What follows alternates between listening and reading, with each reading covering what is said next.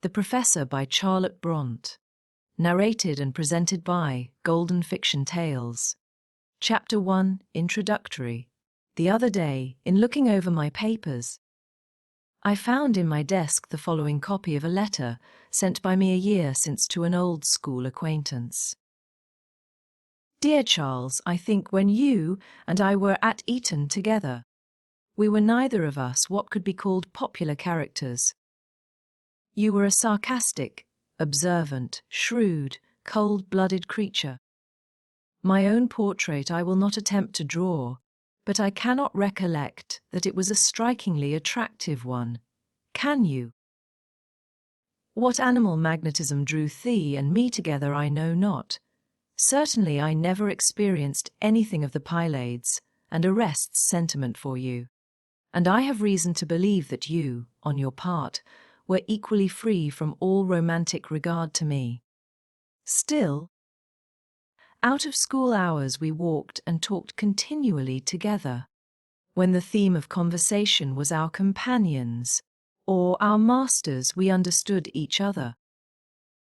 And when I recurred to some sentiment of affection, some vague love of an excellent or beautiful object, whether in animate or inanimate nature, your sardonic coldness did not move me. I felt myself superior to that check then as I do now. It is a long time since I wrote to you, and a still longer time since I saw you. Chancing to take up a newspaper of your county the other day, my eye fell upon your name. I began to think of old times, to run over the events which have transpired since we separated, and I sat down and commenced this letter. What you have been doing I know not, but you shall hear, if you choose to listen, how the world has wagged with me. First, after leaving Eton, I had an interview with my maternal uncles, Lord Tyndale and the Hon. John Seacombe. They asked me if I would enter the church, and my uncle the nobleman offered me the living of Seacombe, which is in his gift, if I would. Then my other uncle, Mr. Seacombe, hinted that when I became rector of Seacombe cum Scaife, I might perhaps be allowed to take, as mistress of my house and head of my parish, one of my 6 cousins, his daughters, all of whom I greatly dislike. I declined both the church and matrimony. A good clergyman is a good thing, but I should have made a very bad one. As to the wife, oh, how like a nightmare is the thought of being bound for life to one of my cousins. No doubt they are accomplished and pretty, but not an accomplishment. Not a charm of theirs touches a chord in my bosom. To think of passing the winter evenings by the parlour fire, side of Seacombe Rectory alone with one of them. For instance, the large and well-modelled statue, Sarah, no, I should be a bad husband under such circumstances, as well as a bad clergyman. When I had declined my uncle's offers, they asked me what I intended to do. I said I should reflect. They reminded me that I had no fortune and no expectation of any. And, after a considerable pause, Lord Tyndale demanded sternly whether I had thoughts of following my father's steps and engaging in trade. Now, I had had no thoughts of the sort. I do not think that my turn of mind qualifies me to make a good tradesman. My taste, my ambition does not lie in that way. But such was the scorn expressed in Lord Tyndale's countenance, as he pronounced the word trade, such the contemptuous sarcasm of his tone, that I was instantly decided. My father was but a name to me, yet that name I did not like to hear mentioned with a sneer to my very face. I answered then, with haste and warmth, I cannot do better than follow in my father's steps. Yes, I will be a tradesman. My uncles did not remonstrate. They and I parted with mutual disgust. In reviewing this transaction, I find that I was quite right to shake off the burden of Tynedale's patronage, but a fool to offer my shoulders instantly for the reception of another burden, one which might be more intolerable, and which certainly was yet untried. I wrote instantly to Edward. You know Edward, my only brother, 10 years my senior, married to a rich mill owner's daughter, and now possessor of the mill and business, which was my father's before he failed. You are aware that my father, once reckoned a Croesus of wealth, became bankrupt a short time previous to his death, and that my mother lived in destitution for some 6 months after him, unhelped by her aristocratical brothers, whom she had mortally offended by her union with Crimsworth, the share manufacturer. At the end of the 6 months she brought me into the world, and then herself left it without, I should think, much regret, as it contained little hope or comfort for her. My father's relations took charge of Edward, as they did of me, till I was 9 years old. At that period it chanced that the representation of an important borough in our county fell vacant. Mr. Seacombe stood for it. My uncle Crimsworth, an astute mercantile man, took the opportunity of writing a fierce letter to the candidate, stating that if he and Lord Tynedale did not consent to do something towards the support of their sister's orphan children, he would expose their relentless and malignant conduct towards that sister, and do his best to turn the circumstances against Mr. Seacombe's election. That gentleman and Lord T knew well enough that the Crimsworths were an unscrupulous and determined race. They knew also that they had influence in the borough of X, and, making a virtue of necessity, they consented to defray the expenses of my education. I was sent to Eton, where I remained 10 years, during which space of time Edward and I never met. He, when he grew up, entered into trade, and pursued his calling with such diligence, ability, and success, that now, in his 30th year, he was fast making a fortune. Of this I was apprised by the occasional short letters I received from him, some 3 or 4 times a year, which said letters never concluded without some expression of determined enmity against the house of Seacombe, and some reproach to me for living, as he said, on the bounty of that house. At first, while still in boyhood, I could not understand why, as I had no parents, I should not be indebted to my uncles Tynedale and Seacombe for my education.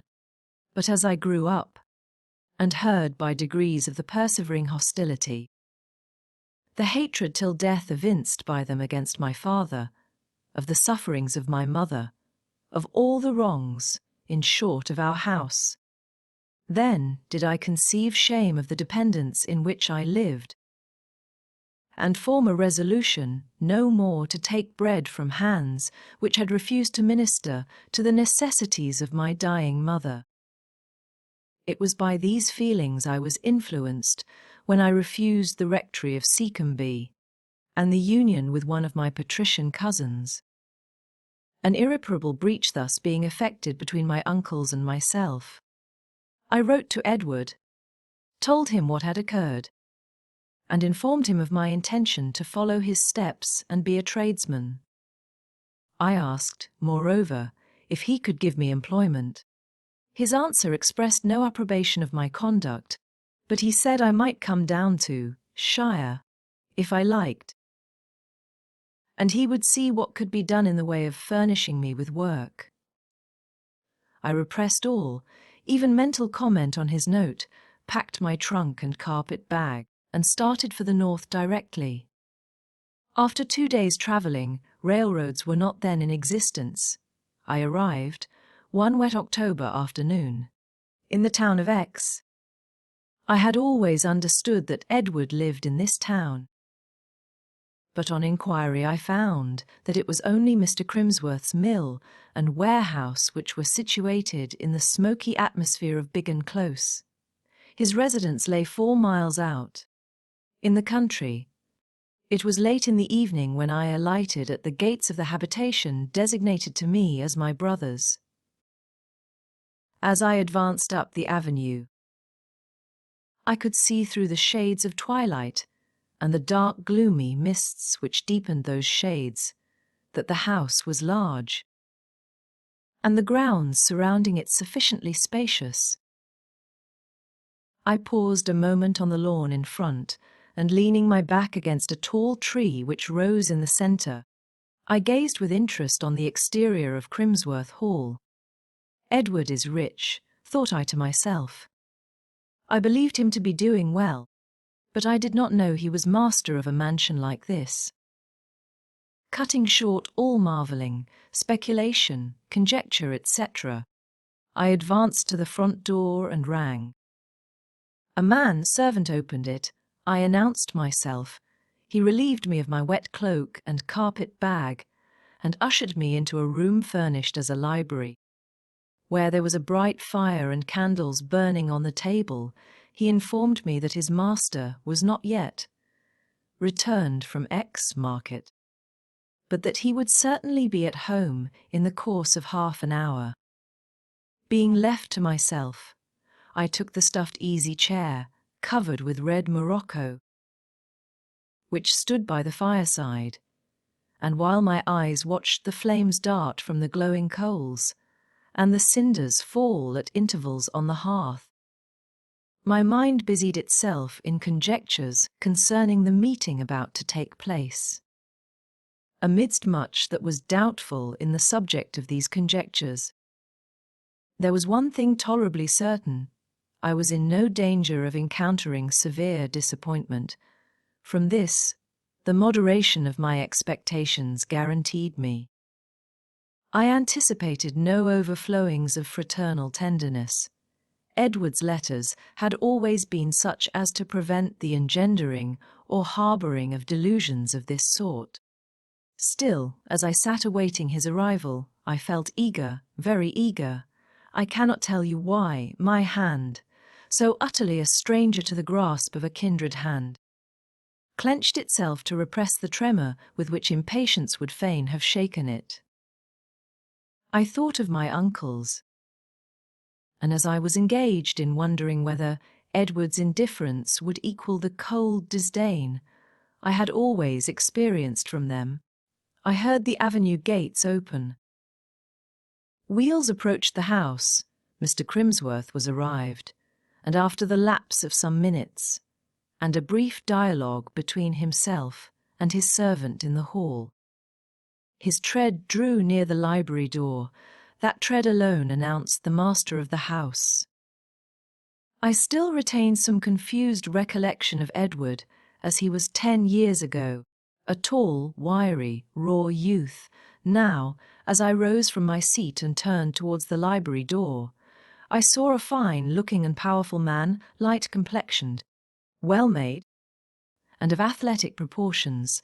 The first glance made me aware of an air of promptitude and sharpness, shown as well in his movements as in his port, his eye, and the general expression of his face. He greeted me with brevity, and, in the moment of shaking hands, scanned me from head to foot. He took his seat in the morocco-covered arm-chair and motioned me to another seat. "I expected you would have called at the counting-house in the Close," said he, and his voice, I noticed, had an abrupt accent, probably habitual to him. He spoke also with a guttural northern tone, which sounded harsh in my ears, accustomed to the silvery utterance of the South. "The landlord of the inn, where the coach stopped, directed me here," said I. I doubted at first the accuracy of his information, not being aware that you had such a residence as this. "Oh, it is all right," he replied. "Only I was kept half an hour behind time, waiting for you, that is all. I thought you must be coming by the 8 o'clock coach." I expressed regret that he had had to wait. He made no answer, but stirred the fire, as if to cover a movement of impatience. Then he scanned me again. I felt an inward satisfaction that I had not, in the first moment of meeting, betrayed any warmth, any enthusiasm, that I had saluted this man with a quiet and steady phlegm. "Have you quite broken with Tyndale and Seacombe?" he asked hastily. "I do not think I shall have any further communication with them. My refusal of their proposals will, I fancy, operate as a barrier against all future intercourse." "Why?" said he. "I may as well remind you at the very outset of our connection that no man can serve two masters. Acquaintance with Lord Tyndale will be incompatible with assistance from me." There was a kind of gratuitous menace in his eye as he looked at me in finishing this observation. Feeling no disposition to reply to him, I contented myself with an inward speculation on the differences which exist in the constitution of men's minds. I do not know what inference de Crimsworth drew from my silence, whether he considered it a symptom of contumacity or an evidence of my being cowed by his peremptory manner. After a long and hard stare at me, he rose sharply from his seat. "To-morrow," said he, "I shall call your attention to some other points, but now it is supper time, and Mrs. Crimsworth is probably waiting. Will you come?" He strode from the room, and I followed. In crossing the hall, I wondered what Mrs. Crimsworth might be. Is she, thought I, as alien to what I like as Tyndale, Seacombe, the Mrs. Seacombe, as the affectionate relative now striding before me? Or is she better than these? Shall I, in conversing with her, feel free to show something of my real nature? Or, further conjectures were arrested by my entrance into the dining room. A lamp, burning under a shade of ground glass, showed a handsome apartment, wainscoted with oak. Supper was laid on the table, by the fireplace. Standing as if waiting our entrance, appeared a lady. She was young, tall, and well-shaped. Her dress was handsome and fashionable. So much my first glance sufficed to ascertain. A gay salutation passed between her and Mr. Crimsworth. She chid him, half playfully, half gloatingly, for being late. Her voice, I always take voices into the account in judging of character, was lively. It indicated, I thought, good animal spirits. Mr. Crimsworth soon checked her animated scolding with a kiss that still told of the bridegroom. They had not yet been married a year. She took her seat at the supper table in first-rate spirits. Perceiving me, she begged my pardon for not noticing me before, and then shook hands with me, as ladies do when a flow of good humour disposes them to be cheerful to all, even the most indifferent of their acquaintance. It was now further obvious to me that she had a good complexion, and features sufficiently marked but agreeable. Her hair was red, quite red. She and Edward talked much. Always in a vein of playful contention, she was vexed, or pretended to be vexed, that he had that day driven a vicious horse in the gig, and he made light of her fears. Sometimes she appealed to me. "Now, Mr. William, isn't it absurd in Edward to talk so?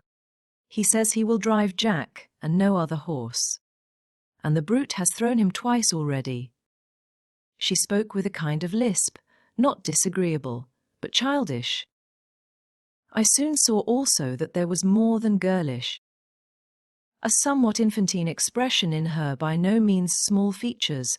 This lisp and expression were, I have no doubt, a charm in Edward's eyes, and would be so to those of most men, but they were not to mine. I sought her eye, desirous to read the intelligence which I could not discern in her face or hear in her conversation. It was merry, rather small.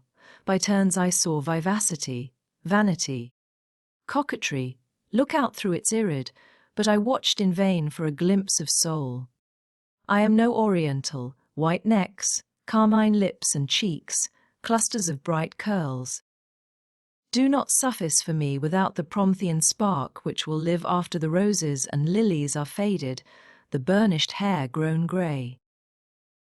In sunshine, in prosperity, the flowers are very well, but how many wet days are there in life, November seasons of disaster, when a man's hearth and home would be cold indeed, without the clear, cheering gleam of intellect. Having perused the fair page of Mrs. Crimsworth's face, a deep, involuntary sigh announced my disappointment. She took it as a homage to her beauty, and Edward, who was evidently proud of his rich and handsome young wife, threw on me a glance, half ridicule, half ire. I turned from them both, and gazing warily round the room, I saw two pictures set in the oak panelling, one on each side the mantel-piece. Ceasing to take part in the bantering conversation that flowed on between Mr. and Mrs. Crimsworth, I bent my thoughts to the examination of these pictures.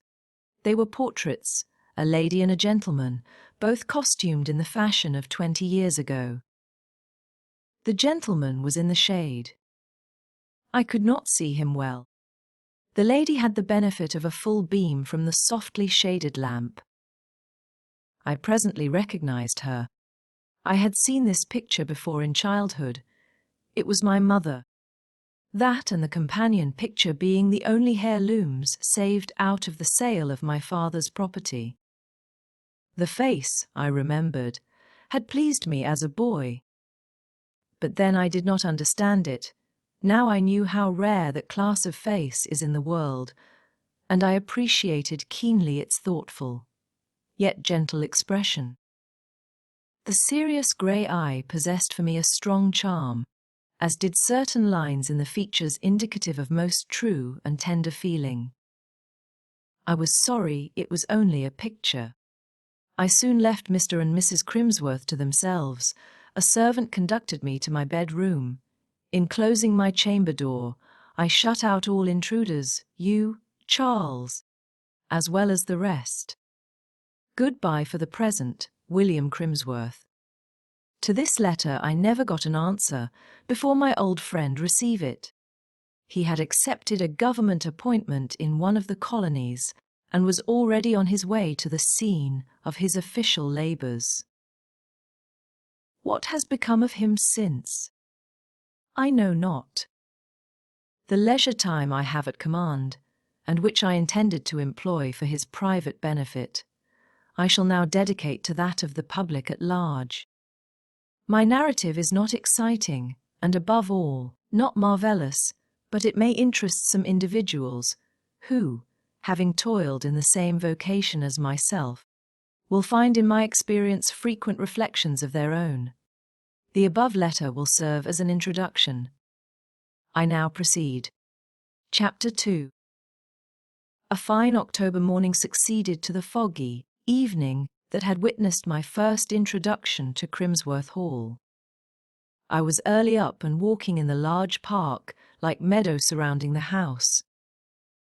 The autumn sun, rising over the Share Hills, disclosed a pleasant country.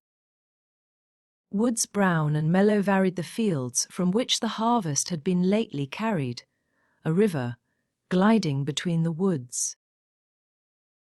Caught on its surface the somewhat cold gleam of the October sun and sky, at frequent intervals along the banks of the river, tall, cylindrical chimneys, almost like slender round towers, indicated the factories which the trees half concealed, here and there mansions, similar to Crimsworth Hall, occupied agreeable sites on the hillside.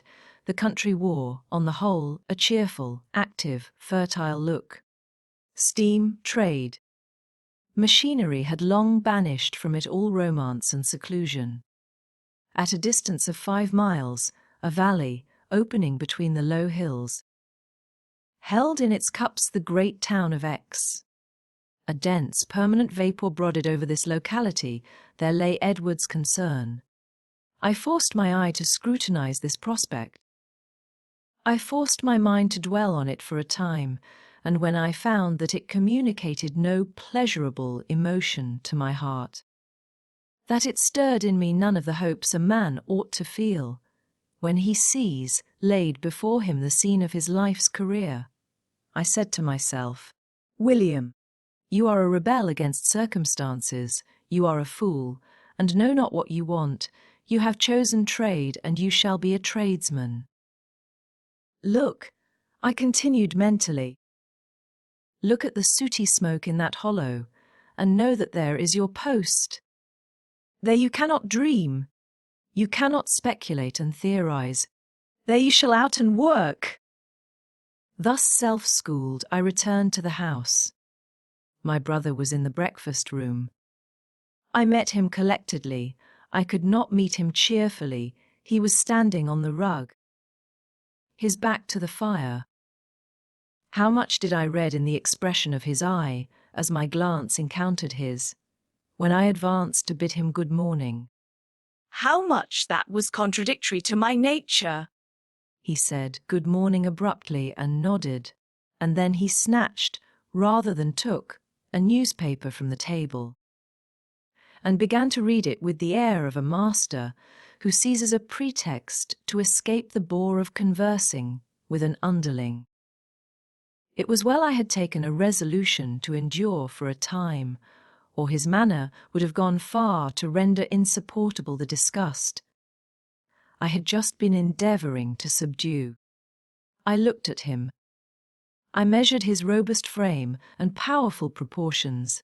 I saw my own reflection in the mirror over the mantelpiece. I amused myself with comparing the two pictures. In face I resembled him, though I was not so handsome. My features were less regular. I had a darker eye and a broader brow. In form I was greatly inferior, thinner, slighter, not so tall. As an animal, Edward excelled me far. Should he prove as paramount in mind, as in person I must be a slave, for I must expect from him no lion, like generosity to one weaker than himself, his cold, avaricious eye, his stern, forbidding manner told me he would not spare. Had I then force of mind to cope with him? I did not know, I had never been tried. Mrs. Crimsworth's entrance diverted my thoughts for a moment. She looked well, dressed in white, her face and her attire shining in morning and bridal freshness. I addressed her with the degree of ease her last night's careless gaiety seemed to warrant, but she replied with coolness and restraint. Her husband had tutored her. She was not to be too familiar with his clerk. As soon as breakfast was over, Mr. Crimsworth intimated to me that they were bringing the gig round to the door, and that in 5 minutes he should expect me to be ready to go down with him to X. I did not keep him waiting. We were soon dashing at a rapid rate along the road. The horse he drove was the same vicious animal about which Mrs. Crimsworth had expressed her fears the night before. Once or twice Jack seemed disposed to turn restive, but a vigorous and determined application of the whip from the ruthless hand of his master soon compelled him to submission, and Edward's dilated nostril expressed his triumph in the result of the contest. He scarcely spoke to me during the whole of the brief drive, only opening his lips at intervals to damn his horse. X was all stir and bustle when we entered it. We left the clean streets, where there were dwelling houses and shops, churches and public buildings. We left all these, and turned down to a region of mills and warehouses. Thence we passed through 2 massive gates into a great paved yard, and we were in Biggin Close. And the mill was before us, vomiting soot from its long chimney, and quivering through its thick brick walls with the commotion of its iron bowels. Workpeople were passing to and fro. A wagon was being laden with pieces. Mr. Crimsworth looked from side to side, and seemed at one glance to comprehend all that was going on. He alighted, and leaving his horse and gig to the care of a man who hastened to take the reins from his hand. He bid me follow him to the counting-house. We entered it. A very different place from the parlours of Crimsworth Hall, a place for business, with a bare, planked floor, a safe, 2 high desks and stools, and some chairs. A person was seated at one of the desks, who took off his square cap when Mr. Crimsworth entered, and in an instant was again absorbed in his occupation of writing or calculating, I know not which. Mr. Crimsworth, having removed his mackintosh, sat down by the fire. I remained standing near the hearth, he said presently. Staton, you may leave the room. I have some business to transact with this gentleman. Come back when you hear the bell. The individual at the desk rose and departed, closing the door as he went out. Mr. Crimsworth stirred the fire, then folded his arms, and sat a moment thinking, his lips compressed, his brow knit. I had nothing to do but to watch him. How well his features were cut! What a handsome man he was! Whence, then, came that air of contraction, that narrow and hard aspect on his forehead, in all his lineaments? Turning to me, he began abruptly. You are come down to share to learn to be a tradesman. Yes, I am. Have you made up your mind on the point? Let me know that at once. Yes. Well, I am not bound to help you. But I have a place here vacant. If you are qualified for it, I will take you on trial. What can you do? Do you know anything besides that useless trash of college learning, Greek, Latin, and so forth? I have studied mathematics. Stuff! I dare say you have. I can read and write French and German. He reflected a moment, then opening a drawer in a desk near him took out a letter and gave it to me. Can you read that? He asked. It was a German commercial letter. I translated it. I could not tell whether he was gratified or not. His countenance remained fixed. It is well, he said. After a pause, that you are acquainted with something useful, something that may enable you to earn your board and lodging. Since you know French and German, I will take you as second clerk to manage the foreign correspondence of the house. I shall give you a good salary, 9 a year, and now, he continued, raising his voice. Hear once for all what I have to say about our relationship, and all that sort of humbug.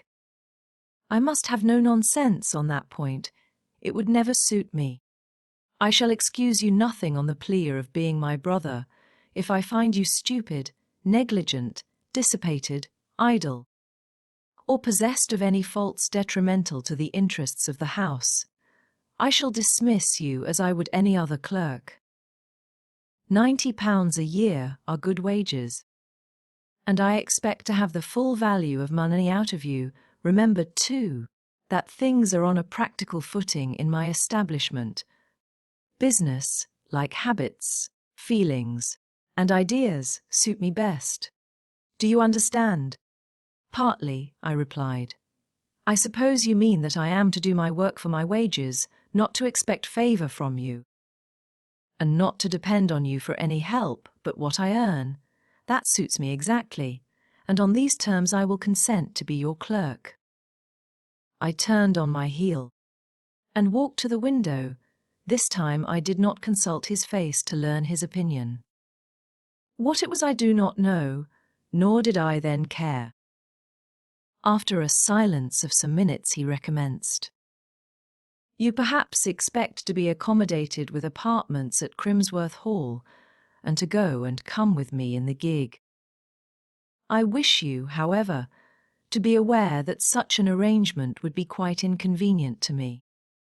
I like to have the seat in my gig at liberty for any gentleman whom, for business reasons, I may wish to take down to the hall for a night or so. You will seek out lodgings in X. Quitting the window, I walked back to the hearth. Of course I shall seek out lodgings in X, I answered. It would not suit me either to lodge at Crimsworth Hall. My tone was quiet. I always speak quietly. Yet Mr. Crimsworth's blue eye became incensed. He took his revenge rather oddly. Turning to me, he said bluntly, "You are poor enough, I suppose. How do you expect to live till your quarter's salary becomes due?" "I shall get on," said I. "How do you expect to live?" He repeated in a louder voice. "As I can, Mr. Crimsworth." "Get into debt at your peril.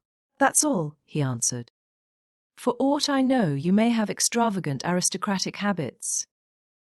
If you have dropped them, I tolerate nothing of the sort here, and I will never give you a shilling extra. Whatever liabilities you may incur, mind that." "Yes, Mr. Crimsworth, you will find I have a good memory." I said no more. I did not think the time was come for much parley. I had an instinctive feeling that it would be folly to let one's temper effervesce often with such a man as Edward. I said to myself, "I will place my cup under this continual dropping. It shall stand there still and steady. When full, it will run over of itself. Meantime, patience. Two things are certain. I am capable of performing the work Mr. Crimsworth has set me. I can earn my wages conscientiously, and those wages are sufficient to enable me to live. As to the fact of my brother, assuming towards me the bearing of a proud, harsh master, the fault is his, not mine. And shall his injustice, his bad feeling, turn me at once aside from the path I have chosen? No, at least, ere I deviate, I will advance far enough to see whether my career tends. As yet I am only pressing in at the entrance, a straight gate enough. It ought to have a good terminus. While I thus reasoned, Mr. Crimsworth rang a bell. His first clerk, the individual dismissed previously to our conference, re-entered. "Mr. Staton," said he, "show Mr. William the letters from Voss Brothers, and give him English copies of the answers. He will translate them." Mr. Staton, a man of about 35, with a face at once sly and heavy, hastened to execute this order. He laid the letters on the desk, and I was soon seated at it, and engaged in rendering the English answers into German. A sentiment of keen pleasure accompanied this first effort to earn my own living. A sentiment neither poisoned nor weakened by the presence of the taskmaster, who stood and watched me for some time as I wrote. I thought he was trying to read my character, but I felt as secure against his scrutiny as if I had had on a casque with the visor down. Or rather, I showed him my countenance with the confidence that one would show an unlearned man a letter written in Greek. He might see lines and trace characters, but he could make nothing of them. My nature was not his nature, and its signs were to him like the words of an unknown tongue. Along he turned away abruptly, as if baffled, and left the counting-house. He returned to it but twice in the course of that day. Each time he mixed and swallowed a glass of brandy and water, the materials for making which he extracted from a cupboard on one side of the fireplace. Having glanced at my translations, he could read both French and German. He went out again in silence. Chapter 3. I served Edward as his second clerk faithfully, punctually, diligently. What was given me to do I had the power and the determination to do well. Mr. Crimsworth watched sharply for defects, but found none. He set Timothy Staton, his favourite and head man, to watch also. Tim was baffled. I was as exact as himself, and quicker. Mr. Crimsworth made inquiries as to how I lived. Whether I got into debt? No, my accounts with my landlady were always straight. I had hired small lodgings, which I contrived to pay for out of a slender fund. the accumulated savings of my Eton pocket money, for as it had ever been abhorrent to my nature to ask pecuniary assistance, I had early acquired habits of self-denying economy, husbanding my monthly allowance with anxious care in order to obviate the danger of being forced, in some moment of future exigency, to beg additional aid. I remember many called me miser at the time, and I used to couple the reproach with this consolation: better to be misunderstood now than repulsed hereafter. At this day I had my reward. I had had it before. When on parting with my irritated uncles, one of them threw down on the table before me a fiffle note, which I was able to leave there, saying that my travelling expenses were already provided for, Mr. Crimsworth employed Tim to find out whether my landlady had any complaint to make on the score of my morals. She answered that she believed I was a very religious man, and asked him in her turn if he thought I had any intention of going into the church some day, for, she said, she had had young curates to lodge in her house who were nothing equal to me for steadiness and quietness. Tim was a religious man himself, indeed. He was a joined Methodist, which did not, be it understood, prevent him from being at the same time an ingrained rascal, and he came away much posed at hearing this account of my piety. Having imparted it to Mr. Crimsworth, that gentleman, who himself frequented no place of worship, and owned no god but Mammon, turned the information into a weapon of attack against the equability of my temper. He commenced a series of covert sneers, of which I did not at first perceive the drift, till my landlady happened to relate the conversation she had had with Mr. Staton. This enlightened me. Afterwards I came to the counting-house prepared, and managed to receive the millowner's blasphemous sarcasms, when next levelled at me, on a buckler of impenetrable indifference. How long he tired of wasting his ammunition on a statue, but he did not throw away the shafts. He only kept them quiet in his quiver. Once during my clerkship, I had an invitation to Crimsworth Hall. It was on the occasion of a large party, given in honour of the master's birthday. He had always been accustomed to invite his clerks on similar anniversaries, and could not well pass me over. I was, however, kept strictly in the background. Mrs. Crimsworth, elegantly dressed in satin and lace, blooming in youth and health, vouchsafed me no more notice than was expressed by a distant move. Crimsworth, of course, never spoke to me. I was introduced to none of the band of young ladies who, enveloped in silvery clouds of white gaze and muslin, sat in array against me on the opposite side of a long and large room. In fact, I was fairly isolated, and could but contemplate the shining ones from afar, and when weary of such a dazzling scene, turn for a change to the consideration of the carpet pattern. Mr. Crimsworth, standing on the rug, his elbows supported by the marble mantelpiece, and about him a group of very pretty girls, with whom he conversed gaily. Mr. Crimsworth, thus placed, glanced at me. I looked wary, solitary, kept down like some desolate tutor or governess. He was satisfied. Dancing began.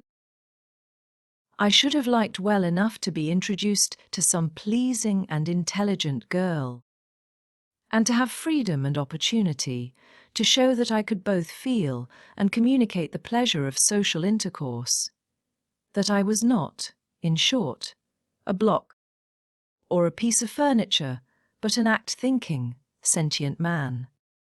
Many smiling faces and graceful figures glided past me, but the smiles were lavished on other eyes, the figures sustained by other hands than mine.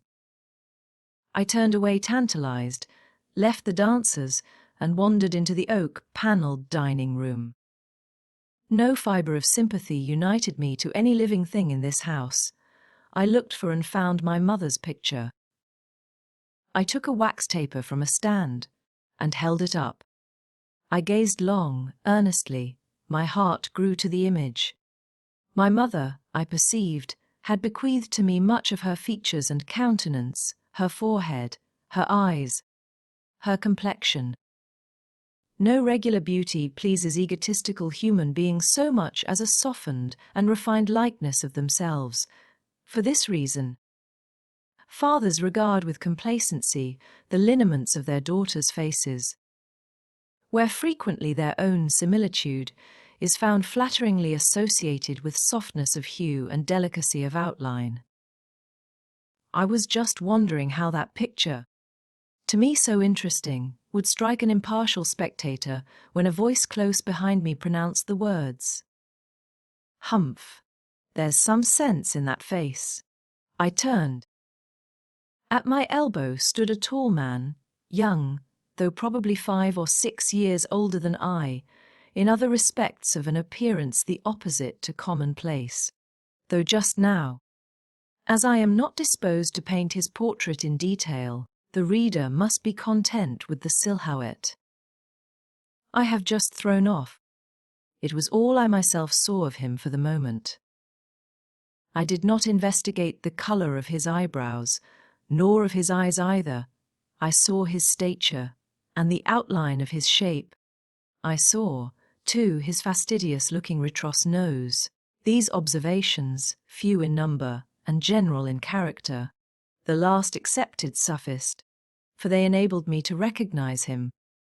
"Good evening, Mr. Hunsden," muttered I with a bow, and then, like a shy noodle as I was, I began moving away. And why? Simply because Mr. Hunsden was a manufacturer and a mill owner, and I was only a clerk, and my instinct propelled me from my superior. I had frequently seen Hunsden in Biggin Close, where he came almost weekly to transact business with Mr. Crimsworth, but I had never spoken to him, nor he to me, and I owed him a sort of involuntary grudge, because he had more than once been the tacit witness of insults offered by Edward to me. I had the conviction that he could only regard me as a poor-spirited slave, wherefore I now went about to shun his presence and eschew his conversation. "Where are you going?" asked he, as I edged off sideways. I had already noticed that Mr. Hunsden indulged in abrupt forms of speech, and I perversely said to myself, "He thinks he may speak as he likes to a poor clerk, but my mood is not, perhaps, so supple as he deems it, and his rough freedom pleases me not at all." I made some slight reply, rather indifferent than courteous, and continued to move away. He coolly planted himself in my path. "Stay here a while," said he. "It is so hot in the dancing room. Besides, you don't dance. You have not had a partner tonight." He was right, and as he spoke neither his look, tone, nor manner displeased me. My amour propre was propitiated. He had not addressed me out of condescension, but because, having repaired to the cool dining room for refreshment, he now wanted someone to talk to, by way of temporary amusement. I hate to be condescended to, but I like well enough to oblige. I stayed. "That is a good picture," he continued, recurring to the portrait. "Do you consider the face pretty?" I asked. "Pretty? No. How can it be pretty, with sunk eyes and hollow cheeks? But it is peculiar, it seems to think. You could have a talk with that woman, if she were alive, on other subjects than dress, visiting, and compliments." I agreed with him, but did not say so. He went on. "Not that I admire a head of that sort. It wants character and force. There's too much of the sens sin tive." So he articulated it, curling his lip at the same time. "In that mouth, besides, there is aristocrat written on the brow and defined in the figure.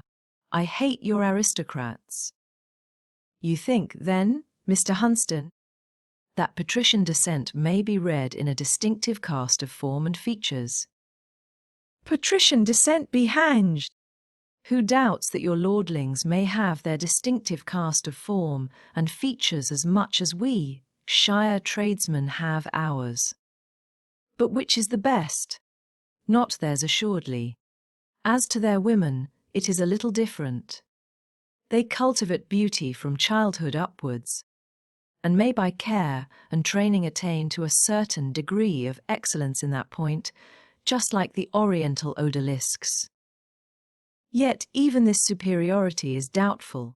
Compare the figure in that frame with Mrs. Edward Crimsworth, which is the finer animal.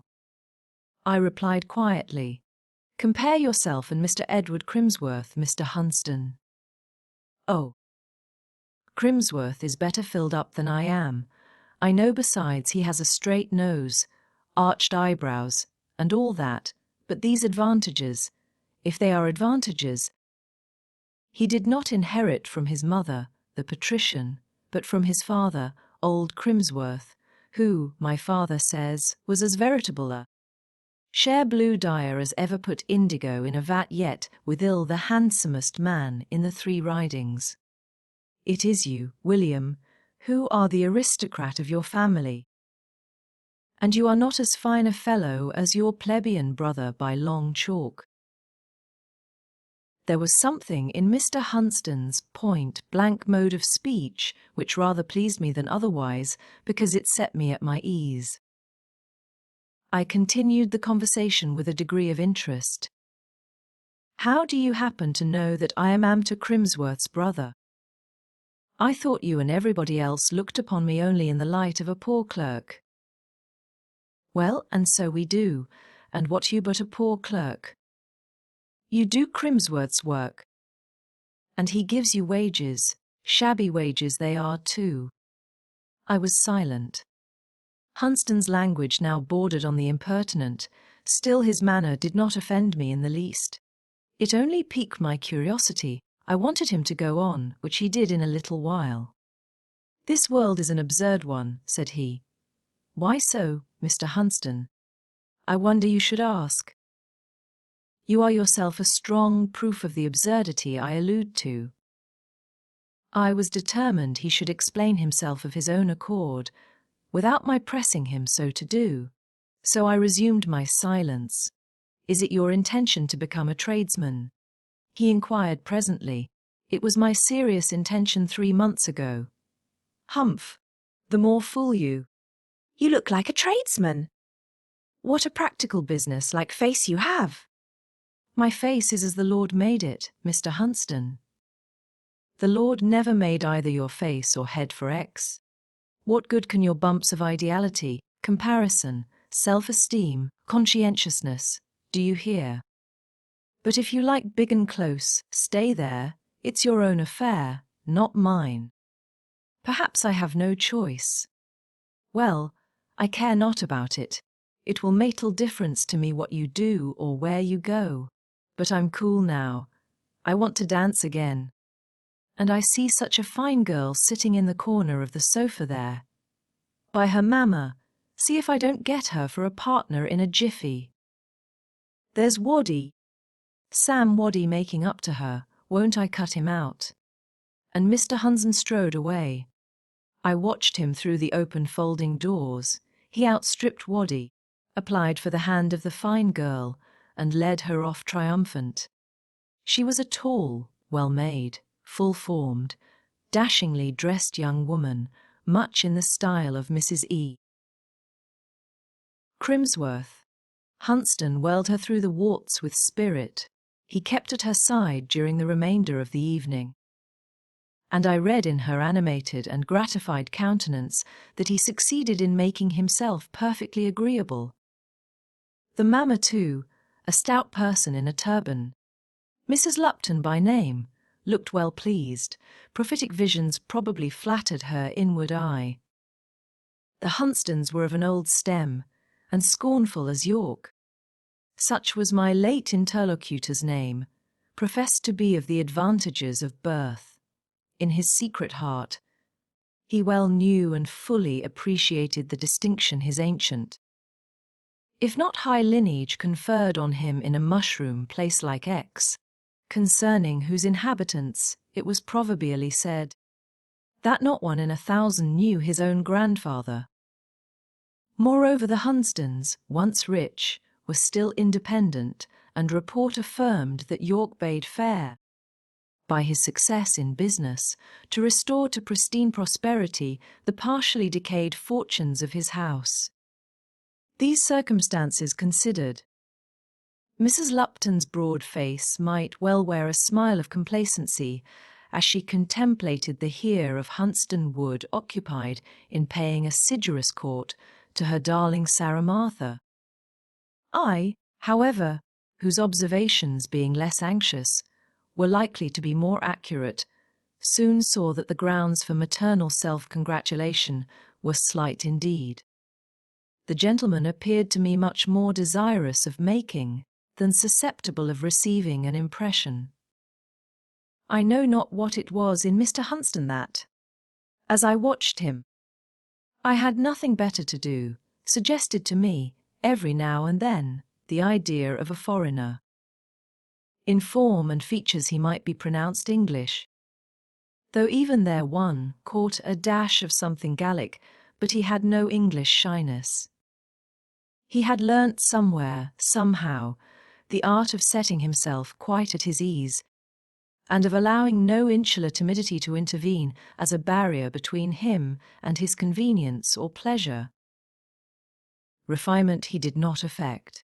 Yet vulgar he could not be called, he was not odd, no quiz, yet he resembled no one else I had ever seen before. His general bearing intimated complete, sovereign satisfaction with himself, yet, at times, an indescribable shade passed like an eclipse over his countenance, and seemed to me like the sign of a sudden and strong inward doubt of himself, his words and actions an energetic discontent at his life or his social position, his future prospects or his mental attainments, I know not which. Perhaps after all it might only be a bilious caprice. Chapter 4. No man likes to acknowledge that he has made a mistake in the choice of his profession, and every man, worthy of the name, will row long against wind and tide before he allows himself to cry out, "I am baffled," and submits to be floated passively back to land. From the first week of my residence in X, I felt my occupation irksome. The thing itself, the work of copying and translating business letters, was a dry and tedious task enough, but had that been all, I should long have borne with the nuisance.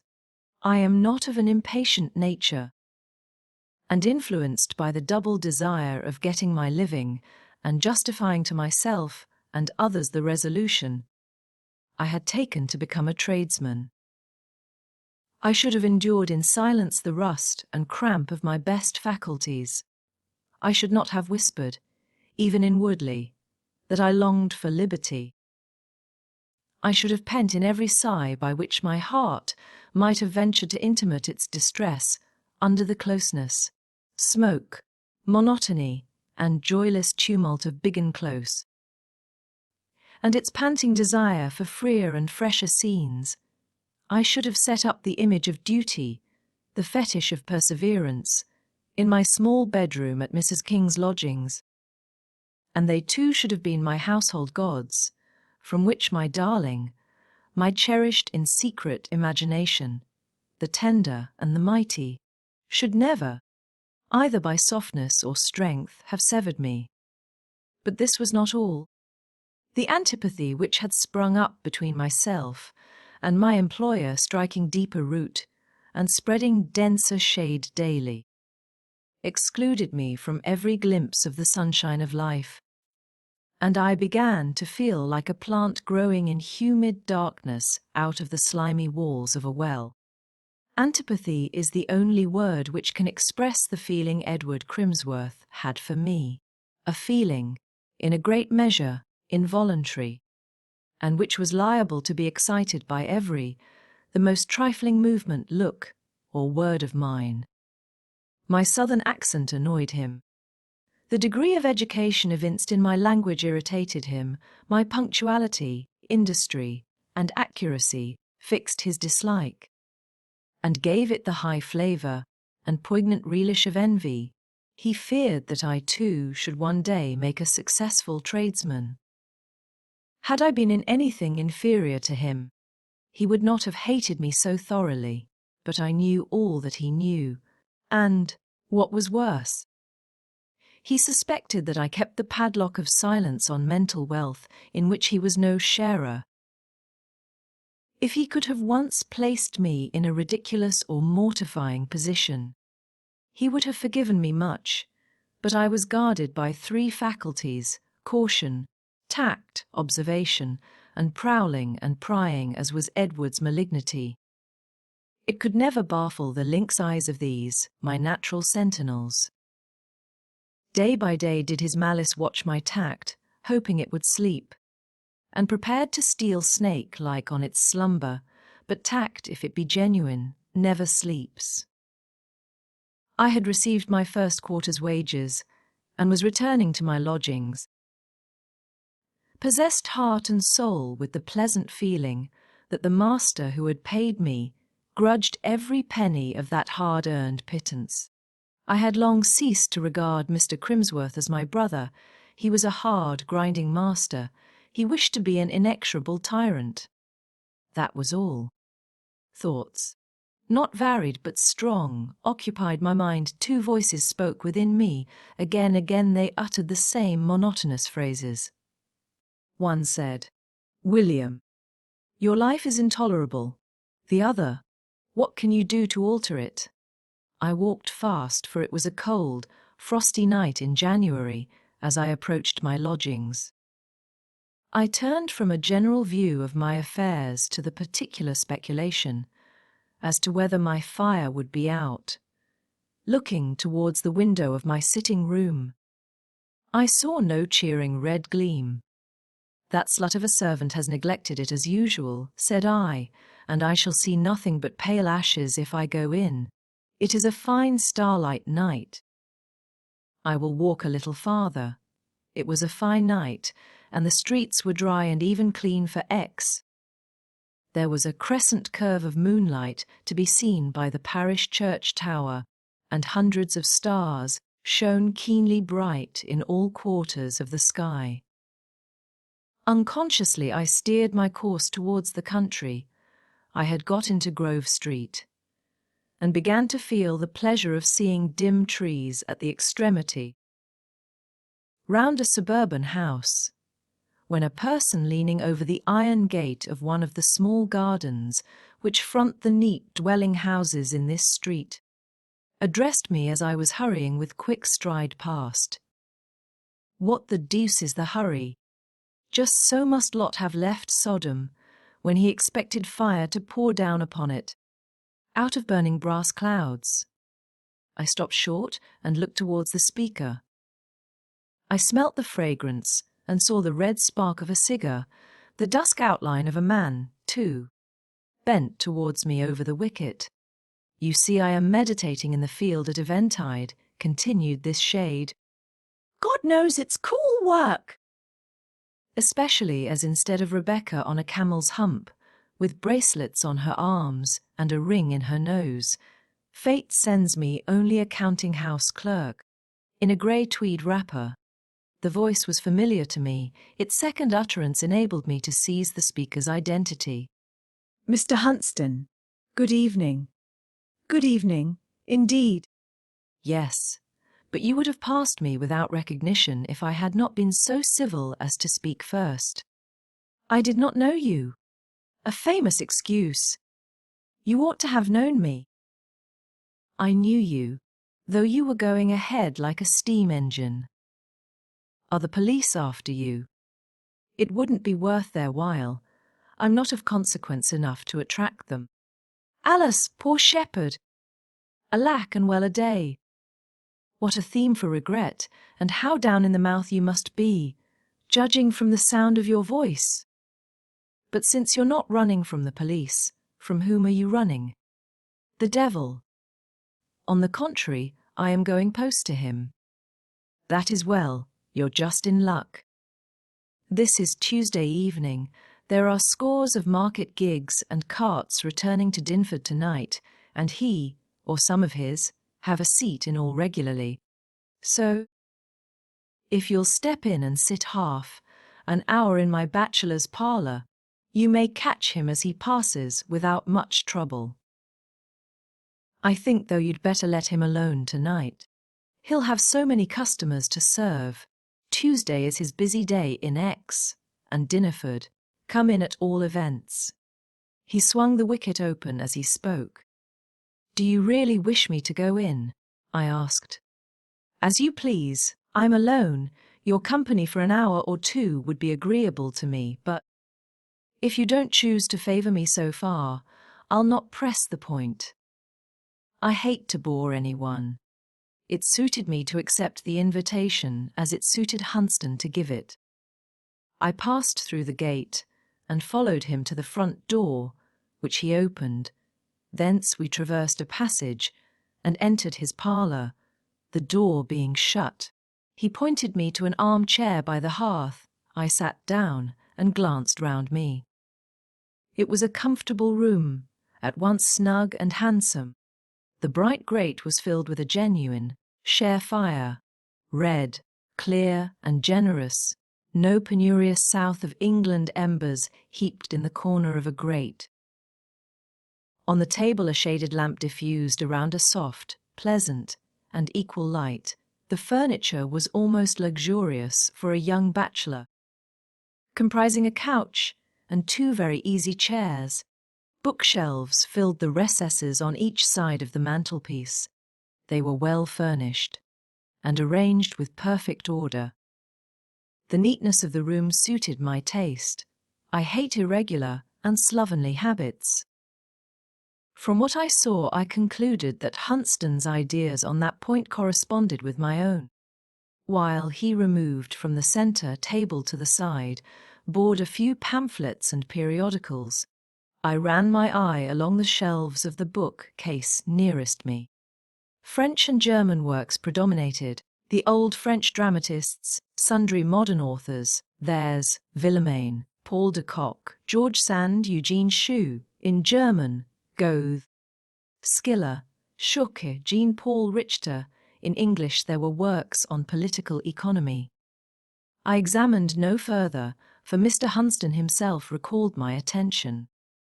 You shall have something, said he, for you ought to feel disposed for refreshment, after walking nobody knows how far on such a Canadian night as this. But it shall not be brandy and water, and it shall not be a bottle of port, nor dittle of sherry. I keep no such poison. I have rein ween for my own drinking, and you may choose between that and coffee. Here again Hunston suited me. If there was one generally received practice I abhorred more than another, it was the habitual imbibing of spirits and strong wines. I had, however, no fancy for his acid German nectar, but I liked coffee, so I responded. Give me some coffee, Mr. Hunston. I perceived my answer pleased him. He had doubtless expected to see a chilling effect produced by his steady announcement that he would give me neither wine nor spirits. He just shot one searching glance at my face to ascertain whether my cordiality was genuine or a mere feint of politeness. I smiled, because I quite understood him, and, while I honoured his conscientious firmness, I was amused at his mistrust. He seemed satisfied, rang the bell, and ordered coffee, which was presently brought. For himself, a bunch of grapes and half a pint of something sour sufficed. My coffee was excellent, I told him so, and expressed the shuddering pity with which his ancret fare inspired me. He did not answer, and I scarcely think heard my remark. At that moment one of those momentary eclipses I before alluded to had come over his face, extinguishing his smile and replacing, by an abstracted and alienated look, the customarily shrewd, bantering glance of his eye. I employed the interval of silence in a rapid scrutiny of his physiognomy. I had never observed him closely before, and, as my sight is very short, I had gathered only a vague, general idea of his appearance. I was surprised now, on examination, to perceive how small and even feminine were his lineaments, his tall figure, long and dark locks, his voice and general bearing had impressed me with the notion of something powerful and massive. Not at all. My own features were cast in a harsher and squarer mould than his. I discerned that there would be contrasts between his inward and outward man, contentions, too, for I suspected his soul had more of will and ambition than his body had of fibre and muscle. Perhaps in these incompatibilities of the physique with the morale lay the secret of that fitful gloom. He would but could not, and the athletic mind scowled scorn on its more fragile companion. As to his good looks, I should have liked to have a woman's opinion on that subject. It seemed to me that his face might produce the same effect on a lady that a very piquant and interesting, though scarcely pretty, female face would on a man. I have mentioned his dark locks. They were brushed sideways above a white and sufficiently expansive forehead. His cheek had a rather hectic freshness. His features might have done well on canvas, but indifferently in marble. They were plastic. Character had set a stamp upon each, expression recast them at her pleasure, and strange metamorphoses she wrought, giving him now the mien of a morose bull, and anon that of an arch and mischievous girl. More frequently, the two semblances were blent, and a queer, composite countenance they made. Starting from his silent fit, he began. "William, what a fool you are to live in those dismal lodgings of Mrs. King's, when you might take rooms here in Grove Street.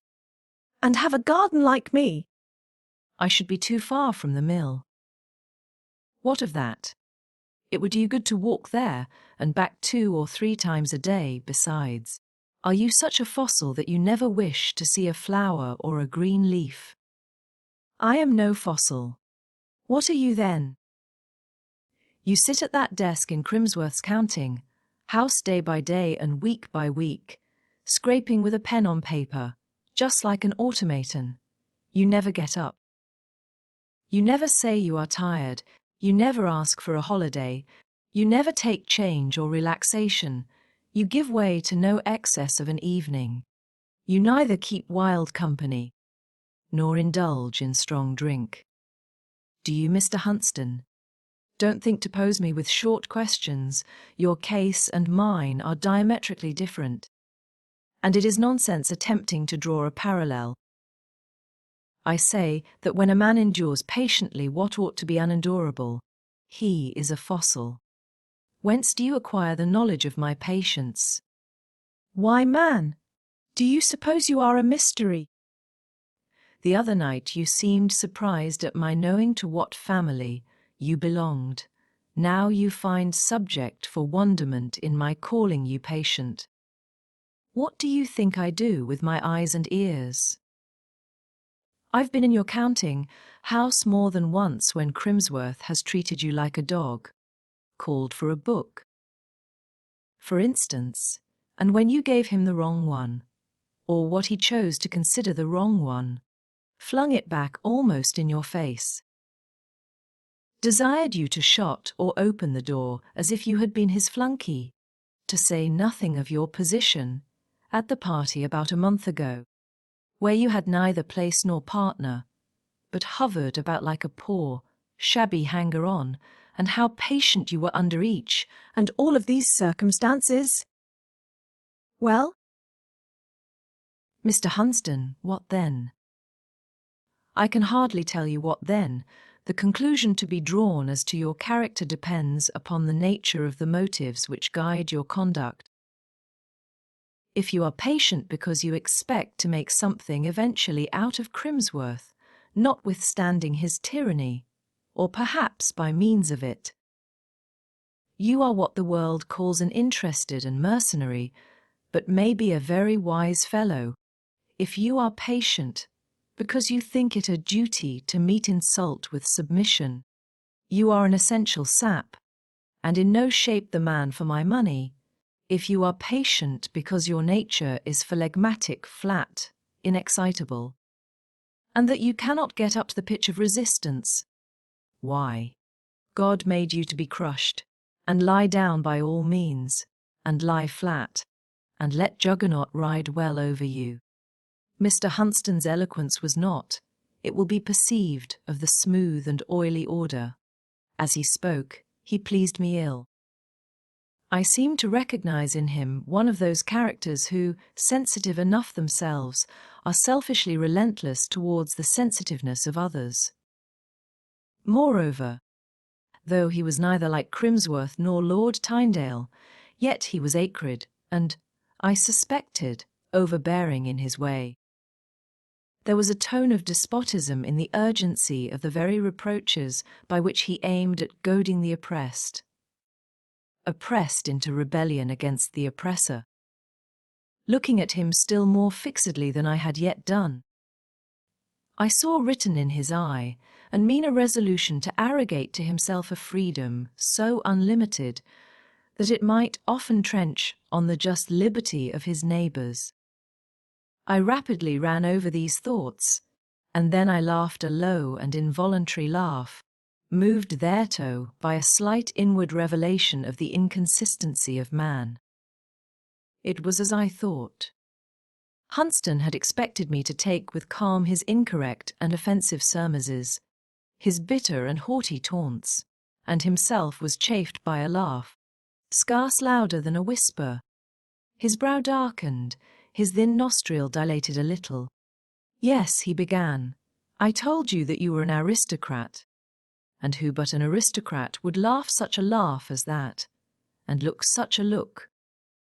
A laugh frigidly jeering, a look lazily mutinous, gentlemanlike irony, patrician resentment. What a nobleman you would have made, William Crimsworth! You are cut out for one. Pity fortune has bulked nature. Look at the features, figure, even to the hands, distinction all over, ugly distinction. Now, if you'd only an estate and a mansion, and a park, and a title, how you could play the exclusive. Maintain the rights of your class. Train your tenantry in habits of respect to the peerage. Oppose at every step the advancing power of the people. Support your rotten order, and be ready for its sake to wade knee-deep in churl's blood. As it is, you've no power, you can do nothing. You're wrecked and stranded on the shores of commerce, forced into collision with practical men, with whom you cannot cope, for you'll never be a tradesman. The first part of Hunston's speech moved me not at all, or, if it did, it was only to wonder at the perversion into which prejudice had twisted his judgment of my character. The concluding sentence, however, not only moved, but shook me. The blow it gave was a severe one, because truth wielded the weapon. If I smiled now, it was only in disdain of myself. Hunston saw his advantage. He followed it up. "You'll make nothing by trade," continued he. "Nothing more than the crust of dry bread and the draught of fair water on which you now live. Your only chance of getting a competency lies in marrying a rich widow or running away with an heiress." "I leave such shifts to be put in practice by those who devise them," said I, rising. "And even that is hopeless," he went on coolly. "What widow would have you? Much less, what heiress? You're not bold and venturesome enough for the one, nor handsome and fascinating enough for the other. You think perhaps you look intelligent and polished. Carry your intellect and refinement to market, and tell me in a private note what price is bid for them." Mr. Hunston had taken his tone for the night. The string he struck was out of tune. he would finger no other. Averse to discord, of which I had enough every day and all day long, I concluded, at last, that silence and solitude were preferable to jarring converse. I bade him good night. "What? Are you going, lad? Well, good night. You'll find the door." And he sat still in front of the fire, while I left the room and the house. I had got a good way on my return to my lodgings before I found out that I was walking very fast and breathing very hard, and that my nails were almost stuck into the palms of my clenched hands, and that my teeth were set fast. On making this discovery, I relaxed both my pace, fists, and jaws, but I could not so soon cause the regrets rushing rapidly through my mind to slacken their tide. Why did I make myself a tradesman? Why did I enter Hunston's house this evening? Why at dawn tomorrow must I repair to Crimsworth's mill? All that night did I ask myself these questions, and all that night fiercely demanded of my soul an answer. I got no sleep, my head burned, my feet froze. At last the factory bells rang, and I sprang from my bed with other slaves. Chapter 5. There is a climax to everything, to every state of feeling as well as to every position in life. I turned this truism over in my mind as, in the frosty dawn of a January morning, I hurried down the steep and now icy street which descended from Mrs. King's to the Close. The factory workpeople had preceded me by nearly an hour, and the mill was all lighted up and in full operation when I reached it. I repaired to my post in the counting house as usual, the fire there, but just lit, as yet only smoked. Staton had not yet arrived. I shut the door and sat down at the desk. My hands, recently washed in half-frozen water, were still numb. I could not write till they had regained vitality. So I went on thinking, and still the theme of my thoughts was the climax. Self-dissatisfaction troubled exceedingly the current of my meditations. "Come, William Crimsworth," said my conscience, "or whatever it is that, within ourselves, takes ourselves to task. Come, get a clear notion of what you would have, or what you would not have. You talk of a climax. Pray, has your endurance reached its climax? It is not 4 months old. What a fine resolute fellow you imagined yourself to be when you told Tynedale you would tread in your father's steps.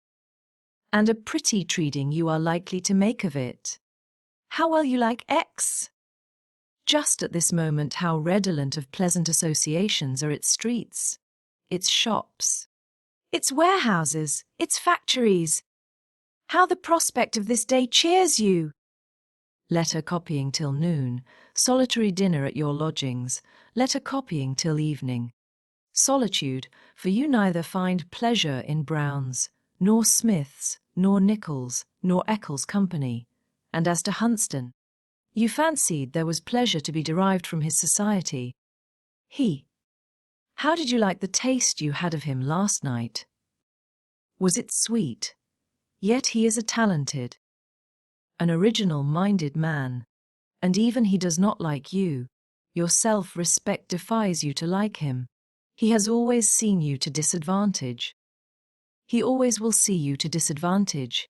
Your positions are unequal, and were they on the same level your minds could not assimilate, never hope. Then, to gather the honey of friendship out of that thorn-guarded plant. Hello, Crimsworth! Where are your thoughts tending? You leave the recollection of Hunston as a bee would a rock, as a bird a desert, and your aspirations spread eager wings towards a land of visions where, now in advancing daylight, in X daylight, you dare to dream of congeniality, repose, union. Those 3 you will never meet in this world. They are angels. The souls of just men made perfect may encounter them in heaven, but your soul will never be made perfect. 8 o'clock strikes. Your hands are thawed. Get to work. Work? Why should I work? Said I sullenly. I cannot please though I toil like a slave. Work, work, reiterated the inward voice. I may work, it will do no good, I growled. But nevertheless I drew out a packet of letters and commenced my task. Task thankless and bitter, as that of the Israelite crawling over the sun-baked fields of Egypt in search of straw and stubble, wherewith to accomplish his tale of bricks. About 10 o'clock I heard Mr. Crimsworth's gig turn into the yard, and in a minute or two he entered the counting-house. It was his custom to glance his eye at Staton and myself, to hang up his mackintosh, stand a minute with his back to the fire, and then walk out. Today he did not deviate from his usual habits. The only difference was that when he looked at me, his brow, instead of being merely hard, was surly, his eye, instead of being cold, was fierce. He studied me a minute or two longer than usual, but went out in silence. 12 o'clock arrived. The bell rang for a suspension of labour. The workpeople went off to their dinners. Staton, too, departed, desiring me to lock the counting-house door and take the key with me. I was tying up a bundle of papers and putting them in their place, preparatory to closing my desk, when Crimsworth reappeared at the door, and entering closed it behind him. "You'll stay here a minute," said he, in a deep, brutal voice, while his nostrils distended and his eye shot a spark of sinister fire. Alone with Edward, I remembered our relationship, and remembering that forgot the difference of position, I put away deference and careful forms of speech. I answered with simple brevity. "It is time to go home," I said, turning the key in my desk. "You'll stay here," he reiterated, "and take your hand off that key. Leave it in the lock." "Why?" asked I. "What cause is there for changing my usual plans?" "Do as I order," was the answer, "and no questions." "You are my servant, obey me." "What have you been about?" He was going on in the same breath when an abrupt pause announced that rage had for the moment got the better of articulation. "You may look, if you wish to know," I replied. "There is the open desk, there are the papers." "Confound your insolence. What have you been about?" "Your work, and have done it well." "Hypocrite and twaddler." "Smooth-faced, snivelling greasehorn." This last term is, I believe, purely shire and alludes to the horn of black, rancid whale oil, usually to be seen suspended to cart wheels and employed for greasing the same. Come, Edward Crimsworth, enough of this. It is time you and I wound up accounts. I have now given your service 3 months' trial, and I find it the most noisiest slavery under the sun. Seek another clerk. "I stay no longer." "What?" "Do you dare to give me notice? Stop at least for your wages." He took down the heavy gig, whip hanging beside his mackintosh. I permitted myself to laugh with a degree of scorn I took no pains to temper or hide. His fury boiled up, and when he had sworn 6 vulgar, impious oaths, without, however, venturing to lift the whip, he continued. "I've found you out and know you thoroughly. You mean, whining lickspittle. What have you been saying all over X about me? Answer me that." You, I have neither inclination nor temptation to talk about you. "You lie." It is your practice to talk about me.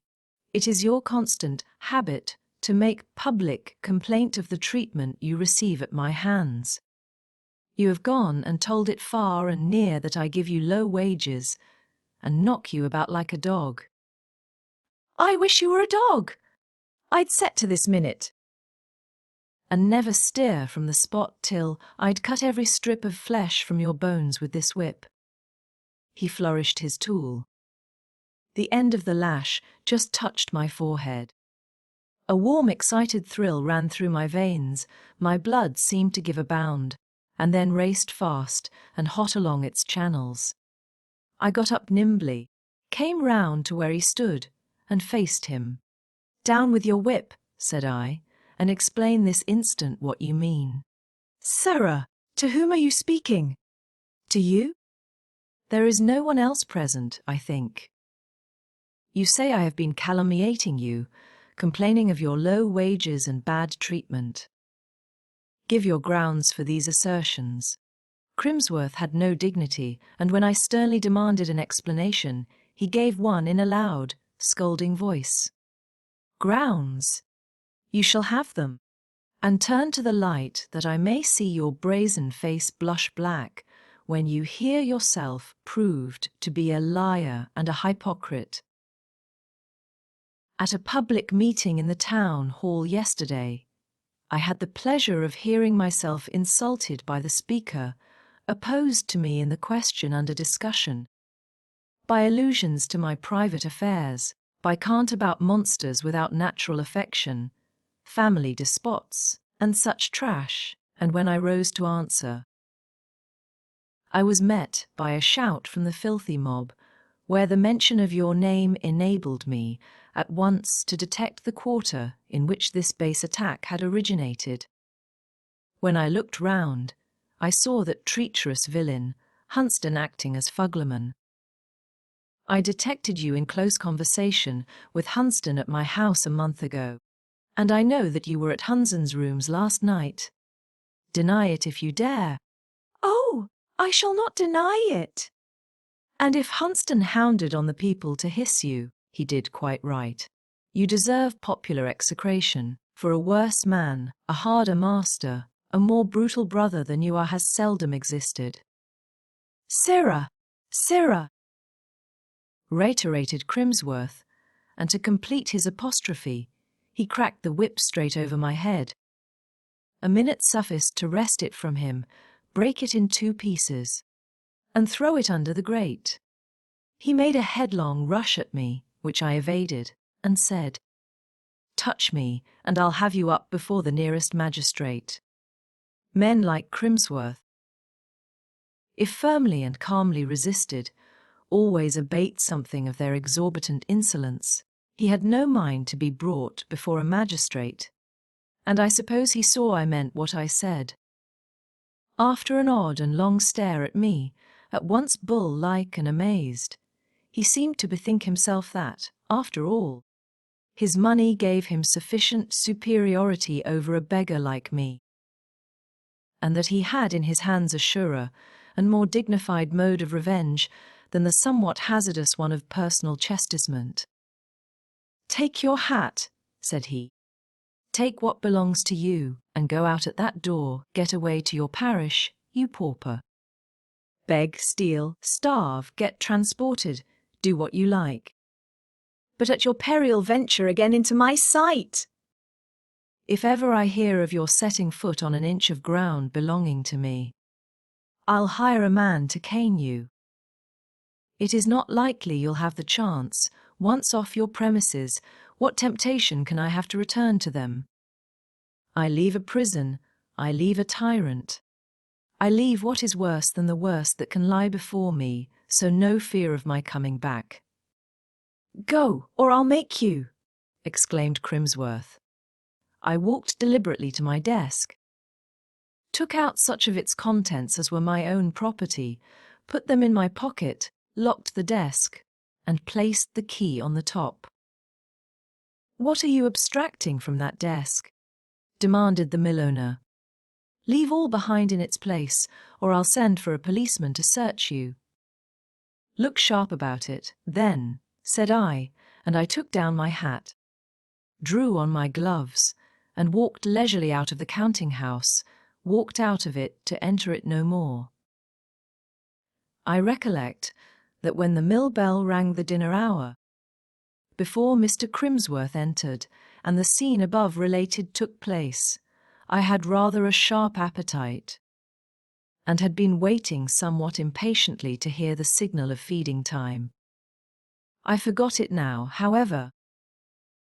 The images of potatoes and roast mutton were effaced from my mind by the stir and tumult which the transaction of the last half hour had there excited. I only thought of walking, that the action of my muscles might harmonize with the action of my nerves, and walk I did, fast and far. How could I do otherwise? A load was lifted off my heart. I felt light and liberated.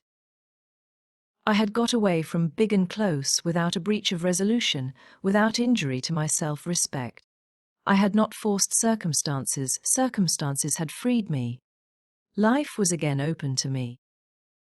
No longer was its horizon limited by the high black wall surrounding Crimsworth's mill. 2 hours had elapsed before my sensations had so far subsided as to leave me calm enough to remark for what wider and clearer boundaries I had exchanged that sooty girdle. When I did look up, lo! Straight before me lay Grovetown, a village of villas about 5 miles out of X. The short winter day, as I perceived from the far declined sun, was already approaching its close. A chill frost mist was rising from the river on which X stands, and along whose banks the road I had taken lay. It dimmed the earth, but did not obscure the clear icy blue of the January sky. There was a great stillness near and far. The time of the day favoured tranquillity.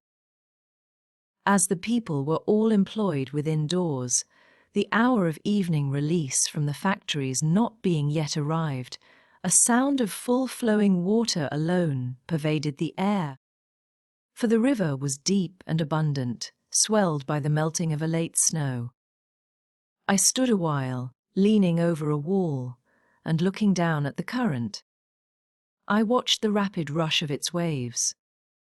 I desired memory to take a clear and permanent impression of the scene, and treasure it for future years. Grovetown church clock struck 4. Looking up, I beheld the last of that day's sun. Glinting red through the leafless bourse of some very old oak trees, surrounding the church, its light coloured, and characterized the picture as I wished. I paused yet a moment, till the sweet, slow sound of the bell had quite died out of the air, then eye, and feeling satisfied, I quitted the wall and once more turned my face towards X chapter 6. I re-entered the town a hungry man.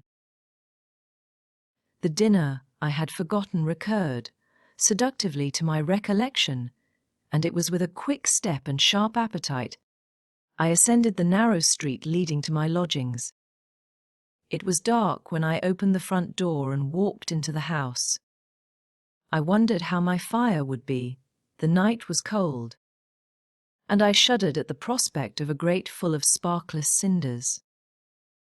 To my joyful surprise, I found, on entering my sitting room, a good fire and a clean hearth. I had hardly noticed this phenomenon when I became aware of another, subject for wonderment. The chair I usually occupied near the hearth was already filled. A person sat there with his arms folded on his chest, and his legs stretched out on the rug. Short-sighted as I am, doubtful as was the gleam of the firelight, a moment's examination enabled me to recognize in this person my acquaintance, Mr. Hunston.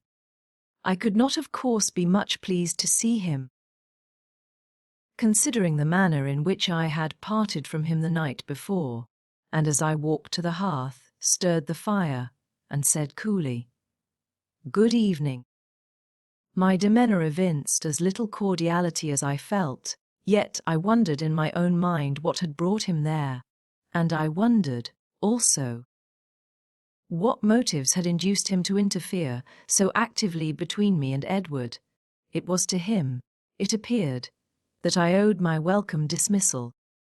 Still I could not bring myself to ask him questions, to show any eagerness of curiosity. If he chose to explain, he might. But the explanation should be a perfectly voluntary one on his part. I thought he was entering upon it. You owe me a debt of gratitude, were his first words. Do I? Said I. I hope it is not a large one, for I am much too poor to charge myself with heavy liabilities of any kind. Then declare yourself bankrupt at once. For this liability is a ton weight at least. When I came in I found your fire out, and I had it lit again, and made that sulky drab of a servant stay and blow at it with the bellows till it had burnt up properly. Now say thank you. Not till I have had something to eat. I can thank nobody while I am so famished. I rang the bell and ordered tea and some cold meat. Cold meat! Exclaimed Hunsden, as the servant closed the door. What a glutton you are, man! Meat with tea! You'll die of eating too much. No, Mr. Hunsden, I shall not. I felt a necessity for contradicting him. I was irritated with hunger, and irritated at seeing him there, and irritated at the continued roughness of his manner. It is overeating that makes you so ill-tempered, said he. How do you know? I demanded. It is like you to give a pragmatical opinion without being acquainted with any of the circumstances of the case. I have had no dinner. What I said was petulant and snappish enough, and Hunsden only replied by looking in my face and laughing. Poor thing, he whined, after a pause. It has had no dinner, has it? What? I suppose its master would not let it come home. Did Crimsworth order you to fast by way of punishment, William? No, Mr. Hunsden. Fortunately, at this sulky juncture, tea was brought in, and I fell to upon some bread and butter and cold beef directly. Having cleared a plateful, I became so far humanized as to intimate to Mr. Hunsden that he need not sit there staring, but might come to the table and do as I did, if he liked. But I don't like in the least, said he, and therewith he summoned the servant by a fresh pull of the bell rope, and intimated a desire to have a glass of toast and water. And some more coal, he added. Mr. Crimsworth shall keep a good fire while I stay. His orders being executed, he wheeled his chair round to the table so as to be opposite me. Well, he proceeded, you are out of work, I suppose. Yes, said I, and not disposed to show the satisfaction I felt on this point. I, yielding to the whim of the moment, took up the subject as though I considered myself aggrieved rather than benefited by what had been done. Yes, thanks to you, I am. Crimsworth turned me off at a minute's notice, owing to some interference of yours at a public meeting, I understand. Ah, what? He mentioned that. He observed me signalling the lads, did he? What had he to say about his friend Hunsden? Anything sweet? He called you a treacherous villain. Oh, he hardly knows me yet. I'm one of those shy people who don't come out all at once, and he is only just beginning to make my acquaintance. But he'll find I've some good qualities. Excellent ones. The Hunstons were always unrivaled at tracking a rascal. A downright, dishonourable villain is their natural prey. They could not keep off him wherever they met him. You used the word pragmatical just now. That word is the property of our family. It has been applied to us from generation to generation. We have fine noses for abuses. We scent a scoundrel a mile off. We are reformers born. Radical reformers. And it was impossible for me to live in the same town with Crimsworth, to come into weekly contact with him, to witness some of his conduct to you.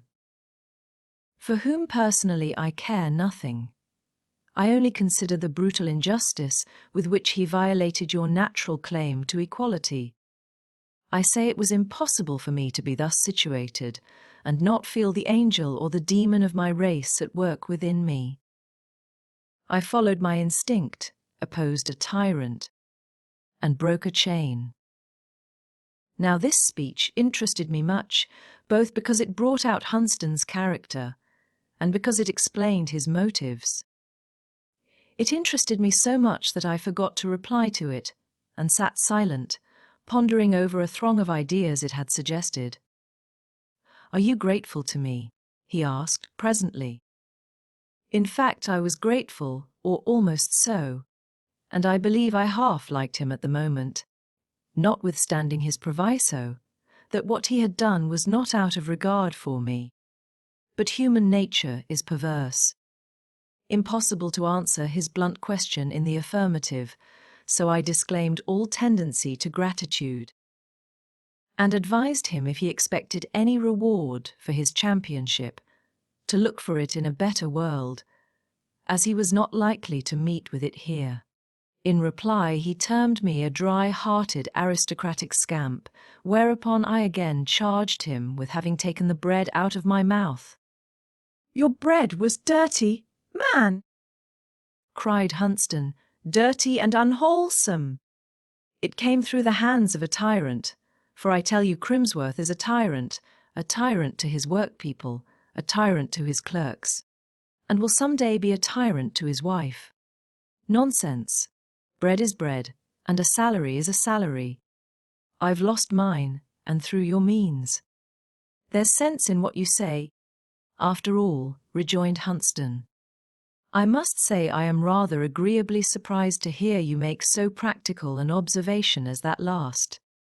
I had imagined now, from my previous observation of your character, that the sentimental delight you would have taken in your newly regained liberty would, for a while at least, have effaced all ideas of forethought and prudence. I think better of you for looking steadily to the needful." "Looking steadily to the needful! How can I do otherwise?" "I must live, and to live I must have what you call the needful, which I can only get by working. I repeat it, you have taken my work from me." "What do you mean to do?" pursued Hunston coolly. "You have influential relations. I suppose they'll soon provide you with another place." "Influential relations? Who? I should like to know their names." "The Seacombes." "Stuff! I have cut them." Hunston looked at me incredulously. "I have," said I, "and that definitively." "You must mean they have cut you, William." "As you please. They offered me their patronage on condition of my entering the church. I declined both the terms and the recompense. I withdrew from my cold uncles, and preferred throwing myself into my elder brother's arms, from whose affectionate embrace I am now torn by the cruel intermeddling of a stranger, of yourself, in short." I could not repress a half-smile as I said this. A similar demi-manifestation of feeling appeared at the same moment on Hunston's lips. "Oh, I see," said he, looking into my eyes.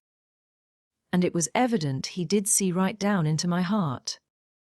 Having sat a minute or two with his chin resting on his hand, diligently occupied in the continued perusal of my countenance, he went on. "Seriously, have you then nothing to expect from the Seacombes?" "Yes, rejection and repulsion." "Why do you ask me twice? How can hands stained with the ink of a counting-house, soiled with the grease of a wool warehouse, ever again be permitted to come into contact with aristocratic palms? There would be a difficulty, no doubt. Still you are such a complete Seacombe in appearance, feature, language, almost manner. I wonder they should disown you." "They have disowned me, so talk no more about it." "Do you regret it, William?" "No." "Why not, lad?" "Because they are not people with whom I could ever had any sympathy." "I say you are one of them. That merely proves that you know nothing at all about it. I am my mother's son, but not my uncle's nephew. Still, one of your uncles is a lord, though rather an obscure and not a very wealthy one, and the other a right honourable. You should consider worldly interest." "Nonsense, Mr. Hunston. You know or may know that even had I desired to be submissive to my uncles, I could not have stooped with a good enough grace ever to have won their favour. I should have sacrificed my own comfort and not have gained their patronage in return. Very likely, so you calculated your wisest plan was to follow your own devices at once. Exactly. I must follow my own devices, I must, till the day of my death, because I can neither comprehend, adopt, nor work out those of other people. Hunston yawned. Well, said he, in all this, I see but one thing clearly, that the whole affair is no business of mine. He stretched himself and again yawned. I wonder what time it is, he went on. I have an appointment for 7 o'clock, 6:15 by my watch. Well, then I'll go. He got up. You'll not meddle with trade again, said he, leaning his elbow on the mantelpiece. No, I think not. You would be a fool if you did. Probably, after all, you'll think better of your uncle's proposal and go into the church. A singular regeneration must place in my whole inner and outer man before I do that. A good clergyman is one of the best of men. Indeed, do you think so? Interrupted Hunston scoffingly. I do, and no mistake. But I have not the peculiar points which go to make a good clergyman. And rather than adopt a profession for which I have no vocation, I would endure extremities of hardship from poverty. You're a mighty difficult customer to suit. You won't be a tradesman or a parson, you can't be a lawyer or a doctor or a gentleman, because you've no money. I'd recommend you to travel. What? Without money? You must travel in search of money, man. You can speak French with a vile English accent, no doubt still, you can speak it. Go on to the continent, and see what will turn up for you there. God knows I should like to go, exclaimed I with involuntary ardour. Go. What the deuce hinders you? You may get to Brussels, for instance, for £5 or £6, if you know how to manage with economy. Necessity would teach me if I didn't. Go, then, and let your wits make a way for you when you get there. I know Brussels almost as well as I know X, and I am sure it would suit such a one as you better than London. But occupation, Mr. Hunston. I must go where occupation is to be had, and how could I get recommendation, or introduction, or employment at Brussels? There speaks the organ of caution. You hate to advance a step before you know every inch of the way. You haven't a sheet of paper and a pen and ink. I hope so. And I produced writing materials with alacrity, for I guessed what he was going to do. He sat down, wrote a few lines, folded, sealed, and addressed a letter, and held it out to me. There, Prudence, there's a pioneer to hew down the first rough difficulties of your path. I know well enough, lad. You are not one of those who will run their neck into a noose without seeing how they are to get it out again. And you're right there. A reckless man is my aversion, and nothing should ever persuade me to meddle with the concerns of such a one. Those who are reckless for themselves are generally, times more so for their friends. This is a letter of introduction, I suppose, said I, taking the epistle. Yes. With that in your pocket you will run no risk of finding yourself in a state of absolute destitution which, I know, you will regard as a degradation. So should I. For that matter, the person to whom you will present it generally has 2 or 3 respectable places, depending upon his recommendation. That will just suit me, said I. Well, and where's your gratitude? Demanded Mr. Hunston. Don't you know how to say thank you? I've £15 and a watch, which my godmother, whom I never saw, gave me 18 years ago, was my rather irrelevant answer. and I further avowed myself a happy man, and professed that I did not envy any being in Christendom, but your gratitude. I shall be off presently, Mr. Hunsden, tomorrow, if all be well. I'll not stay a day longer in X than I'm obliged. Very good. But it will be decent to make due acknowledgment for the assistance you have received. Be quick. It is just going to strike 7. I'm waiting to be thanked. Just stand out of the way, will you, Mr. Hunsden? I want a key there is on the corner of the mantelpiece. I'll pack my portmanteau before I go to bed. The house clock struck 7.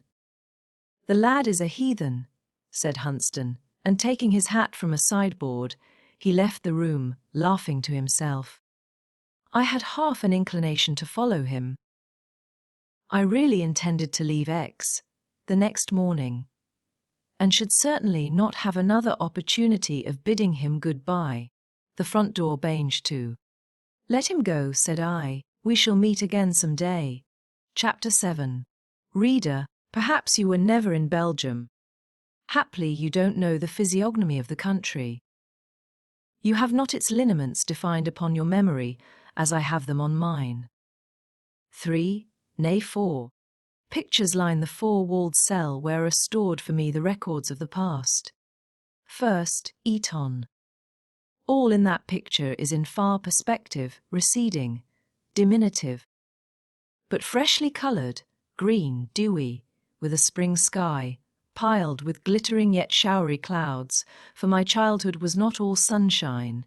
It had its overcast, its cold, its stormy hours. Econd, huge dingy, the canvas cracked and smoked, a yellow sky, sooty clouds, no sun, no azure, the verdure of the suburbs blighted and sullied. A very dreary scene. Third, Belgium, and I will pause before this landscape.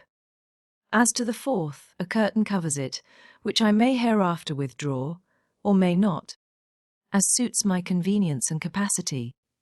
At any rate, for the present it must hang undisturbed. Belgium, name unromantic and unpoetic. Yet name that whenever uttered has in my ear a sound, in my heart an echo, such as no other assemblage of syllables, however sweet or classic, can produce. Belgium. I repeat the word, now as I sit alone near midnight. It stirs my world of the past like a summons to resurrection, the graves unclosed, the dead erased, thoughts, feelings, memories that slept, are seen by me ascending from the clouds, hallowed most of them, but while I gaze on their vapory forms, and strive to ascertain definitely their outline, the sound which wakened them dies, and they sink, each and all, like a light wreath of mist, absorbed in the mould, recalled to urns, resealed in monuments. Farewell, luminous phantoms! This is Belgium, reader! Look, don't call the picture a flat or a dull one. It was neither flat nor dull to me when I first beheld it. When I left Ostend on a mild February morning, and found myself on the road to Brussels, nothing could look vapid to me. My sense of enjoyment possessed an edge whetted to the finest, untouched, keen, exquisite. I was young, I had good health. Pleasure and I had never met. No indulgence of hers had enervated or sated one faculty of my nature. Liberty I clasped in my arms for the first time, and the influence of her smile and embrace revived my life like the sun and the west wind. Yes. At that epoch I felt like a morning traveller who doubts not that from the hill he is ascending he shall behold a glorious sunrise. What if the track be straight, steep, and stony? He sees it not, his eyes are fixed on that summit, flushed already, flushed and gilded, and having gained it he is certain of the scene beyond. He knows that the sun will face him, that his chariot is even now coming over the eastern horizon, and that the herald breeze he feels on his cheek is opening for the god's career a clear, vast path of azure, amidst clouds soft as pearl and warm as flame. Difficulty and toil were to be my lot, but sustained by energy, drawn on by hopes as bright as vague, I deemed such a lot no hardship. I mounted now the hill in shade. There were pebbles, inequalities, briars in my path, but my eyes were fixed on the crimson peak above. My imagination was with the refulgent firmament beyond, and I thought nothing of the stones turning under my feet, or of the thorns scratching my face and hands. I gazed often, and always with delight. From the window of the diligence, these, be it remembered, were not the days of trains and railroads. Well, and what did I see? I will tell you faithfully. Green, ready swamps, fields fertile but flat, cultivated in patches that made them look like magnified kitchen gardens, belts of cut trees, formal as pollard willows. Skirting the horizon, narrow canals, gliding slow by the roadside, painted Flemish farmhouses, some very dirty hovels, a grey, dead sky, wet road, wet fields, wet house, tops.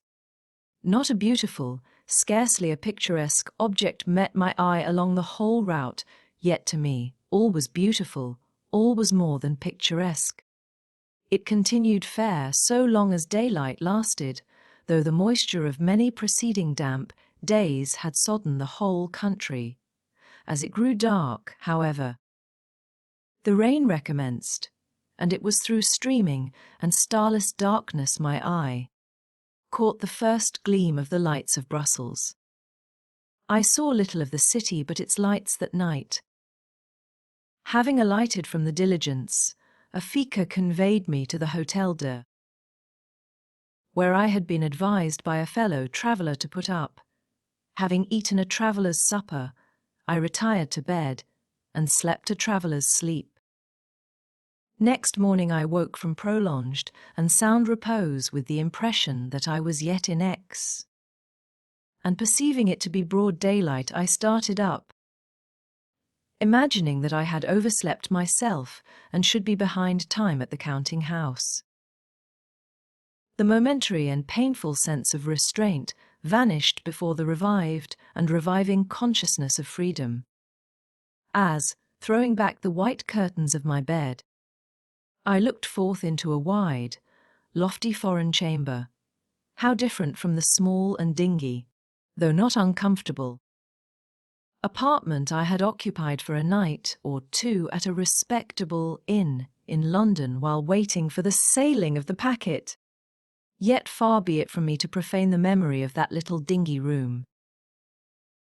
It, too, is dear to my soul, for there, as I lay in quiet and darkness, I first heard the great bell of St. Paul's telling London it was midnight, and well do I recall the deep, deliberate tones, so full charged with colossal flame and force. From the small, narrow window of that room, I first saw the dome, looming through a London mist. I suppose the sensations, stirred by those first sounds, first sights, are felt but once. Treasure them, memory, seal them in urns, and keep them in safe niches. Well, I rose. Travellers talk of the apartments in foreign dwellings being bare and uncomfortable. I thought my chamber looked stately and cheerful. It had such large windows, crozies that opened like doors, with such broad, clear panes of glass. Such a great-looking glass stood on my dressing table. Such a fine mirror glittered over the mantelpiece. The painted floor looked so clean and glossy. When I had dressed and was descending the stairs, the broad marble steps almost awed me, and so did the lofty hall into which they conducted. On the first landing I met a Flemish housemaid. She had wooden shoes, a short red petticoat, a printed cotton bedgown. Her face was broad, her physiognomy eminently stupid. When I spoke to her in French, she answered me in Flemish, with an air the reverse of civil, yet I thought her charming.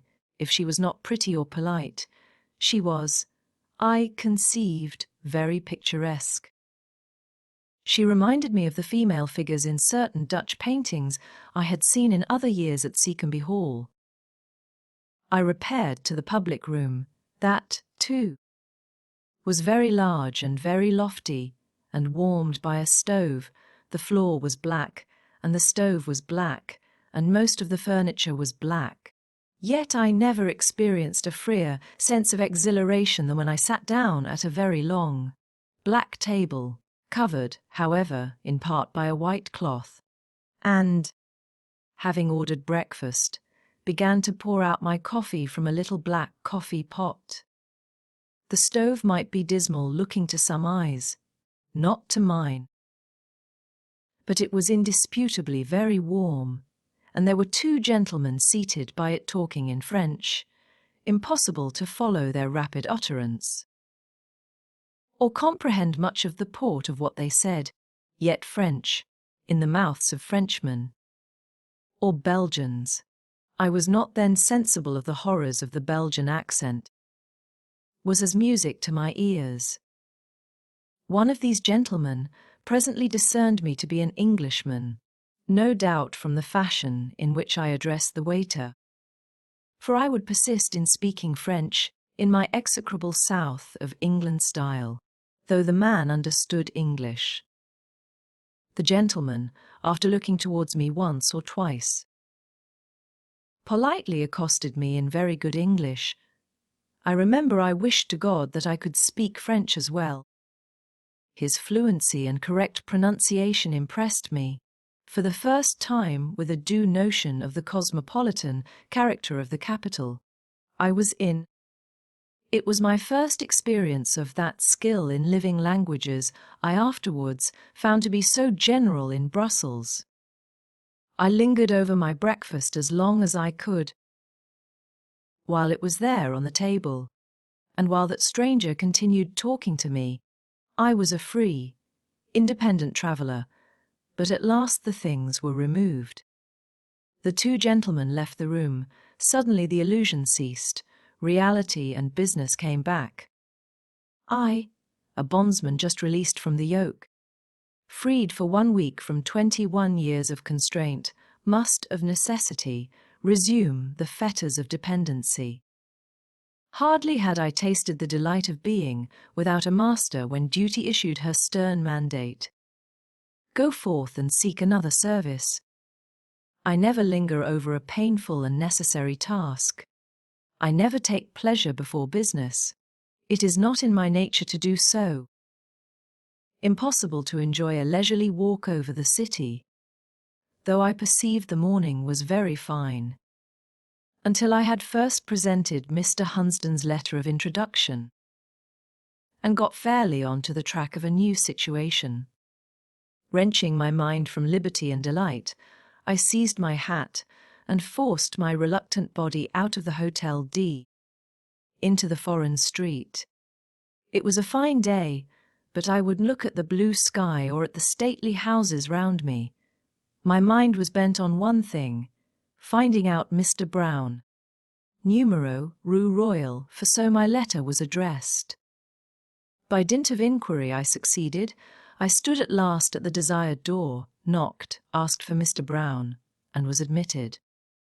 Being shown into a small breakfast room, I found myself in the presence of an elderly gentleman, very grave, businesslike, and respectable-looking. I presented Mr. Hunsden's letter. He received me very civilly.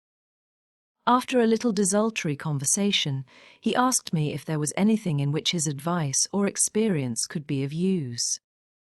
I said, yes, and then proceeded to tell him that I was not a gentleman of fortune, travelling for pleasure, but an ex-counting-house clerk who wanted employment of some kind, and that immediately too. He replied that as a friend of Mr. Hunsden's, he would be willing to assist me as well as he could. After some meditation he named a place in a mercantile house at Lige and another in a bookseller's shop at Lovin. Clerk and shopman, murmured I to myself. No. I shook my head. I had tried the high stool, I hated it. I believed there were other occupations that would suit me better. Besides, I did not wish to leave Brussels. I know of no place in Brussels, answered Mr. Brown, unless indeed you were disposed to turn your attention to teaching. I am acquainted with the director of a large establishment, who is in want of a professor of English and Latin. I thought 2 minutes, then I seized the idea eagerly. The very thing, said I. But, asked he, do you understand French well enough to teach Belgian boys English? Fortunately, I could answer this question in the affirmative. Having studied French under a Frenchman, I could speak the language intelligibly, though not fluently. I could also read it well and write it decently. Then, pursued Mr. Brown, I think I can promise you the place. For Monsieur Pilote will not refuse a professor recommended by me, but come here again at 5 o'clock this afternoon, and I will introduce you to him. The word professor struck me. I am not a professor, said I. Oh, returned Mr. Brown, professor here in Belgium means a teacher, that is all. My conscience thus quieted, I thanked Mr. Brown and, for the present, withdrew. This time I stepped out into the street with a relieved heart. The task I had imposed on myself for that day was executed. I might now take some hours of holiday. I felt free to look up. For the first time I remarked the sparkling clearness of the air, the deep blue of the sky, the gay clean aspect of the white, washed or painted houses. I saw what a fine street was the Rue Royale, and walking leisurely along its broad pavement, I continued to survey its stately hotels, till the palisades, the gates, and trees of the park appearing in sight, offered to my eye a new attraction. I remember, before entering the park, I stood a while to contemplate the statue of General Belliard, and then I advanced to the top of the great staircase, just beyond, and I looked down into a narrow back street, which I afterwards learnt was called the Rue d'Isabelle. I well recollect that my eye rested on the green door of a rather large house opposite, where, on a brass plate, was inscribed, Pensionnat de Demoiselles. Pensionnat.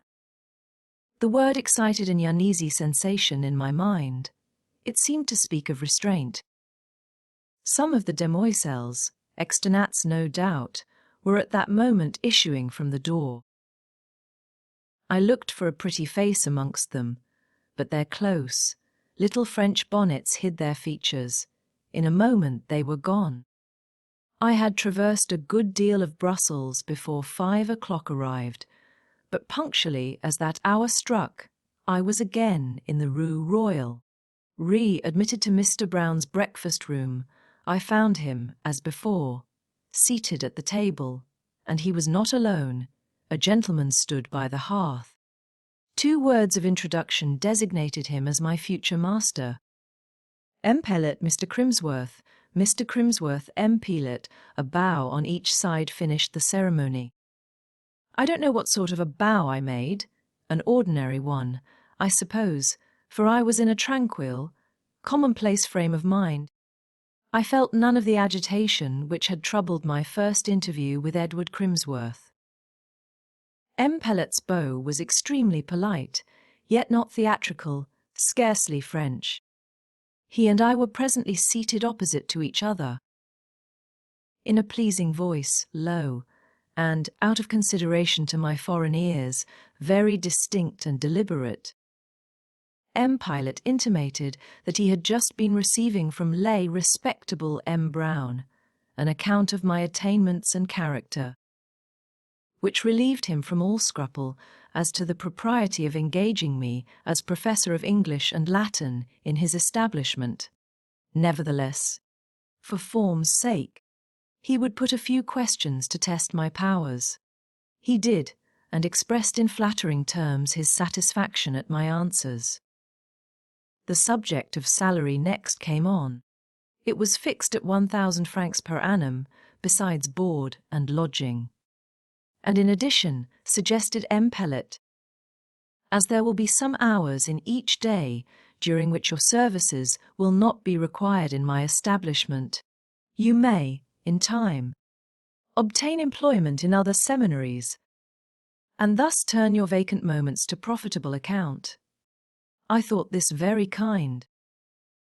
And indeed I found afterwards that the terms on which M. Pellet had engaged me were really liberal for Brussels, instruction being extremely cheap there on account of the number of teachers.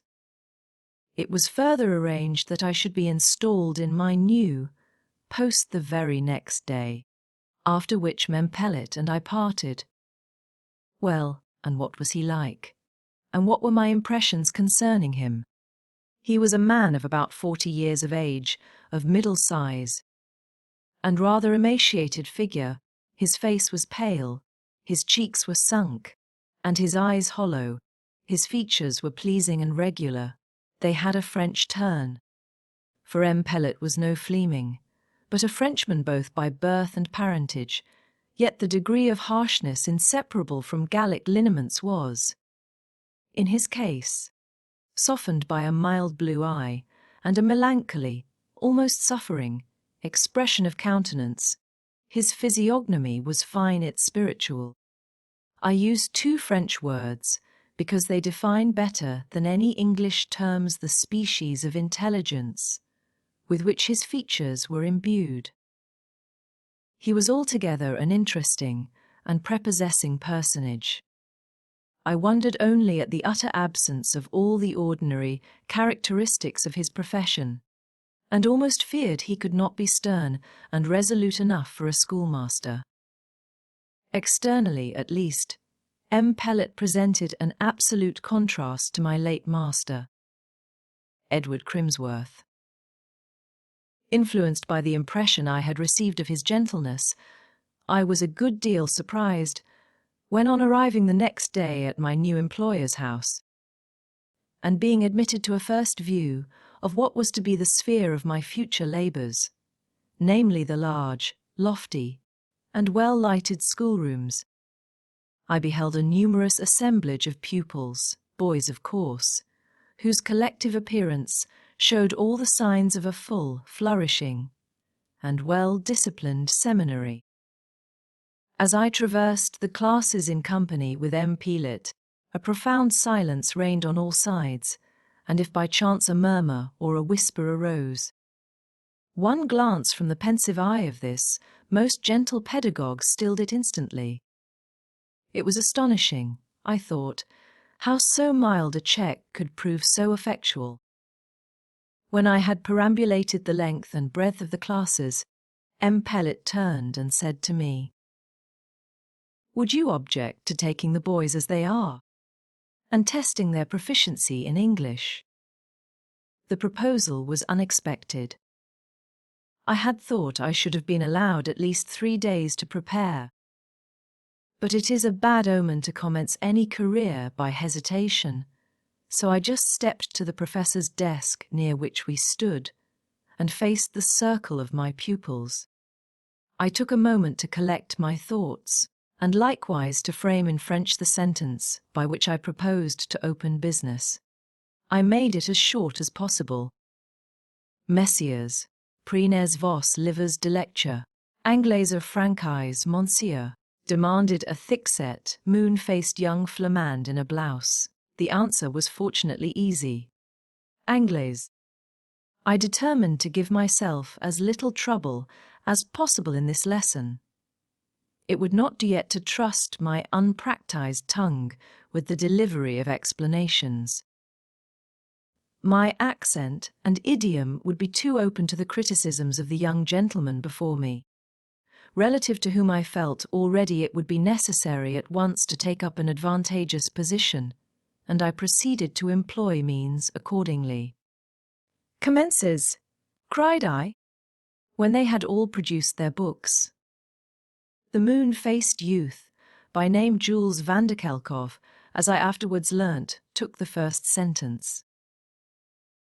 The livre de lecture was the Vicar of Wakefield, much used in foreign schools because it is supposed to contain prime samples of conversational English. It might, however, have been a runic scroll for any resemblance the words, as enunciated by Jules, bore to the language in ordinary use amongst the natives of Great Britain. My God! How he did snuffle, snort, and wheeze! All he said was said in his throat and nose, for it is thus the Flamans speak. But I heard him to the end of his paragraph, without proffering a word of correction, whereat he looked vastly self-complacent, convinced, no doubt, that he had acquitted himself like a real born and bred Anglaise. In the same unmoved silence I listened to a dozen in rotation, and when the 12th had concluded with splutter, hiss, and mumble, I solemnly laid down the book. "Aretis?" said I. There was a pause, during which I regarded them all with a steady and somewhat stern gaze. A dog, if stared at hard enough and long enough, will show symptoms of embarrassment. And so at length did my bench of Belgians. Perceiving that some of the faces before me were beginning to look sullen, and others ashamed, I slowly joined my hands, and ejaculated in a deep voix de poitrine. "Come Chester Frex!" They looked at each other, pouted, coloured, swung their heels. They were not pleased, I saw. But they were impressed, and in the way I wished them to be. Having thus taken them down a peg in their self-conceit, the next step was to raise myself in their estimation. Not a very easy thing, considering that I hardly dared to speak for fear of betraying my own deficiencies. "Acoutis, messieurs," said I, and I endeavoured to throw into my accents the compassionate tone of a superior being, touched by the extremity of the helplessness, which at first only excited his scorn, deigns at length to bestow aid. I then began at the very beginning of the Vicar of Wakefield, and read, in a slow, distinct voice, some 20 pages, they all the while sitting mute and listening with fixed attention. By the time I had done nearly an hour had elapsed. I then rose and said, "Chest asses pour aujourd'hui, messieurs, demain nos recommencerons, it jaspire quitaut irabine." With this oracular sentence I bowed, and in company with M. Pellet quitted the schoolroom. "Chesbeen! Chestresbeen!" said my principal as we entered his parlour. "Je vois que monsieur a de l'adresse, cela. Mi plate car dans l'instruction. L'adresse fait tout autant quili savoir." From the parlour M. Pellet conducted me to my apartment, my chambre, as monsieur said with a certain air of complacency. It was a very small room, with an excessively small bed, but M. Pellet gave me to understand that I was to occupy it quite alone, which was of course a great comfort. Yet, though so limited in dimensions, it had 2 windows. Light not being taxed in Belgium, the people never grudge its admission into their houses. Just here, however, this observation is not very apropos, for one of these windows was boarded up. The open windows looked into the boys' playground. I glanced at the other, as wondering what aspect it would present if disencumbered of the boards. M. Pellet read, "I suppose, the expression of my eye," he explained. "L'afnet a fermi done sur un jardin appartenant un pensionnat de demoiselles," said he, "it les convenances exigent. In fin, vous comprenez, n'est-ce pas, monsieur?" "Oui, oui," was my reply, and I looked of course quite satisfied, but when M. Pellet had retired and closed the door after him, the first thing I did was to scrutinize closely the nailed boards, hoping to find some chink or crevice which I might enlarge, and so get a peep at the consecrated ground.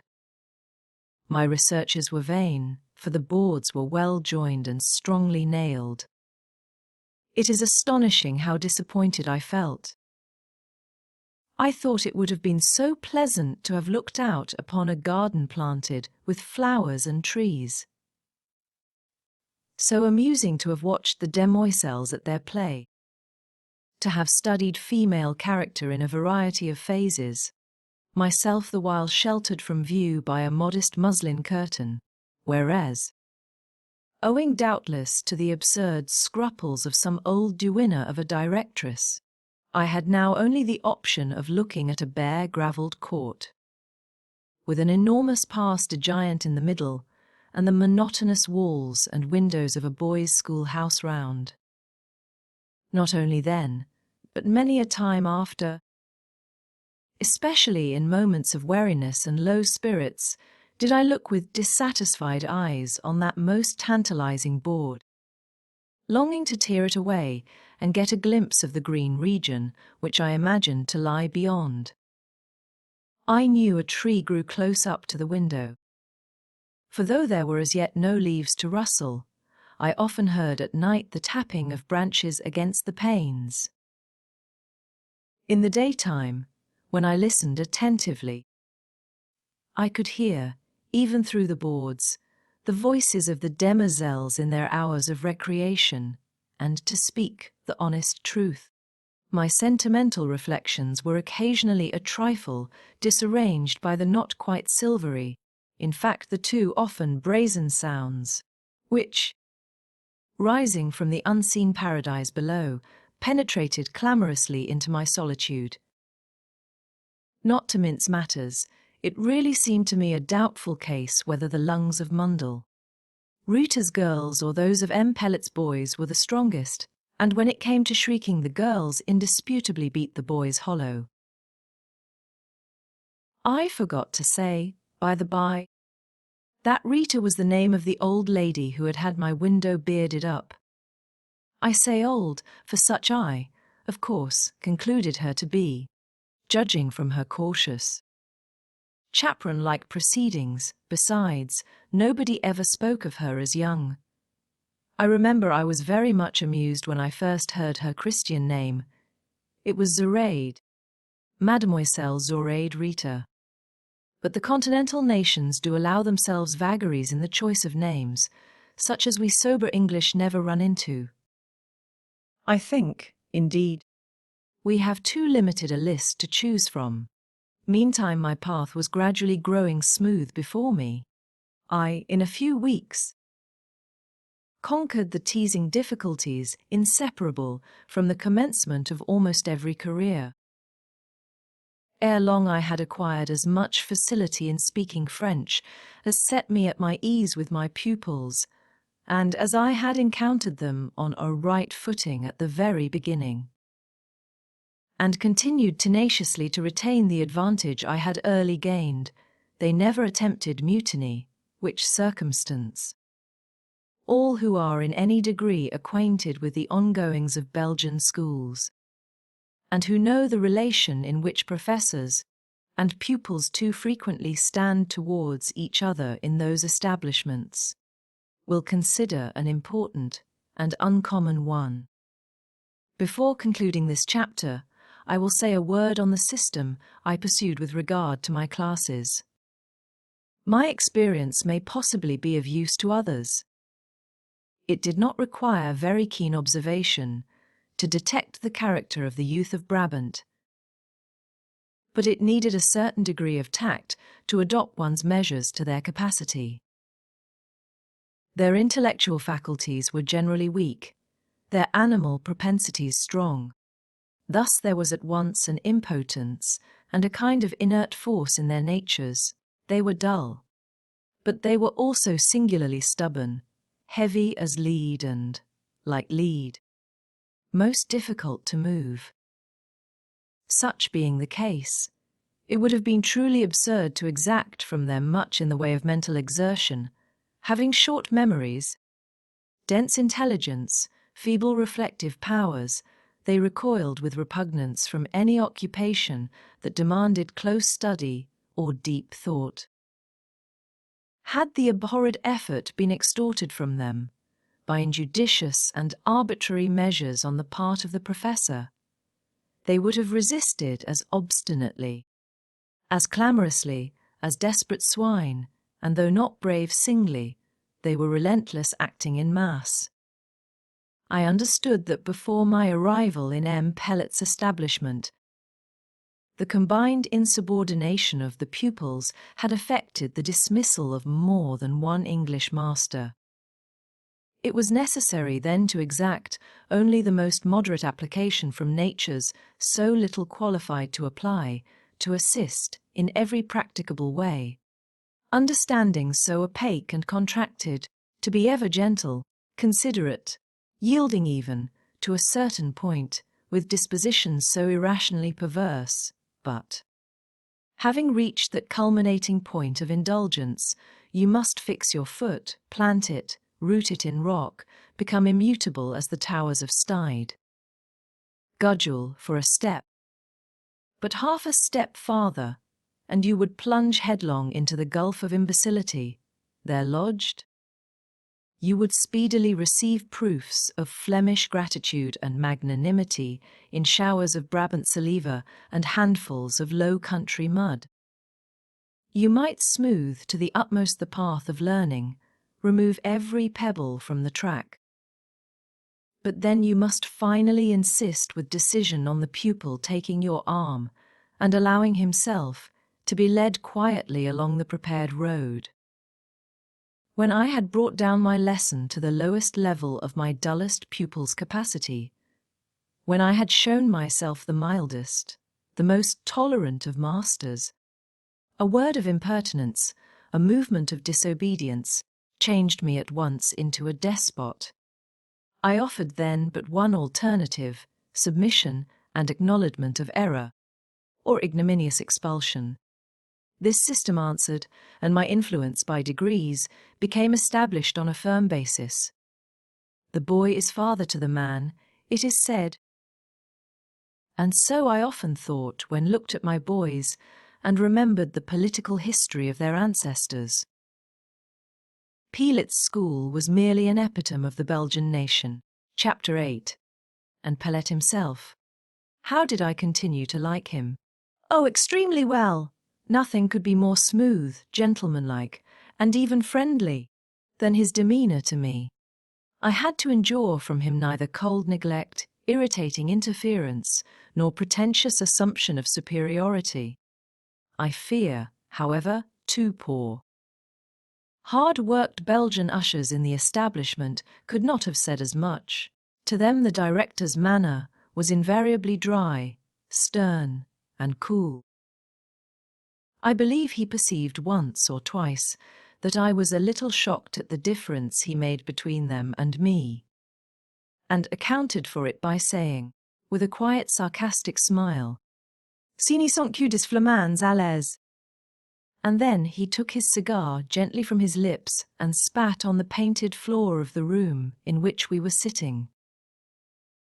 Flamands certainly they were, and both had the true Flamand physiognomy, where intellectual inferiority is marked in lines none can mistake. Still they were men, and, in the main, honest men. And I could not see why their being aboriginals of the flat, dull soil should serve as a pretext for treating them with perpetual severity and contempt. This idea of injustice somewhat poisoned the pleasure I might otherwise have derived from Pellet's soft, affable manner to myself. Certainly it was agreeable, when the day's work was over, to find one's employer an intelligent and cheerful companion. And if he was sometimes a little sarcastic and sometimes a little too insinuating, and if I did discover that his mildness was more a matter of appearance than of reality, if I did occasionally suspect the existence of flint or steel under an external covering of velvet, still we are none of us perfect. And wary as I was of the atmosphere of brutality and insolence in which I had constantly lived at Aix, I had no inclination now, on casting anchor in calmer regions, to institute at once a prying search after defects that were scrupulously withdrawn and carefully veiled from my view. I was willing to take Pellet for what he seemed, to believe him benevolent and friendly until some untoward event should prove him otherwise. He was not married, and I soon perceived he had all a Frenchman's, all a Parisian's notions about matrimony and women. I suspected a degree of laxity in his code of morals. There was something so cold and blase in his tone whenever he alluded to what he called le beau sexe, but he was too gentlemanlike to intrude topics I did not invite. And as he was really intelligent and really fond of intellectual subjects of discourse, he and I always found enough to talk about, without seeking themes in the mire. I hated his fashion of mentioning love. I abhorred, from my soul, mere licentiousness. He felt the difference of our notions, and, by mutual consent, we kept off ground debatable. Pellet's house was kept and his kitchen managed by his mother, a real old Frenchwoman. She had been handsome, at least she told me so. And I strove to believe her. She was now ugly, as only continental old women can be. Perhaps, though, her style of dress made her look uglier than she really was. Indoors she would go about without cap, her grey hair strangely dishevelled. Then, when at home, she seldom wore a gown, only a shabby cotton camisole. Shoes, too, were strangers to her feet, and in lieu of them she sported roomy slippers, trodden down at the heels. On the other hand, whenever it was her pleasure to appear abroad, as on Sundays and fête days, she would put on some very brilliant coloured dress, usually of thin texture, a silk bonnet with a wreath of flowers, and a very fine shawl. She was not, in the main, an ill-natured old woman, but an incessant and most indiscreet talker. She kept chiefly in and about the kitchen, and seemed rather to avoid her son's august presence. Of him, indeed, she evidently stood in awe. When he reproved her, his reproofs were bitter and unsparing, but he seldom gave himself that trouble.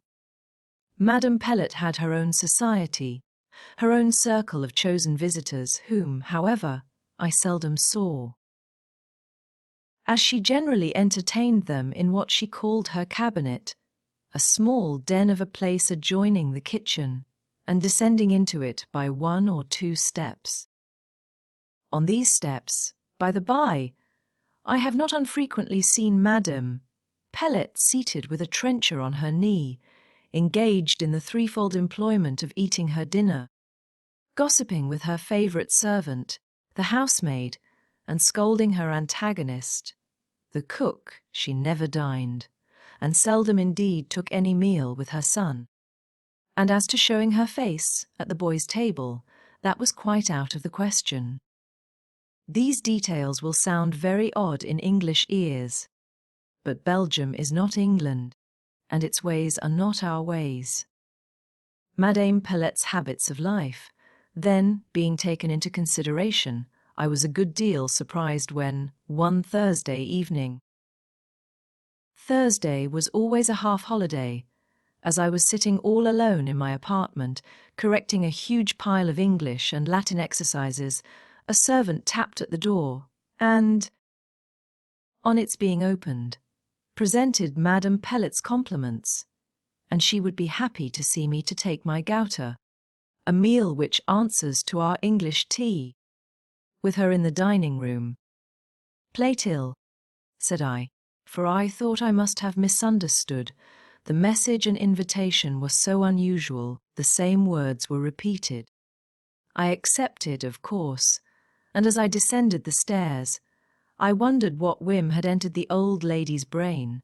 Her son was out, gone to pass the evening at the Saul of the Grand Harmony or some other club of which he was a member. Just as I laid my hand on the handle of the dining-room door, a queer idea glanced across my mind. "Surely she's not going to make love to me," said I. I've heard of old French women doing odd things in that line, and the gouter. They generally begin such affairs with eating and drinking, I believe. There was a fearful dismay in this suggestion of my excited imagination. And if I had allowed myself time to dwell upon it, I should no doubt have cut there, and then rushed back to my chamber, and bolted myself in. But whenever a danger or a horror is veiled with uncertainty, the primary wish of the mind is to ascertain first the naked truth, reserving the expedient of flight for the moment when its dread anticipation shall be realized. I turned the door handle, and in an instant had crossed the fatal threshold, closed the door behind me, and stood in the presence of Madame Pellet. Gracious heavens! The first view of her seemed to confirm my worst apprehensions. There she sat, dressed out in a light green muslin gown. On her head a lace cap with flourishing red roses in the frill. Her table was carefully spread. There were fruit, cakes, and coffee, with a bottle of something. I did not know what. Already the cold sweat started on my brow. Already I glanced back over my shoulder at the closed door, when, to my unspeakable relief, my eye, wandering mildly in the direction of the stove, rested upon a second figure, seated in a large fauteuil beside it. This was a woman, too, and, moreover, an old woman, and as fat and as rubicund as Madame Pellet was meagre and yellow. Her attire was likewise very fine, and spring flowers of different hues circled in a bright wreath the crown of her violet-coloured velvet bonnet. I had only time to make these general observations when Madame Pellet, coming forward with what she intended should be a graceful and elastic step, thus accosted me. Monsieur is indeed most obliging to quit his books, his studies, at the request of an insignificant person like me. Will Monsieur complete his kindness by allowing me to present him to my dear friend Madame Rita, who resides in the neighbouring house, the young ladies' school? Ah, thought I knew she was old, and I bowed and took my seat. Madame Rita placed herself at the table opposite to me.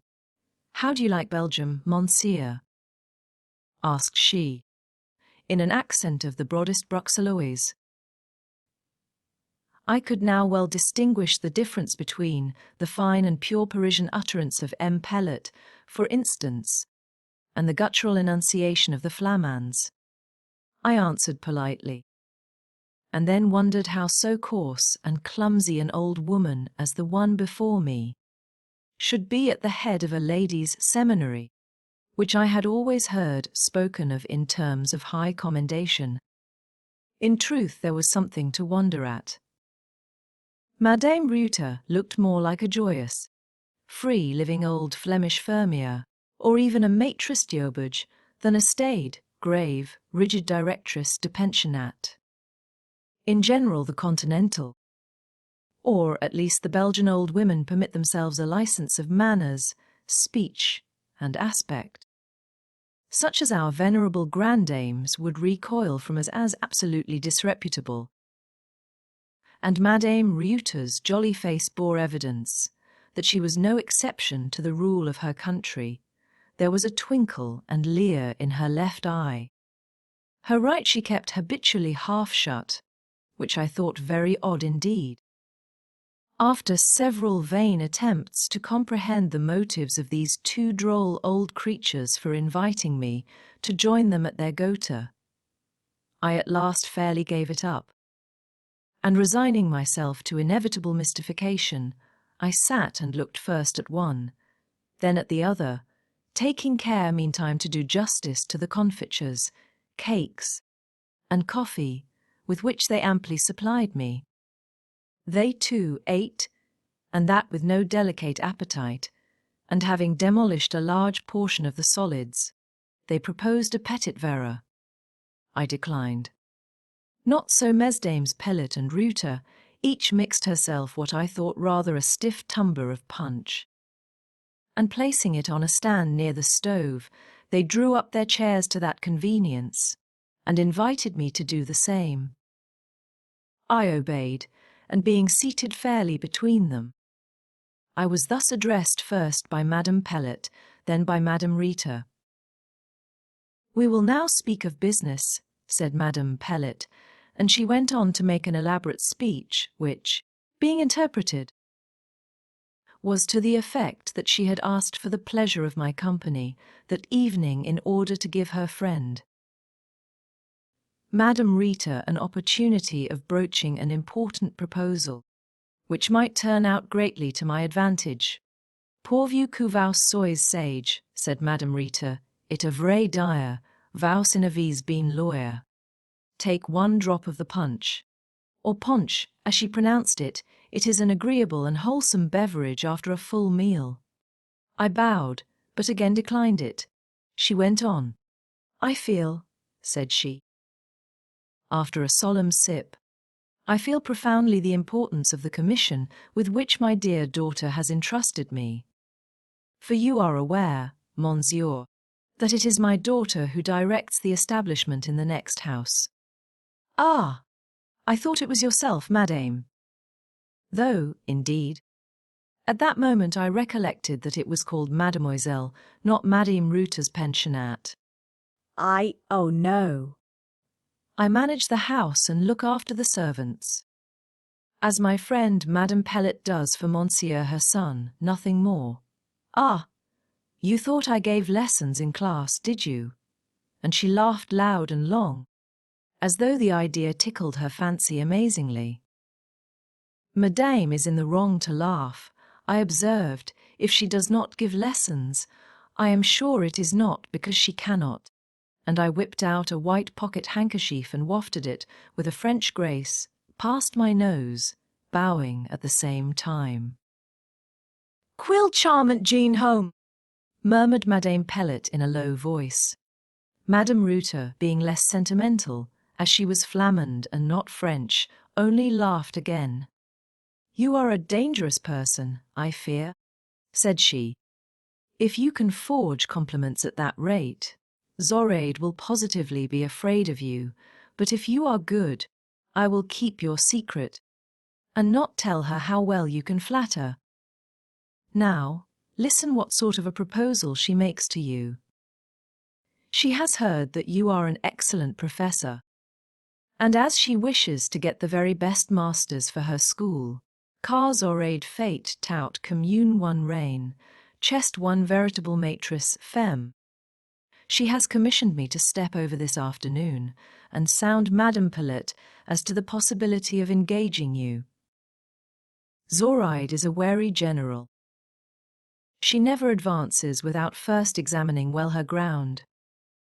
I don't think she would be pleased if she knew I had already disclosed her intentions to you. She did not order me to go so far, but I thought there would be no harm in letting you into the secret, and Madame Pellet was of the same opinion. Take care, however, you don't betray either of us to Zoraide, to my daughter, I mean.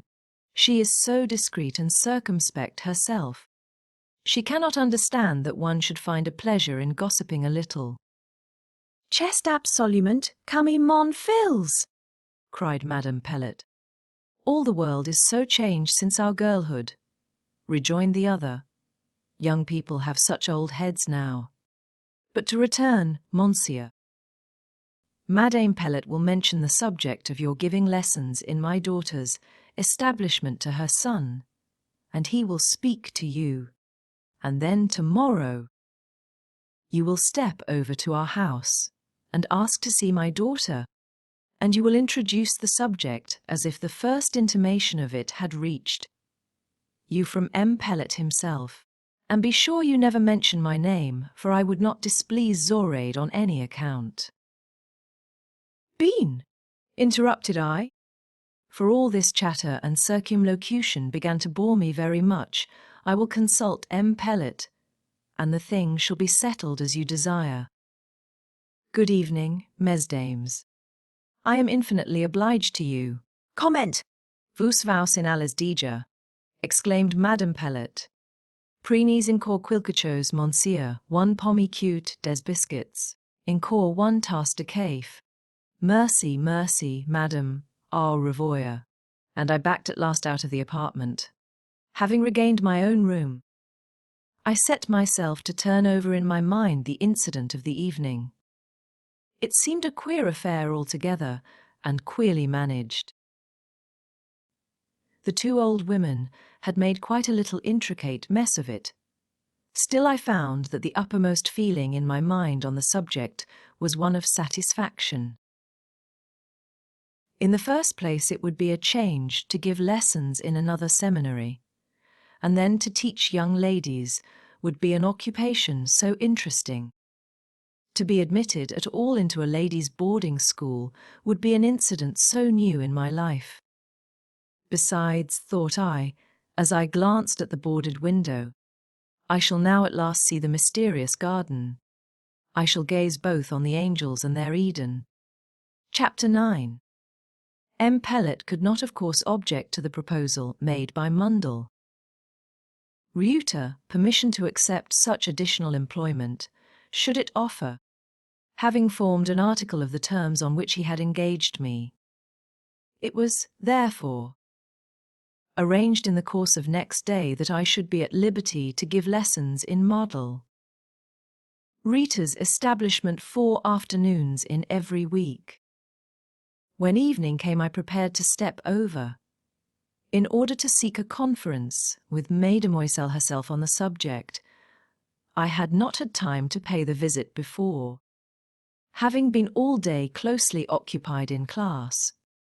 I remember very well that before quitting my chamber, I held a brief debate with myself as to whether I should change my ordinary attire for something smarter. At last I concluded it would be a waste of labor.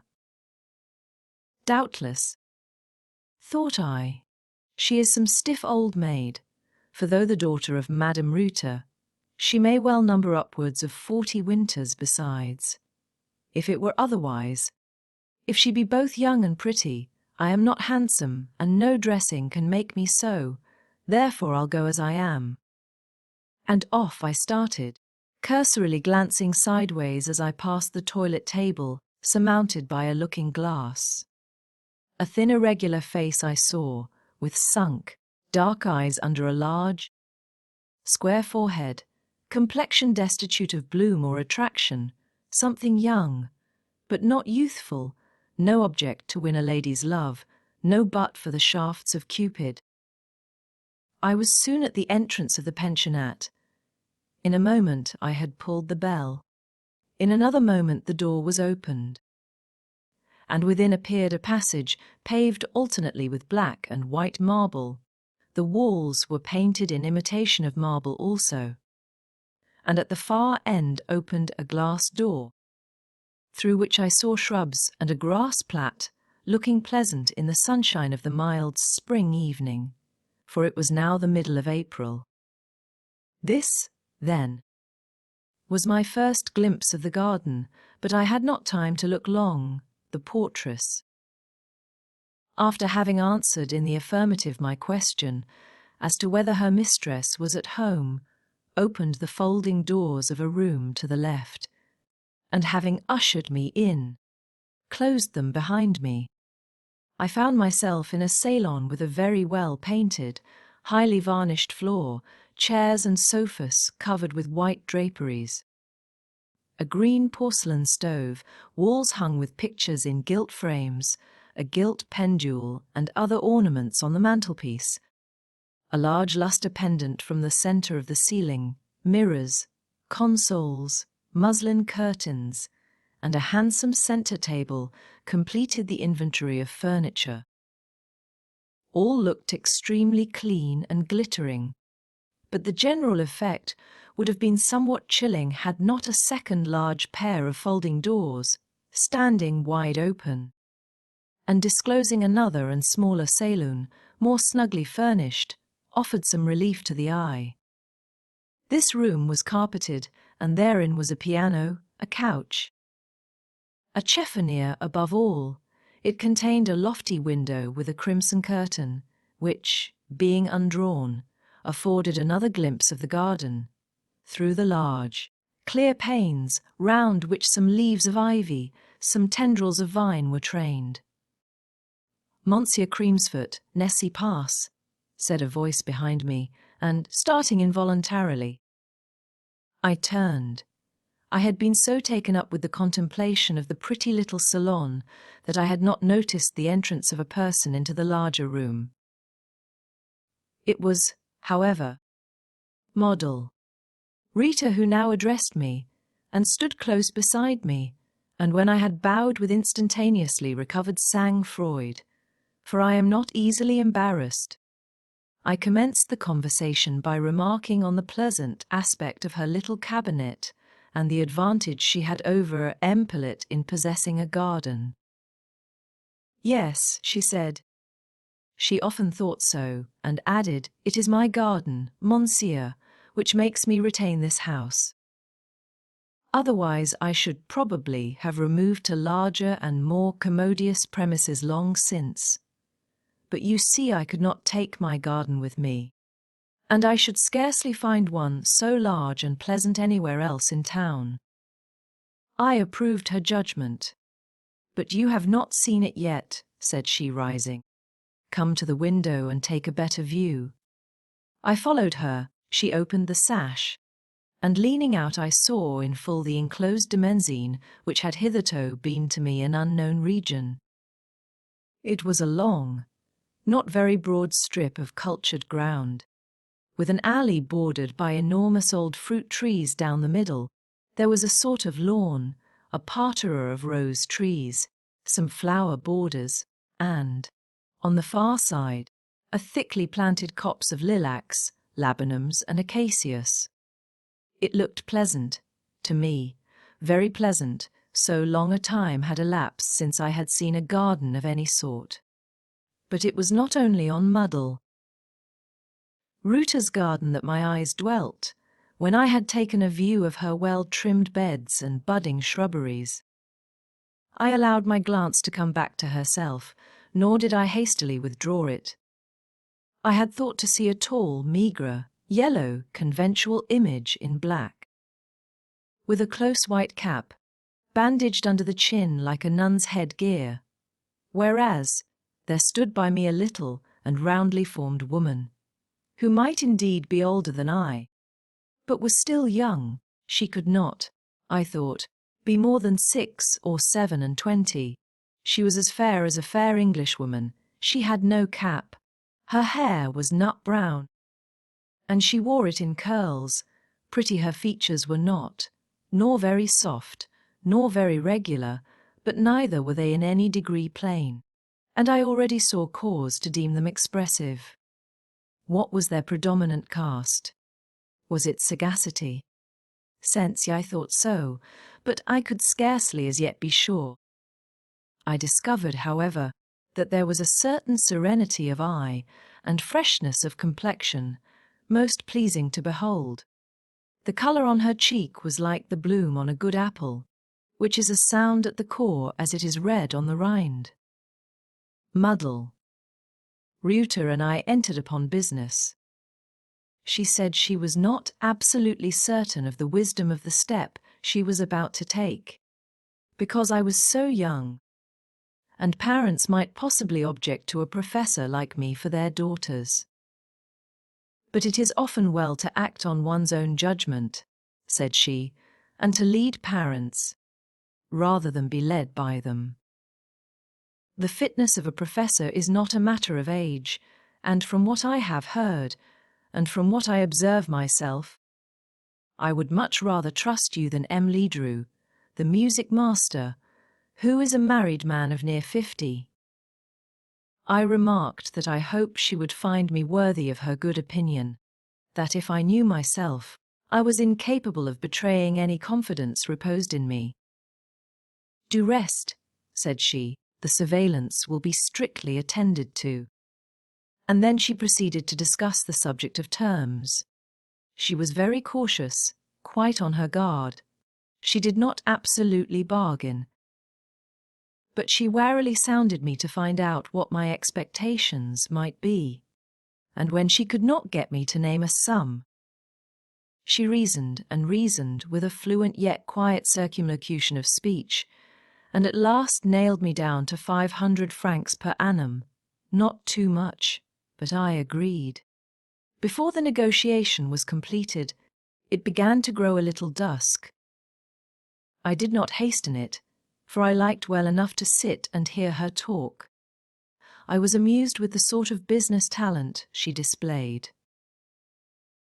Edward could not have shown himself more practical, though he might have evinced more coarseness and urgency, and then she had so many reasons, so many explanations, and, after all, she succeeded in proving herself quite disinterested and even liberal.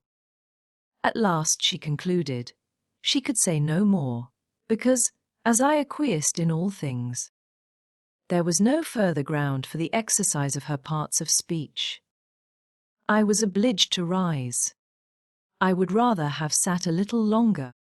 What had I to return to but my small empty room? And my eyes had a pleasure in looking at Muddle. Rita, especially now, when the twilight softened her features a little, and in the doubtful dusk, I could fancy her forehead as open as it was really elevated, her mouth touched with turns of sweetness as well as defined in lines of sense. When I rose to go, I held out my hand, on purpose, though I knew it was contrary to the etiquette of foreign habits. She smiled and said, "Ah, chest comme tas les Anglaises," but gave me her hand very kindly.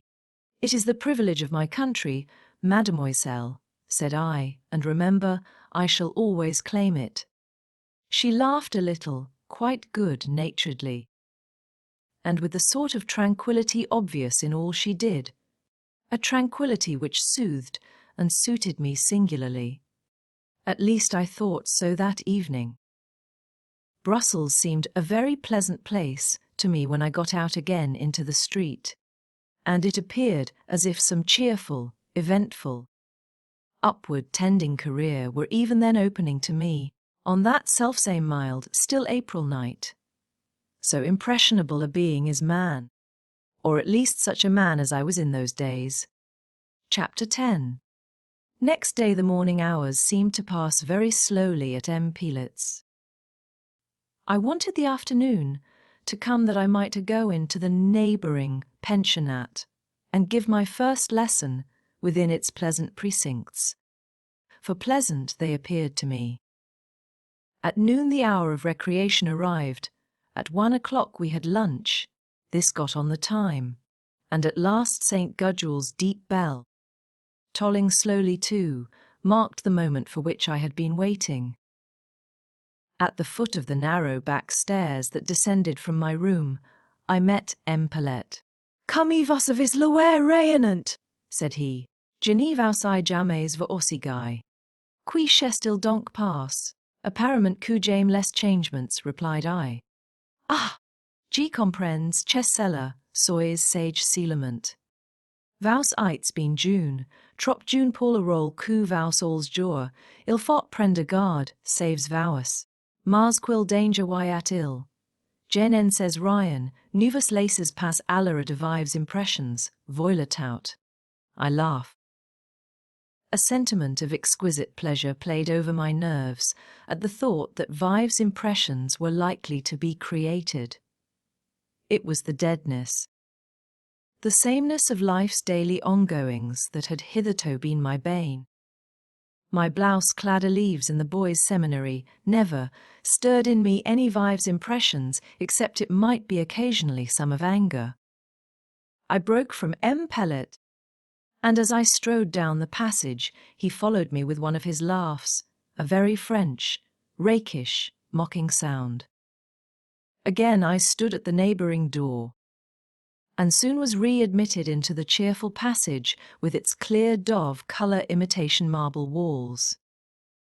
I followed the portress, and descending a step, and making a turn, I found myself in a sort of corridor. A side door opened. Madel, Ruta's little figure, as graceful as it was plump, appeared. I could now see her dress in full daylight.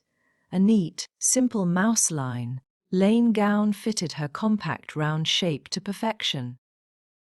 Delicate little collar and manchettes of lace, trim Parisian brodequins showed her neck, wrists, and feet to complete advantage. But how grave was her face as she came suddenly upon me. Solicitude and business were in her eye, on her forehead. She looked almost stern. Her bonjour, monsieur, was quite polite, but so orderly, so commonplace, it spread directly a cool, damp towel over my Vive's impressions. The servant turned back when her mistress appeared, and I walked slowly along the corridor, side by side with Medal. Reuter. Monsieur will give a lesson in the first class today, said she. Dictation or reading will perhaps be the best thing to begin with, for those are the easiest forms of communicating instruction in a foreign language. And, at the first, a master naturally feels a little unsettled. She was quite right. As I had found from experience, it only remained for me to acquiesce. We proceeded now in silence. The corridor terminated in a hall, large, loft and square. A glass door on one side showed within a long narrow refectory, with tables, an armoire and 2 lamps. It was empty. Large glass doors, in front, opened on the playground and garden. A broad staircase ascended spirally on the opposite side. The remaining wall showed a pair of great folding doors, now closed and admitting, doubtless, to the classes. Muddle. Reuter turned her eye laterally on me. To ascertain, probably, whether I was collected enough to be ushered into her sanctum sanctorum. I suppose she judged me to be in a tolerable state of self-government, for she opened the door, and I followed her through. A rustling sound of uprising greeted our entrance, without looking to the right or left. I walked straight up the lane between 2 sets of benches and desks, and took possession of the empty chair and isolated desk raised on an estrade, of 1 step high, so as to command one division, the other division being under the surveillance of a maîtresse similarly elevated. At the back of the estrade, and attached to a movable partition, dividing this schoolroom from another beyond, was a large tableau of wood painted black and varnished. A thick crayon of white chalk lay on my desk for the convenience of elucidating any grammatical or verbal obscurity which might occur in my lessons, by writing it upon the tableau. A wet sponge appeared beside the chalk, to enable me to efface the marks when they had served the purpose intended. I carefully and deliberately made these observations before allowing myself to take one glance at the benches before me, having handled the crayon, looked back at the tableau, fingered the sponge in order to ascertain that it was in a right state of moisture. I found myself cool enough to admit of looking calmly up and gazing deliberately round me. And first I observed that mull. Reuter had already glided away. She was nowhere visible, a maîtresse or teacher, the one who occupied the corresponding estrade to my own, alone remained to keep guard over me. She was a little in the shade, and, with my short sight, I could only see that she was of a thin bony figure and rather tallowy complexion, and that her attitude, as she sat, partook equally of listlessness and affectation.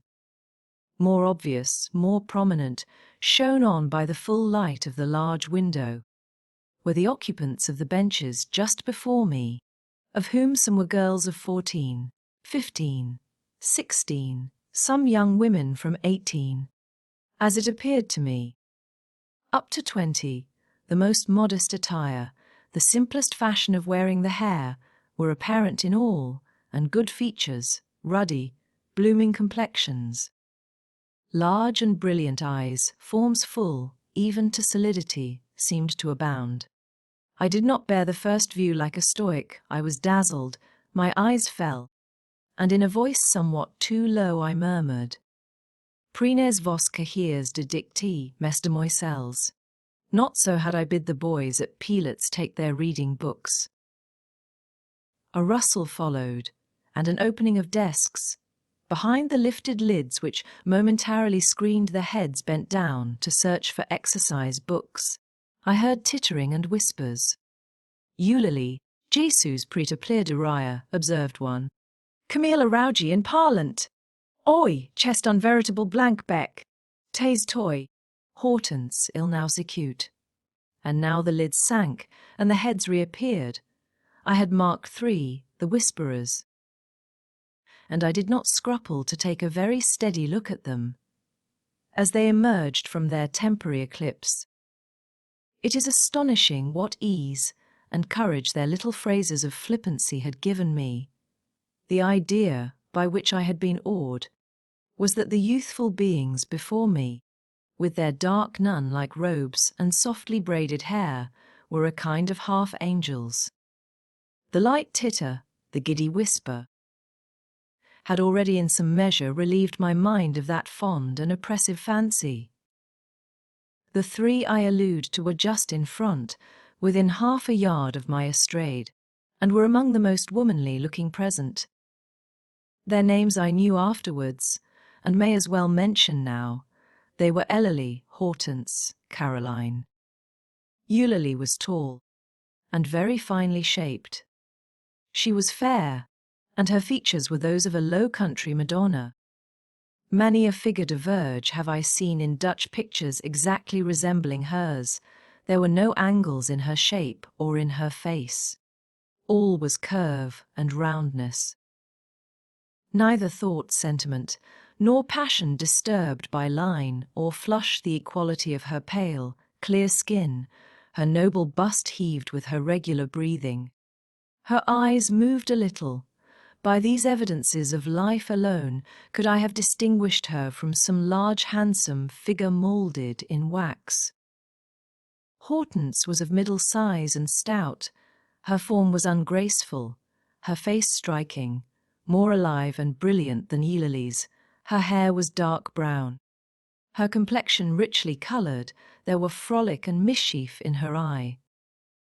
Consistency and good sense she might possess, but none of her features betokened those qualities. Caroline was little, though evidently full-grown, raven black hair, very dark eyes. Absolutely regular features. With a colourless alive complexion, clear as to the face and sallow about the neck, formed in her that assemblage of points whose union many persons regard as the perfection of beauty. How? With the tintless pallor of her skin and the classic straightness of her lineaments, she managed to look sensual. I don't know. I think her lips and eyes contrived the affair between them, and the result left no uncertainty on the beholder's mind. She was sensual now, and in 10 years' time she would be coarse. Promise plain was written in her face of much future folly. If I looked at these girls with little scruple, they looked at me with still less. Eulalie raised her unmoved eye to mine, and seemed to expect, passively but securely, an impromptu tribute to her majestic charms. Hortense regarded me boldly, and giggled at the same time, while she said, with an air of impudent freedom, Dictis, naus quilchos de facile por commencer, monsieur. Caroline shook her loose ringlets of abundant, but somewhat coarse hair over her rolling black eyes, parting her lips, as full as those of a hot-blooded maroon. She showed her well-set teeth sparkling between them, and treated me at the same time to a smile de-Sophacan. Beautiful as Pauline Borghese. She looked at the moment scarcely purer than Lucrece de Borgia. Caroline was of noble family. I heard her lady mother's character afterwards. And then I ceased to wonder at the precocious accomplishments of the daughter. These 3, I at once saw, deemed themselves the queens of the school, and conceived that by their splendor they threw all the rest into the shade. In less than 5 minutes, they had thus revealed to me their characters, and in less than 5 minutes I had buckled on a breast plate of steely indifference, and let down a visor of impassible austerity. "Take your pens and commence writing," said I, in as dry and trite a voice as if I had been addressing only Jules Vanderkelkov and co. The dictee now commenced. My 3 bells interrupted me perpetually with little silly questions and uncalled for remarks, to some of which I made no answer, and to others replied very quietly and briefly. "Comment dit on pointet virgule in anglais, monsieur, semicolon, mademoiselle." Semicolon. Ah, comme chest drôle. Giggle. J'ayune si mauvaise plume, impossible de crier. Mais monsieur, je ne sais pas suivre vos allées c'est vite.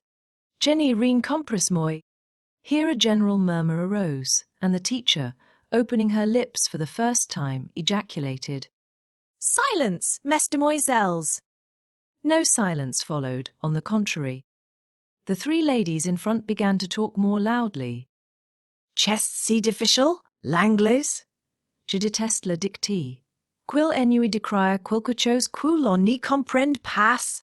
Some of those behind laughed. A degree of confusion began to pervade the class. It was necessary to take prompt measures. "Donnez-moi votre cahier," said I to Eulalie in an abrupt tone, and bending over, I took it before she had time to give it. "Et vous, mademoiselle, donnez-moi le vôtre," continued I, more mildly. Addressing a little pale, plain-looking girl who sat in the first row of the other division, and whom I had remarked as being at once the ugliest and the most attentive in the room, she rose up, walked over to me, and delivered her book with a grave, modest curtsy.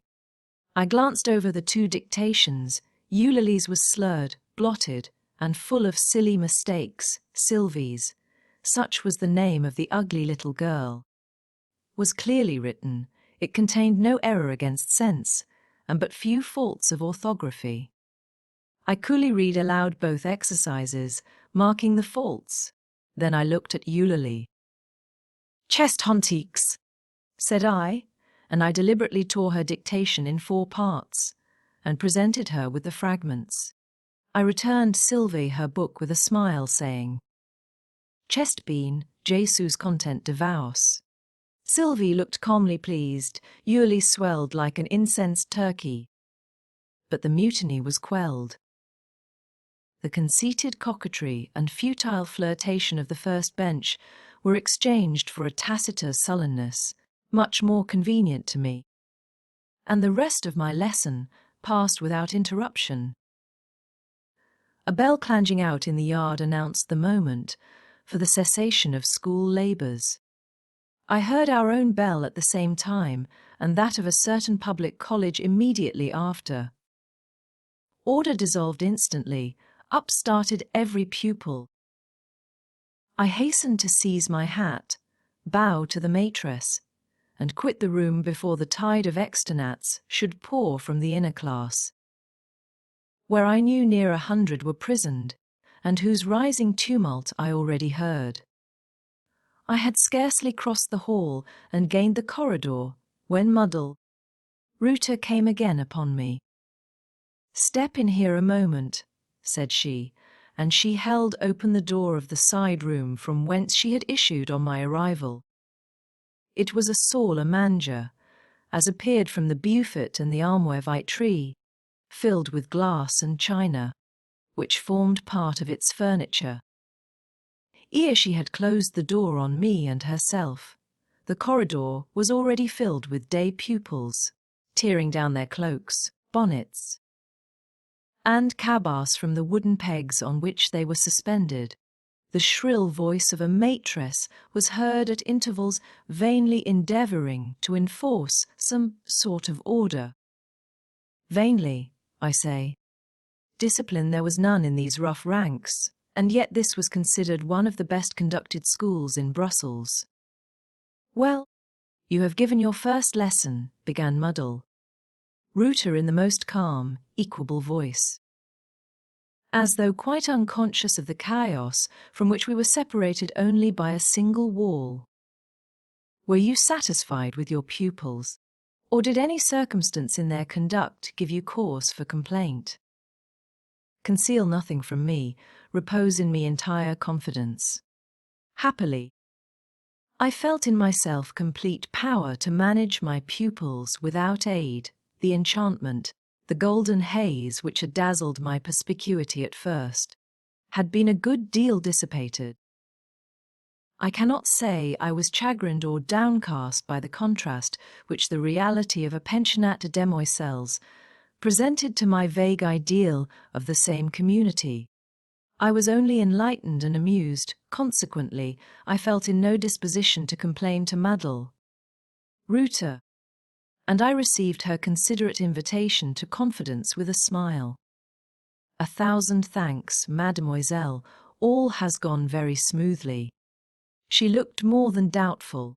"It laisse trois demoiselles du premier banc," said she. "Ah, tout for amix," was my answer, and meddle. Router ceased to question me, but her eye, not large, not brilliant, not melting or kindling, but astute, penetrating, practical, showed she was even with me. It let out a momentary gleam, which said plainly, "Be as close as you like. I am not dependent on your candour. What you would conceal I already know." By a transition so quiet as to be scarcely perceptible, the directress's manner changed. The anxious business air passed from her face, and she began chatting about the weather and the town, and asking in neighbourly wise after M. and Madame Pilet. I answered all her little questions. She prolonged her talk. I went on following its many little windings.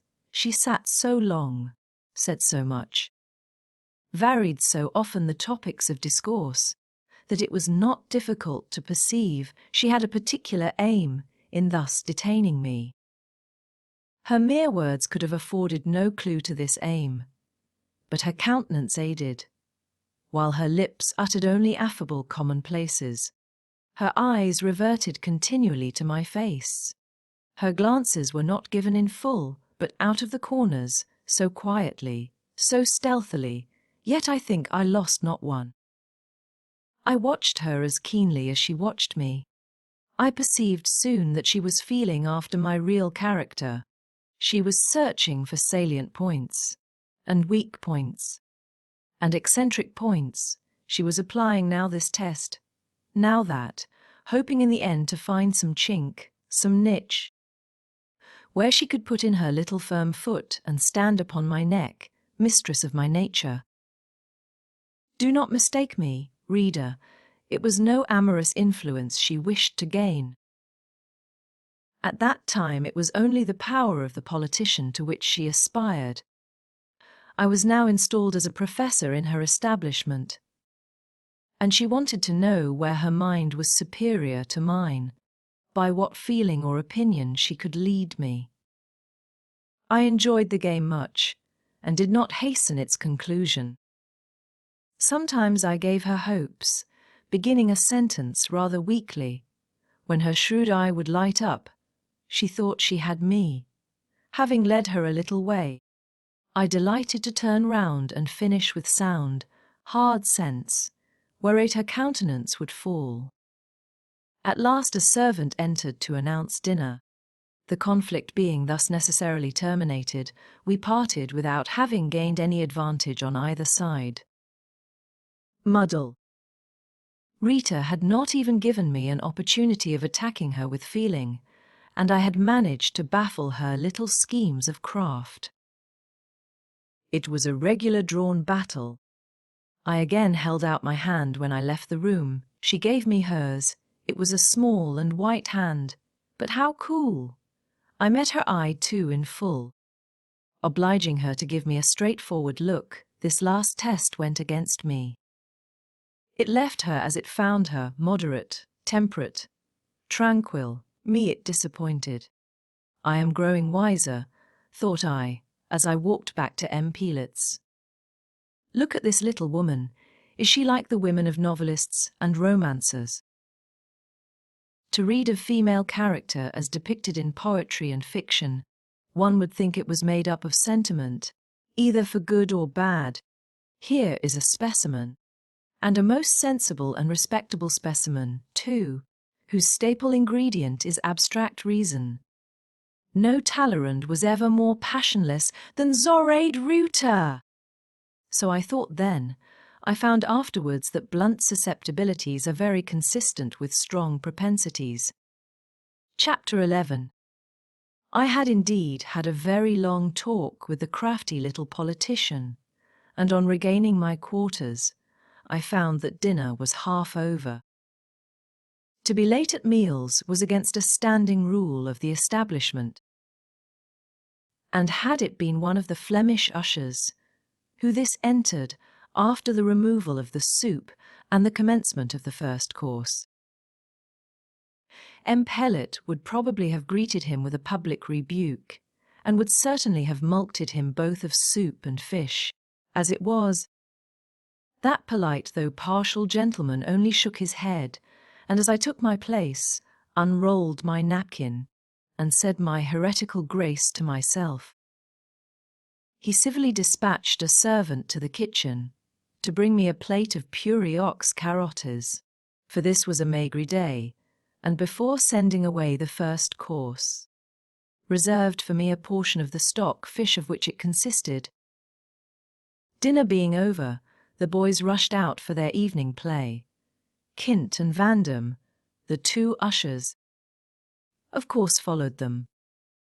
Poor fellows, if they had not looked so very heavy, so very soulless, so very indifferent to all things in heaven above or in the earth beneath, I could have pitied them greatly for the obligation they were under to trail after those rough lads everywhere, and at all times, even as it was.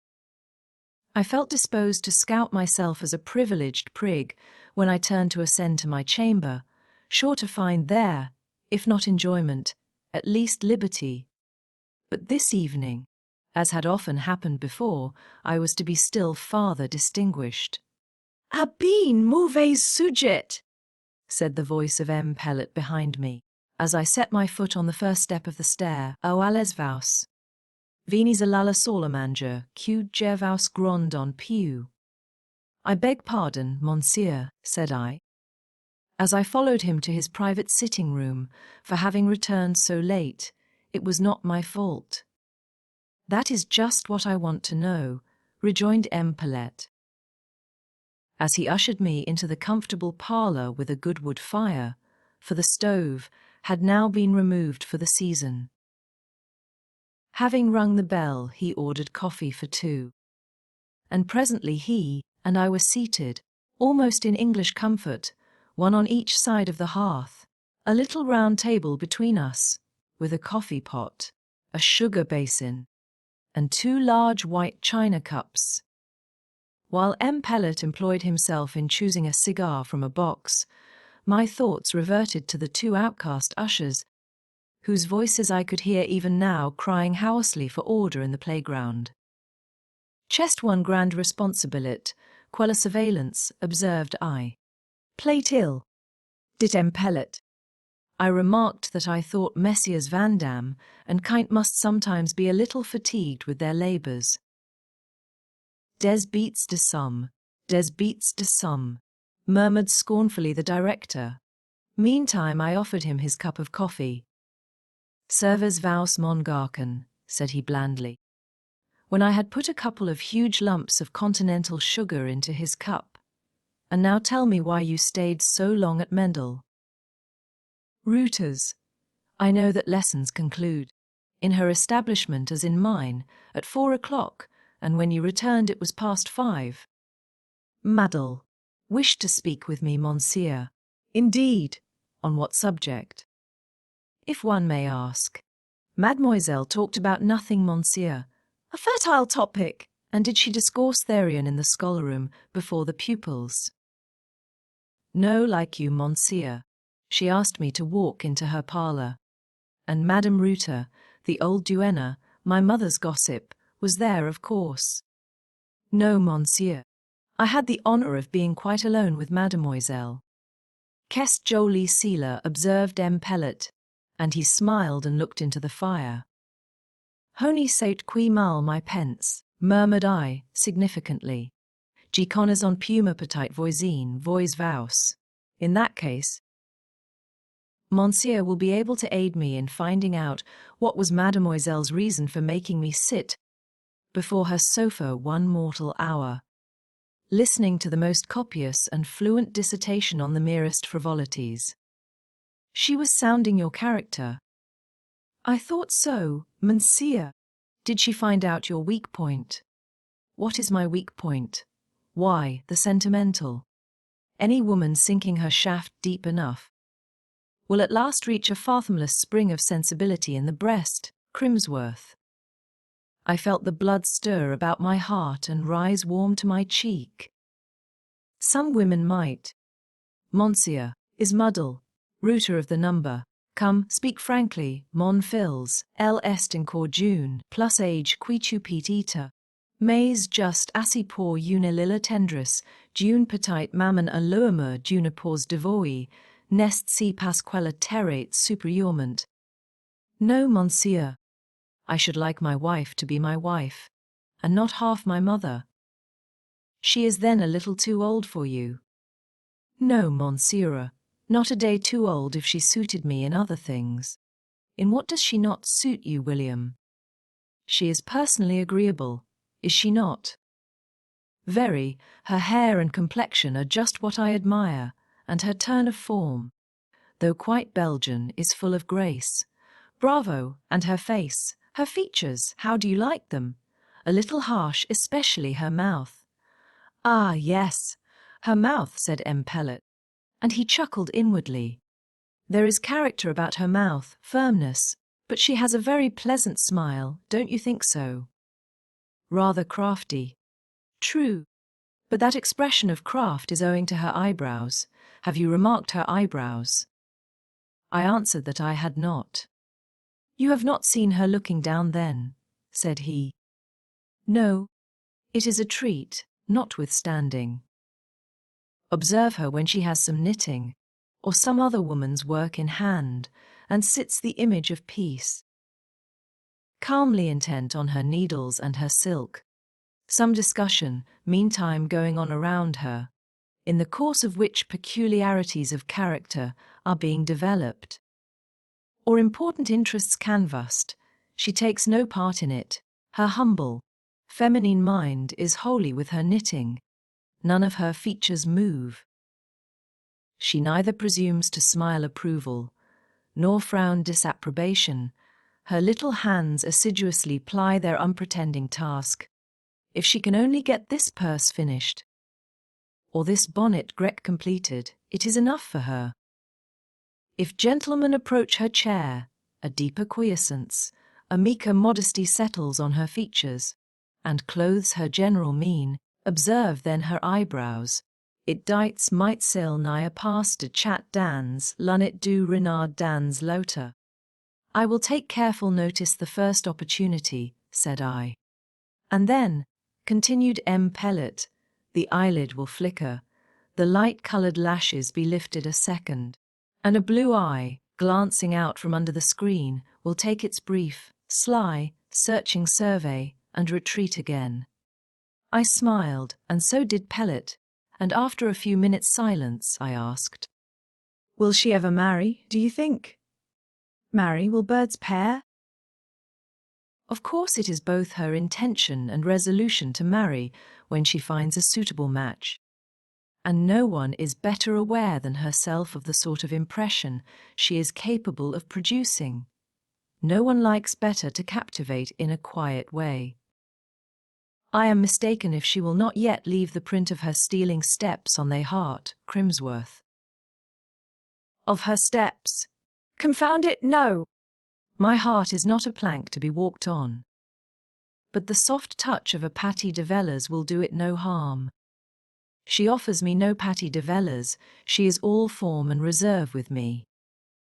That to begin with, let respect be the foundation, affection the first floor, love the superstructure, muddle. Rooter is a skillful architect. And interest, Pellet, interest. Will not Mademoiselle consider that point? Yes, yes, no doubt, it will be the cement between every stone. And now we have discussed the directress, what of the pupils?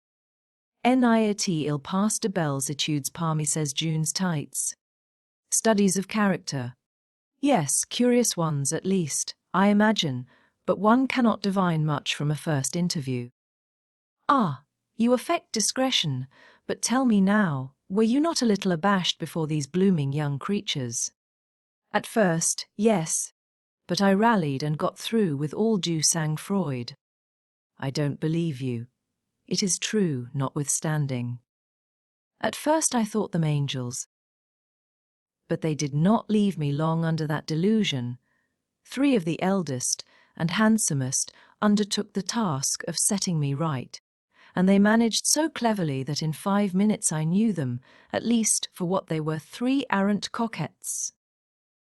Gilles Connais! Exclaimed Pellet.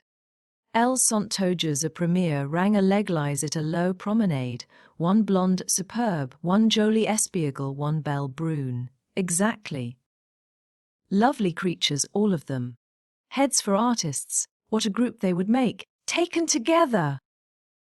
Eulalie, I know their names, with her smooth braided hair and calm ivory brow. Hortense, with her rich chestnut locks so luxuriantly knotted, plaited, twisted, as if she did not know how to dispose of all their abundance, with her vermilion lips, damask cheek and roguish laughing eye. And Caroline de Bleement. Ah, there is beauty. Beauty in perfection. What a cloud of sable curls about the face of a houri! What fascinating lips! What glorious black eyes! Your Byron would have worshipped her, and you cold, frigid islander, you played the Auster. The insensible in the presence of an Aphrodite so exquisite. I might have laughed at the director's enthusiasm had I believed it real. But there was something in his tone which indicated got-up raptures. I felt he was only affecting fervour in order to put me off my guard, to induce me to come out in return, so I scarcely even smiled. He went on. Confess, William. Do not the mere good looks of Zoraide Rita appear dowdyish and commonplace compared with the splendid charms of some of her pupils? The question discomposed me, but I now felt plainly that my principal was endeavouring, for reasons best known to himself, at that time I could not fathom them, to excite ideas and wishes in my mind alien to what was right and honourable. The iniquity of the instigation proved its antidote, and when he further added, each of those 3 beautiful girls will have a handsome fortune, and with a little address, a gentleman-like, intelligent young fellow, like you might make himself master of the hand, heart, and purse of anyone of the trier. I replied by a look and an interrogative monsieur, which startled him.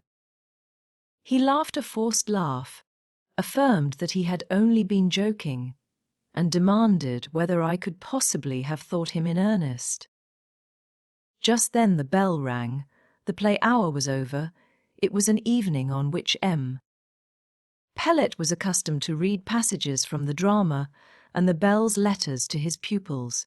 He did not wait for my answer, but rising, left the room, humming as he went some gay strain of Béranger's, Chapter 12.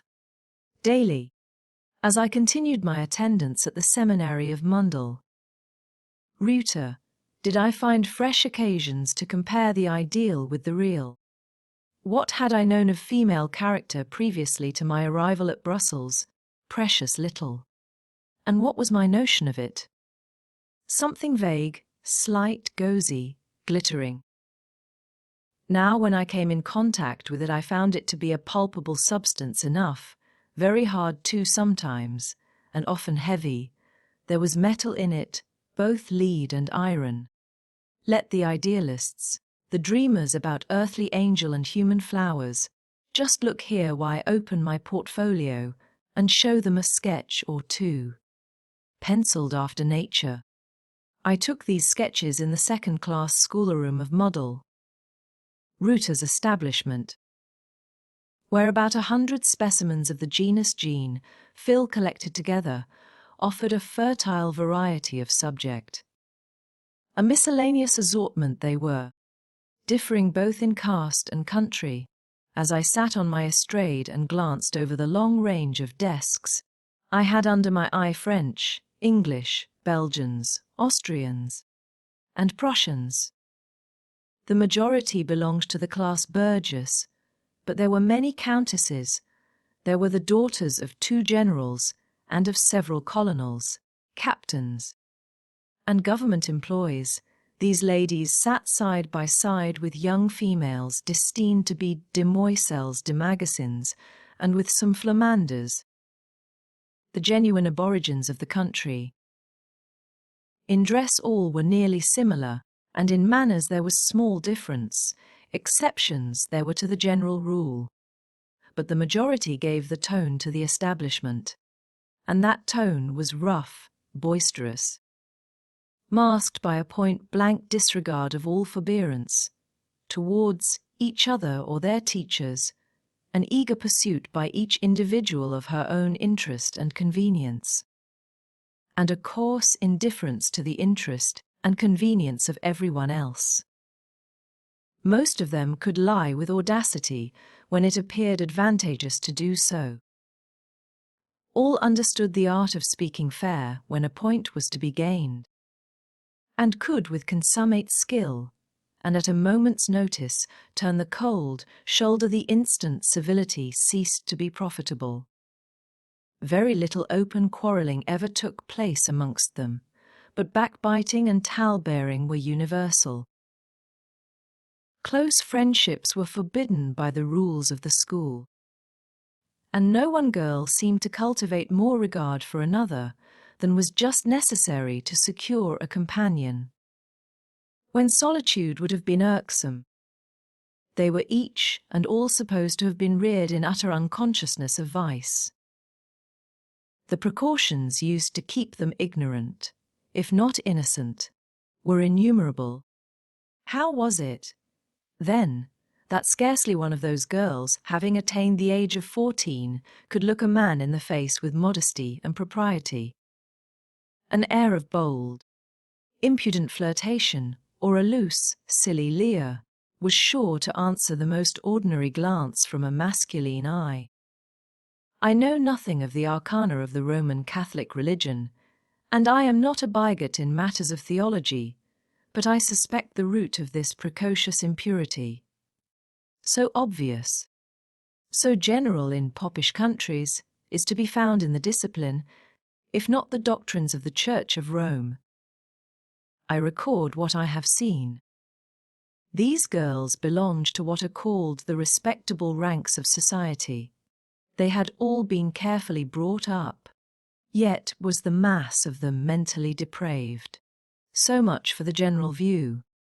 Now for 1 or 2 selected specimens.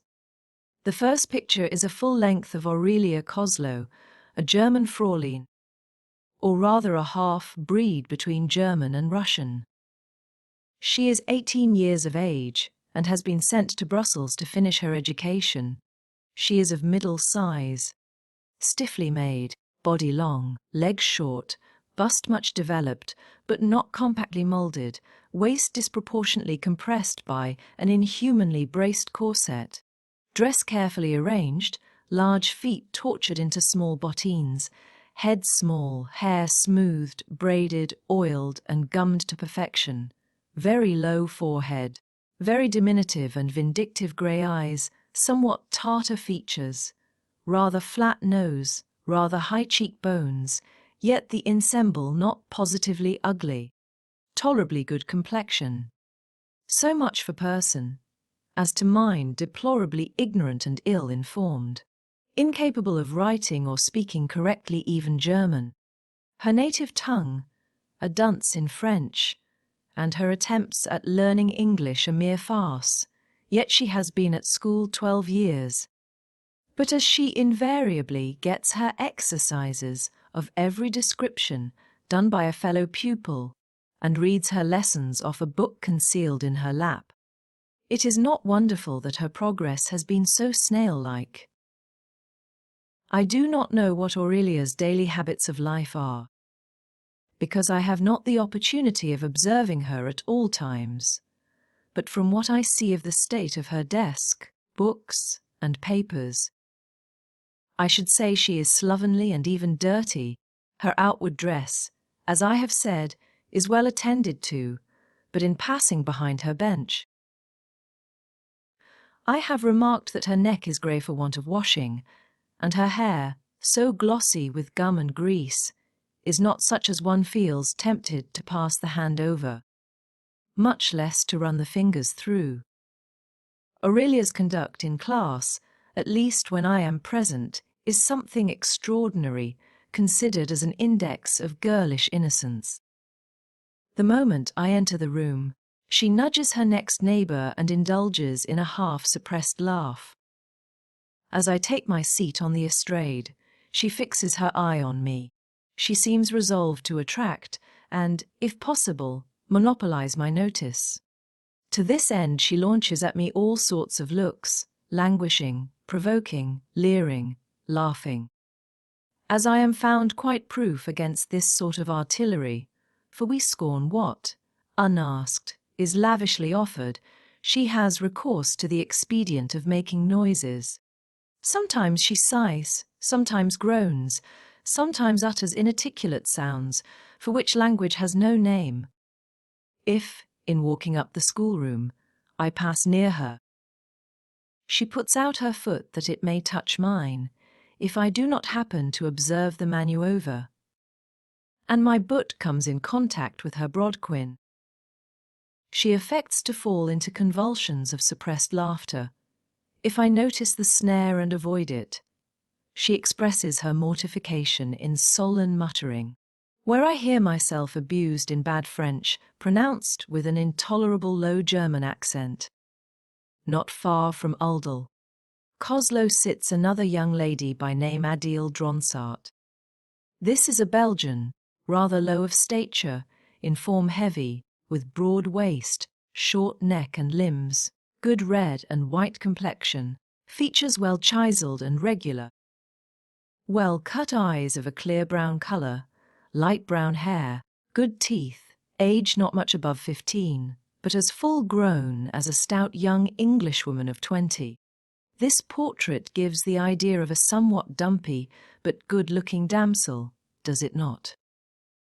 Well, when I looked along the row of young heads, my eye generally stopped at this of Adele's. Her gaze was ever waiting for mine, and it frequently succeeded in arresting it. She was an unnatural-looking being, so young, fresh, blooming, yet so Gorgon-like. Suspicion, sullen ill temper were on her forehead, vicious propensities in her eye, envy and panther-like deceit about her mouth. In general she sat very still. Her massive shape looked as if it could not bend much, nor did her large head, so broad at the base, so narrow towards the top, seem made to turn readily on her short neck. She had but two varieties of expression, the prevalent one a forbidding, dissatisfied scowl, varied sometimes by a most pernicious and perfidious smile. She was shunned by her fellow pupils, for, bad as many of them were, few were as bad as she. Aurelia and Adele were in the first division of the second class. The second division was headed by a pensionaire named Joanna Trista. This girl was of mixed Belgian and Spanish origin. Her Flemish mother was dead. Her Catalonian father was a merchant residing in the Isles, where Joanna had been born and whence she was sent to Europe to be educated. I wonder that anyone, looking at that girl's head and countenance, would have received her under their roof. She had precisely the same shape of skull as Pope Alexander VI.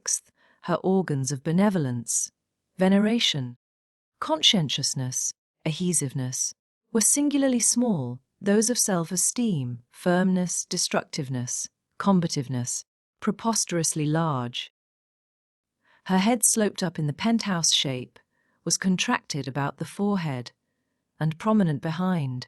She had rather good, though large and marked features. Her temperament was fibrous and bilious, her complexion pale and dark, hair and eyes black, form angular and rigid but proportionate, age 15. Joanna was not very thin, but she had a gaunt visage, and her regard was fierce and hungry, narrow as was her brow. It presented space enough for the legible graving of 2 words, mutiny and hate. In some one of her other lineaments, I think the eye. Cowardice had also its distinct cipher. Muddle.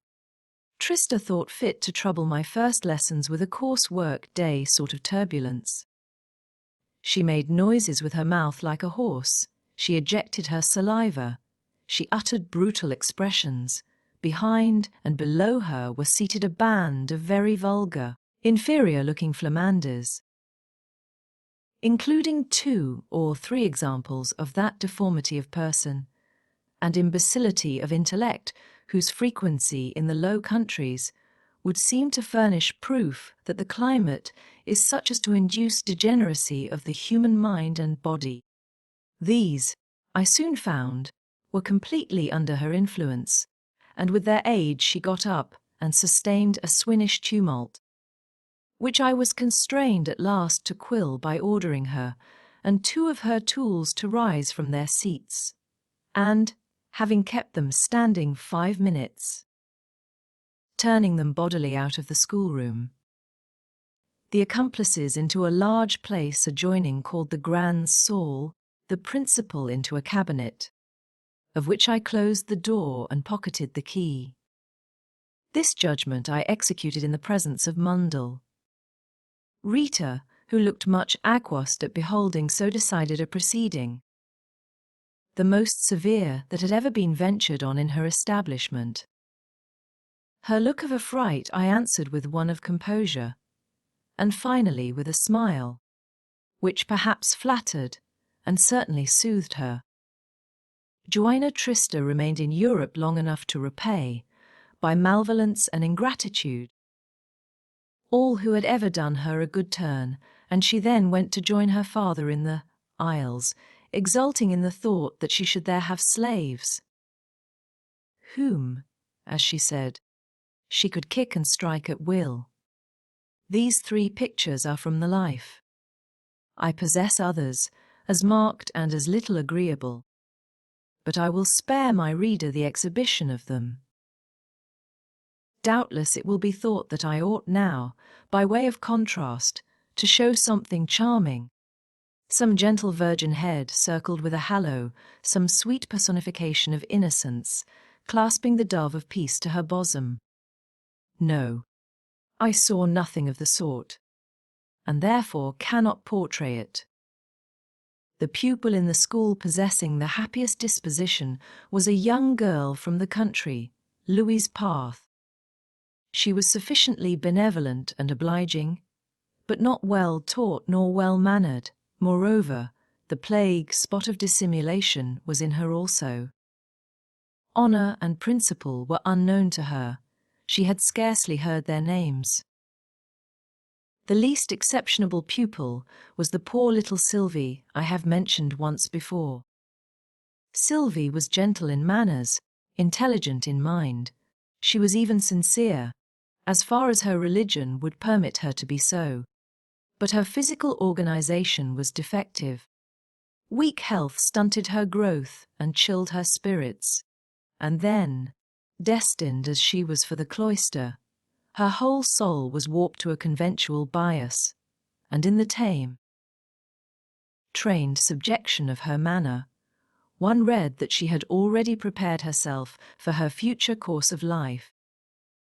by giving up her independence of thought and action into the hands of some despotic confessor.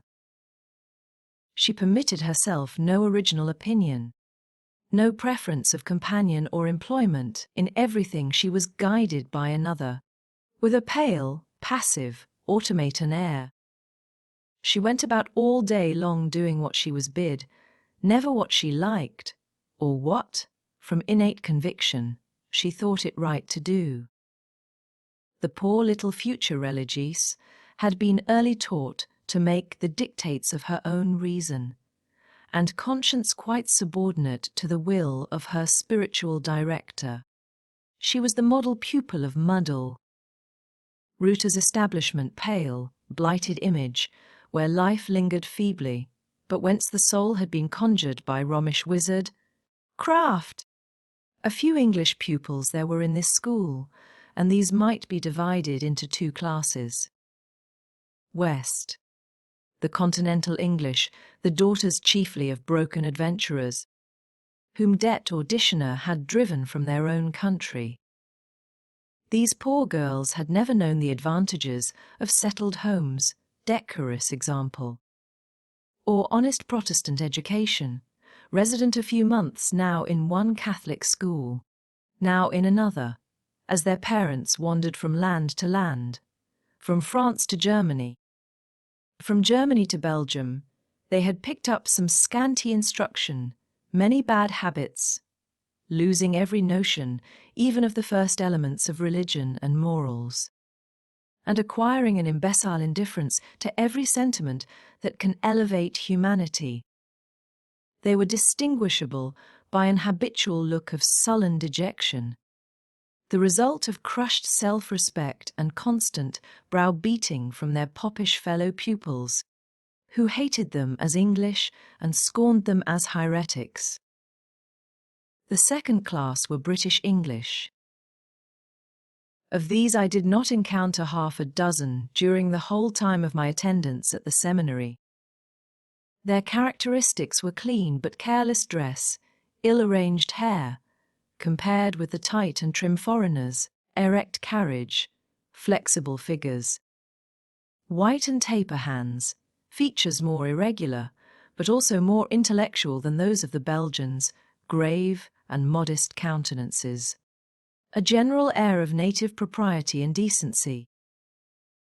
By this last circumstance alone, I could at a glance distinguish the daughter of Albion, a nursling of Protestantism, from the foster child of Rome, the protégé of Jesuitry. Proud, too, was the aspect of these British girls, at once envied and ridiculed by their continental associates. They warded off insult with austere civility, and met hate with mute disdain. They eschewed company keeping, and in the midst of numbers seemed to dwell isolated. The teachers presiding over this mixed multitude were 3 in number, all French, their names Mundles. Zéphirine, Pelagie, and Suzette. The 2 last were commonplace personages enough. Their look was ordinary, their manner was ordinary, their temper was ordinary, their thoughts, feelings, and views were all ordinary. Were I to write a chapter on the subject, I could not elucidate it further. Zéphirine was somewhat more distinguished in appearance and deportment than Pelagie and Suzette, but in character genuine Parisian coquette, perfidious, mercenary, and dry-hearted. A 4th maîtresse I sometimes saw who seemed to come daily to teach needlework, or netting, or lace-mending, or some such flimsy art. But of her I never had more than a passing glimpse, as she sat in the carré, with her frames and some dozen of the elder pupils about her. Consequently, I had no opportunity of studying her character, or even of observing her person much. The latter, I remarked, had a very English air for a maîtresse. Otherwise it was not striking. Of character, I should think she possessed but little, as her pupils seemed constantly in revolt against her authority. She did not reside in the house. Her name, I think, was Mundle. Henry, amidst this assemblage of all that was insignificant and defective. Much that was vicious and repulsive. By that last epithet many would have described the 2 or 3 stiff, silent, decently behaved, ill-dressed British girls. The sensible, sagacious, affable directress shone like a steady star over a marsh full of jack-o'-lanthorns, profoundly aware of her superiority. She derived an inward bliss from that consciousness, which sustained her all the care and responsibility inseparable from her position. It kept her temper calm, her brow smooth, her manner tranquil. She liked, as who would not, on entering the schoolroom, to feel that her sole presence sufficed to diffuse that order and quiet which all the remonstrances, and even commands, of her underlings frequently failed to enforce. She liked to stand in comparison, or rather contrast, with those who surrounded her, and to know that in personal as well as mental advantages, she bore away the undisputed palm of preference. The 3 teachers were all plain. Her pupils she managed with such indulgence and address, taking always on herself the office of recompenser and eulogist, and abandoning to her subalterns every invidious task of blame and punishment, that they all regarded her with deference, if not with affection. Her teachers did not love her, but they submitted because they were her inferiors in everything. The various masters who attended her school were each and all in some way or other under her influence. Over one she had acquired power by her skilful management of his bad temper, over another by little attentions to his petty caprices. A third she had subdued by flattery, a fourth, a timid man, she kept in awe by a sort of austere decision of mean me. She still watched, still tried by the most ingenious tests. She roved round me, baffled yet persevering.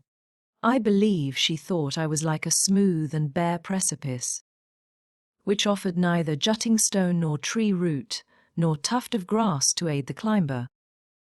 Now she flattered with exquisite tact, now she moralized. Now she tried how far I was accessible to mercenary motives. Then she disported on the brink of affection, knowing that some men are won by weakness.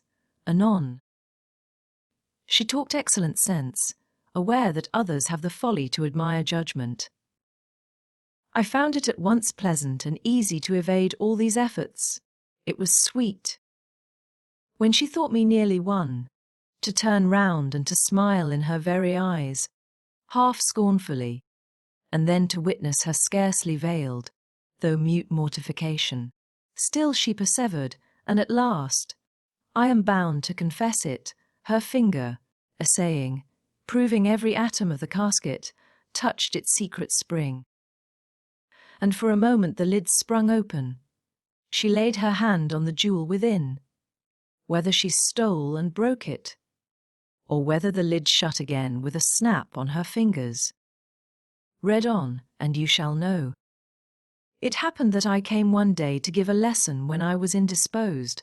I had a bad cold and a cough. 2 hours' incessant talking left me very hoarse and tired. As I quitted the schoolroom and was passing along the corridor, I met Mull. "Rita," she remarked, with an anxious air, that I looked very pale and tired. "Yes," I said, "I was fatigued," and then, with increased interest, she rejoined, "You shall not go away till you have had some refreshment." She persuaded me to step into the parlour, and was very kind and gentle while I stayed. The next day she was kinder still. She came herself into the class to see that the windows were closed, and that there was no draught. She assured me with friendly earnestness not to overexert myself. When I went away, she gave me her hand unasked, and I could not but mark, by a respectful and gentle pressure, that I was sensible of the favour and grateful for it. My modest demonstration kindled a little merry smile on her countenance. I thought her almost charming. During the remainder of the evening, my mind was full of impatience for the afternoon of the next day to arrive, that I might see her again. I was not disappointed, for she sat in the class during the whole of my subsequent lesson, and often looked at me almost with affection. At 4 o'clock she accompanied me out of the schoolroom, asking with solicitude after my health, then scolding me sweetly because I spoke too loud and gave myself too much trouble. I stopped at the glass door, which led into the garden. To hear her lecture to the end, the door was open. It was a very fine day, and while I listened to the soothing reprimand, I looked at the sunshine and flowers, and felt very happy. The day scholars began to pour from the schoolrooms into the passage. "Will you go into the garden a minute or two?" asked she, "till they are gone?" I descended the steps without answering, but I looked back as much as to say, "You will come with me." In another minute I and the directress were walking side by side down the alley bordered with fruit trees, whose white blossoms were then in full blow as well as their tender green leaves. The sky was blue, the air still. The May afternoon was full of brightness and fragrance. Released from the stifling class, surrounded with flowers and foliage, with a pleasing, smiling, affable woman at my side, how did I feel? Why, very enviably. It seemed as if the romantic visions my imagination had suggested of this garden, while it was yet hidden from me by the jealous boards, were more than realized, and when a turn in the alley shut out the view of the house, and some tall shrubs excluded M. Pellet's mansion and screened us momentarily from the other houses, rising amphitheatre like round this green spot, I gave my arm to Mundle, Ruta, and led her to a garden chair, nestled under some lilacs near. She sat down, I took my place at her side. She went on talking to me with that ease which communicates ease, and, as I listened, a revelation dawned in my mind that I was on the brink of falling in love. The dinner bell rang, both at her house and M. Pellet's. We were obliged to part. I detained her a moment as she was moving away. "I want something," said I. "What?" asked Zoraide naively. "Only a flower. Gather it then, or 2, or 20, if you like." "No, one will do, but you must gather it and give it to me." "What a caprice!" she exclaimed, but she raised herself on her tiptoes, and, plucking a beautiful branch of lilac, offered it to me with grace. I took it and went away, satisfied for the present and hopeful for the future. Certainly that May day was a lovely one, and it closed in moonlight night of summer warmth and serenity. I remember this well, for, having sat up late that evening, correcting devoirs, and feeling weary and a little oppressed with the closeness of my small room, I opened the often-mentioned boarded window, whose boards, however, I had persuaded old Madame Pellet to have removed since I had filled the post of professor in the Pensionnat de Demoiselles, as, from that time, it was no longer inconvenient for me to overlook my own pupils at their sports. I sat down in the window seat, rested my arm on the sill, and leaned out. Above me was the clear obscure of a cloudless night sky. Splendid moonlight subdued the tremulous sparkle of the stars. Below lay the garden, varied with silvery lustre and deep shade, and all fresh with dew. A grateful perfume exhaled from the closed blossoms of the fruit trees. Not a leaf stirred. The night was breezeless. My window looked directly down upon a certain walk of Mundle, Ruta's garden, called l'Allée Défendue, so named because the pupils were forbidden to enter it on account of its proximity to the boys' school. It was here that the lilacs and laburnums grew, especially thick. This was the most sheltered nook in the enclosure. Its shrubs screened the garden chair where that afternoon I had sat with the young directress. I need not say that my thoughts were chiefly with her as I leaned from the lattice and let my eye roam, now over the walks and borders of the garden, now along the many-windowed front of the house, which rose white beyond the masses of foliage. I wondered in what part of the building was situated her apartment, and a single light, shining through the piscines of one Krause, seemed to direct me to it. She watches late, thought I, for it must be now near midnight. She is a fascinating little woman, I continued in voiceless soliloquy. Her image forms a pleasant picture in memory. I know she is not what the world calls pretty. No matter, there is harmony in her aspect, and I like it, her brown hair, her blue eye, the freshness of her cheek, the whiteness of her neck, all suit my taste. Then I respect her talent. The idea of marrying a doll or a fool was always abhorrent to me. I know that a pretty doll, a fair fool, might do well enough for the honeymoon, but when passion cooled, how dreadful to find a lump of wax and wood laid in my bosom, a half-idiot clasped in my arms, and to remember that I had made of this my equal, nay, my idol. To know that I must pass the rest of my dreary life with a creature incapable of understanding what I said, of appreciating what I thought, or of sympathizing with what I felt.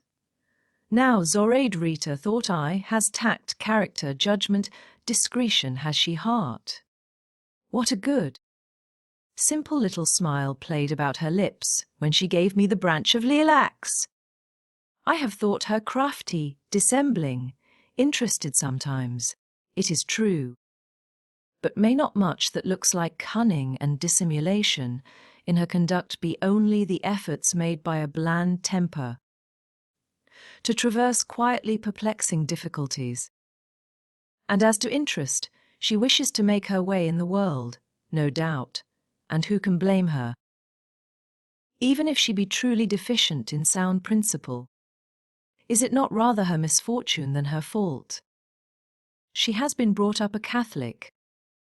Had she been born an English woman and reared a Protestant, might she not have added straight integrity to all her other excellences?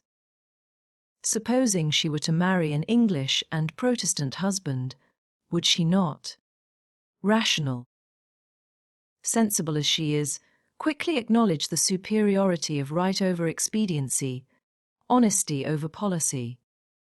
It would be worth a man's while to try the experiment. Tomorrow I will renew my observations. She knows that I watch her. How calm she is under scrutiny! It seems rather to gratify than annoy her. Here a strain of music stole in upon my monologue and suspended it. It was a bugle, very skilfully played, in the neighbourhood of the park, I thought, or on the Place Royal. So sweet were the tones, so subduing their effect at that hour, in the midst of silence and under the quiet rain of moonlight. I ceased to think that I might listen more intently. The strain retreated, its sound waxed fainter and was soon gone. My ear prepared to repose on the absolute hush of midnight once more. No. What murmur was that which, low, and yet near and approaching nearer, frustrated the expectation of total silence? It was someone conversing, yes, evidently, an audible, though subdued voice spoke in the garden immediately below me. Another answered. The first voice was that of a man, the second that of a woman, and a man and a woman I saw coming slowly down the alley. Their forms were at first in shade. I could but discern a dusk outline of each, but a ray of moonlight met them at the termination of the walk, when they were under my very nose, and revealed very plainly, very unequivocally, Muddle. Zoraide Rita, arm in arm, or hand in hand, I forget which, with my principal, confidant and counsellor M. Francos Pellet, and M. Pellet was saying, Aquand Donkel Jordas Noses, Marbine Amy, and Muddle, Rita answered. Mais Francois. The says been quail me serate impossible de me marier of antler's vacancies. June, July, August, a whole quarter, exclaimed the director. How can I wait so long? I who am ready, even now, to expire at your feet with impatience. Ah! If you die, the whole affair will be settled without any trouble about notaries and contracts. I shall only have to order a slight mourning dress, which will be much sooner prepared than the nuptial trousseau. Cruel Zoraide! You laugh at the distress of one who loves you so devotedly as I do. My torment is your sport. You scruple not to stretch my soul on the rack of jealousy, for, deny it as you will, I am certain you have cast encouraging glances on that schoolboy, Crimsworth. He has presumed to fall in love, which he dared not have done unless you had given him room to hope. What do you say, Francos? Do you say Crimsworth is in love with me? Over head and ears. Has he told you so? No, but I see it in his face. He blushes whenever your name is mentioned. A little laugh of exulting coquetry announced Model. Ruta's gratification at this piece of intelligence, which was a lie, by the by, I had never been so far gone as that, after all. M. Pellet proceeded to ask what she intended to do with me, intimating pretty plainly, and not very gallantly, that it was nonsense for her to think of taking such a blank Beck as a husband, since she must be at least 10 years older than I. Was she then 32? I should not have thought it. I heard her disclaim any intentions on the subject. The director, however, still pressed her to give a definite answer. Francois, said she. You are jealous, and still she laughed. Then, as if suddenly recollecting that this coquetry was not consistent with the character for modest dignity she wished to establish, she proceeded, in a demure voice.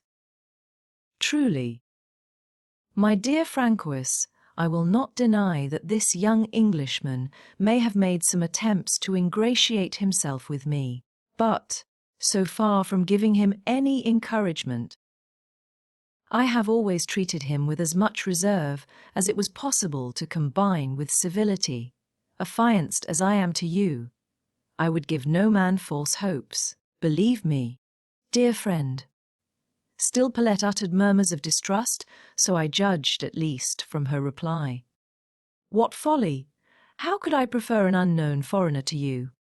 And then, not to flatter your vanity, Crimsworth could not bear comparison with you either physically or mentally. He is not a handsome man at all.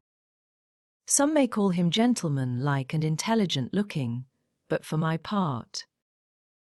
The rest of the sentence was lost in the distance, as the pair, rising from the chair in which they had been seated, moved away.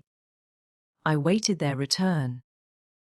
But soon the opening and shutting of a door informed me that they had re-entered the house. I listened a little longer. All was perfectly still. I listened more than an hour. At last I heard M. Pellet come in and ascend to his chamber. Glancing once more towards the long front of the garden house, I perceived that its solitary light was at length extinguished. So, for a time, was my faith in love and friendship. I went to bed, but something feverish and fiery had got into my veins which prevented me from sleeping much that night. Chapter 13. Next morning I rose with the dawn, and having dressed myself and stood half an hour, my elbow leaning on the chest of drawers, considering what means I should adopt to restore my spirits, fagged with sleeplessness, to their ordinary tone, for I had no intention of getting up a scene with M. Pellet, reproaching him with perfidy, sending him a challenge, or performing other gambados of the sort, I hit at last on the expedient of walking out in the cool of the morning to a neighbouring establishment of baths, and treating myself to a bracing plunge. The remedy produced the desired effect. I came back at 7 o'clock steadied and invigorated, and was able to grate M. Paulette. When he entered to breakfast, with an unchanged and tranquil countenance, even a cordial offering of the hand, and the flattering appellation of Mon Fils, pronounced in that caressing tone with which Monsieur had, of late days especially, been accustomed to address me, did not elicit any external sign of the feeling which, though subdued, still glowed at my heart. Not that I nursed vengeance, no, but the sense of insult and treachery lived in me like a kindling, though as yet smothered coal. God knows I am not by nature vindictive. I would not hurt a man because I can no longer trust or like him. But neither my reason nor feelings are of the vacillating order. They are not of that sand-like sort where impressions, if soon made, are as soon effaced. Once convinced that my friend's disposition is incompatible with my own, once assured that he is indelibly stained with certain defects obnoxious to my principles, and I dissolve the connection. I did so with Edward. As to Pilot, the discovery was yet new. Should I act thus with him? It was the question I placed before my mind as I stirred my cup of coffee with a half-pistolet. We never had spoons, Pellet meantime being seated opposite, his palled face looking as knowing and more haggard than usual, his blue eye turned, now sternly on his boys and ushers, and now graciously on me. "Circumstances must guide me," said I, and meeting Pellet's false glance and insinuating smile, I thanked heaven that I had last night opened my window, and read by the light of a full moon the true meaning of that guileful countenance. I felt half his master, because the reality of his nature was now known to me. Smile and flatter as he would, I saw his soul lurk behind his smile, and heard in every one of his smooth phrases a voice interpreting their treacherous import. But Zoraide Reuter. Of course her defection had cut me to the quick. That stint must have gone too deep for any consolations of philosophy to be available in curing its smart. Not at all. The night fever over, I looked about for balm to that would also, and found some nearer home than at Gilead. Reason was my physician. She began by proving that the prize I had missed was of little value. She admitted that, physically, Zoraide might have suited me, but affirmed that our souls were not in harmony, and that discord must have resulted from the union of her mind with mine. She then insisted on the suppression of all repining, and commanded me rather to rejoice that I had escaped a snare. Her medicament did me good. I felt its strengthening effect when I met the directress the next day. Its stringent operation on the nerves suffered no trembling, no faltering. It enabled me to face her with firmness, to pass her with ease. She had held out her hand to me, that I did not choose to see. She had greeted me with a charming smile. It fell on my heart like light on stone. I passed on to the estrade. She followed me, her eye fastened on my face, demanded of every feature the meaning of my changed and careless manner. I will give her an answer, thought it, and, meeting her gaze full, arresting, fixing her glance, I shot into her eyes from my own a look where there was no respect, no love, no tenderness, no gallantry, where the strictest analysis could detect nothing but scorn, hardihood, irony. I made her bear it and feel it. Her steady countenance did not change, but her colour rose, and she approached me as if fascinated. She stepped onto the estrade and stood close by my side. She had nothing to say. I would not relieve her embarrassment, and negligently turned over the leaves of a book. "I hope you feel quite recovered today," at last she said, in a low tone. "And I, mademoiselle, hope that you took no cold last night in consequence of your late walk in the garden." Quick enough of comprehension, she understood me directly. Her face became a little blanched, a very little, but no muscle in her rather marked features moved, and calm and self-possessed, she retired from the estrade, taking her seat quietly at a little distance and occupying herself with netting a purse. I proceeded to give my lesson. It was a composition. That is, I dictated certain general questions, of which the pupils were to compose the answers from memory, access to books being forbidden. While Medal, Eulalie, Hortense, Caroline, etc., were pondering over the string of rather abstruse grammatical interrogatories I had propounded, I was at liberty to employ the vacant half-hour in further observing the directress herself. The green silk purse was progressing fast in her hands. Her eyes were bent upon it. Her attitude, as she sat netting within 2 yards of me, was still yet guarded. In her whole person were expressed at once, and with equal clearness, vigilance and repose, a rare union.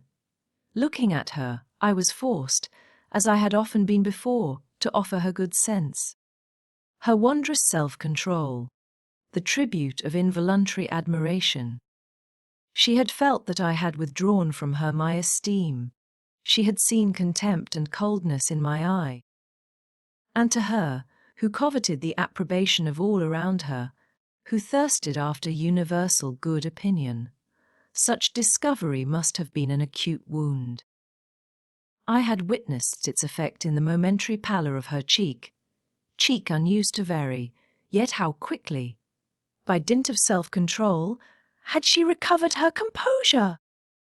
With what quiet dignity she now sat, almost at my side, sustained by her sound and vigorous sense, no trembling in her somewhat lengthened, though shored upper lip, no coward shame on her austere forehead. "There is metal there," I said, as I gazed. "Would that there were fire also, living ardour to make the steel glow. Then I could love her." Presently I discovered that she knew I was watching her, for she stirred not, she lifted not her crafty eyelid. She had glanced down from her netting to her small foot, peeping from the soft folds of her purple merino gown. Thence her eye reverted to her hand, ivory white, with a bright garnet ring on the forefinger, and a light frill of lace round the wrist. With a scarcely perceptible movement, she turned her head, causing her nut-brown curls to wave gracefully.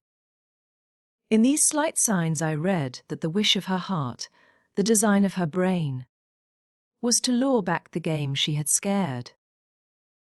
A little incident gave her the opportunity of addressing me again. While all was silence in the class, silence.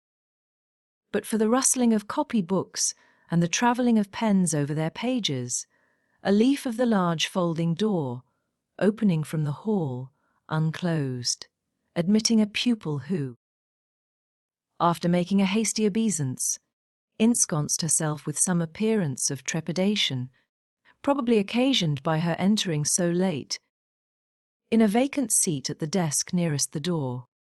Being seated, she proceeded, still with an air of hurry and embarrassment, to open her cabas, to take out her books, and, while I was waiting for her to look up, in order to make out her identity, for, short-sighted as I was, I had not recognized her at her entrance, muddle. Rita, leaving her chair, approached the estrade. "Monsieur Creamsvort," said she, in a whisper, for when the schoolrooms were silent, the directress always moved with velvet tread and spoke in the most subdued key, enforcing order and stillness fully as much by example as precept.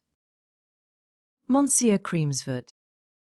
That young person who has just entered wishes to have the advantage of taking lessons with you in English.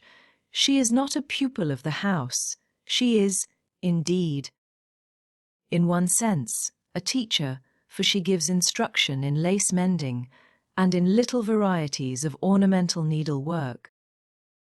She very properly proposes to qualify herself for a higher department of education, and has asked permission to attend your lessons.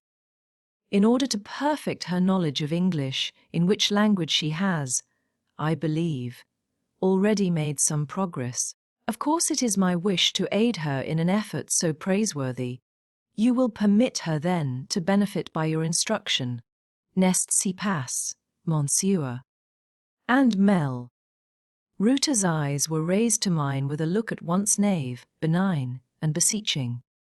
I replied, of course, very laconically, almost abruptly. Another word, she said, with softness. Madel.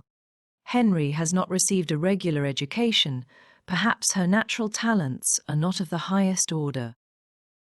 But I can assure you of the excellence of her intentions, and even of the amiability of her disposition.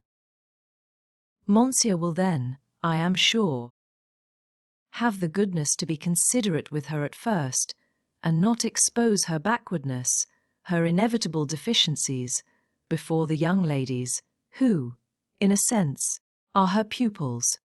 Will Monsieur Creamsford favour me by attending to this hint? I nodded. She continued with subdued earnestness. Pardon me, monsieur, if I venture to add that what I have just said is of importance to the poor girl. She already experiences great difficulty in impressing these giddy young things with a due degree of deference for her authority. And should that difficulty be increased by new discoveries of her incapacity, she might find her position in my establishment too painful to be retained. A circumstance I should much regret for her sake, as she can ill afford to lose the profits of her occupation here. Muddle. Rita possessed marvellous tact, but tact the most exclusive, unsupported by sincerity, will sometimes fail of its effect. Thus, on this occasion, the longer she preached about the necessity of being indulgent to the governess pupil, the more impatient I felt as I listened. I discerned so clearly that while her professed motive was a wish to aid the dull, though well-meaning model, Henry, her real one was no other than a design to impress me with an idea of her own exalted goodness and tender considerateness. So having again hastily nodded assent to her remarks, I obviated their renewal by suddenly demanding the compositions, in a sharp accent, and stepping from the estrade. I proceeded to collect them. As I passed the governess pupil, I said to her, "You have come in too late to receive a lesson today. Try to be more punctual next time." I was behind her, and could not read in her face the effect of my not very civil speech. Probably I should not have troubled myself to do so, had I been full in front. But I observed that she immediately began to slip her books into her cabas again, and, presently, after I had returned to the estrade, while I was arranging the mass of compositions, I heard the folding door again open and close, and, on looking up, I perceived her place vacant. I thought to myself, she will consider her first attempt at taking a lesson in English something of a failure, and I wondered whether she had departed in the sulks, or whether stupidity had induced her to take my words too literally, or, finally, whether my irritable tone had wounded her feelings. The last notion I dismissed almost as soon as I had conceived it, for not having seen any appearance of sensitiveness in any human face since my arrival in Belgium. I had begun to regard it almost as a fabulous quality. Whether her physiognomy announced it I could not tell, for her speedy exit had allowed me no time to ascertain the circumstance. I had, indeed, on 2 or 3 previous occasions, caught a passing view of her, as I believe has been mentioned before, but I had never stopped to scrutinize either her face or person, and had but the most vague idea of her general appearance. Just as I had finished rolling up the compositions, the 4 o'clock bell rang, with my accustomed alertness in obeying that signal. I grasped my hat and evacuated the premises. Chapter 14. If I was punctual in quitting Medull Router's domicile, I was at least equally punctual in arriving there. I came the next day at 5 minutes before 2, and on reaching the schoolroom door, before I opened it, I heard a rapid, gabbling sound, which warned me that the prior du midi was not yet concluded. I waited the termination thereof. It would have been impious to intrude my heretical presence during its progress. How the repeater of the prayer did cackle and splutter! I never before or since heard language announced with such steam-engine haste. Not appear quiets a hossil went off like a shot. Then followed an address to Marie Vierge Celeste, Reine des Anges, Mason d'Or, Tour de Voyer. And then an invocation to the saint of the day. And then down they all sat, and the solemn rite was over, and I entered, flinging the door wide and striding in fast, as it was my wont to do now. For I had found that in entering with aplomb, and mounting the estrade with emphasis, consisted the grand secret of ensuring immediate silence.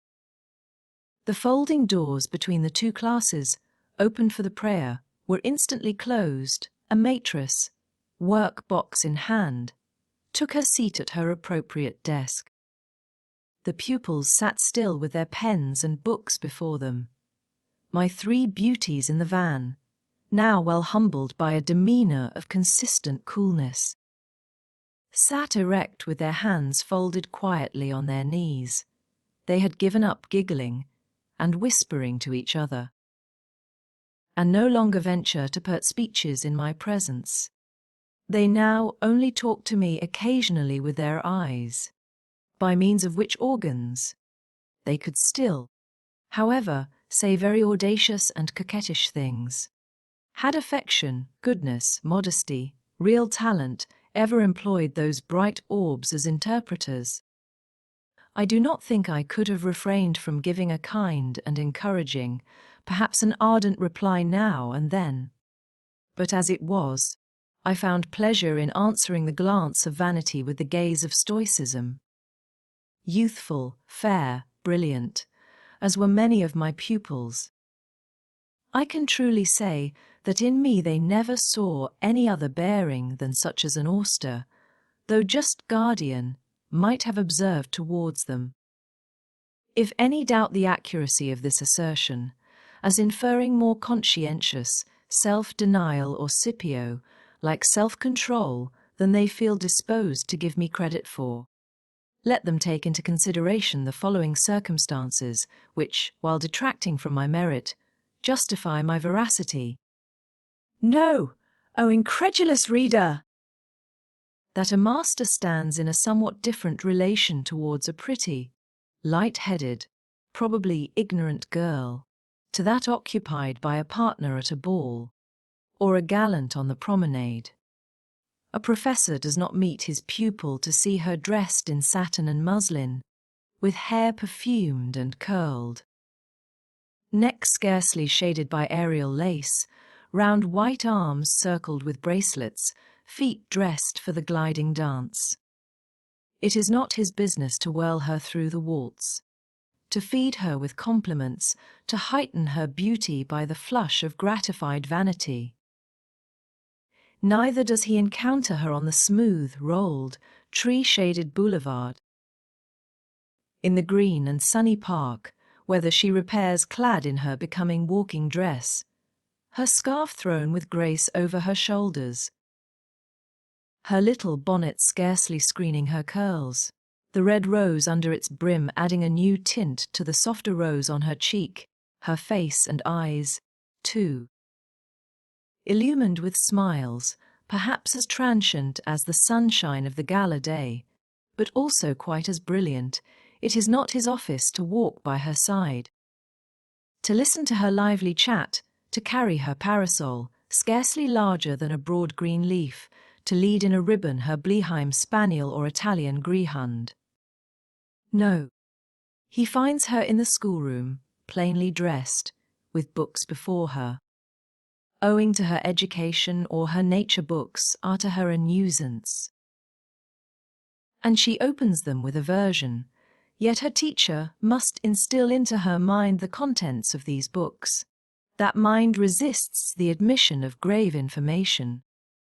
It recalls, it grows restive, sullen tempers are shown, disfiguring frowns spoil the symmetry of the face, sometimes coarse gestures banish grace from the deportment, while muttered expressions, redolent of native and ineradicable vulgarity, desecrate the sweetness of the voice.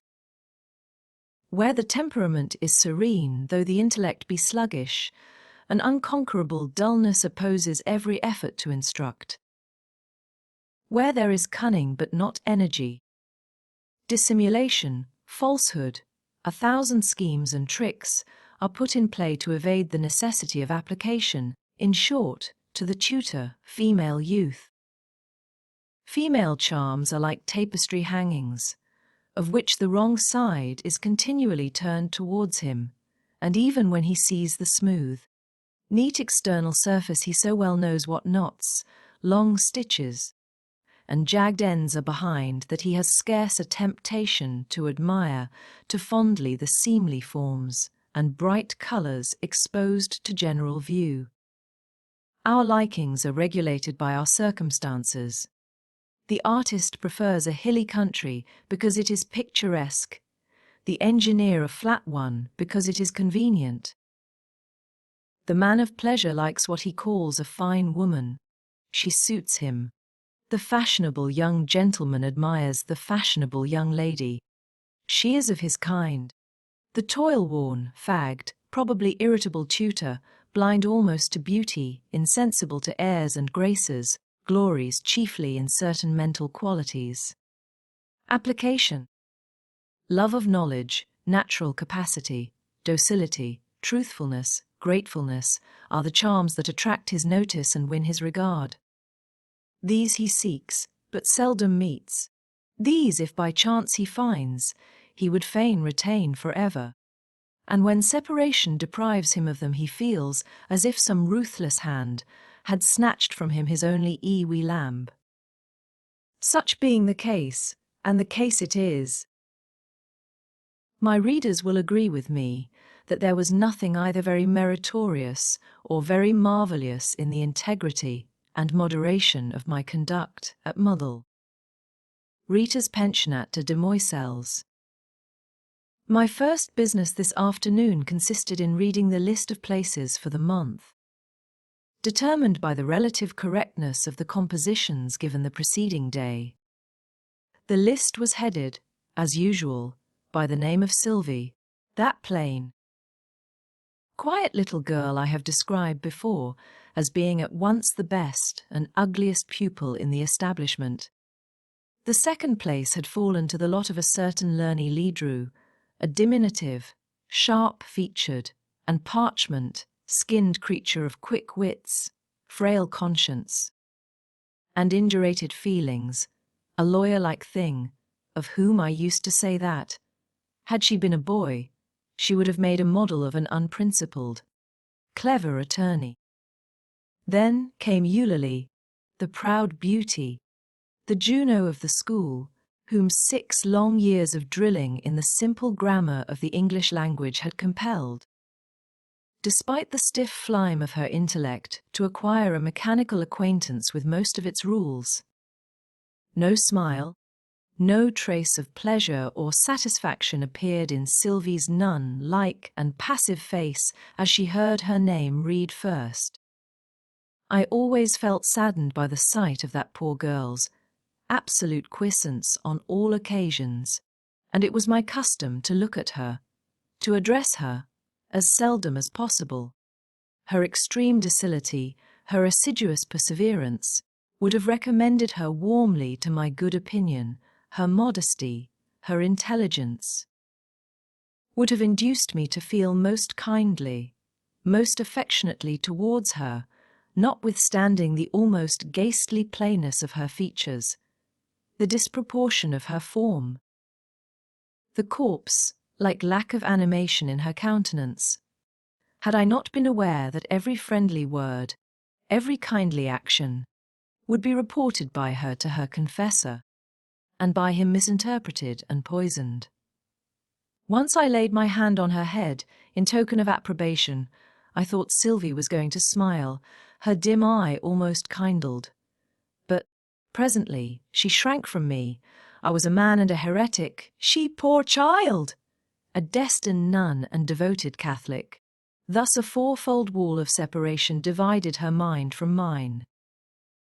A pert smirk and a hard glance of triumph was Lurney's method of testifying her gratification. Eulalie looked sullen and envious. She had hoped to be first. Hortense and Caroline exchanged a reckless grimace on hearing their names read out somewhere near the bottom of the list. The brand of mental inferiority was considered by them as no disgrace, their hopes for the future being based solely on their personal attractions. This affair arranged, the regular lesson followed. During a brief interval, employed by the pupils in ruling their books, my eye, ranging carelessly over the benches, observed, for the first time, that the farthest seat in the farthest row, a seat usually vacant, was again filled by the new schooler, the Mundle. Henry so ostentatiously recommended to me by the directress. Today I had on my spectacles. Her appearance, therefore, was clear to me at the first glance. I had not to puzzle over it. She looked young, yet, had I been required to name her exact age, I should have been somewhat nonplussed. The slightness of her figure might have suited 17. A certain anxious and preoccupied expression of face seemed the indication of riper years. She was dressed, like all the rest, in a dark stuff gown and a white collar. Her features were dissimilar to any there, not so rounded, more defined, yet scarcely regular. The shape of her head, too, was different, the superior part more developed, the base considerably less. I felt assured at first sight that she was not a Belgian. Her complexion, her countenance, her lineaments, her figure, were all distinct from theirs, and, evidently, the type of another race. Of a race less gifted with fullness of flesh and plenitude of blood, less jocund, material, unthinking. When I first cast my eyes on her, she sat looking fixedly down, her chin resting on her hand, and she did not change her attitude till I commenced the lesson. None of the Belgian girls would have retained one position, and that a reflective one, for the same length of time.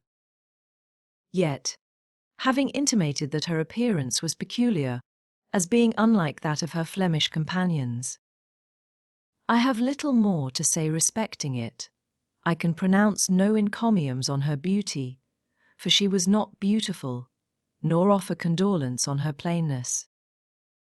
For neither was she plain, a careworn character of forehead, and a corresponding moulding of the mouth, struck me with a sentiment resembling surprise. But these traits would probably have passed unnoticed by any less crotchety observer.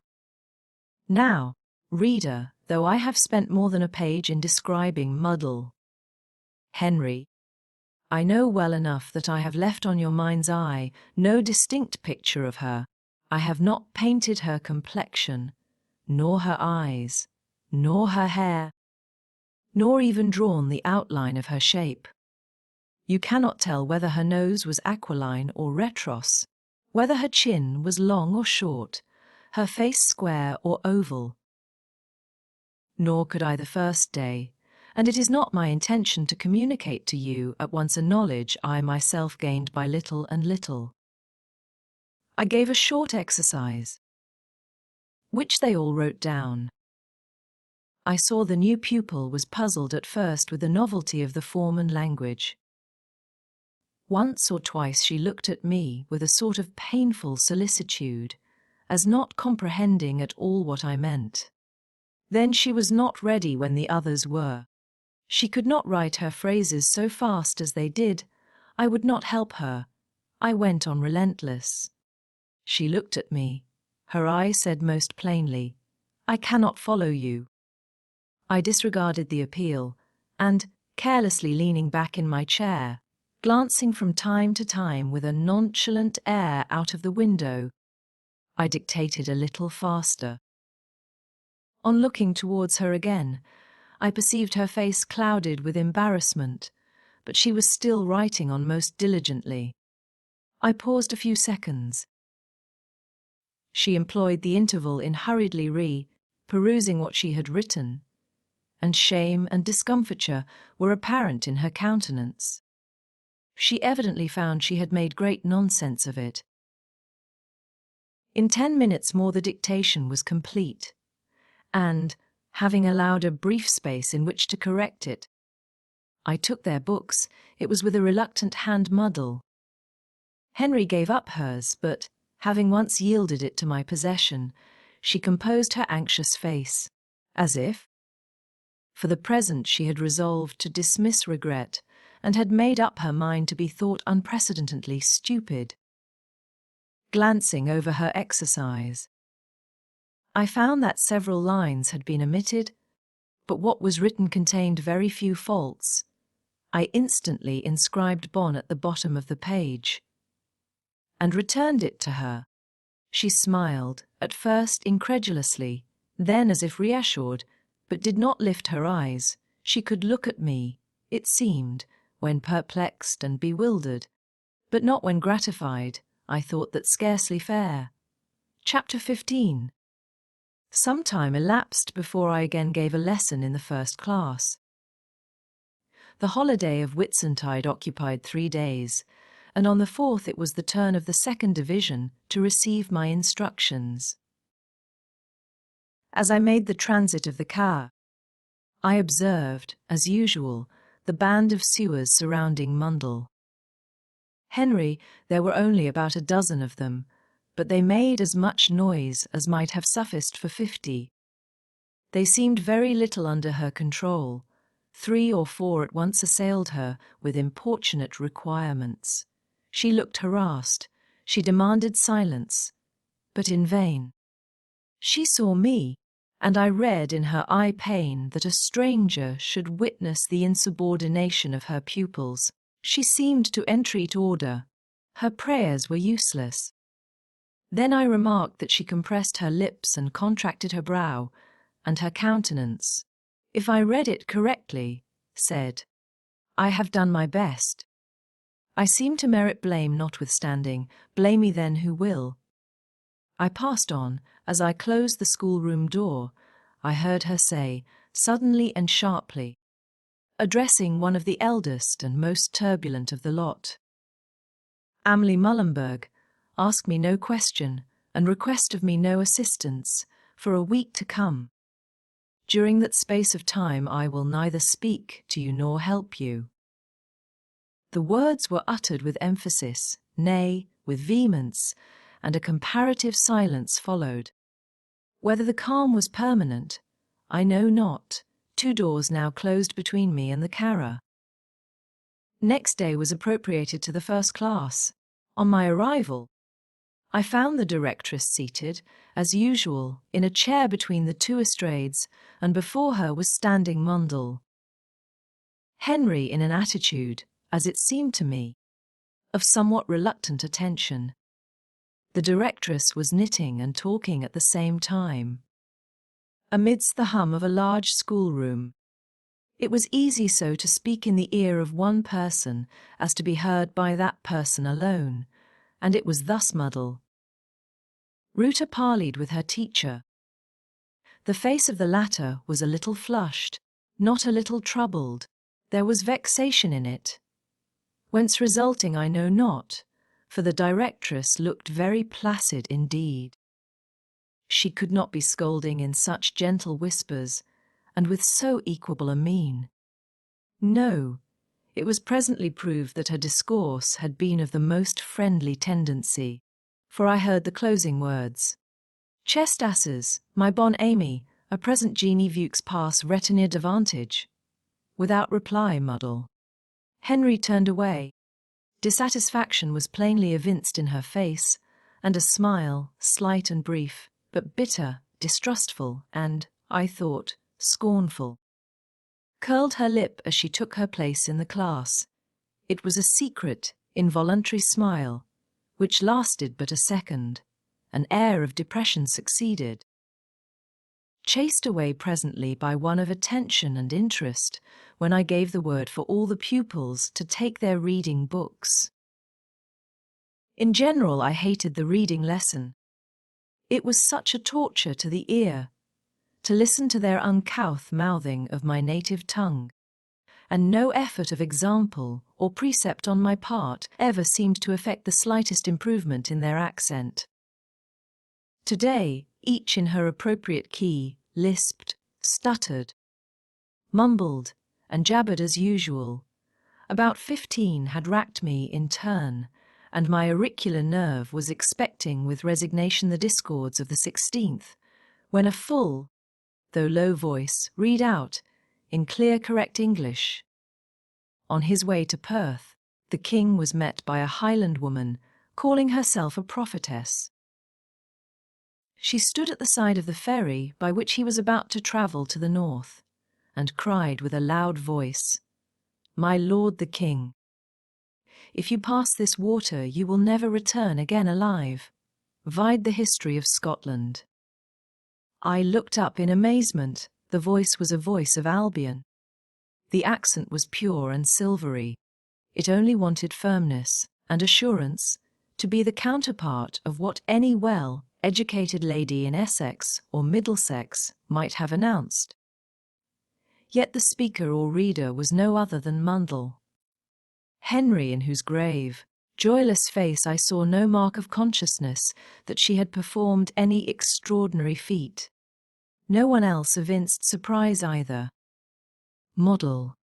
Rita knitted away assiduously. I was aware, however, that at the conclusion of the paragraph, she had lifted her eyelid and honoured me with a glance sideways.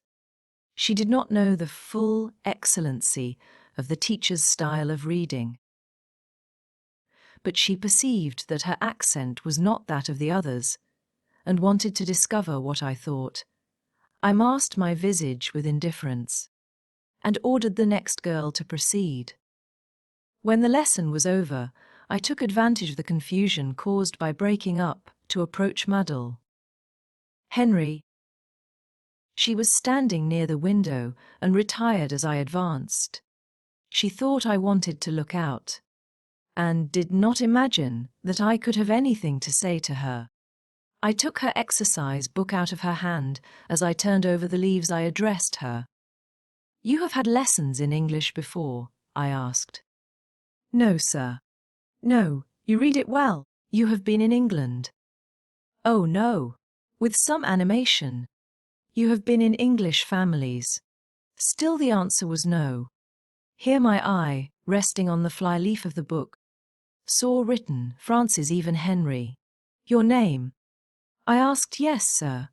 My interrogations were cut short. I heard a little rustling behind me, and close at my back was the directress, professing to be examining the interior of a desk.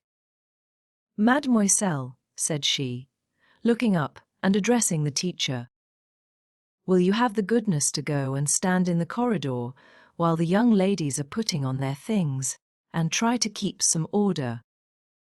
"Mundell." Henry obeyed. What splendid weather!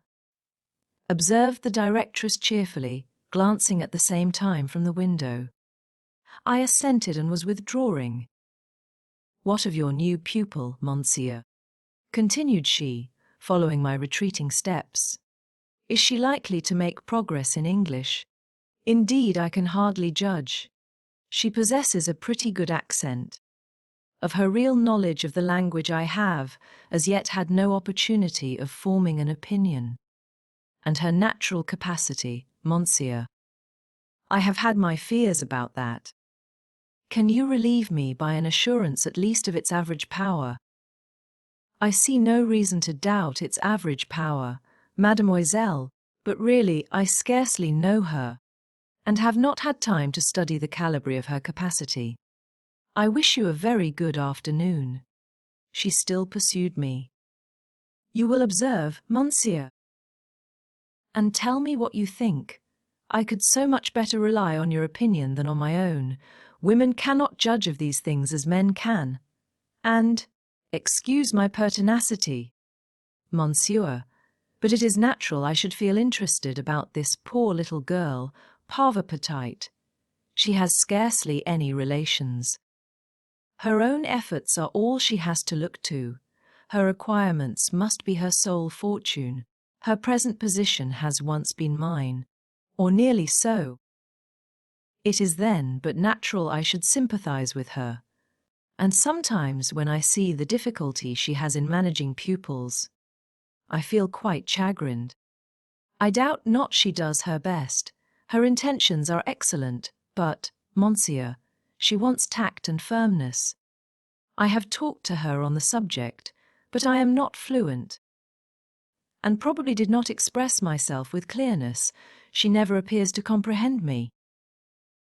Now, would you occasionally, when you see an opportunity, slip in a word of advice to her on the subject? Men have so much more influence than women have. They argue so much more logically than we do. And you, monsieur, in particular, have so paramount a power of making yourself obeyed. A word of advice from you could not but do her good, even if she were sullen and headstrong, which I hope she is not. She would scarcely refuse to listen to you. For my own part, I can truly say that I never attend one of your lessons without deriving benefit from witnessing your management of the pupils. The other masters are a constant source of anxiety to me. They cannot impress the young ladies with sentiments of respect, nor restrain the levity natural to youth. In you, monsieur, I feel the most absolute confidence. Try then to put this poor child into the way of controlling our giddy, high-spirited Brabantoises. But, monsieur, I would add one word more. Don't alarm her amour propre. Beware of inflicting a wound there. I reluctantly admit that in that particular she is blamably, some would say ridiculously, susceptible. I fear I have touched this sore point inadvertently, and she cannot get over it. During the greater part of this harangue my hand was on the lock of the outer door. I now turned it. Au revoir, mademoiselle, said I, and I escaped. I saw the directress's stock of words was yet far from exhausted. She looked after me. She would fain have detained me longer. Her manner towards me had been altered ever, since I had begun to treat her with hardness and indifference. She almost cringed to me on every occasion. She consulted my countenance incessantly, and beset me with innumerable little officious attentions. Civility creates despotism. This slavish homage, instead of softening my heart, only pampered whatever was stern and exacting in its mood. The very circumstance of her hovering round me like a fascinated bird seemed to transform me into a rigid pillar of stone. Her flatteries irritated my scorn. Her blandishments confirmed my reserve. At times I wondered what she meant by giving herself such trouble to win me, when the more profitable pellet was already in her nets, and when, too, she was aware that I possessed her secret, for I had not scrupled to tell her as much. But the fact is that as it was her nature to doubt the reality and undervalue the worth of modesty, affection, disinterestedness, to regard these qualities as foibles of character, so it was equally her tendency to consider pride, hardness, selfishness as proofs of strength. She would trample on the neck of humility. She would kneel at the feet of disdain. She would meet tenderness with secret contempt. Indifference she would woo with ceaseless assiduities. Benevolence, devotedness, enthusiasm were her antipathies. For dissimulation and self-interest, she had a preference. They were real wisdom in her eyes, moral and physical degradation, mental and bodily inferiority. She regarded with indulgence. They were foils capable of being turned to good account as set-offs for her own endowments. To violence, injustice, tyranny, she succumbed. They were her natural masters. She had no propensity to hate, no impulse to resist them. The indignation their behests awake in some hearts was unknown in hers. From all this it resulted that the false and selfish called her wise, the vulgar and debased termed her charitable, the insolent and unjust dubbed her amiable. The conscientious and benevolent generally, at first accepted as valid her claim to be considered one of themselves. But ere long the plating of pretension wore off, the real material appeared below, and they laid her aside as a deception. Chapter 16. In the course of another fortnight, I had seen sufficient of Frances Evans Henry to enable me to form a more definite opinion of her character. I found her possessed in a somewhat remarkable degree of at least two good points, viz., perseverance and a sense of duty. I found she was really capable of applying to study, of contending with difficulties. At first I offered her the same help which I had always found it necessary to confer on the others. I began with unloosing for her each knotty point. But I soon discovered that such help was regarded by my new pupil as degrading. She recoiled from it with a certain proud impatience. Hereupon I appointed her long lessons, and left her to solve alone any perplexities they might present. She set to the task with serious ardor, and having quickly accomplished one labor, eagerly demanded more. So much for her perseverance. As to her sense of duty, it evinced itself thus. She liked to learn, but hated to teach. Her progress as a pupil depended upon herself, and I saw that on herself she could calculate with certainty. Her success as a teacher rested partly, perhaps chiefly, upon the will of others. It cost her a most painful effort to enter into conflict with this foreign will, to endeavor to bend it into subjection to her own, for in what regarded people in general the action of her will was impeded by many scruples. It was as unembarrassed as strong where her own affairs were concerned, and to it she could at any time subject her inclination. If that inclination went counter to her convictions of right, yet, when called upon to wrestle with the propensities, the habits, the faults of others, of children especially, who are deaf to reason, and, for the most part, insensate to persuasion, her will sometimes almost refuse to act. Then came in the sense of duty, and forced the reluctant will into operation. A wasteful expense of energy and labor was frequently the consequence. Frances toiled for and with her pupils like a drudge, but it was long ere her conscientious exertions were rewarded by anything like docility on their part, because they saw that they had power over her, inasmuch as by resisting her painful attempts to convince, persuade, control, by forcing her to the employment of coercive measures, they could inflict upon her exquisite suffering. Human beings, human children especially, seldom deny themselves the pleasure of exercising a power which they are conscious of possessing, even though that power consist only in a capacity to make others wretched. A pupil whose sensations are duller than those of his instructor, while his nerves are tougher and his bodily strength perhaps greater, has an immense advantage over that instructor, and he will generally use it relentlessly, because the very young, very healthy, very thoughtless, know neither how to sympathize nor how to spare. Frances, I fear, suffered much.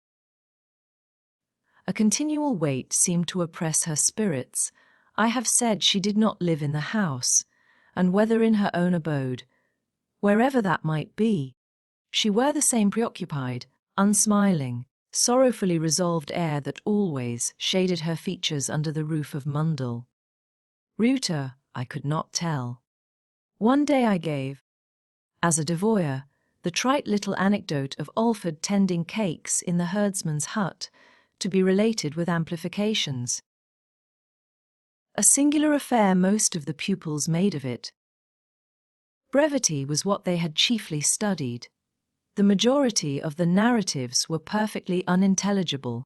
Those of Sylvain and Lerny Ledru alone pretended to anything like sense and connection. Eulalie, indeed, had hit upon a clever expedient for at once ensuring accuracy and saving trouble. She had obtained access somehow to an abridged history of England, and had copied the anecdote out fair. I wrote on the margin of her production, stupid and deceitful, and then tore it down the middle. Last in the pile of single-leaved devoyers, I found one of several sheets, neatly written out and stitched together. I knew the hand, and scarcely needed the evidence of the signature Frances Evans Henry to confirm my conjecture as to the writer's identity. Night was my usual time for correcting devoyers, and my own room the usual scene of such task most onerous hitherto. And it seemed strange to me to feel rising within me an incipient sense of interest, as I snuffed the candle and addressed myself to the perusal of the poor teacher's manuscript. Now, thought I shall see a glimpse of what she really is. I shall get an idea of the nature and extent of her powers, not that she can be expected to express herself well in a foreign tongue, but still, if she has any mind. Here will be a reflection of it. The narrative commenced by a description of a Saxon peasant's hut, situated within the confines of a great, leafless, winter forest. It represented an evening in December. Flakes of snow were falling, and the herdsman foretold a heavy storm. He summoned his wife to aid him in collecting their flock. Roaming far away on the pastoral banks of the Thone, he warns her that it will be late ere they return.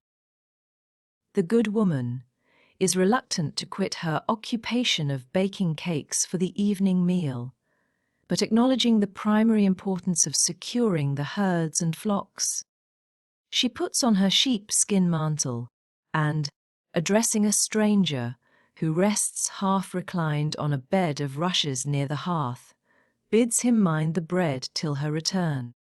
"Take care, young man," she continues, "that you fasten the door well after us, and, above all, open to none in our absence. Whatever sound you hear, stir not, and look not out. The night will soon fall. This forest is most wild and lonely. Strange noises are often heard therein after sunset. Wolves haunt these glades, and Danish warriors infest the country. Worse things are talked of.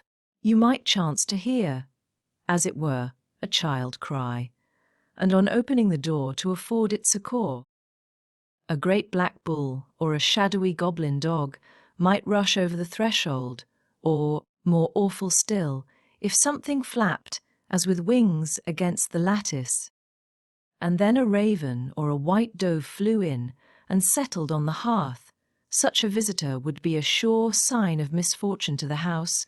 Therefore, heed my advice, and lift the latchet for nothing. Her husband calls her away, both depart.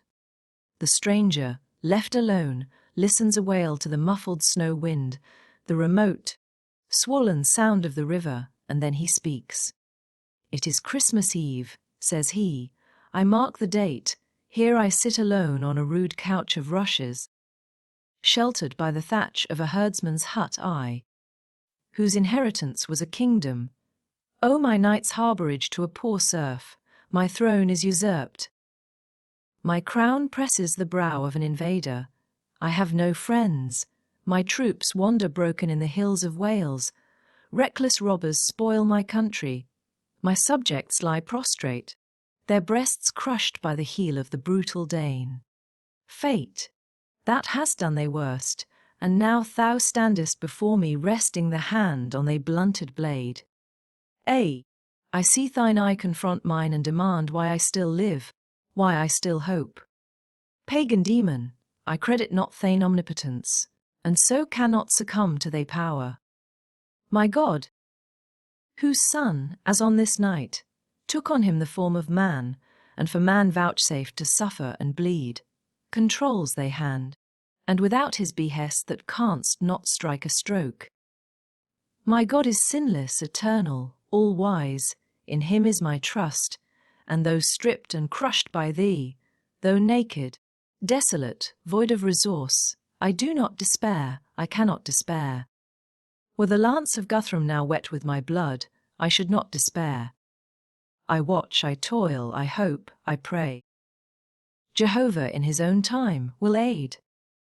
I need not continue the quotation, the whole devoir was in the same strain. There were errors of orthography. There were foreign idioms. There were some faults of construction. There were verbs irregular transformed into verbs regular. It was mostly made up. As the above example shows, of short and somewhat rude sentences, and the style stood in great need of polish and sustained dignity. Yet such as it was, I had hitherto seen nothing like it in the course of my professorial experience. The girl's mind had conceived a picture of the hut, of the two peasants. Of the crownless king, she had imagined the wintry forest, she had recalled the old Saxons' ghost legends, she had appreciated Alfred's courage under calamity.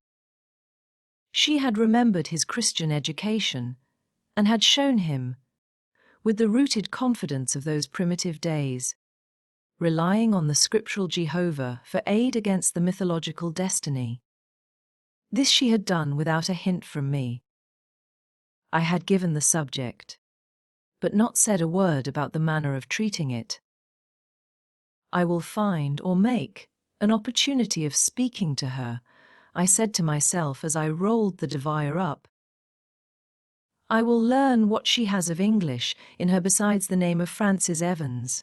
She is no novice in the language, that is evident.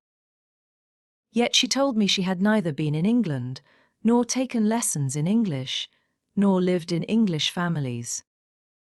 In the course of my next lesson, I made a report of the other devoirs, dealing out praise and blame in very small retail parcels, according to my custom, for there was no use in blaming severely, and high encomiums were rarely merited.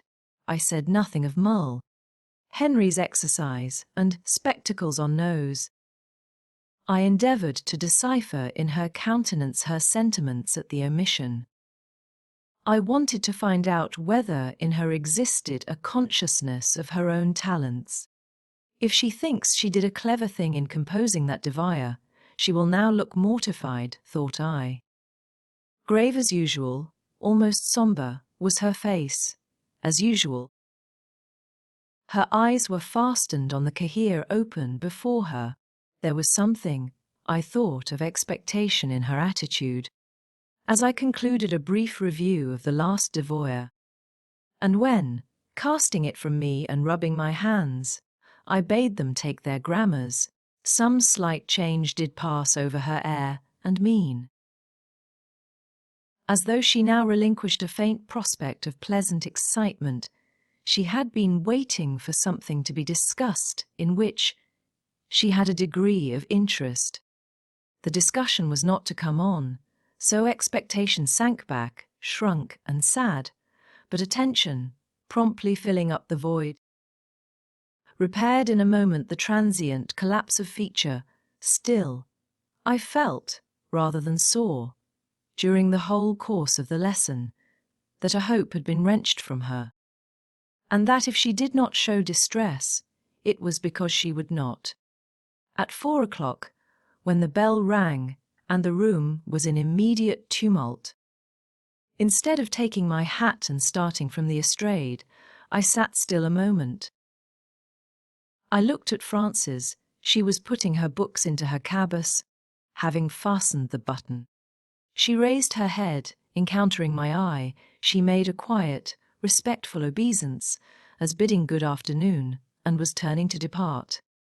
"Come here," said I, lifting my finger at the same time. She hesitated. She could not hear the words amidst the uproar now pervading both schoolrooms. I repeated the sign. She approached. Again she paused within half a yard of the estrade, and looked shy and still doubtful whether she had mistaken my meaning. "Step up," I said, speaking with decision. It is the only way of dealing with diffident, easily embarrassed characters, and with some slight manual aid I presently got her placed just where I wanted her to be. That is, between my desk and the window, where she was screened from the rush of the second division, and where no one could sneak behind her to listen. "Take a seat," I said, placing a taburet, and I made her sit down. I knew what I was doing would be considered a very strange thing, and, what was more, I did not care. Frances knew it also, and I fear by an appearance of agitation and trembling that she cared much. I drew from my pocket the rolled-up devoir. "This is yours, I suppose," said I, addressing her in English, for I now felt sure she could speak English. "Yes," she answered distinctly. And as I unrolled it and laid it out flat on the desk before her with my hand upon it, and a pencil in that hand, I saw her moved, and, as it were, kindled. Her depression beamed as a cloud behind which the sun is burning. "This devoir has numerous faults," said I. "It will take you some years of careful study before you are in a condition to write English with absolute correctness. Attend. I will point out some principal defects." And I went through it carefully, noting every error, and demonstrating why they were errors, and how the words or phrases ought to have been written. In the course of this sobering process she became calm. I now went on. "As to the substance of your devoir, Mundell, Henry, it has surprised me. I perused it with pleasure, because I saw in it some proofs of taste and fancy. Taste and fancy are not the highest gifts of the human mind, but such as they are you possess them, not probably in a paramount degree, but in a degree beyond what the majority can boast. You may then take courage, cultivate the faculties that God and nature have bestowed on you, and do not fear in any crisis of suffering, under any pressure of injustice, to derive free and full consolation from the consciousness of their strength and rarity." "Strength and rarity," I repeated to myself. The words are probably true. For on looking up, I saw her dissevered its screening cloud. Her countenance was transfigured. A smile shone in her eyes, a smile almost triumphant. It seemed to say, "I am glad you have been forced to discover so much of my nature. You need not so carefully moderate your language. Do you think I am myself a stranger to myself? What you tell me in terms so qualified, I have known fully from a child." She did say this as plainly as a frank and flashing glance could, but in a moment the glow of her complexion, the radiance of her aspect, had subsided. If strongly conscious of her talents, she was equally conscious of her harassing defects, and the remembrance of these obliterated for a single second. Now reviving with sudden force, at once subdued the two vivid characters in which her sense of her powers had been expressed. So quick was the revulsion of feeling. I had not time to check her triumph by reproof. Ere I could contract my brows to a frown, she had become serious and almost mournful-looking. "Thank you, sir," said she, rising. There was gratitude both in her voice and in the look with which she accompanied it.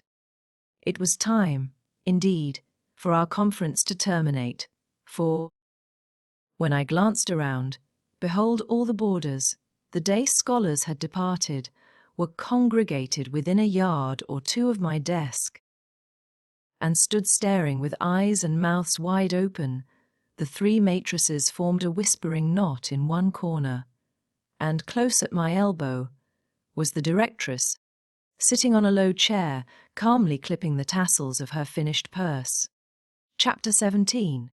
After all, I had profited but imperfectly by the opportunity I had so boldly achieved of speaking to Mundell. Henry.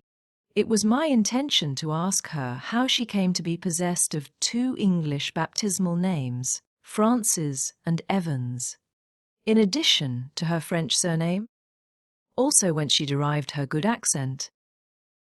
I had forgotten both points, or, rather, our colloquy had been so brief that I had not a time to bring them forward.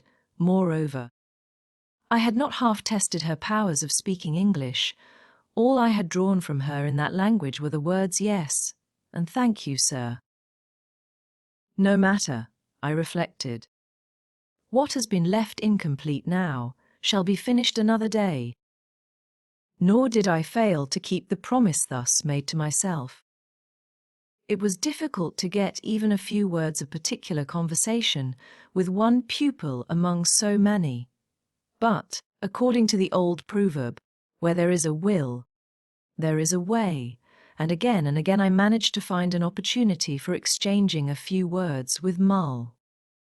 Henry, regardless that envy stared and detraction whispered whenever I approached her. Your book an instant. Such was the mode in which I often began these brief dialogues. The time was always just at the conclusion of the lesson, and motioning to her to rise, I installed myself in her place, allowing her to stand deferentially at my side, for I esteemed it wise and right in her case to enforce strictly all forms ordinarily in use between master and pupil. The rather because I perceived that in proportion as my manner grew austere and magisterial, hers became easy and self-possessed, an odd contradiction, doubtless, to the ordinary effect in such cases, but so it was. "A pencil," said I, holding out my hand without looking at her. I am now about to sketch a brief report of the first of these conferences. She gave me one, and while I underlined some errors in a grammatical exercise she had written, I observed, "You are not a native of Belgium, no, nor of France, no. Where then is your birthplace?" "I was born at Geneva." "You don't call Francis and Evans Swiss names, I presume?" "No, sir, they are English names." "Just so, and is it the custom of the Genevese to give their children English appellatives?" "Non, monsieur, mais."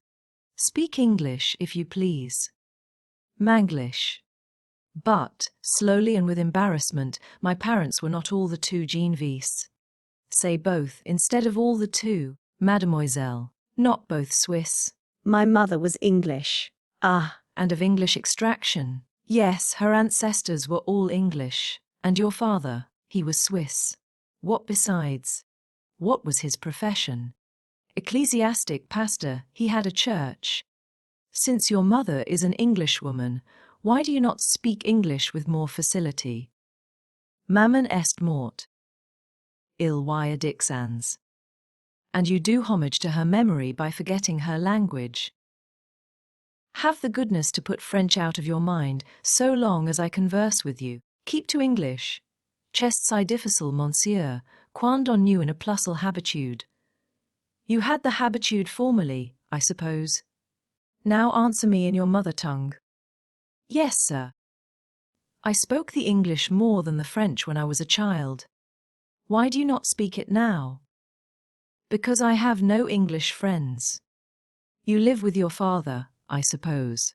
My father is dead. You have brothers and sisters. Not one. Do you live alone? No, I have an aunt, ma tante Juline. Your father's sister. Justment, monsieur. Is that English? No, but I forget.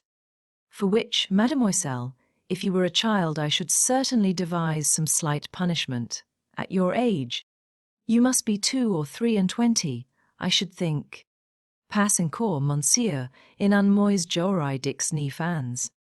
Well, 19 is a mature age, and having attained it, you ought to be so solicitous for your own improvement that it should not be needful for a master to remind you twice of the expediency of your speaking English whenever practicable.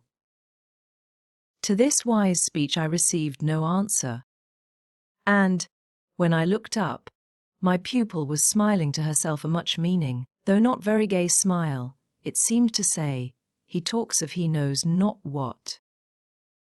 It said this so plainly that I determined to request information on the point concerning which my ignorance seemed to be thus tacitly affirmed. Are you solicitous for your own improvement? Rather. How do you prove it, mademoiselle? An odd question, and bluntly put, it excited a second smile. Why, monsieur, I am not inattentive, am I? I learn my lessons well. Oh, a child can do that. And what more do you do? What more can I do? Oh, certainly not much. But you are a teacher, are you not, as well as a pupil? Yes. You teach lace mending? Yes. A dull, stupid occupation, do you like it? No, it is tedious. Why do you pursue it? Why do you not rather teach history, geography, grammar, even arithmetic? Is monsieur certain that I am myself thoroughly acquainted with these studies? I don't know, you ought to be at your age. But I never was at school, monsieur. Indeed. What then were your friends? What was your aunt about? She is very much to blame. No, monsieur, no, my aunt is good. She is not to blame. She does what she can. She lodges and nourishes me, I report Mel. Henry's phrases literally, and it was thus she translated from the French. She is not rich. She has only an annuity of 1,200 francs, and it would be impossible for her to send me to school. Rather, thought I to myself on hearing this. But I continued, in the dogmatical tone I had adopted. It is sad, however, that you should be brought up in ignorance of the most ordinary branches of education. Had you known something of history and grammar, you might, by degrees, have relinquished your lace-mending drudgery and risen in the world. It is what I mean to do. How? By a knowledge of English alone. That will not suffice. No respectable family will receive a governess whose whole stock of knowledge consists in a familiarity with one foreign language. Monsieur, I know other things. Yes. Yes, you can work with Berlin wools and embroider handkerchiefs and collars. That will do little for you. Mental. Henry's lips were unclosed to answer. But she checked herself, as thinking the discussion had been sufficiently pursued, and remained silent. Speak, I continued impatiently. I never like the appearance of acquiescence when the reality is not there, and you had a contradiction at your tongue's end. Monsieur, I have had many lessons both in grammar, history, geography, and arithmetic. I have gone through a course of each study. Bravo! But how did you manage it? Since your aunt could not afford to send you to school. By lace mending, by the thing monsieur despises so much. Truly. And now, mademoiselle, it will be a good exercise for you to explain to me in English how such a result was produced by such means. Monsieur, I begged my aunt to have me taught lace, mending soon after we came to Brussels, because I knew it was a métier, a trade which was easily learnt, and by which I could earn some money very soon. I learnt it in a few days, and I quickly got work, for all the Brussels ladies have old lace, very precious, which must be mended all the times it is washed. I earned money a little, and this money I gave for lessons in the studies I have mentioned. Some of it I spent in buying books, English books especially. Soon I shall try to find a place of governess or school teacher, when I can write and speak English well. But it will be difficult, because those who know I have been a lace mender will despise me, as the pupils here despise me. Portant Jai mon projet, she added in a lower tone. What is it? I will go and live in England. I will teach French there. The words were pronounced emphatically. She said England as you might suppose an Israelite of Moses' days would have said Canaan. Have you a wish to see England? Yes, and an intention. And here a voice. The voice of the directress interposed. Mademoiselle Henry, G. Croix coil va plover, vaus ferries been, ma bonne amie, de return a ches vaus taught de suit. In silence, without a word of thanks for this officious warning, model. Henry collected her books. She moved to me respectfully, endeavored to move to her superior. Though the endeavor was almost a failure, for her head seemed as if it would not bend, and thus departed. Where there is one grain of perseverance or wilfulness in the composition, trifling obstacles are ever known rather to stimulate than discourage. Medal.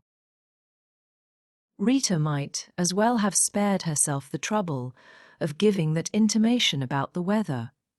By the by, her prediction was falsified by the event. It did not rain that evening. At the close of the next lesson I was again at Mull. Henry's desk. Thus did I accost her. What is your idea of England, mademoiselle? Why do you wish to go there? Accustomed by this time to the calculated abruptness of my manner, it no longer discomposed or surprised her, and she answered with only so much of hesitation as rendered inevitable by the difficulty she experienced in improvising the translation of her thoughts from French to English.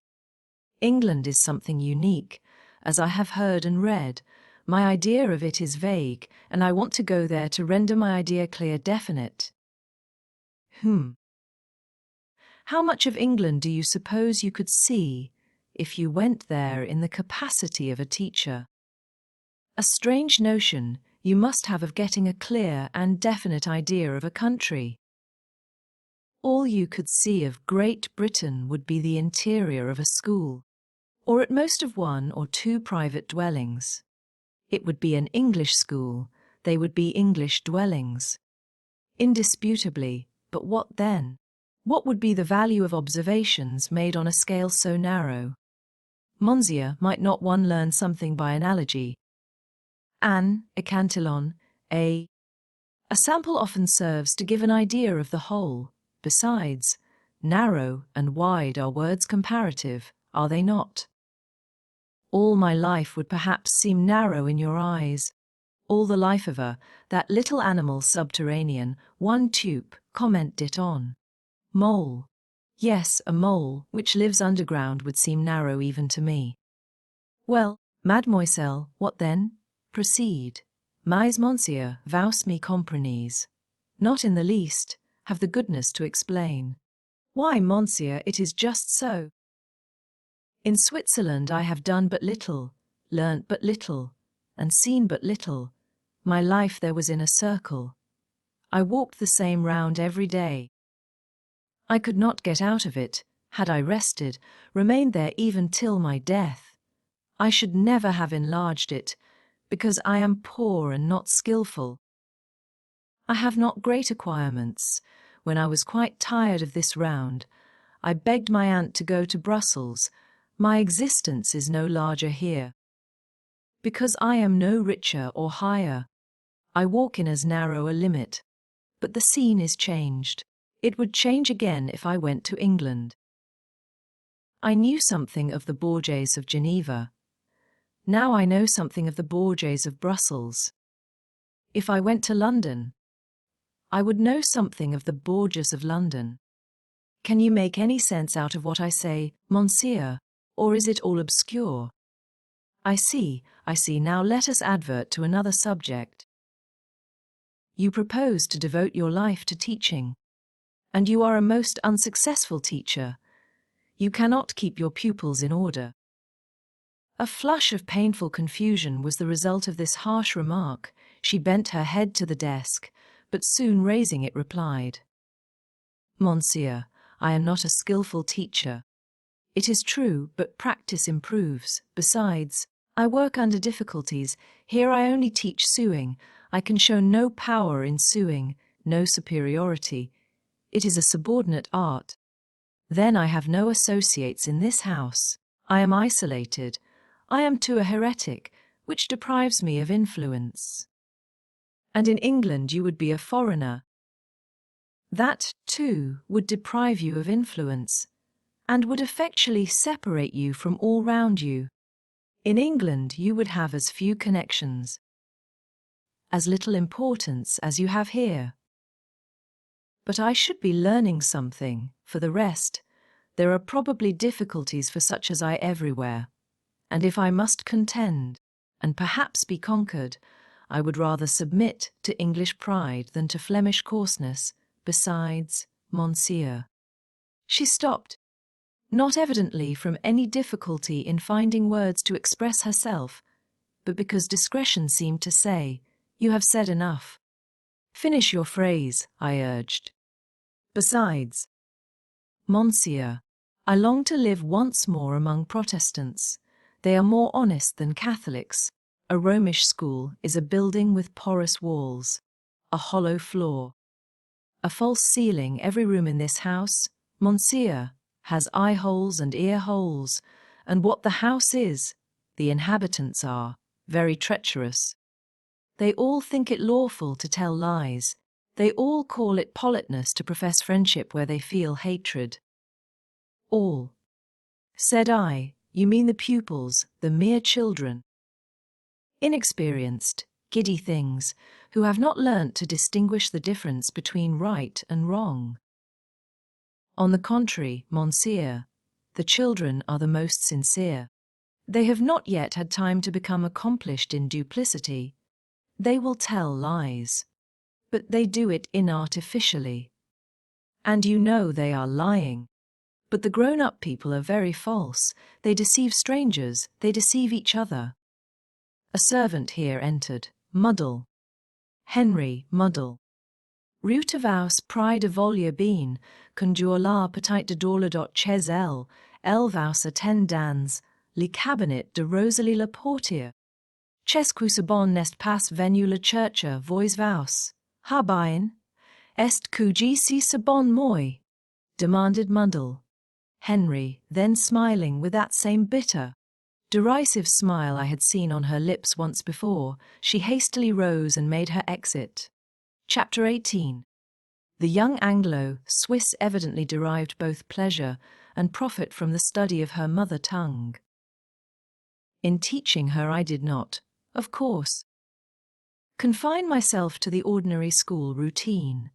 I made instruction in English a channel for instruction in literature. I prescribed to her a course of reading. She had a little selection of English classics, a few of which had been left her by her mother, and the others she had purchased with her own penny. Fee? I lent her some more modern works. All these she read with avidity, giving me, in writing, a clear summary of each work when she had perused it. Composition, too, she delighted in. Such occupation seemed the very breath of her nostrils. and soon her improved productions wrung from me the avowal that those qualities in her I had termed taste and fancy ought rather to have been denominated judgment and imagination. When I intimated so much, which I did as usual in dry and stinted phrase, I looked for the radiant and exulting smile my one word of eology had elicited before. But Frances coloured. If she did smile, it was very softly and shyly, and instead of looking up to me with a conquering glance, her eyes rested on my hand, which, stretched over her shoulder, was writing some directions with a pencil on the margin of her book. "Well, are you pleased that I am satisfied with your progress?" I asked. "Yes," said she slowly, gently, the blush that had half subsided returning. "But I do not say enough, I suppose," I continued. "My praises are too cool." She made no answer, and, I thought, looked a little sad. I divined her thoughts, and should much have liked to have responded to them, had it been expedient so to do. She was not now very ambitious of my admiration, not eagerly desirous of dazzling me. A little affection, ever so little, pleased her better than all the panegyrics in the world. Feeling this, I stood a good while behind her, writing on the margin of her book. I could hardly quit my station or relinquish my occupation. Something retained me bending there, my head very near hers, and my hand near hers too. But the margin of a copybook is not an illimitable space, so doubtless the directress thought, and she took occasion to walk past in order to ascertain by what I prolonged so disproportionately the period necessary for filling it. I was obliged to go. Distasteful effort, to leave what we most prefer. Frances did not become pale or feeble in consequence of her sedentary employment. Perhaps the stimulus it communicated to her mind counterbalanced the inaction it imposed on her body. She changed, indeed, changed obviously and rapidly. But it was for the better. When I first saw her, her countenance was sunless, her complexion colourless. She looked like one who had no source of enjoyment, no store of bliss anywhere in the world. Now the cloud had passed from her mien, leaving space for the dawn of hope and interest, and those feelings rose like a clear morning, animating what had been depressed, tinting what had been pale. Her eyes, whose colour I had not at first known, so dim were they with repressed tears, so shadowed with ceaseless dejection, now, lit by a ray of the sunshine that cheered her heart, revealed irids of bright hazel, irids large and full, screened with long lashes and pupils instinct with fire. That look of one emaciation which anxiety or low spirits often communicates to a thoughtful, thin face, rather long than round, having vanished from hers, a clearness of skin almost bloom, and a plumpness almost embonpoint, softened the decided lines of her features. Her figure shared in this beneficial change. It became rounder, and as the harmony of her form was complete and her stature of the graceful middle height, one did not regret, or at least I did not regret, the absence of confirmed fullness, in contours, still slight though compact, elegant, flexible, the exquisite turning of waist, wrist, hand, foot, and ankle satisfied completely my notions of symmetry, and allowed a lightness and freedom of movement which corresponded with my ideas of grace.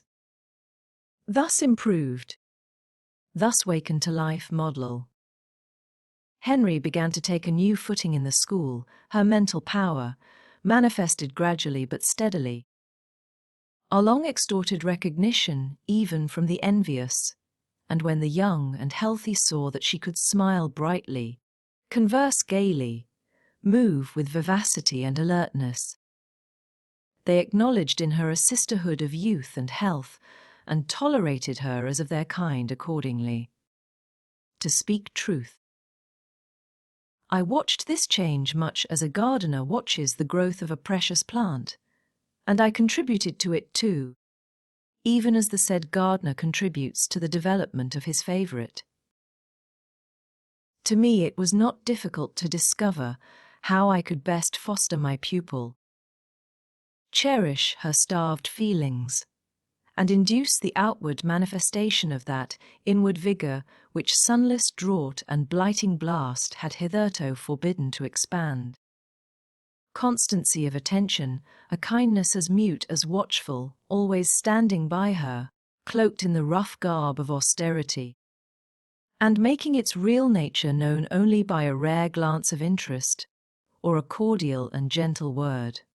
Real respect masked with seeming imperiousness, directing, urging her actions, yet helping her too, and that with devoted care. These were the means I used, for these means best suited France's feelings. As susceptible as deep vibrating, her nature at once proud and shy. The benefits of my system became apparent also in her altered demeanour as a teacher. She now took her place amongst her pupils with an air of spirit and firmness which assured them at once that she meant to be obeyed, and obeyed she was. They felt they had lost their power over her. If any girl had rebelled, she would no longer have taken her rebellion to heart. She possessed a source of comfort they could not drain, a pillar of support they could not overthrow. Formerly, when insulted, she wept. Now, she smiled. The public reading of one of her deviers achieved the revelation of her talents to all and sundry. I remember the subject. It was an emigrant's letter to his friends at home. It opened with simplicity.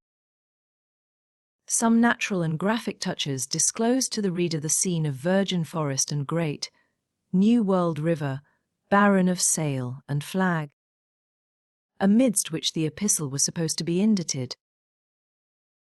The difficulties and dangers that attend a settler's life were hinted at, and in the few words said on that subject, meddle, Henry failed not to render audible the voice of resolve, patience, endeavour.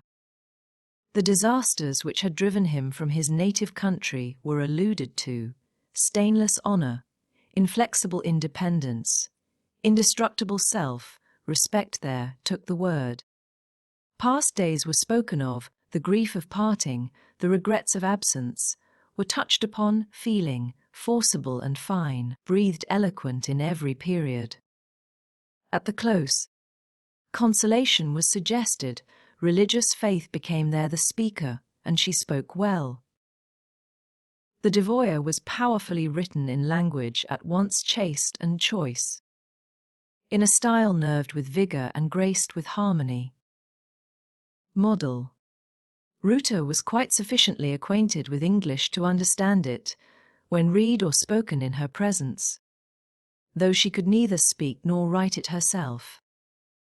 During the perusal of this devoyer, she sat placidly busy, her eyes and fingers occupied with the formation of a revere, or open, work him round a cambric handkerchief.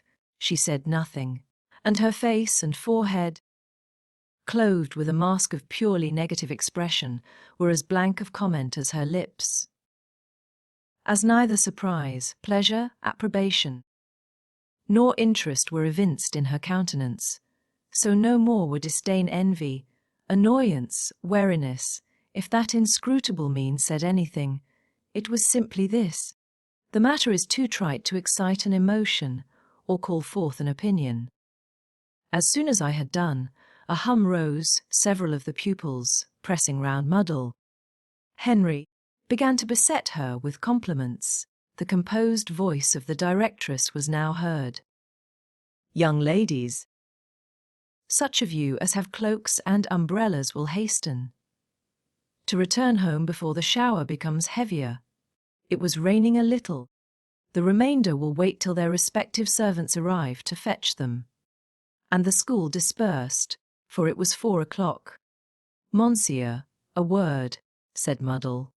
Reuter, stepping onto the estrade and signifying, by a movement of the hand, that she wished me to relinquish, for an instant, the caster I had clutched. "Mademoiselle, I am at your service, monsieur." It is, of course, an excellent plan to encourage effort in young people by making conspicuous the progress of any particularly industrious pupil. But do you not think that in the present instance, Muddle, Henry can hardly be considered as a concurrent with the other pupils? She is older than most of them, and has had advantages of an exclusive nature for acquiring a knowledge of English. On the other hand, her sphere of life is somewhat beneath theirs. Under these circumstances, a public distinction conferred upon Mendel, Henry, may be the means of suggesting comparisons and exciting feelings such as would be far from advantageous to the individual forming their object. The interest I take in Mendel, Henry's real welfare, makes me desirous of screening her from annoyances of this sort. Besides, monsieur, as I have before hinted to you, the sentiment of amour propre has a somewhat marked preponderance in her character. Celebrity has a tendency to foster this sentiment, and in her it should be rather repressed. She rather needs keeping down than bringing forward. And then I think, monsieur, it appears to me that ambition, literary ambition especially, is not a feeling to be cherished in the mind of a woman.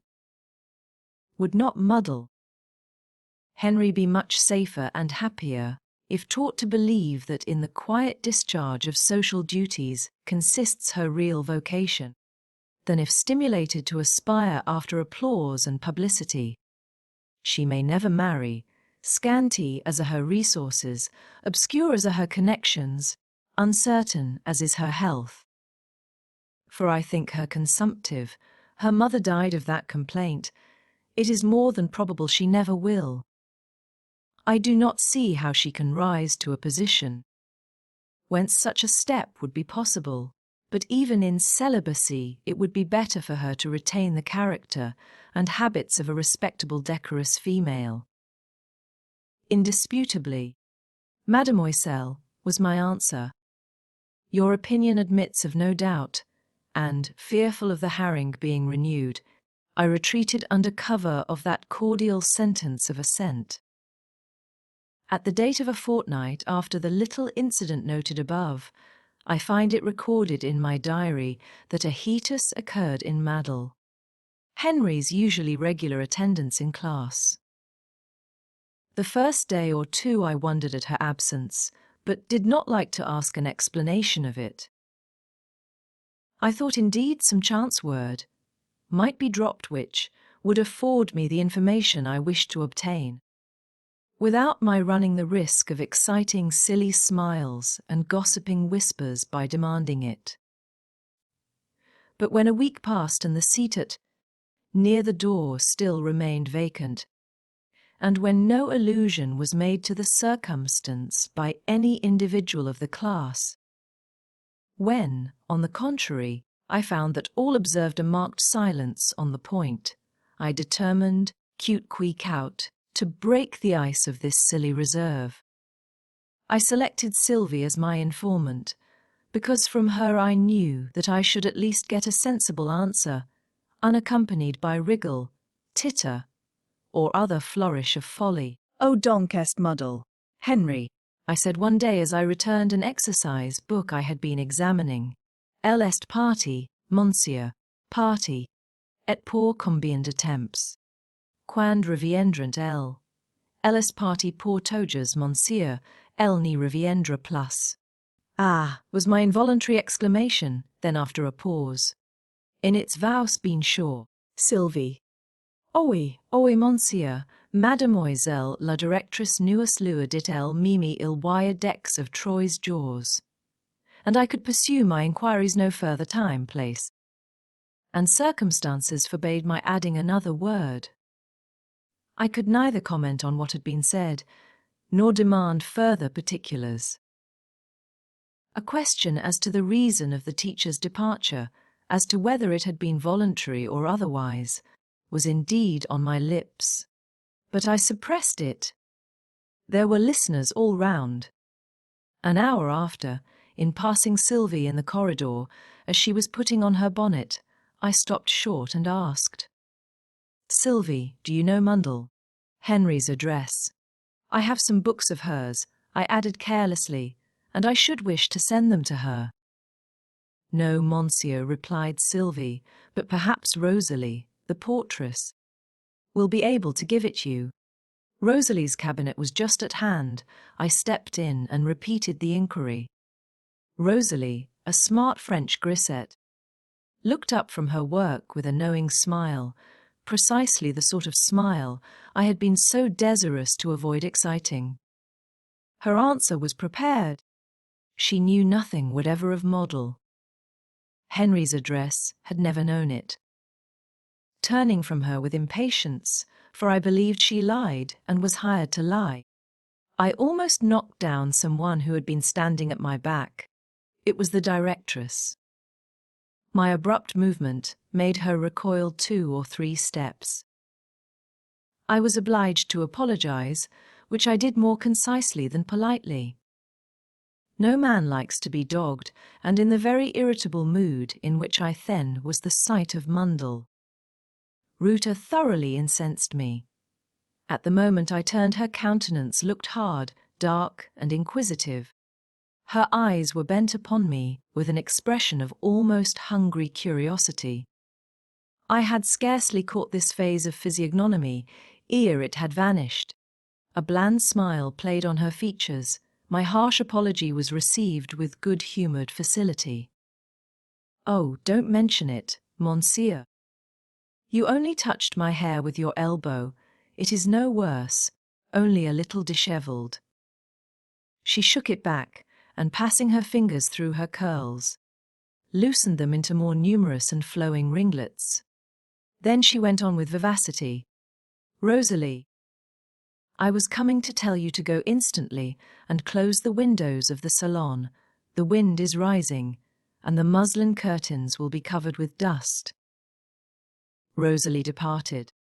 Now, thought I, this will not do Mundell. Ruta thinks her meanness in Eve's dropping is screened by her art in devising a pretext, whereas the muslin curtains she speaks of are not more transparent than this same pretext. An impulse came over me to thrust the flimsy screen aside and confront her craft boldly with a word or two of plain truth. The rough-shod foot treads most firmly on slippery ground, thought I, so I began. "Mademoiselle Henry has left your establishment, been dismissed, I presume." "Ah, I wish to have a little conversation with you, monsieur," replied the directress with the most natural and affable air in the world. "But we cannot talk quietly here. Will monsieur step into the garden a minute?" And she preceded me, stepping out through the glass door I have before mentioned.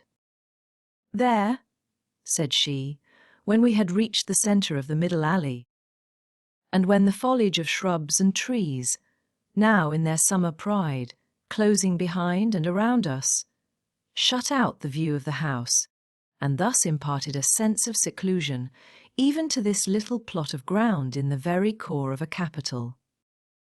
There, one feels quiet and free when there are only pear trees and rose bushes about one. I dare say you, like me, monsieur, are sometimes tired of being eternally in the midst of life, of having human faces always round you, human eyes always upon you, human voices always in your ear. I am sure I often wish intensely for liberty to spend a whole month in the country at some little farm-house, bien gentile, bien proper.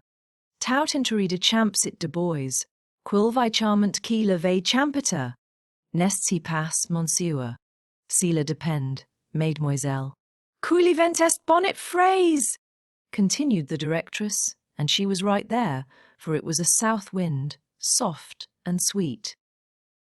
I carried my hat in my hand, and this gentle breeze, passing through my hair, soothed my temples like balm.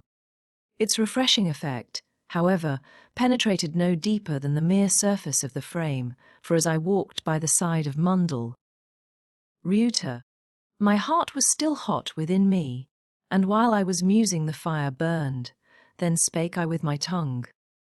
I understand Muddle. Henry is gone from hence, and will not return. Ah, true. I meant to have named the subject to you some days ago, but my time is so completely taken up. I cannot do half the things I wish. Have you never experienced what it is, Monsieur, to find the day too short by 12 hours for your numerous duties? Not often. Maddle. Henry's departure was not voluntary, I presume. If it had been, she would certainly have given me some intimation of it, being my pupil. Oh, did she not tell you? That was strange. For my part, I never thought of adverting to the subject.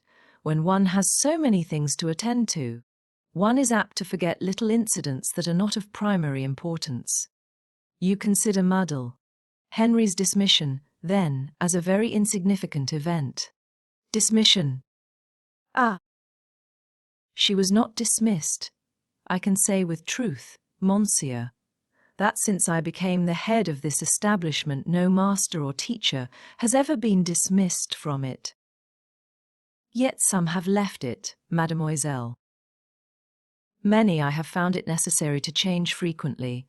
A change of instructors is often beneficial to the interests of a school. It gives life and variety to the proceedings. It amuses the pupils and suggests to the parents the idea of exertion and progress. Yet when you are tired of a professor or maîtresse, you scruple to dismiss them. No need to have recourse to such extreme measures, I assure you. Allons, Monsieur le Professeur, achens nous, je vais donner une petite leçon dans votre petite institution. I wish I might write all she said to me in French. It loses sadly by being translated into English. We had now reached the garden chair. The directress sat down and signed to me to sit by her.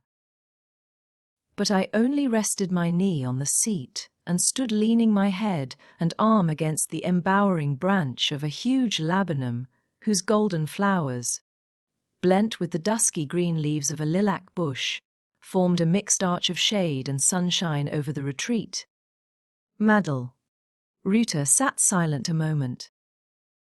Some novel movements were evidently working in her mind, and they showed their nature on her astute brow. She was meditating some chef d'oeuvre of policy.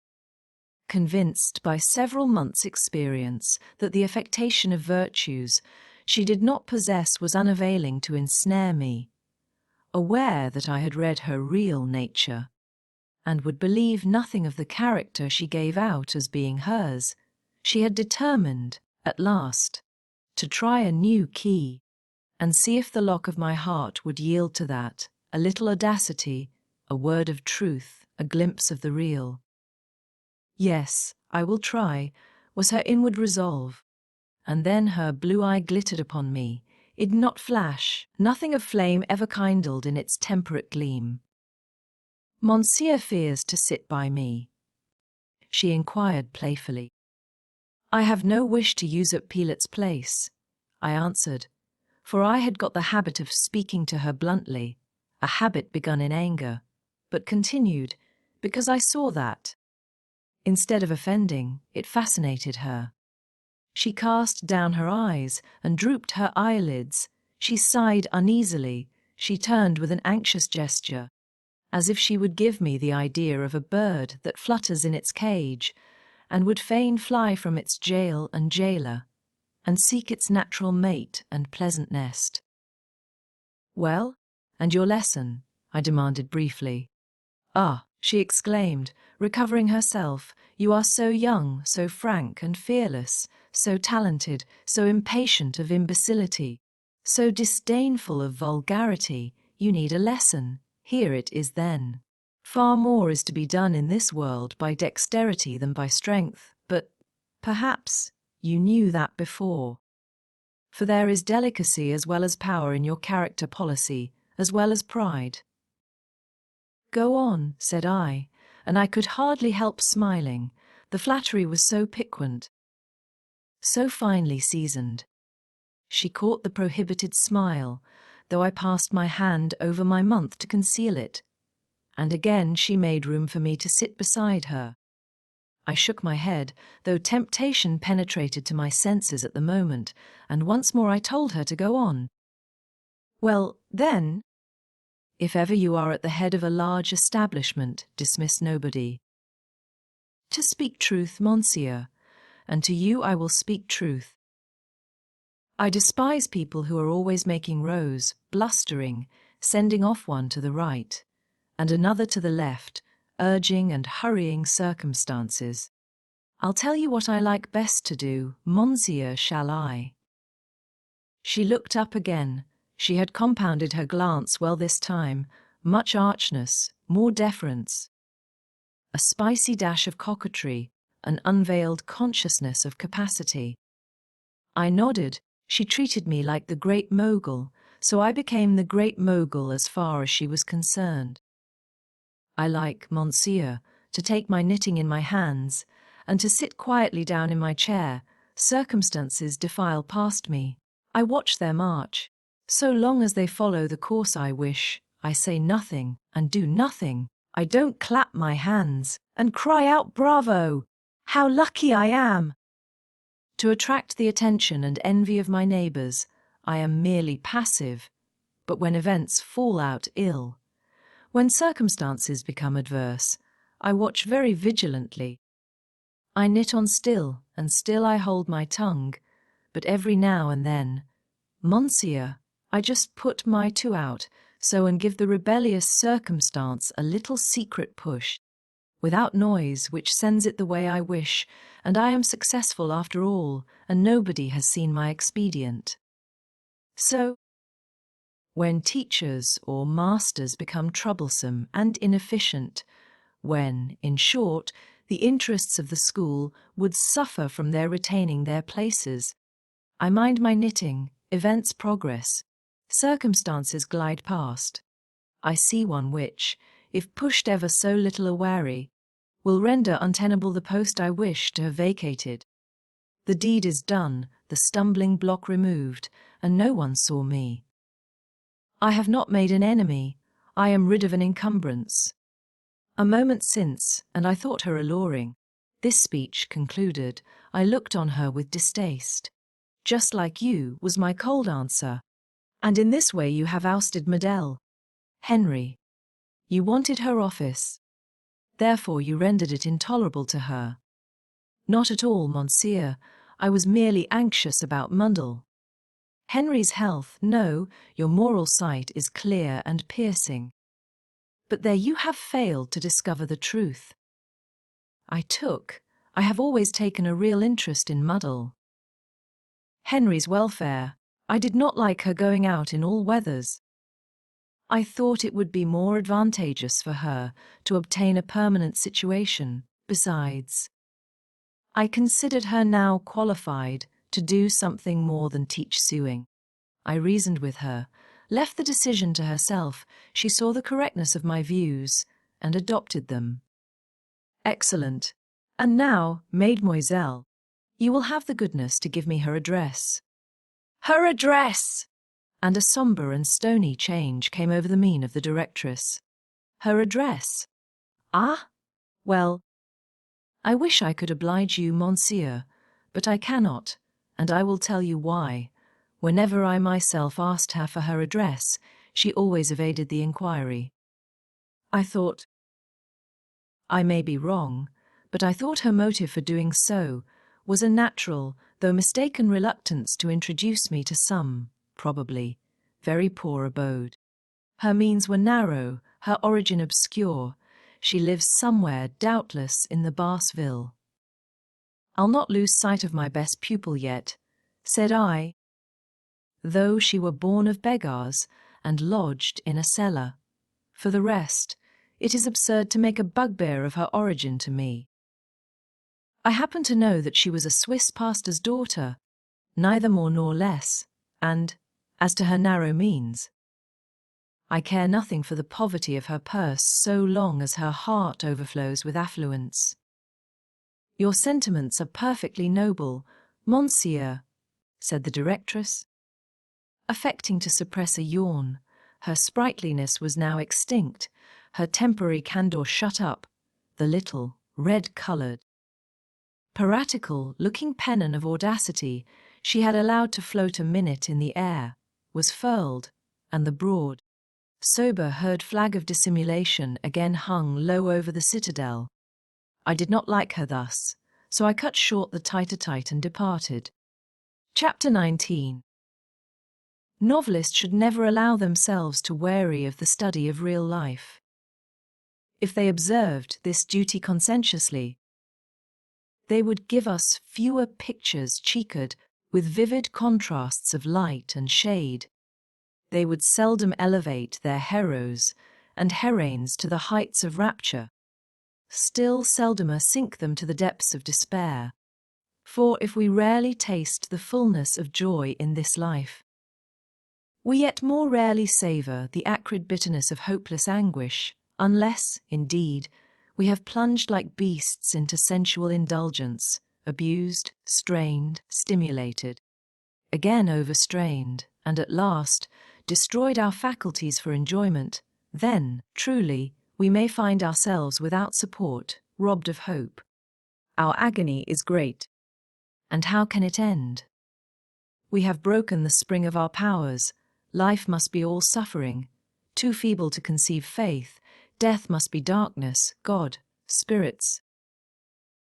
Religion can have no place in our collapsed minds, where linger only hideous and polluting recollections of vice. And time brings us on to the brink of the grave, and dissolution flings us in, a rag eaten through and through with disease, wrung together with pain, stamped into the churchyard sod by the inexorable heel of despair. But the man of regular life and rational mind never despairs. He loses his property, it is a blow, he staggers a moment, then his energies, roused by the smart, are at work to seek a remedy. Activity soon mitigates regret.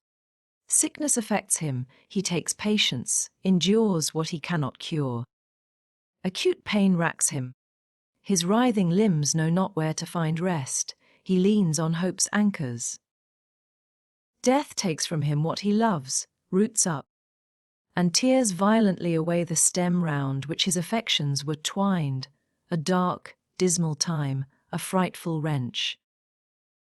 But some morning religion looks into his desolate house with sunrise, and says that in another world, another life, he shall meet his kindred again. She speaks of that world as a place unsullied by sin, of that life as an era unembittered by suffering. She mightily strengthens her consolation by connecting with it two ideas, which mortals cannot comprehend, but on which they love to repose: eternity, immortality. And the mind of the mourner, being filled with an image, faint yet glorious, of heavenly hills all light and peace, of a spirit resting there in bliss, of a day when his spirit shall also alight there, free and disembodied, of a reunion perfected by love, purified from fear, he takes courage, goes out to encounter the necessities and discharge the duties of life, and, though sadness may never lift her burden from his mind, hope will enable him to support it. Well, and what suggested all this? And what is the inference to be drawn therefrom? What suggested it is the circumstance of my best pupil, my treasure, being snatched from my hands and put away out of my reach.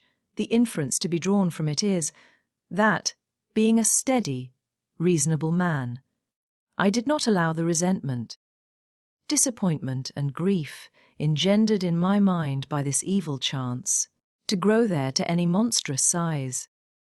Nor did I allow them to monopolize the whole space of my heart. I pent them, on the contrary, in one strait and secret nook, In the daytime, too. When I was about my duties, I put them on the silent system. And it was only after I had closed the door of my chamber at night that I somewhat relaxed my severity towards these morose nurslings, and allowed vent to their language of murmurs. Then, in revenge, they sat on my pillow, haunted my bed, and kept me awake with their long, midnight cry. A week passed. I had said nothing more to muddle Ruta.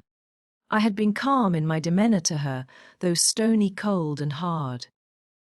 When I looked at her, it was with the glance fitting to bestowed on one who I knew had consulted jealousy as an adviser and employed treachery as an instrument. The glance of quiet disdain and rooted distrust. On Saturday evening, ere I left the house, I stepped into the saula manger, where she was sitting alone, and, placing myself before her, I asked, with the same tranquil tone and manner that I should have used had I put the question for the first time, "Mademoiselle, will you have the goodness to give me the address of Francis Evans Henry?" A little surprised, but not disconcerted, she smilingly disclaimed any knowledge of that address, adding, "Monsieur has perhaps forgotten that I explained all about that circumstance before, a week ago."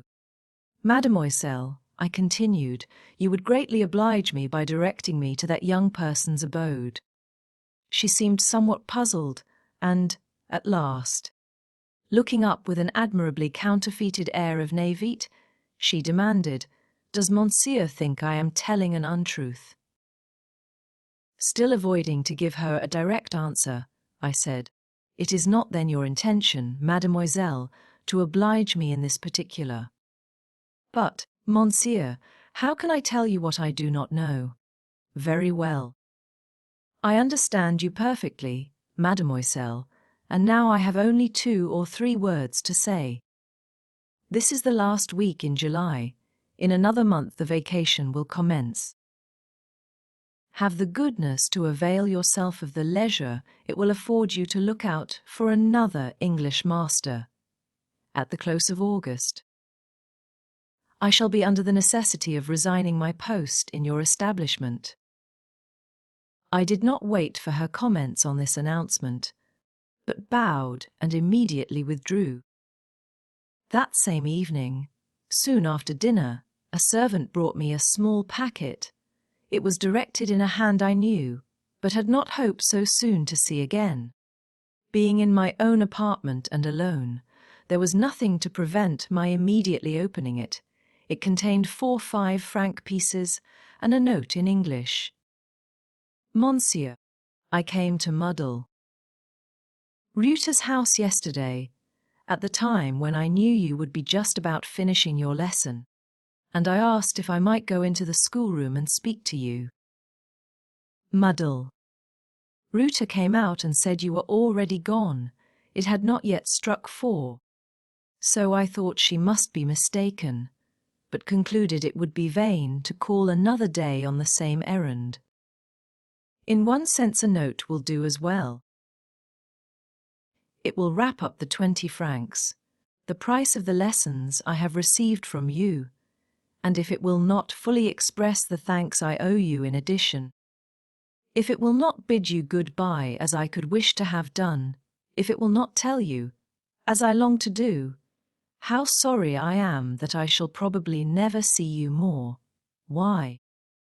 Spoken words would hardly be more adequate to the task. Had I seen you, I should probably have stammered out something feeble and unsatisfactory, something belying my feelings rather than explaining them, so it is perhaps as well that I was denied admission to your presence. You often remarked, Monsieur, that my desires dwelt a great deal on fortitude in bearing grief. You said I introduced that theme too often. I find indeed that it is much easier to write about a severe duty than to perform it. For I am oppressed when I see and feel to what a reverse fate has condemned me. You were kind to me, Monsieur, very kind. I am afflicted. I am heartbroken to be quite separated from you. Soon I shall have no friend on earth. But it is useless troubling you with my distresses. What claim have I on your sympathy? None. I will then say no more. Farewell, Monsieur. F.E. Henry. I put up the note in my pocket-book. I slipped the 5-franc pieces into my purse, then I took a turn through my narrow chamber. Madel. Reuter talked about her poverty. Said I, and she is poor, yet she pays her debts and more. I have not yet given her a quarter's lessons, and she has sent me a quarter's due. I wonder of what she deprived herself to scrape together the 20 francs. I wonder what sort of a place she has to live in, and what sort of a woman her aunt is, and whether she is likely to get employment to supply the place she has lost. No doubt she will have to trudge about long enough from school to school, to inquire here, and apply there, be rejected in this place, disappointed in that. Many an evening she'll go to her bed tired and unsuccessful, and the directress would not let her in to bid me good-bye. I might not have the chance of standing with her for a few minutes at a window in the schoolroom and exchanging some half-dozen of sentences, getting to know where she lived, putting matters in train for having all things arranged to my mind. No address on the note, I continued, drawing it again from the pocket-book and examining it on each side of the 2 leaves. Women are women, that is certain, and always do business like women. Men mechanically put a date and address to their communications. And these 5-franc pieces, I hauled them forth from my purse. If she had offered me them herself, instead of tying them up with a thread of green silk in a kind of Lilliputian packet, I could have thrust them back into her little hand and shut up the small, taper fingers over them, so, and compelled her shame, her pride, her shyness, all to yield to a little bit of determined will. Now where is she? How can I get at her? Opening my chamber door, I walked down into the kitchen. Who brought the packet? I asked of the servant who had delivered it to me. Un petit commissionnaire, monsieur. Did he say anything? Rien. And I wended my way up the back stairs, wondrously the wiser for my inquiries. No matter, said I to myself, as I again closed the door. No matter, I'll seek her through Brussels. And I did. I sought her day by day whenever I had a moment's leisure. For 4 weeks, I sought her on Sundays all day long. I sought her on the boulevards, in the allée verte. In the park, I sought her in Stee, Gudule and St. Jacques. I sought her in the 2 Protestant chapels. I attended these latter at the German, French, and English services, not doubting that I should meet her at one of them. All my researches were absolutely fruitless. My security on the last point was proved by the event to be equally groundless with my other calculations. I stood at the door of each chapel after the service, and waited till every individual had come out, scrutinizing every gown draping a slender form, peering under every bonnet covering a young head. In vain. I saw girlish figures pass me, drawing their black scarfs over their sloping shoulders, but none of them had the exact turn and air of Madel. Henry's. I saw pale and thoughtful faces in quadrilles in bands of brown hair, but I never found her forehead, her eyes, her eyebrows. All the features of all the faces I met seemed frittered away, because my eye failed to recognize the peculiarities it was bent upon.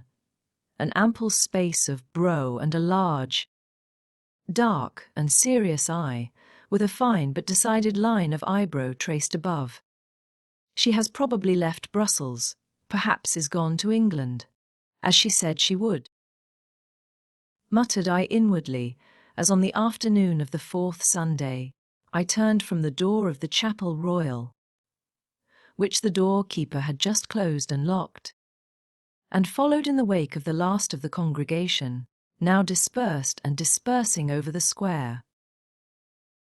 I had soon outwalked the couples of English gentlemen and ladies. Gracious goodness! Why don't they dress better? My eye is yet filled with visions of the high-flounced, slovenly, and tumbled dresses in costly silk and satin, of the large unbecoming collars in expensive lace, of the ill coats and strangely fashioned pantaloons which every Sunday, at the English service, filled the chairs of the Chapel Royal, and after it, issuing forth into the square, came into disadvantageous contrast with freshly and trimly attired foreign figures, hastening to attend Sallet at the Church of Coburg. I had passed these pairs of Britons, and the groups of pretty British children, and the British footmen and waiting maids. I had crossed the Place Royal, and got into the Rue Royale. Thence I had diverged into the Rue de Louvain, an old and quiet street. I remember that, feeling a little hungry and not desiring to go back and take my share of the gouter, now on the refectory table at pellets, to wit, pistolets and water, I stepped into a baker's and refreshed myself on a cauque. It is a Flemish word, I don't know how to spell it, a Corinth Anglis. A currant bun and a cup of coffee, and then I strolled on towards the Porte de Louvain. Very soon I was out of the city and slowly mounting the hill, which ascends from the gate. I took my time, for the afternoon, though cloudy, was very sultry, and not a breeze stirred to refresh the atmosphere. No inhabitant of Brussels need wander far to search for solitude. Let him but move half a league from his own city, and he will find her browding still and blank over the wide fields, so drear though so fertile, spread out treeless and trackless round the capital of Brabant. Having gained the summit of the hill, and having stood and looked long over the cultured but lifeless campaign, I felt a wish to quit the high road which I had hitherto followed, and get in among those tilled grounds, fertile as the beds of a Brobdingnagian kitchen garden, spreading far and wide even to the boundaries of the horizon, where, from a dust green, distance changed them to a sullen blue, and confused their tints with those of the livid and thunderous-looking sky. Accordingly I turned up a by-path to the right. I had not followed it far ere it brought me, as I expected, into the fields, amidst which, just before me, stretched a long and lofty white wall enclosing, as it seemed from the foliage showing above, some thickly planted nursery of yew and cypress. For of that species were the branches resting on the pale parapets, and crowding gloomily about a massive cross, planted doubtless on a central eminence and extending its arms, which seemed of black marble, over the summits of those sinister trees. I approached, wondering to what house this well-protected garden appertained. I turned the angle of the wall, thinking to see some stately residence. I was close upon great iron gates. There was a hut serving for a lodge near, but I had no occasion to apply for the key. The gates were open. I pushed one leaf back. Rain had rusted its hinges, for it groaned dolefully as they revolved. Thick planting embowered the entrance.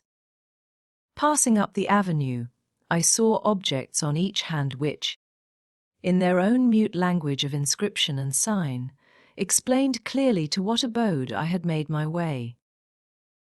This was the house appointed for all living. Crosses, monuments, and garlands of everlastings announced the Protestant cemetery outside the gate of Louvain. The place was large enough to afford half an hour's strolling without the monotony of treading continually the same path. And, for those who love to peruse the annals of graveyards, here was variety of inscription, enough to occupy the attention for double or treble that space of time. Hither people of many kindreds, tongues, and nations had brought their dead for interment, and here, on pages of stone, of marble, and of brass, were written names. Dates, last tributes of pomp or love, in English, in French, in German, and Latin. Here the Englishman had erected a marble monument over the remains of his Mary Smith or Jane Brown, and inscribed it only with her name. There the French widower had shaded the grave of his Elmire or Celestine with a brilliant thicket of roses, amidst which a little tablet rising bore an equally bright testimony to her countless virtues. Every nation, tribe, and kindred mourned after its own fashion, and how soundless was the mourning of all! My own tread, though slow and upon smooth-rolled paths, seemed to startle because it formed the sole break to a silence otherwise total. Not only the winds, but the very fitful, wandering airs were that afternoon, as by common consent, all fallen asleep in their various quarters. The north was hushed, the south silent. The east sobbed not, nor did the west whisper. The clouds in heaven were condensed and dull, but apparently quite motionless. Under the trees of this cemetery nestled a warm, breathless gloom, out of which the cypresses stood up straight and mute, above which the willows hung low and still, where the flowers, as languid as fair, waited listless for night dew or thunder shower, where the tombs, and those they hid, lay impassable to sun or shadow, to rain or draught. Importuned by the sound of my own footsteps, I turned off upon the turf and slowly advanced to a grove of yews. I saw something stir among the stems. I thought it might be a broken branch swinging. My short-sighted vision had caught no form, only a sense of motion. But the dusky shade passed on, appearing and disappearing at the openings in the avenue. I soon discerned it was a living thing, and a human thing, and, drawing nearer, I perceived it was a woman, pacing slowly to and fro, and evidently deeming herself alone as I had deemed myself alone, and meditating as I had been meditating. Ere long she returned to a seat which I fancy she had but just quitted, or I should have caught sight of her before. It was in a nook, screened by a clump of trees. There was the white wall before her, and a little stone set up against the wall, and, at the foot of the stone, was an allotment of turf freshly turned up, a new-made grave. I put on my spectacles and passed softly close behind her, glancing at the inscription on the stone. I read, Julian Henry, died at Brussels, aged 60, August 10th, 18. Having perused the inscription, I looked down at the form sitting bent and thoughtful just under my eyes. Unconscious of the vicinity of any living thing, it was a slim, youthful figure in mourning apparel of the plainest black stuff, with a little simple black crepe bonnet. I felt, as well as saw, who it was, and, moving neither hand nor foot, I stood some moments enjoying the security of conviction. I had sought her for a month, and had never discovered one of her traces, never met a hope, or seized a chance of encountering her anywhere.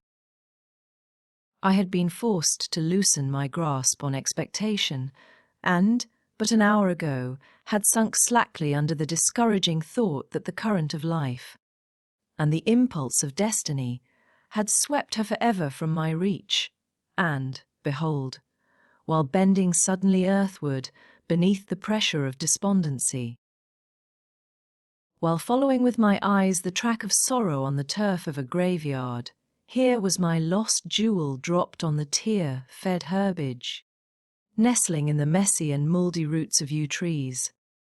Frances sat very quiet, her elbow on her knee and her head on her hand.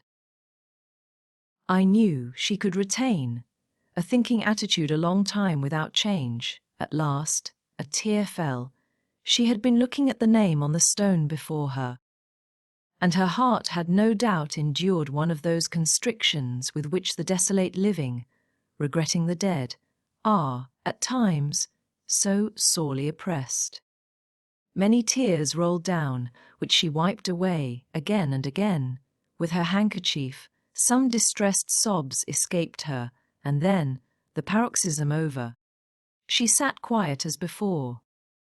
I put my hand gently on her shoulder, no need further to prepare her, for she was neither hysterical nor liable to fainting fits.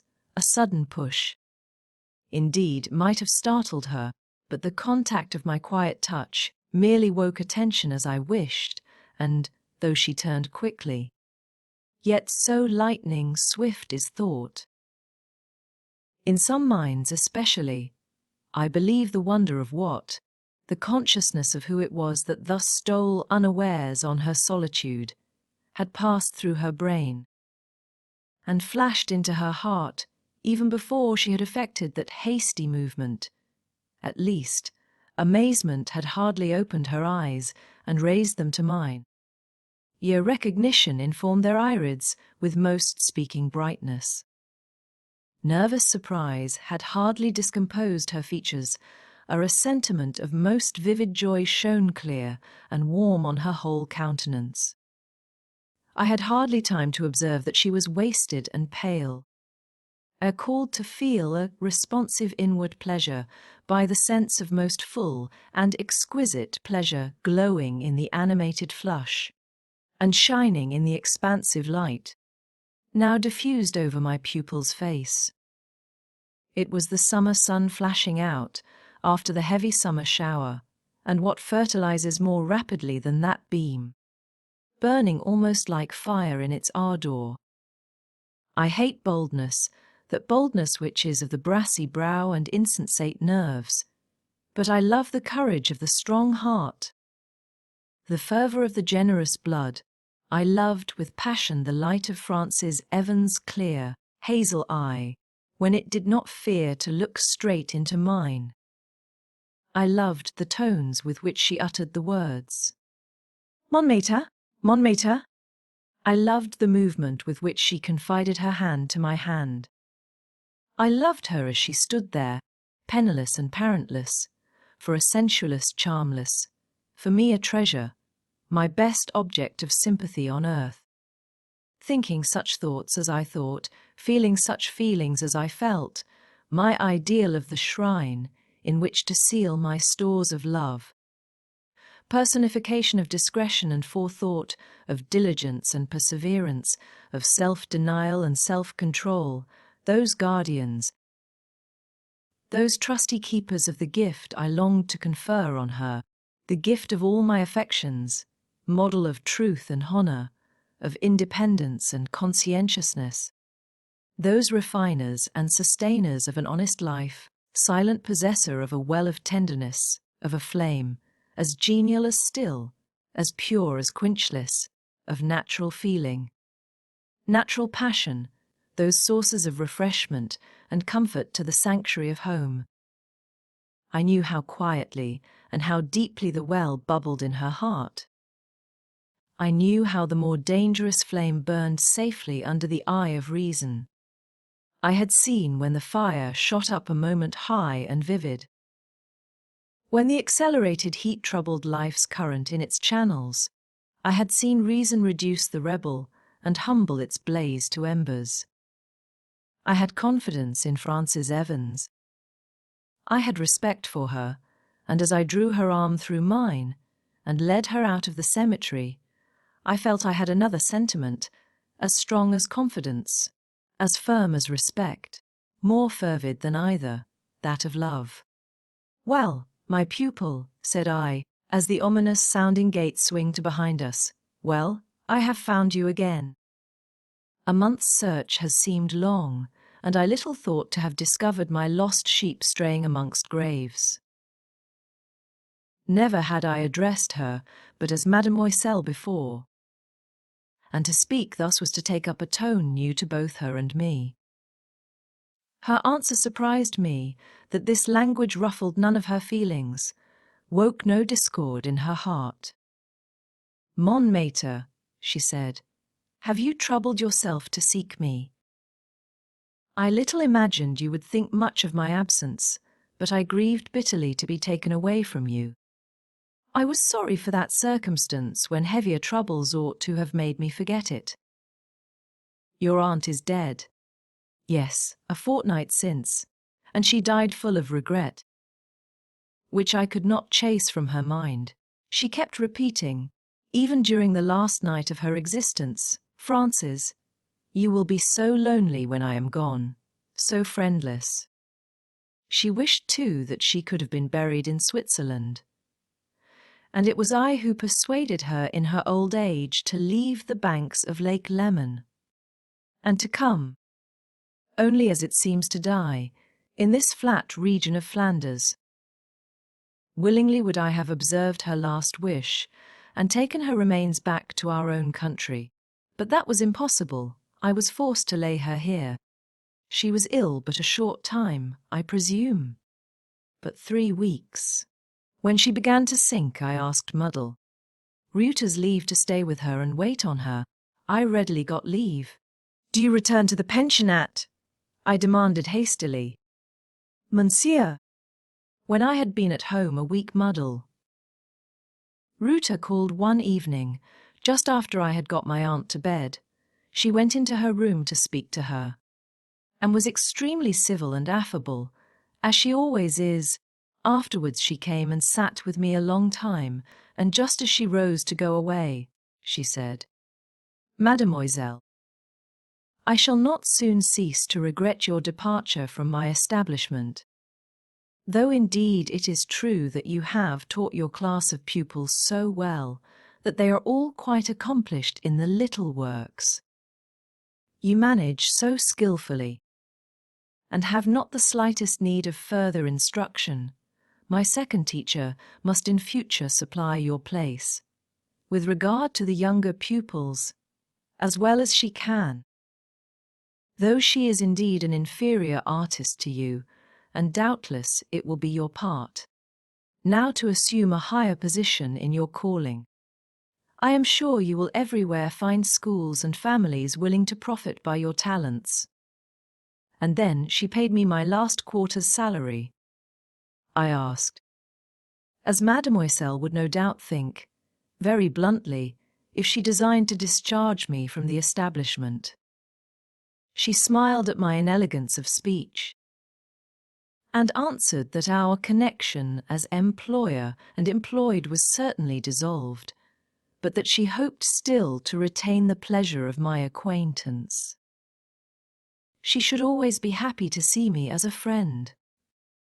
And then she said something about the excellent condition of the streets, and the long continuance of fine weather, and went away quite cheerful. I laughed inwardly. All this was so like the directress, so like what I had expected and guessed of her conduct. And then the exposure and proof of her lie, unconsciously afforded by Frances. She had frequently applied for Muddle Henry's address, forsooth, Muddle. Henry had always evaded giving it, etc., etc. And here I found her a visitor at the very house of whose locality she had professed absolute ignorance. Any comments I might have intended to make on my pupil's communication were checked by the plashing of large rain drops on our faces and on the path, and by the muttering of a distant but coming storm. The warning obvious in stagnant air and leaden sky had already induced me to take the road leading back to Brussels, and now I hastened my own steps and those of my companion, and, as our way lay downhill, we got on rapidly. There was an interval after the fall of the first broad drops before heavy rain came on, In the meantime, we had passed through the Porte de Lovin and were again in the city. "Where do you live?" I asked. "I will see you safe home." "Rue Notre Dame aux Neiges," answered Francis. It was not far from the Rue de Lovin. And we stood on the doorsteps of the house we sought ere the clouds, severing with loud peal and shattered cataract of lightning, emptied their livid folds in a torrent, heavy, prone, and broad. Come in," said Francis, as after putting her into the house, I paused ere I followed. The word decided me. I stepped across the threshold, shut the door on the rushing, flashing, whitening storm, and followed her upstairs to her apartments. Neither she nor I were wet. A projection over the door had warded off the straight descending flood. None but the first, large drops had touched our garments. 1 minute more, and we should not have had a dry thread on us. Stepping over a little mat of green wool, I found myself in a small room with a painted floor and a square of green carpet in the middle. The articles of furniture were few, but all bright and exquisitely clean. Order reigned through its narrow limits, such order as it soothed my punctilious soul to behold. And I had hesitated to enter the abode, because I apprehended after all that mundle. Ruta's hint about its extreme poverty might be too well founded, and I feared to embarrass the lace mender by entering her lodgings unawares. Poor the place might be, poor truly it was, but its neatness was better than elegance. And had but a bright little fire shone on that clean hearth, I should have deemed it more attractive than a palace. No fire was there, however, and no fuel laid ready to light. The lace mender was unable to allow herself that indulgence, especially now when, deprived by death of her sole relative, she had only her own unaided exertions to rely on. Frances went into an inner room to take off her bonnet, and she came out a model of frugal neatness, with her well-fitting black stuff dress, so accurately defining her elegant bust and taper waist, with her spotless white collar turned back from a fair and shapely neck, with her plenteous brown hair arranged in smooth bands on her temples, and in a large Grecian plait behind. Ornaments she had none, neither brooch, ring, nor ribbon. She did well enough without them, perfection of fit, proportion of form, grace of carriage, agreeably supplied their place. Her eye, as she re-entered the small sitting-room, instantly sought mine, which was just then lingering on the hearth. I knew she read at once the sort of inward ruth and pitying pain which the chill vacancy of that hearth stirred in my soul. Quick to penetrate, quick to determine, and quicker to put in practice, she had in a moment tied a holland apron round her waist. Then she disappeared, and reappeared with a basket. It had a cover. She opened it, and produced wood and coal. Deftly and compactly she arranged them in the grate. It is her whole stock, and she will exhaust it out of hospitality, thought I. What are you going to do? I asked. Not surely to light a fire this hot evening. I shall be smothered. Indeed, monsieur. I feel it very chilly since the rain began. Besides, I must boil the water for my tea, for I take tea on Sundays. You will be obliged to try and bear the heat. She had struck a light. The wood was already in a blaze, and truly, when contrasted with the darkness, the wild tumult of the tempest without, that peaceful glow which began to beam on the now animated hearth seemed very cheering. A low, purring sound from some quarter announced that another being, besides myself, was pleased with the change. A black cat, roused by the light from its sleep on a little cushioned stool, came and rubbed its head against Frances' gown as she knelt. She caressed it, saying it had been a favourite with her pauvre Tante Julian. The fire being lit, the hearth swept, and a small kettle of a very antique pattern, such as I thought I remembered to have seen in old farmhouses in England, placed over the now ruddy flame. Frances' hands were washed, and her apron removed in an instant. Then she opened a cupboard and took out a tea tray, on which she had soon arranged a china tea equipage whose pattern, shape, and size denoted a remote antiquity. A little old-fashioned silver spoon was deposited in each saucer, and a pair of silver tongs, equally old-fashioned, were laid on the sugar basin. From the cupboard, too, was produced a tidy silver cream ewer, not larger than an egg-shell. While making these preparations, she chanced to look up, and, reading curiosity in my eyes, she smiled and asked, "Is this like England, monsieur?" "Like the England of 100 years ago," I replied. "Is it truly?" "Well, everything on this tray is at least 100 years old. These cups, these spoons, this ewer are all heirlooms. My great-grandmother left them to my grandmother, she to my mother, and my mother brought them with her from England to Switzerland, and left them to me. And ever since I was a little girl, I have thought I should like to carry them back to England, whence they came." She put some pistolets on the table. She made the tea, as foreigners do make tea.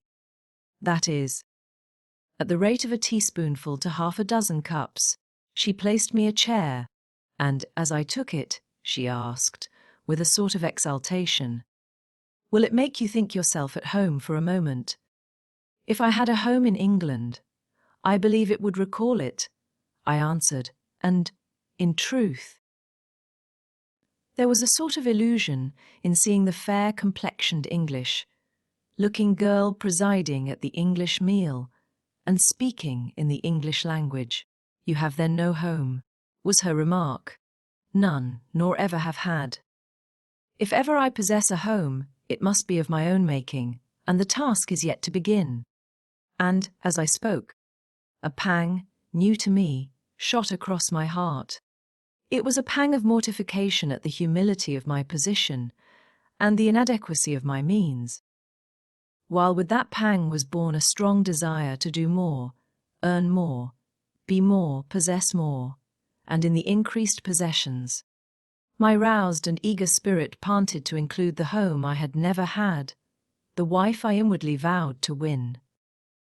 Frances' tea was little better than hot water, sugar and milk, and her pistolets, with which she could not offer me butter, were sweet to my palate as manna.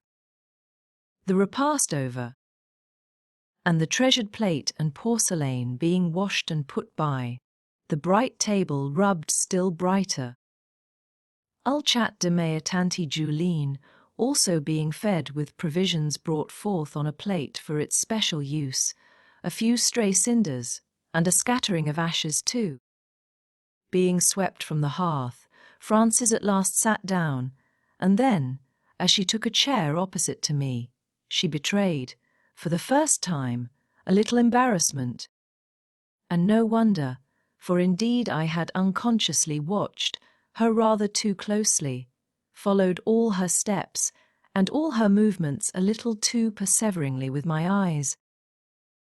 For she mesmerized me by the grace and alertness of her action, by the deft, cleanly, and even decorative effect resulting from each touch of her slight and fine fingers, and when, at last, she subsided to stillness, the intelligence of her face seemed beauty to me, and I dwelt on it accordingly.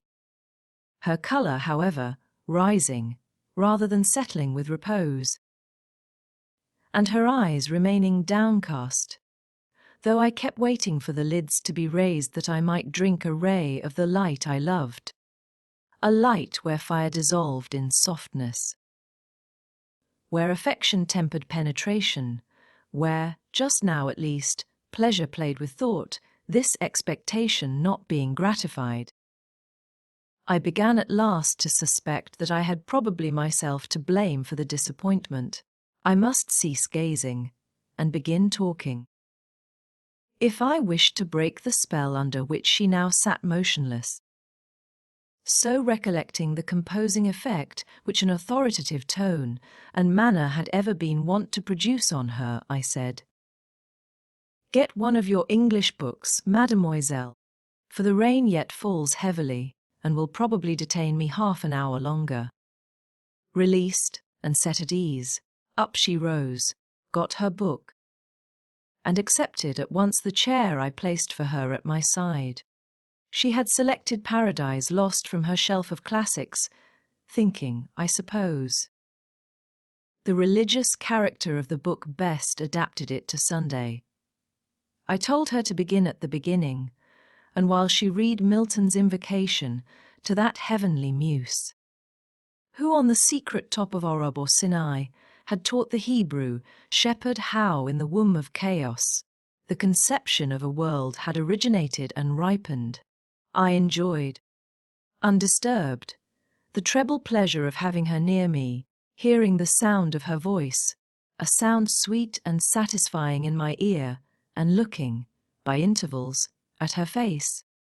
Of this last privilege I chiefly availed myself when I found fault with an intonation, a pause, or an emphasis. As long as I dogmatized, I might also gaze, without exciting too warm a flush. "Enough," said I, when she had gone through some half-dozen pages, a work of time with her, for she read slowly and paused often to ask and receive information. "Enough, and now the rain is ceasing, and I must soon go." For indeed, at that moment, looking towards the window, I saw it all blue. The thunder clouds were broken and scattered, and the setting August sun sent a gleam like the reflection of rubies through the lattice. I got up, I drew on my gloves. "You have not yet found another situation to supply the place of that from which you were dismissed by Muddle?" "Rita, no, monsieur. I have made inquiries everywhere, but they all ask me for references, and to speak truth, I do not like to ply to the directress, because I consider she acted neither justly nor honourably towards me. She used underhand means to set my pupils against me, and thereby render me unhappy while I held my place in her establishment, and she eventually deprived me of it by a masked and hypocritical manoeuvre, pretending that she was acting for my good, but really snatching from me my chief means of subsistence, at a crisis when not only my own life, but that of another, depended on my exertions. Of her I will never more ask a favour. How then do you propose to get on?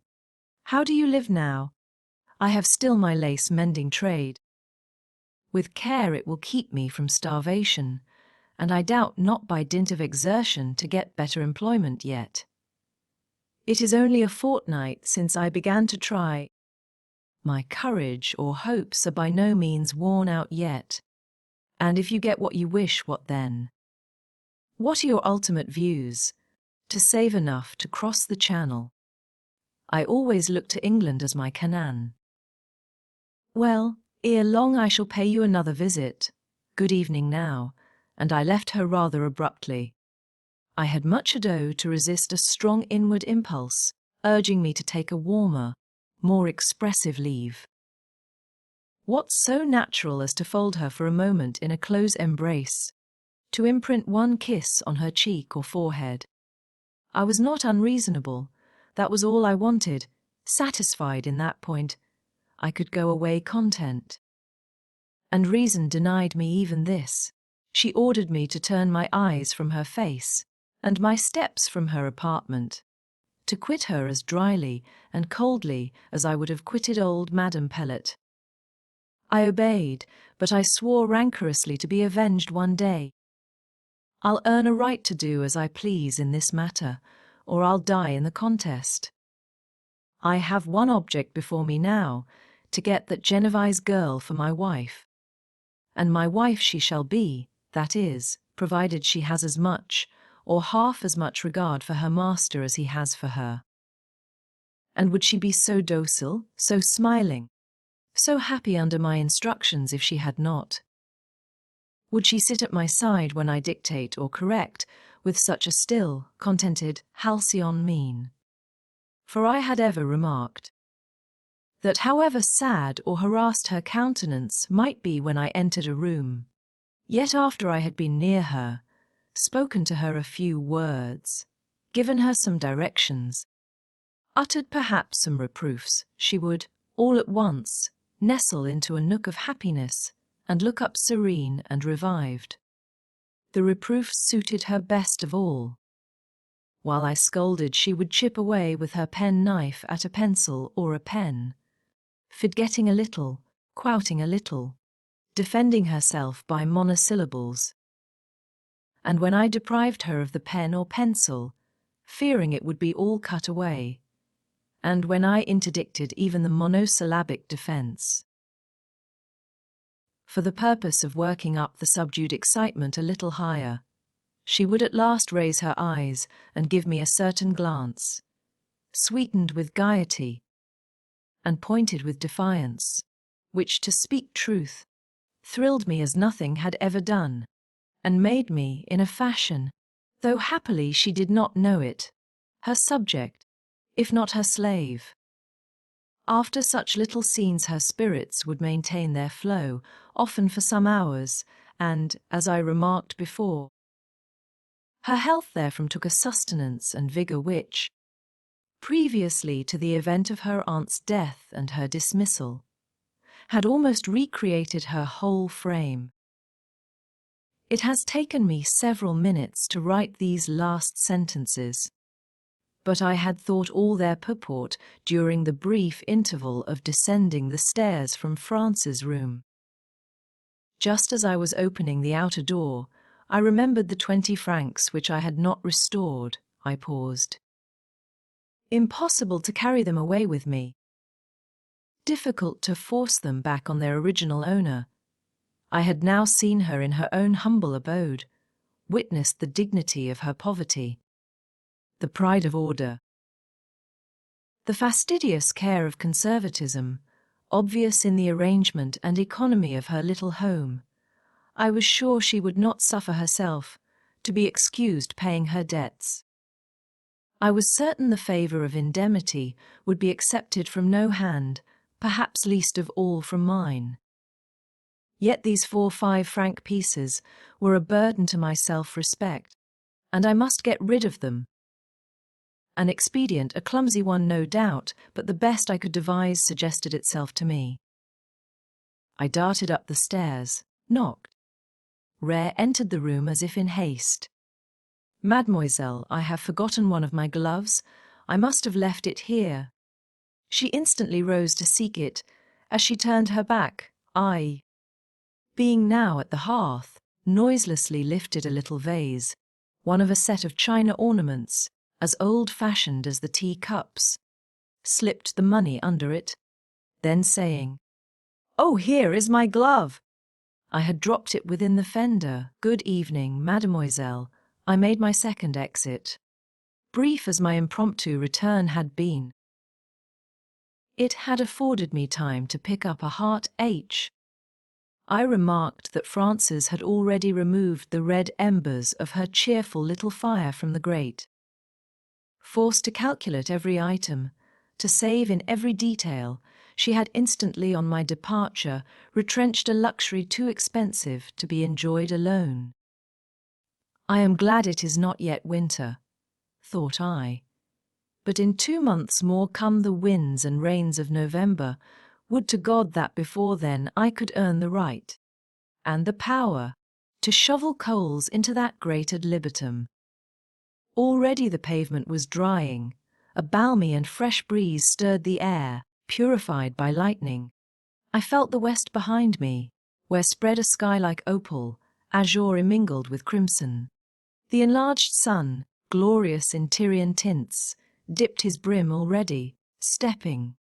As I was, eastward, I faced a vast bank of clouds, but also I had before me the arch of an evening rainbow, a perfect rainbow, high, wide, vivid. I looked long. My eye drank in the scene, and I suppose my brain must have absorbed it, for that night, after lying awake in pleasant fever a long time, watching the silent sheet lightning, which still played among the retreating clouds and flashed silvery over the stars, I at last fell asleep, and then in a dream were reproduced the setting sun, the bank of clouds, the mighty rainbow. I stood, methought, on a terrace. I leaned over a parapeted wall. There was space below me, depth I could not fathom, but hearing an endless dash of waves, I believed it to be the sea spread to the horizon, sea of changeful green and intense blue. All was soft in the distance, all vapor veiled. A spark of gold glistened on the line between water and air, floated up. Approached, enlarged, changed, the object hung midway between heaven and earth, under the arch of the rainbow, the soft but dusk clouds diffused behind. It hovered as on wings, pearly, fleecy, gleaming air streamed like raiment round it, light, tinted with carnation, coloured what seemed face and limbs.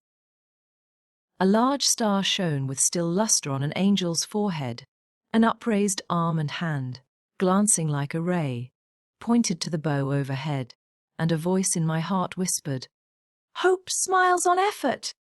Chapter 20. A competency was what I wanted. A competency it was now my aim and resolve to secure. But never had I been farther from the mark. With August the school year, l'année scolaire, closed, the examinations concluded, the prizes were adjudged. The schools dispersed, the gates of all colleges, the doors of all pensionats shut, not to be reopened till the beginning or middle of October. The last day of August was at hand, and what was my position? Had I advanced a step since the commencement of the past quarter? On the contrary, I had receded one. By renouncing my engagement as English master in Muddle, Router's establishment, I had voluntarily cut off 20l. From my yearly income, I had diminished my 6l. per annum to 4l, and even that sum I now held by a very precarious tenure. It is some time since I made any reference to M. Pellet. The moonlight walk is, I think, the last incident recorded in this narrative where that gentleman cuts any conspicuous figure. The fact is, since that event, a change had come over the spirit of our intercourse. He, indeed, ignorant that the still hour, a cloudless moon, and an open lattice, had revealed to me the secret of his selfish love and false friendship, would have continued smooth and complaisant as ever. But I grew spiny as a porcupine, and inflexible as a blackthorn cudgel. I never had a smile for his raillery, never a moment for his society. His invitations to take coffee with him in his parlour were invariably rejected, and very stiffly and sternly rejected too. His jesting allusions to the directress, which he still continued, were heard with a grim calm very different from the petulant pleasure they were formerly wont to excite. For a long time Pellet bore with my frigid demeanour very patiently. He even increased his attentions. But finding that even a cringing politeness failed to thaw or move me, he at last altered too. In his turn he cooled. His invitations ceased. His countenance became suspicious and overcast, and I read in the perplexed yet brooding aspect of his brow a constant examination and comparison of premises, and an anxious endeavour to draw thence some explanatory inference. Long, I fancy, he succeeded, for he was not without penetration, perhaps, too, Mundell. Zoraide might have aided him in the solution of the enigma.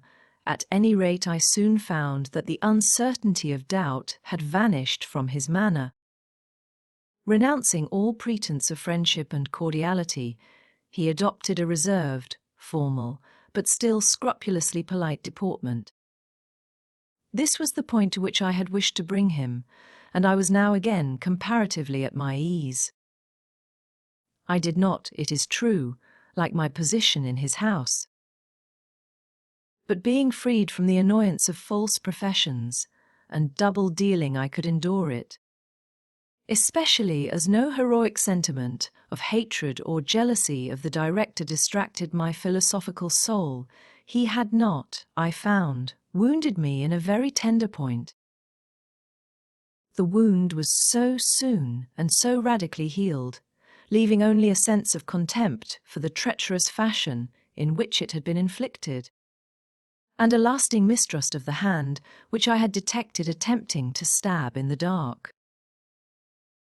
This state of things continued till about the middle of July. And then there was a little change.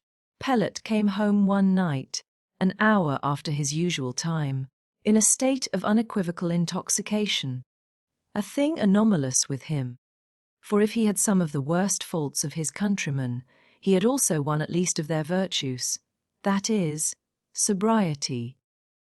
So drunk, however, was he upon this occasion, that after having roused the whole establishment, except the pupils, whose dormitory being over the classes, in a building apart from the dwelling house, was consequently out of the reach of disturbance, by violently ringing the hall bell and ordering lunch to be brought in immediately, for he imagined it was noon, whereas the city bells had just tolled midnight, after having furiously rated the servants for their want of punctuality, and gone near to chastise his poor old mother, who advised him to go to bed. He began raving dreadfully about Le Maudit Anglais Creamsvort. I had not yet retired. Some German books I had got hold of had kept me up late. I heard the uproar below, and could distinguish the director's voice exalted in a manner as appalling as it was unusual. Opening my door a little, I became aware of a demand on his part for Creamsvort to be brought down to him, that he might cut his throat on the hall table and wash his honour, which he affirmed to be in a dirty condition, in infernal British blood. He is either mad or drunk, thought I. And in either case the old woman and the servants will be the better of a man's assistance, so I descended straight to the hall. I found him staggering about, his eyes in a fine frenzy rolling. A pretty sight he was, a just medium between the fool and the lunatic. "Come, M. Pellet," said I, "you had better go to bed," and I took hold of his arm. His excitement, of course, increased greatly at sight and touch of the individual for whose blood he had been making application. He struggled and struck with fury, but a drunken man is no match for a sober one, and even in his normal state, Pelet's worn-out frame could not have stood against my sound one. I got him upstairs and, in process of time, to bed. During the operation, he did not fail to utter comminations which, though broken, had a sense in them. While stigmatizing me as the treacherous spawn of a perfidious country, he, in the same breath, anathematized Zoraide Ruter. He termed her femme sotit vicious, who, in a fit of loud caprice, had thrown herself away on an unprincipled adventurer, directing the point of the last appellation by a furious blow, obliquely aimed at me. I left him in the act of bounding, elastically out of the bed into which I had tucked him.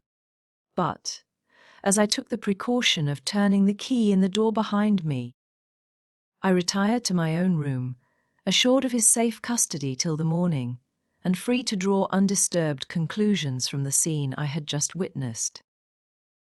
Now, it was precisely about this time that the directress, stung by my coldness, bewitched by my scorn, and excited by the preference she suspected me of cherishing for another, had fallen into a snare of her own laying. Was herself caught in the meshes of the very passion with which she wished to entangle me. Conscious of the state of things in that quarter, I gathered, from the condition in which I saw my employer, that his lady love had betrayed the alienation of her affections, inclinations, rather, I would say.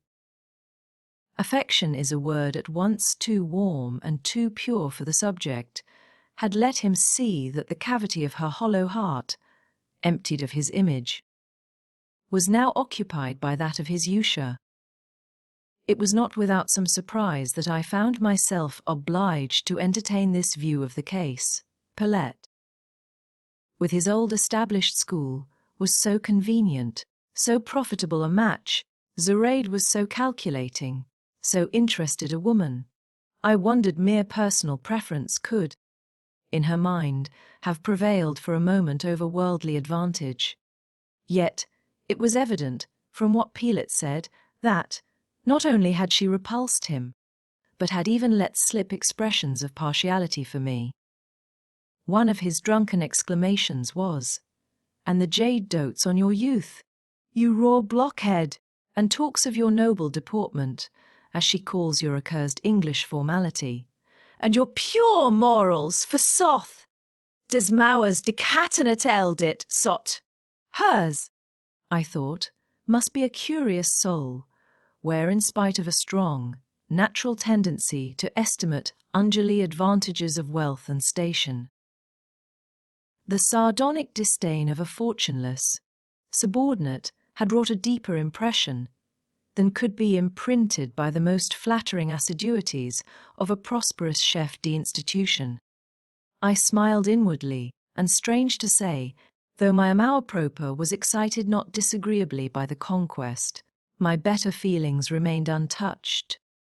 Next day, when I saw the directress, and when she made an excuse to meet me in the corridor, and besought my notice by a demeanour and look subdued to helot humility, I could not love, I could scarcely pity her. To answer briefly and dryly some interesting inquiry about my health, to pass her by with a stern bow, was all I could. Her presence and manner had then, and for some time previously and consequently, a singular effect upon me. They sealed up all that was good, elicited all that was noxious in my nature. Sometimes they enervated my senses, but they always hardened my heart. I was aware of the detriment done, and quarrelled with myself for the change. I had ever hated a tyrant, and behold, the possession of a slave, self-given, Went near to transform me into what I abhorred. there was at once a sort of low gratification in receiving this luscious incense from an attractive and still young worshipper, and an irritating sense of degradation in the very experience of the pleasure. When she stole about me with the soft step of a slave, I felt at once barbarous and sensual as a pasha. I endured her homage sometimes I rebuked it. My indifference or harshness served equally to increase the evil I desired to check. "Coolly disdain Louis side bean?" I once overheard her say to her mother. "Il est beau comme Apollon quand il sort de son air Horton." And the jolly old dame laughed and said she thought her daughter was bewitched. For I had no point of a handsome man about me, except being straight and without deformity. "Poor moi," she continued, "il me fait tot l'effet d'un chat hunt, avec ses besicles." Worthy old girl. I could have gone and kissed her had she not been a little too old, too fat and too red-faced. Her sensible, truthful words seemed so wholesome, contrasted with the morbid illusions of her daughter. When Paulette awoke on the morning after his frenzy fit, he retained no recollection of what had happened the previous night. and his mother fortunately had the discretion to refrain from informing him that I had been a witness of his degradation. He did not again have recourse to wine for curing his griefs, but even in his sober mood he soon showed that the iron of jealousy had entered into his soul. A thorough Frenchman, the national characteristic of ferocity had not been omitted by nature in compounding the ingredients of his character. It had appeared first in his access of drunken wrath, when some of his demonstrations of hatred to my person were of a truly fiendish character. And now it was more covertly betrayed by momentary contractions of the features, and flashes of fierciness in his light blue eyes. When their glance chanced to encounter mine, he absolutely avoided speaking to me. I was now spared even the falsehood of his politeness. In this state of our mutual relations, my soul rebelled sometimes almost ungovernably against living in the house and discharging the service of such a man, but who is free from the constraint of circumstances. At that time, I was not. I used to rise each morning eager to shake off his yoke, and go out with my portmanteau under my arm, if a beggar, at least a freeman. And in the evening, when I came back from the pensionnat de demoiselles, a certain pleasant voice in my ear, a certain face, so intelligent, yet so docile, so reflective, yet so soft, in my eyes, a certain cast of character, at once proud and pliant, sensitive and sagacious, serious and ardent, in my head, a certain tone of feeling, fervid and modest, refined and practical, pure and powerful, delighting and troubling my memory, visions of new ties I longed to contract, of new duties I longed to undertake, had taken the rover and the rebel out of me, and had shown endurance of my hated lot in the light of a Spartan virtue. But Pilette's fury subsided. A fortnight sufficed for its rise, progress, and extinction. In that space of time the dismissal of the obnoxious teacher had been effected in the neighbouring house, and in the same interval I had declared my resolution to follow and find out my pupil, and upon my application for her address being refused, I had summarily resigned my own post. This last act seemed at once to restore Muddle, rooted to her senses, her sagacity, her judgment. So long mild by a fascinating delusion, struck again into the right track the moment that delusion vanished. By the right track, I do not mean the steep and difficult path of principle. In that path she never trod, but the plain highway of common sense, from which she had of late widely diverged, when there she carefully sought, and having found, industriously pursued the trail of her old suitor, M. Pellet. She soon overtook him. What arts she employed to soothe and blind him I know not, but she succeeded both in allaying his wrath and hoodwinking his discernment. As was soon proved by the alteration in his mien and manner, she must have managed to convince him that I neither was, nor ever had been, a rival of his. For the fortnight of fury against me terminated in a fit of exceeding graciousness and amenity, not unmixed with a dash of exulting self-complacency, more ludicrous than irritating.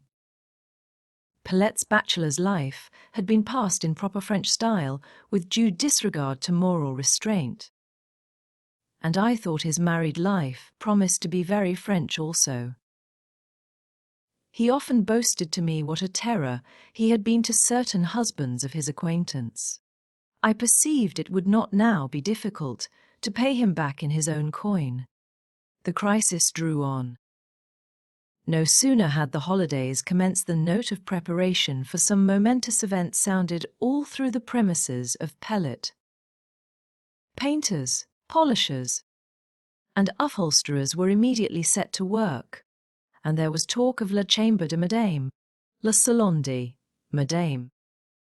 not deeming it probable that the old duenna, at present graced with that title in our house, had inspired her son with such enthusiasm of filial piety as to induce him to fit up apartments expressly for her use, I concluded, in common with the cook, the 2 housemaids, and the kitchen scullion, that a new and more juvenile madame was destined to be the tenant of these gay chambers.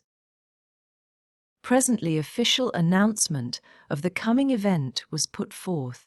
In another week's time M. Francois Pellet, directeur and Mundel, Zoraide Reuter, directress, were to be joined together in the banns of matrimony.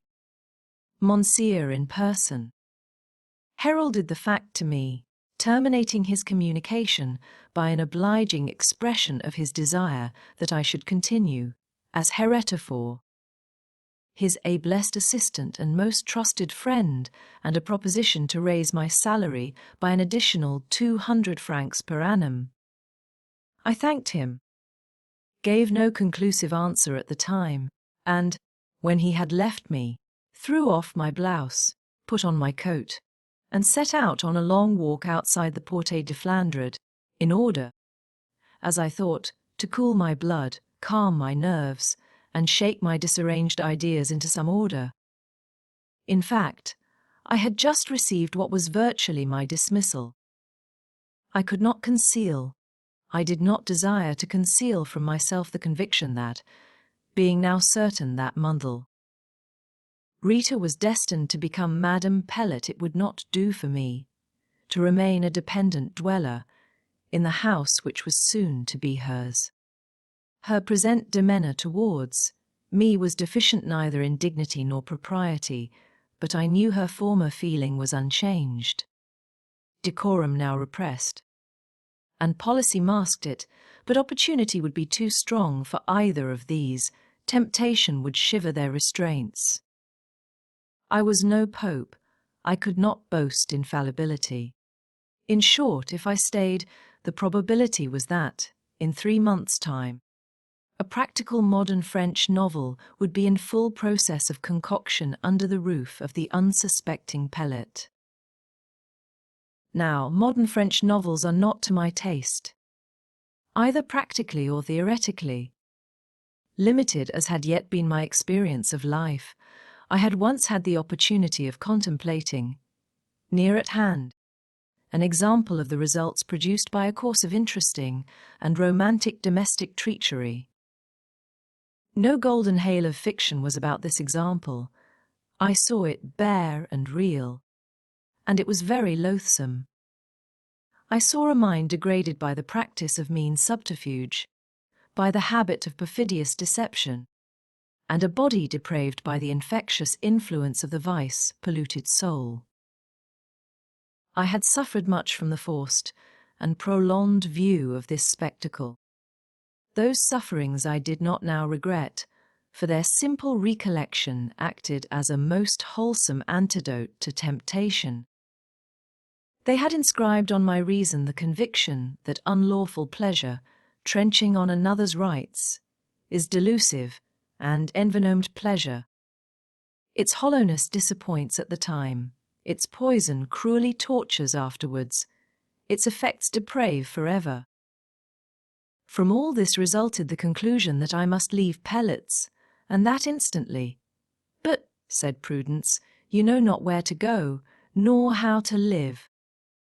And then the dream of true love came over me.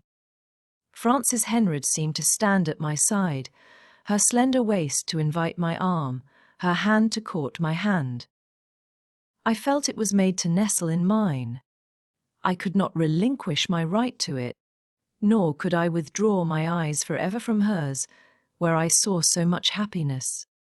Such a correspondence of heart with heart, over whose expression I had such influence, where I could kindle bliss, infuse awe, steep delight, rouse sparkling spirit, and sometimes waken pleasurable dread.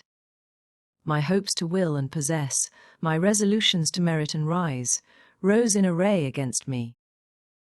And here I was about to plunge into the gulf of absolute destitution, and all this, suggested an inward voice. Because you fear an evil which may never happen. It will happen, you know it will, answered that stubborn monitor conscience. Do what you feel is right, obey me. And even in the sloughs of want I will plant for you firm footing. And then, as I walked fast along the road, there rose upon me a strange, inly felt idea of some great being, unseen, but all present, who in his beneficence desired only my welfare, and now watched the struggle of good and evil in my heart, and waited to see whether I should obey his voice, heard in the whispers of my conscience, or lend an ear to the sophisms by which his enemy and mine, the spirit of evil, sought to lead me astray. Rough and steep was the path indicated by divine suggestion, mossy and declining the green way along which temptation strewed flowers, but whereas, methought, the deity of love, the friend of all that exists, would smile well pleased were I to gird up my loins and address myself to the rude ascent, so, on the other hand, each inclination to the velvet declivity seemed to kindle a gleam of triumph on the brow of the man-hating, God-defying demon. Sharp and short I turned round. Fast I retraced my steps. In half an hour I was again at M. Pellet's. I sought him in his study, brief parley, concise explanation sufficed. My manner proved that I was resolved. He, perhaps, at heart approved my decision. After 20 minutes' conversation, I re-entered my own room. Self-deprived of the means of living, self-sentenced to leave my present home, with the short notice of a week in which to provide another. Chapter 21. Directly as I closed the door, I saw laid on the table 2 letters. My thought was that they were notes of invitation from the friends of some of my pupils. I had received such marks of attention occasionally, and with me, who had no friends, correspondence of more interest was out of the question. The postman's arrival had never yet been an event of interest to me since I came to Brussels. I laid my hand carelessly on the documents, and coldly and slowly glancing at them, I prepared to break the seals. My eye was arrested and my hand too. I saw what excited me, as if I had found a vivid picture where I expected only to discover a blank page. On one cover was an English postmark, on the other, a lady's clear, fine autograph. The last I opened first.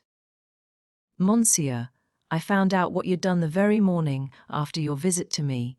You might be sure I should dust the china every day, and as no one but you had been in my room for a week, and as fairy money is not current in Brussels, I could not doubt who left the 20 francs on the chimney-piece. I thought I heard you stir the vase when I was stooping to look for your glove under the table, and I wondered you should imagine it had got into such a little cup. Now, Monsieur, the money is not mine, and I shall not keep it. I will not send it in this note, because it might be lost. Besides, it is heavy. But I will restore it to you the first time I see you, and you must make no difficulties about taking it, because, in the first place, I am sure, Monsieur, you can understand that one likes to pay one's debts, that it is satisfactory to owe no man anything, and, in the second place, I can now very well afford to be honest, as I am provided with a situation.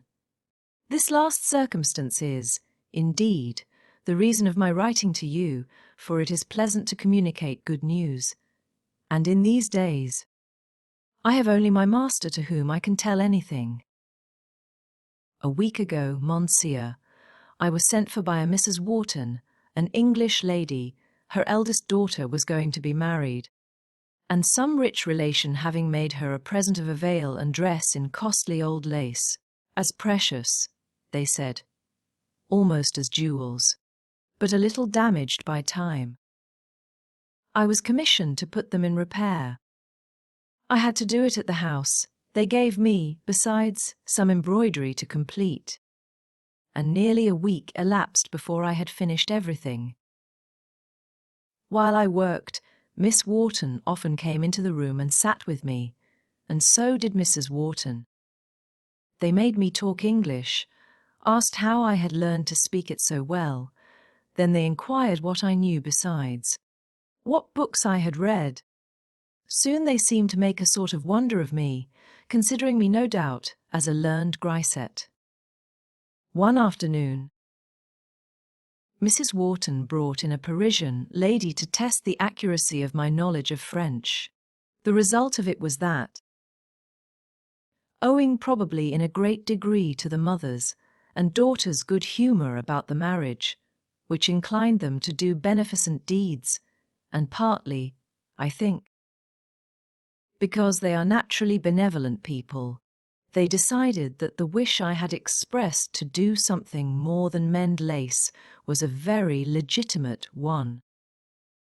And the same day they took me in their carriage to Mrs. D.S., who is the directress of the first English school at Brussels. It seems she happened to be in want of a French lady to give lessons in geography, history, grammar, and composition in the French language. Mrs. Wharton recommended me very warmly, and, as two of her younger daughters are pupils in the house, her patronage availed to get me the place. It was settled that I am to attend 6 hours daily, for, happily, it was not required that I should live in the house. I should have been sorry to leave my lodgings, and, for this, Mrs. D. will give me 1,200 francs per annum. You see, therefore, Monsieur, that I am now rich, richer almost than I ever hoped to be. I feel thankful for it, especially as my sight was beginning to be injured by constant working at fine lace, and I was getting, too, very wary of sitting up late at nights, and yet not being able to find time for reading or study. I began to fear that I should fall ill and be unable to pay my way. This fear is now, in a great measure, removed, and in truth, Monsieur, I am very grateful to God for the relief, and I feel it necessary, almost, to speak of my happiness to some one who is kind-hearted enough to derive joy from seeing others joyful. I could not, therefore, resist the temptation of writing to you. I argued with myself it is very pleasant for me to write, and it will not be exactly painful, though it may be tiresome to Monsieur to read. Do not be too angry with my circumlocution and inelegancies of expression, and, believe me your attached pupil Effie Henry. Having read this letter, I mused on its contents for a few moments, whether with sentiments pleasurable or otherwise I will hereafter note, and then took up the other.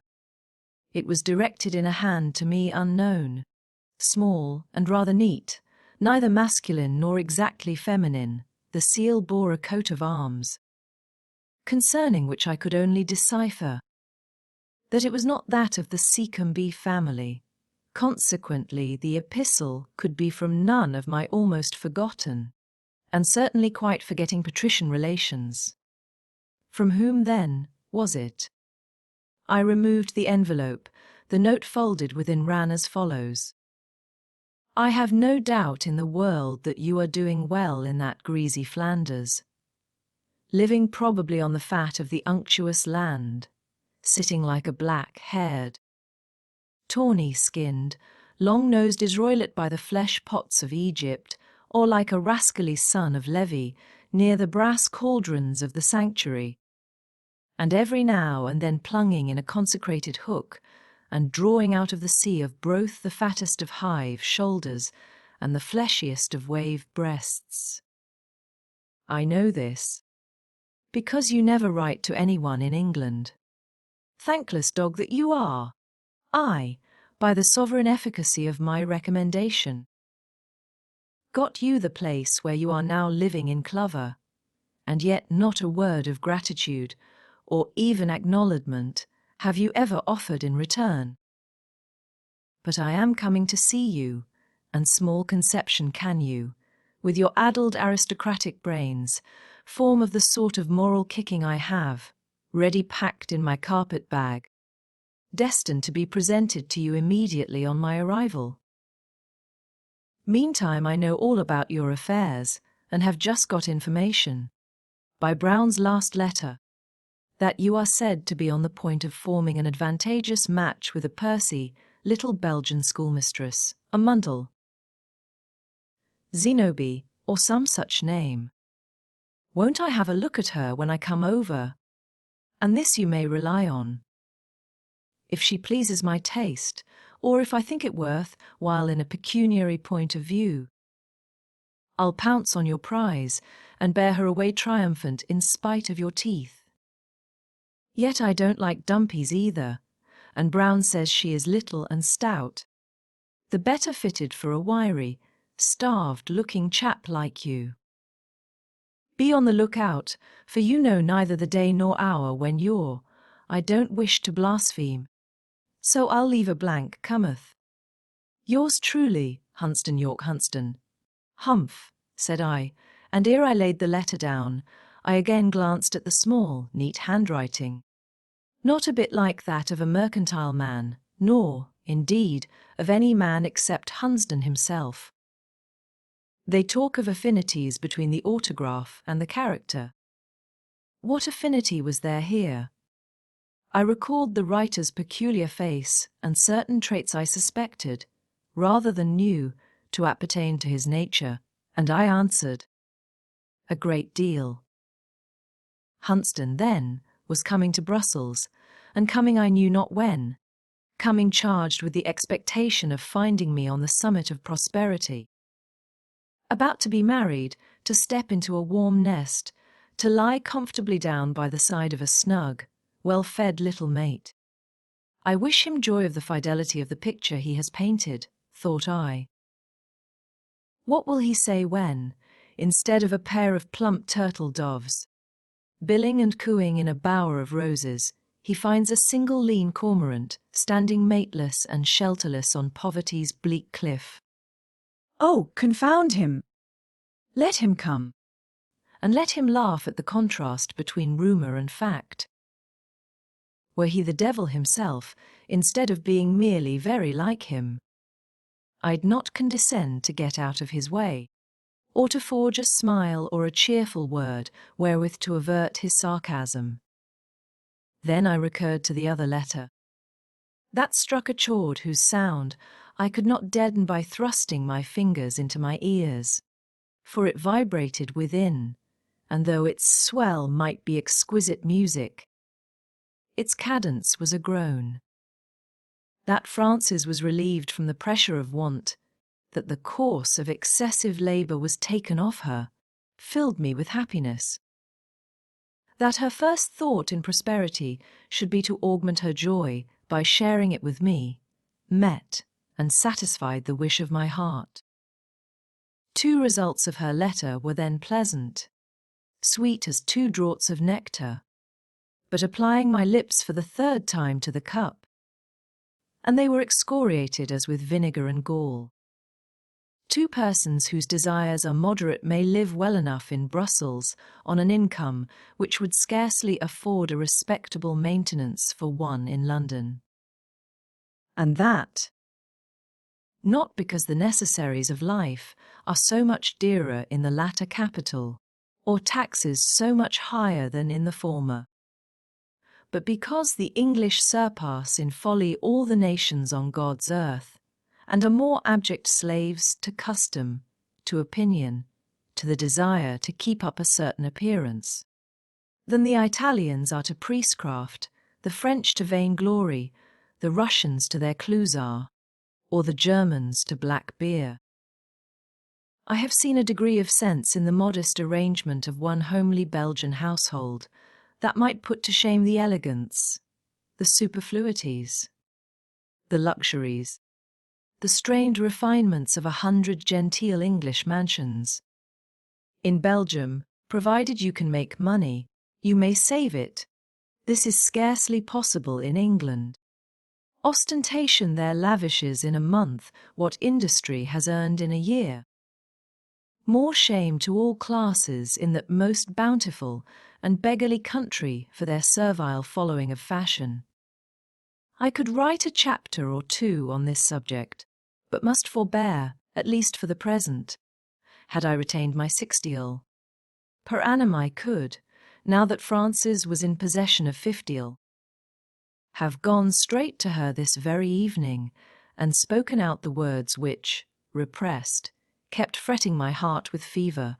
Our united income would, as we should have managed it, have sufficed well for our mutual support, since we lived in a country where economy was not confounded with meanness, where frugality in dress, food, and furniture was not synonymous with vulgarity in these various points. But the placeless usher, bare of resource, and unsupported by connections, must not think of this. Such a sentiment as love, such a word as marriage, were misplaced in his heart and on his lips. Now for the first time did I truly feel what it was to be poor. Now did the sacrifice I had made in casting from me the means of living put on a new aspect. Instead of a correct, just, honourable act, it seemed a deed at once light and fanatical. I took several turns in my room. Under the goading influence of most poignant remorse, I walked a quarter of an hour from the wall to the window, and at the window, self-reproach seemed to face me. At the wall, self-disdain. All at once outspoke conscience. Down, stupid tormentors! Cried she. The man has done his duty. You shall not bait him thus by thoughts of what might have been. He relinquished a temporary and contingent good to avoid a permanent and certain evil. He did well. Let him reflect now, and when your blinding dust and deafening hum subside, he will discover a path. I sat down. I propped my forehead on both my hands. I thought and thought an hour, 2 hours, vainly. I seemed like one sealed in a subterranean vault, who gazes at utter blackness. At blackness ensured by yard-thick stone walls around, and by piles of building above, expecting light to penetrate through granite, and through cement firm as granite. But there are chinks, or there may be chinks in the best adjusted masonry.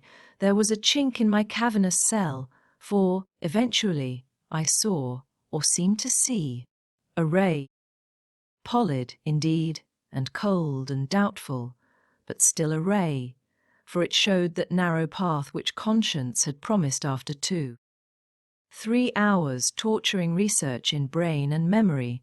I disinterred certain remains of circumstances, and conceived a hope that by putting them together an expedient might be framed, and a resource discovered. The circumstances were briefly these. Some 3 months ago M. Pellet had, on the occasion of his fete, given the boys a treat, which treat consisted in a party of pleasure to a certain place of public resort in the outskirts of Brussels, of which I do not at this moment remember the name. But near it were several of those lakelets called etangs, and there was one etang, larger than the rest, where on holidays people were accustomed to amuse themselves by rowing round it in little boats. The boys having eaten an unlimited quantity of Gorfers, and drank several bottles of love and beer, amid the shades of a garden made and provided for such crams, petitioned the director for leave to take a row on the etang. 6 of the eldest succeeded in obtaining leave, and I was commissioned to accompany them as surveillant. Among the 6 happened to be a certain Jean Baptiste van de Newton, a most ponderous young Flamand, not tall, but even now, at the early age of 16, possessing a breadth and depth of personal development truly national. It chanced that Jean was the first lad to step into the boat. He stumbled, rolled to one side. The boat revolted at his weight and capsized.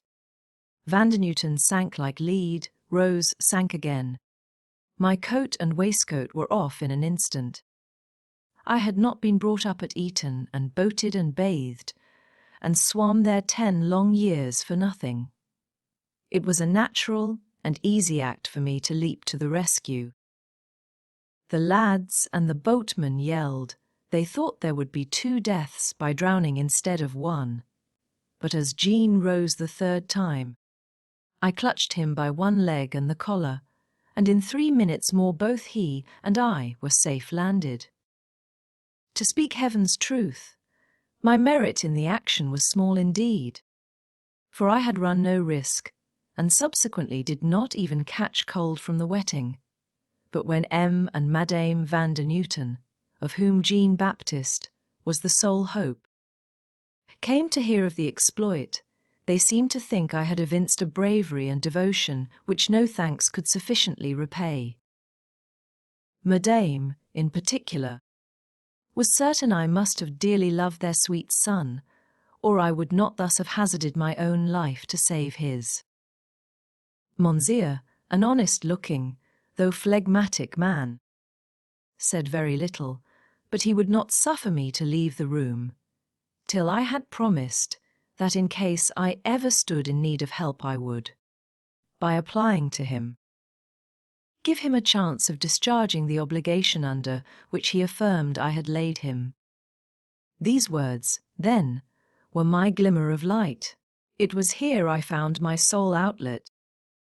And in truth, though the cold light roused, it did not cheer me, nor did the outlet seem such as I should like to pass through. Right I had none to M. Vandenuten's good offices. It was not on the ground of merit I could apply to him. No, I must stand on that of necessity. I had no work. I wanted work. My best chance of obtaining it lay in securing his recommendation. This I knew could be had by asking for it, not to ask, because the request revolted my pride and contradicted my habits, would, I felt, be an indulgence of false and indolent fastidiousness. I might repent the omission all my life, I would not then be guilty of it. That evening I went to M. Vandenuten's, but I had bent the bow and adjusted the shaft in vain. The string broke. I rang the bell at the great door. It was a large, handsome house in an expensive part of the town. A manservant opened.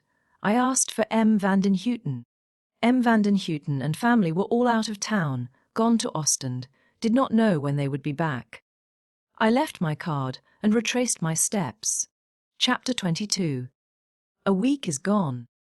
Hildegarde's noces arrived. The marriage was solemnized at St. Jack's, Muddle. Zoraide became Madame Pellet, née Reuter, and in about an hour after this transformation, the happy pair, as newspapers phrase it, were on their way to Paris, where, according to previous arrangement, the honeymoon was to be spent. The next day I quitted the pensionnat. Myself and my chattels, some books and clothes, were soon transferred to a modest lodging I had hired in a street not far off. In half an hour my clothes were arranged in a commode, my books on a shelf, and the flitting was effected. I should not have been unhappy that day had not one pang tortured me. A longing to go to the Rue Notre Dame Aix Neiges resisted. Yet irritated by an inward resolve to avoid that street till such time as the mist of doubt should clear from my prospects. It was a sweet September evening, very mild, very still. I had nothing to do. At that hour I knew Frances would be equally released from occupation. I thought she might possibly be wishing for her master. I knew I wished for my pupil. Imagination began with her low whispers, infusing into my soul the soft tale of pleasures that might be. "You will find her reading or writing," said she. "You can take your seat at her side. You need not startle her peace by undue excitement. You need not embarrass her manner by unusual action or language. Be as you always are. Look over what she has written, listen while she reads, chide her, or quietly approve. You know the effect of either system. You know her smile when pleased. You know the play of her looks when roused. You have the secret of awakening what expression you will, and you can choose amongst that pleasant variety. With you she will sit silent as long as it suits you to talk alone. You can hold her under a potent spell. Intelligent as she is, eloquent as she can be, you can seal her lips and veil her bright countenance with diffidence. Yet, you know, she is not all monotonous mildness. You have seen, with a sort of strange pleasure, revolt, scorn, austerity, bitterness, lay energetic claim to a place in her feelings and physiognomy. You know that few could rule her as you do. You know she might break, but never bend under the hand of tyranny and injustice. But reason and affection can guide her by a sign. Try their influence now. Go, they are not passions, you may handle them safely. I will not go was my answer to the sweet temptress. A man is master of himself to a certain point, but not beyond it. Could I seek Frances tonight? Could I sit with her alone in a quiet room, and address her only in the language of reason and affection? No, was the brief, fervent reply of that love which had conquered and now controlled me. Time seemed to stagnate, the sun would not go down, my watch ticked, but I thought the hands were paralyzed. What a hot evening, I cried, throwing open the lattice, for, indeed, I had seldom felt so feverish. Hearing a step ascending the common stair, I wondered whether the locataire, now mounting to his apartments, were as unsettled in mind and condition as I was, or whether he lived in the calm of certain resources and in the freedom of unfettered feelings. What? Was he coming in person to solve the problem hardly proposed in inaudible thought? He had actually knocked at the door, at my door, a smart, prompt rap, and, almost before I could invite him in, he was over the threshold and had closed the door behind him. "And how are you?" asked an indifferent, quiet voice. In the English language, while my visitor, without any sort of bustle or introduction, put his hat on the table and his gloves into his hat, and drawing the only armchair the room afforded a little forward, seated himself tranquilly therein. "Can't you speak?" he inquired in a few moments, in a tone whose nonchalance seemed to intimate that it was much the same thing whether I answered or not. The fact is, I found it desirable to have recourse to my good friend's lesbicals, not exactly to ascertain the identity of my visitor, for I already knew him, Confound his impudence! but to see how he looked, to get a clear notion of his mien and countenance. I wiped the glasses very deliberately, and put them on quite as deliberately, adjusting them so as not to hurt the bridge of my nose or get entangled in my short tufts of dun hair. I was sitting in the window seat with my back to the light, and I had him vis-a-vis, a position he would much rather had reversed, for, at any time, he preferred scrutinizing to being scrutinized. Yes, it was he, and no mistake, with his 6 feet of length arranged in a sitting attitude, with his dark travelling surtout with its velvet collar, his grey pantaloons, his black stock, and his face, the most original one nature ever modelled. Yet the least obtrusively so, not one feature that could be termed marked or odd, yet the effect of the whole unique. There is no use in attempting to describe what is indescribable. Being in no hurry to address him, I sat and stared at my ease. "Oh, that's your game, is it?" said he at last. Well, we'll see which is soonest tired. And he slowly drew out a fine cigar case, picked one to his taste, lit it, took a book from the shelf convenient to his hand, then leaning back, proceeded to smoke, and read as tranquilly as if he had been in his own room, in Grove Street, X, a share, England. I knew he was capable of continuing in that attitude till midnight, if he conceived the whim, so I rose, and taking the book from his hand, I said, "You did not ask for it, and you shall not have it." "It is silly and dull," he observed, "so I have not lost much." Then the spell being broken, he went on. "I thought you lived at Peelitz. I went there this afternoon expecting to be starved to death by sitting in a boarding school drawing-room. And they told me you were gone, had departed this morning. You had left your address behind you though, which I wondered at. It was a more practical and sensible precaution than I should have imagined you capable of." "Why did you leave?" "Because M. Pellet has just married the lady whom you and Mr. Brown assigned to me as my wife." "Oh, indeed," replied Hunston with a short laugh. "So you've lost both your wife and your place." "Precisely so." I saw him give a quick, covert glance all round my room. He marked its narrow limits, its scanty furniture. In an instant he had comprehended the state of matters, had absolved me from the crime of prosperity. A curious effect this discovery wrought in his strange mind. I am morally certain that if he had found me installed in a handsome parlour, lounging on a soft couch, with a pretty, wealthy wife at my side, he would have hated me. A brief, cold, haughty visit would in such a case have been the extreme limit of his civilities, and never would he have come near me more.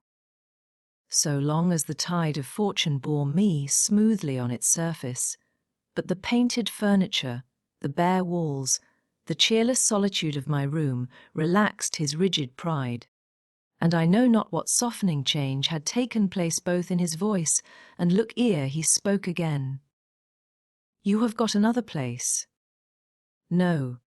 "You are in the way of getting one?" "No." "That is bad. Have you applied to Brown?" "No, indeed." "You had better. He often has it in his power to give useful information in such matters. He served me once very well. I have no claim on him, and am not in the humour to bother him again." "Oh, if you're bashful, and dread being intrusive, you need only commission me. I shall see him tonight. I can put in a word." "I beg you will not, Mr. Hunston. I am in your debt already. You did me an important service when I was at X, got me out of a den where I was dying. That service I have never repaid, and at present I decline positively adding another item to the account. If the wind sits that way, I'm satisfied. I thought my unexampled generosity in turning you out of that accursed counting house would be duly appreciated some day. Cast your bread on the waters, and it shall be found after many days, say the scriptures. Yes, that's right, lad, make much of me, I'm a nonpareil. There's nothing like me in the common herd. In the meantime, to put all humbug aside and talk sense for a few moments, you would be greatly the better of a situation. And what is more, you are a fool if you refuse to take one from any hand that offers it. Very well, Mr. Hunsden, now you have settled that point, talk of something else. What news from X? I have not settled that point, or at least there is another to settle before we get to X. Is this Miss Zenaby? Zoraide, interposed I. Well, Zoraide? Is she really married to Pellet? I tell you yes, and if you don't believe me, go and ask the cure of Set Jackis. And your heart is broken. I am not aware that it is. It feels all right. Beats as usual. Then your feelings are less superfine than I took them to be. You must be a coarse, callous character to bear such a thwack without staggering under it. Staggering under it. What the deuce is there to stagger under in the circumstance of a Belgian schoolmistress marrying a French schoolmaster? The progeny will doubtless be a strange hybrid race, but that's their lookout, not mine. He indulges in scurrilous jests, and the bride was his affianced one. Who said so? Brown. I'll tell you what, Hunsden, Brown is an old gossip. He is, but in the meantime, if his gossip be founded on less than fact. If you took no particular interest in Miss Zoraide, why, a youthful pedagogue. Did you leave your place in consequence of her becoming Madame Palette? Because I felt my face grow a little hot, because in short, Mr. Hunsden, I decline answering any more questions, and I plunge my hands deep in my breeches pocket. Hunsden triumphed. His eyes, his laugh announced victory. What the deuce are you laughing at, Mr. Hunsden? At your exemplary composure. Well, lad, I'll not bore you. I see how it is. Zoraide has jilted you, married someone richer, as any sensible woman would have done if she had had the chance. I made no reply. I let him think so, not feeling inclined to enter into an explanation of the real state of things, and as little to forge a false account, but it was not easy to blind Hunsden. My very silence, instead of convincing him that he had hit the truth, seemed to render him doubtful about it. He went on. I suppose the affair has been conducted as such affairs always are amongst rational people. You offered her your youth and your talents, such as they are, in exchange for her position and money. I don't suppose you took appearance, or what is called love, into the account, for I understand she is older than you. And Brown says, rather sensible looking than beautiful. She, having then no chance of making a better bargain, was at first inclined to come to terms with you. But Pellet, the head of a flourishing school, stepped in with a higher bid. She accepted, and he has got her. A correct transaction, perfectly so. Business-like and legitimate, and now we'll talk of something else.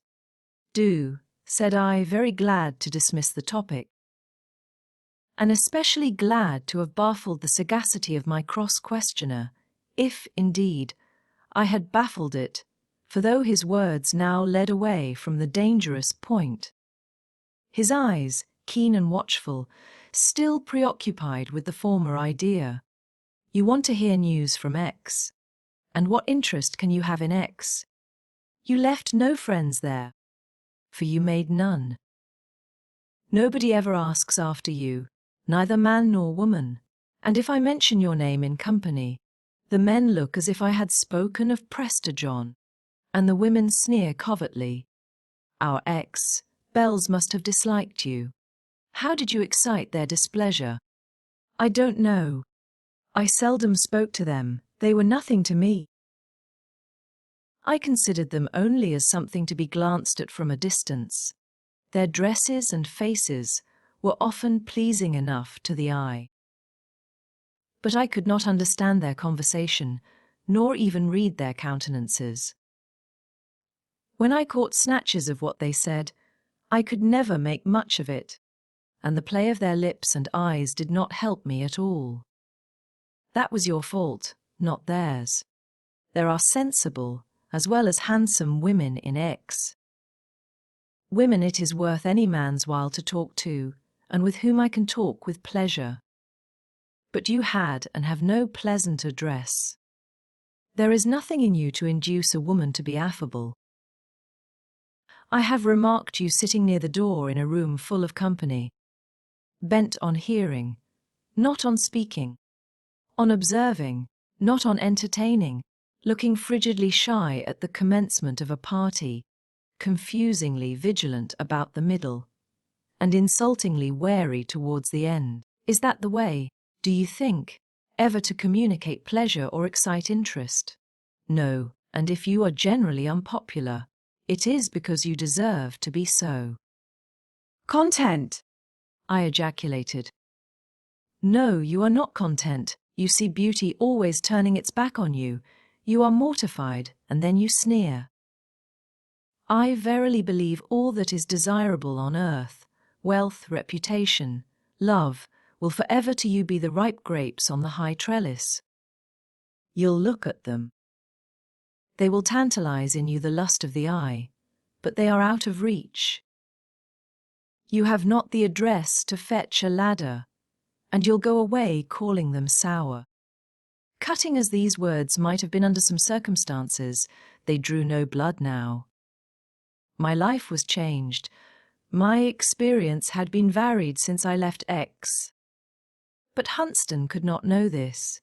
He had seen me only in the character of Mr. Crimsworth's clerk, a dependent amongst wealthy strangers, meeting disdain with a hard front, conscious of an unsocial and unattractive exterior, refusing to sue for notice which I was sure would be withheld, declining to evince an admiration which I knew would be scorned as worthless.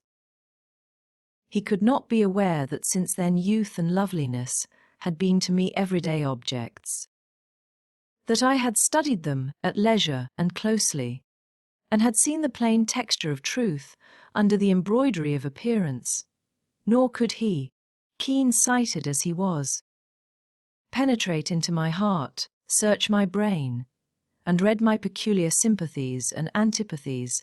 He had not known me long enough, or well enough, to perceive how low my feelings would ebb under some influences, powerful over most minds, how high, how fast they would flow under other influences, that perhaps acted with the more intense force on me, because they acted on me alone. Neither could he suspect for an instant the history of my communications with Muddle. Rita, secret to him and to all others, was the tale of her strange infatuation. Her blandishments, her wiles had been seen but by me, and to me only were they known. But they had changed me, for they had proved that I could impress. A sweeter secret nestled deeper in my heart, one full of tenderness and as full of strength. It took the sting out of Hunston's sarcasm. It kept me unbent by shame, and unstirred by wrath. But of all this I could say nothing, nothing decisive at least. Uncertainty sealed my lips. And during the interval of silence, by which alone I replied to Mr. Hunston, I made up my mind to be, for the present, wholly misjudged by him. And misjudged I was. He thought he had been rather too hard upon me, and that I was crushed by the weight of his upbraidings, so to reassure me, he said, doubtless I should mend some day. I was only at the beginning of life yet, and since happily I was not quite without sense, every full step I made would be a good lesson. Just then I turned my face a little to the light, the approach of twilight, and my position in the window seat had, for the last 10 minutes, prevented him from studying my countenance.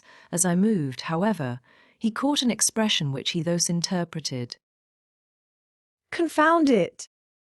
How doggedly self-approving the lad looks.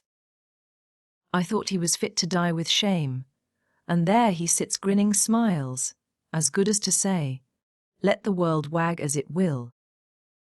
I've the philosopher's stone in my waistcoat pocket, and the elixir of life in my cupboard. I'm independent of both fate and fortune. Hunston, you spoke of grapes.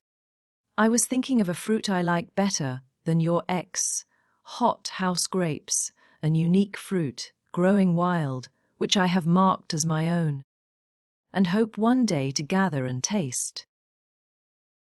It is of no use your offering me the draught of bitterness, or threatening me with death by thirst. I have the anticipation of sweetness on my palate, the hope of freshness on my lips. I can reject the unsavory, and endure the exhausting. For how long?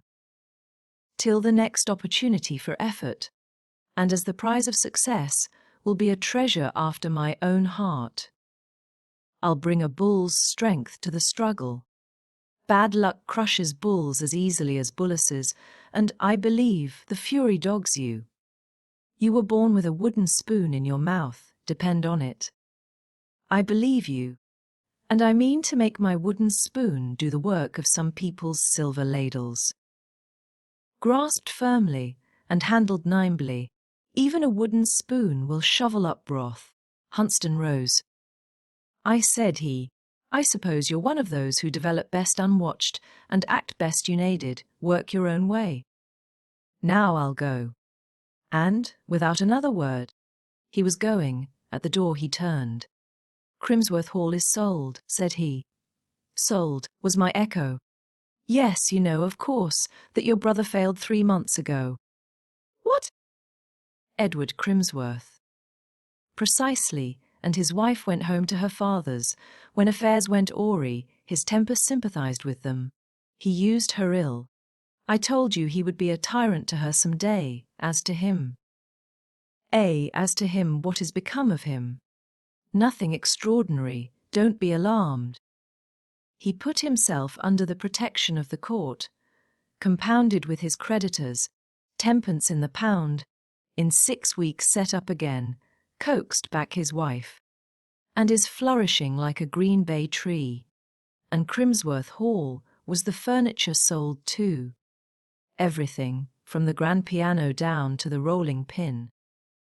And the contents of the oak dining room, were they sold? Of course, why should the sofas and chairs of that room be held more sacred than those of any other? And the pictures? What pictures? Crimsworth had no special collection that I know of. He did not profess to be an amateur. There were 2 portraits. One on each side the mantelpiece. You cannot have forgotten them, Mr. Hunston. You once noticed that of the lady.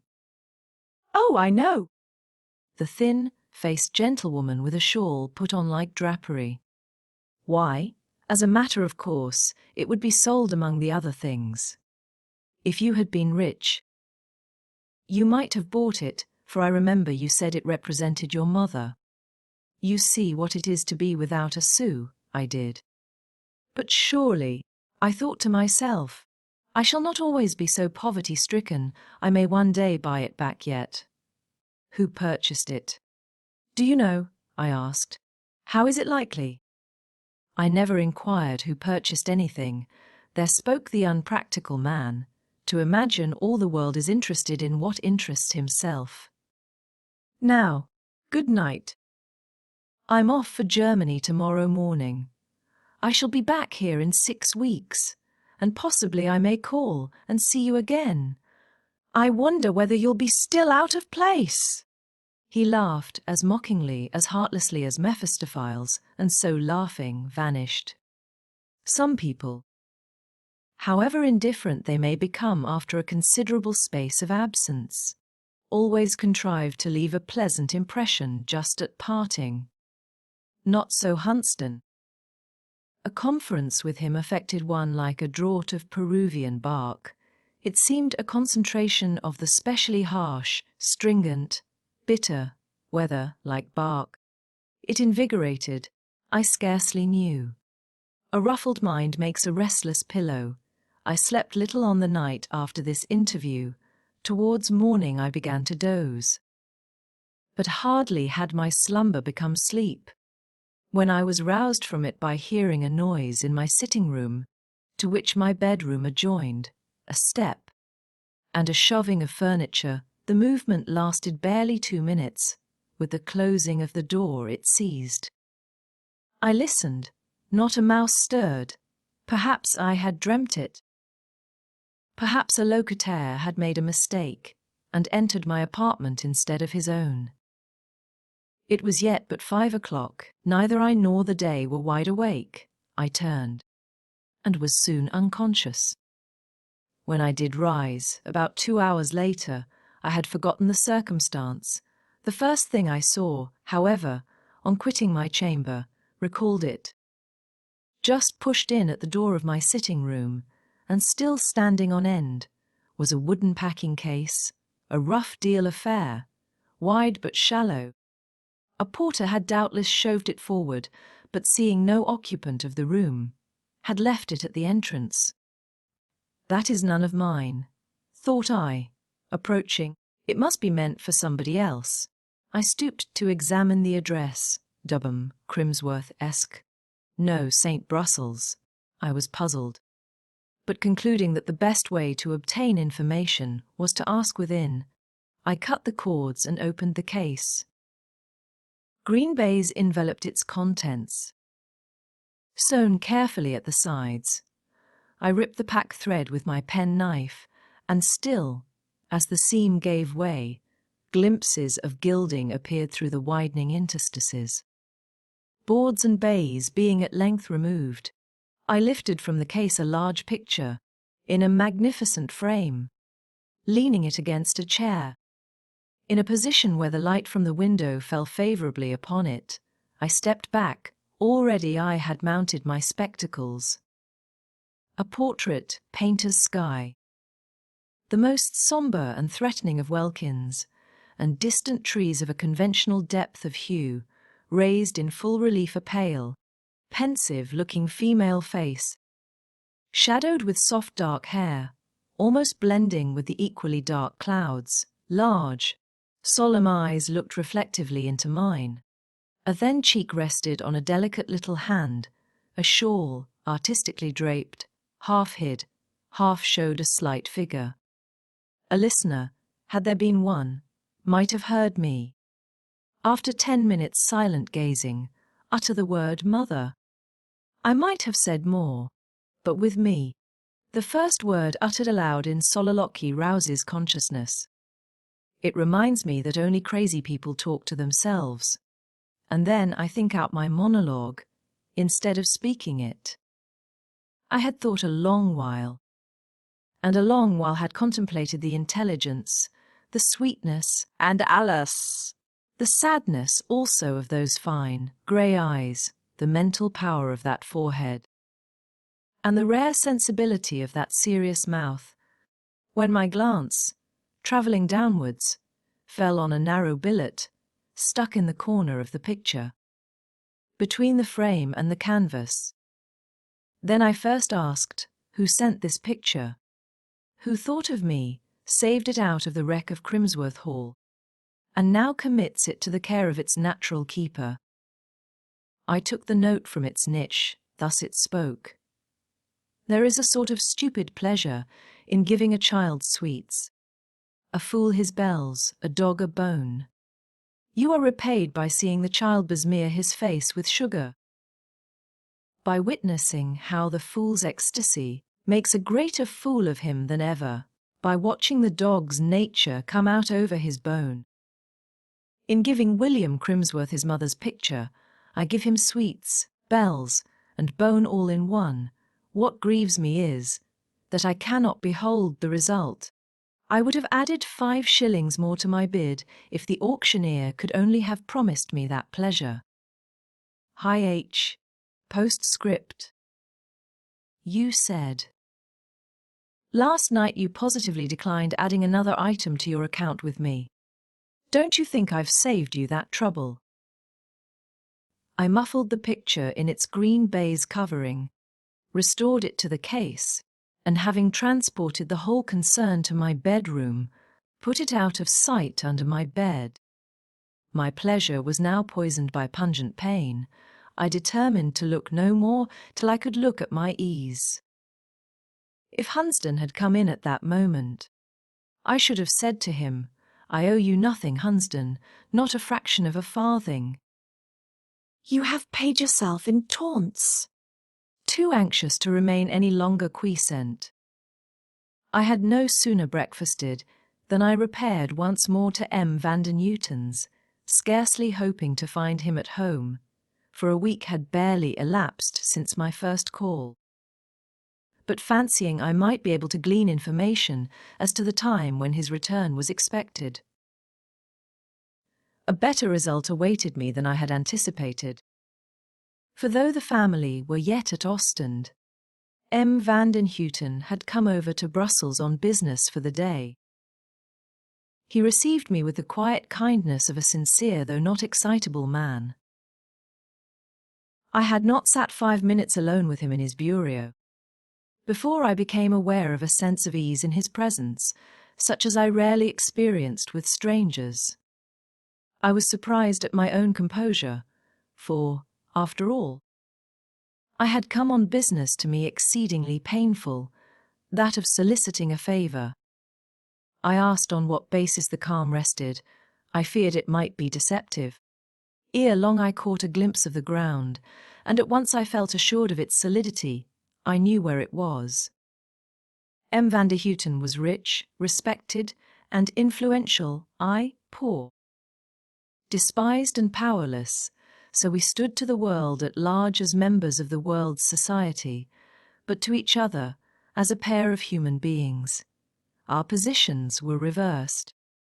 The Dutchman, he was not Flamand, but pure Hollandaise, was slow, cool, of rather dense intelligence, though sound and accurate judgment. The Englishman far more nervous, active, quicker both to plan and to practice, to conceive and to realize. The Dutchman was benevolent, the Englishman susceptible. In short, our characters dovetailed. But my mind, having more fire and action than his, instinctively assumed and kept the predominance. This point settled, and my position well ascertained, I addressed him on the subject of my affairs with that genuine frankness which full confidence can alone inspire. It was a pleasure to him to be so appealed to. He thanked me for giving him this opportunity of using a little exertion in my behalf. I went on to explain to him that my wish was not so much to be helped as to be put into the way of helping myself. Of him I did not want exertion. That was to be my part, but only information and recommendation. Soon after I rose to go, he held out his hand at parting, an action of greater significance with foreigners than with Englishmen. As I exchanged a smile with him, I thought the benevolence of his truthful face was better than the intelligence of my own. Characters of my order experience a balm, like solace in the contact of such souls as animated the honest breast of Victor van den Houten. The next fortnight was a period of many alternations. My existence during its lapse resembled a sky of one of those autumnal nights which are specially haunted by meteors and falling stars. Hopes and fears, expectations and disappointments, descended in glancing showers from zenith to horizon, but all were transient, and darkness followed swift each vanishing apparition. M. van Houten aided me faithfully. He set me on the track of several places, and himself made efforts to secure them for me. But for a long time solicitation and recommendation were vain, the door either shut in my face when I was about to walk in, or another candidate, entering before me, rendered my further advance useless. Feverish and roused, no disappointment arrested me. Defeat following fast on defeat served as stimulants to will. I forgot fastidiousness, conquered reserve, thrust pride from me. I asked, I persevered, I remonstrated, I dunned. It is so that openings are forced into the guarded circle where fortune sits dealing favours round. My perseverance made me known. My importunity made me remarked. I was inquired about. My former pupils' parents, gathering the reports of their children, heard me spoken of as talented, and they echoed the word. The sound, bandied about at random, came at last to ears which, but for its universality, it might never have reached. And at the very crisis when I had tried my last effort and knew not what to do, Fortune looked in at me one morning. As I sat in drear and almost desperate deliberation on my bedstead, nodded with the familiarity of an old acquaintance, though God knows I had never met her before. and threw a prize into my lap. In the second week of October 18, I got the appointment of English professor to all the classes of College Brussels. With a salary of 3,000 francs per annum, and the certainty of being able, by dint of the reputation and publicity accompanying the position, to make as much more by private means. The official notice, which communicated this information, mentioned also that it was the strong recommendation of M. van de Houten, negociant, which had turned the scale of choice in my favour. No sooner had I read the announcement than I hurried to M. van den Houten's bureau, pushed the document under his nose, and when he had perused it, took both his hands, and thanked him with unrestrained vivacity.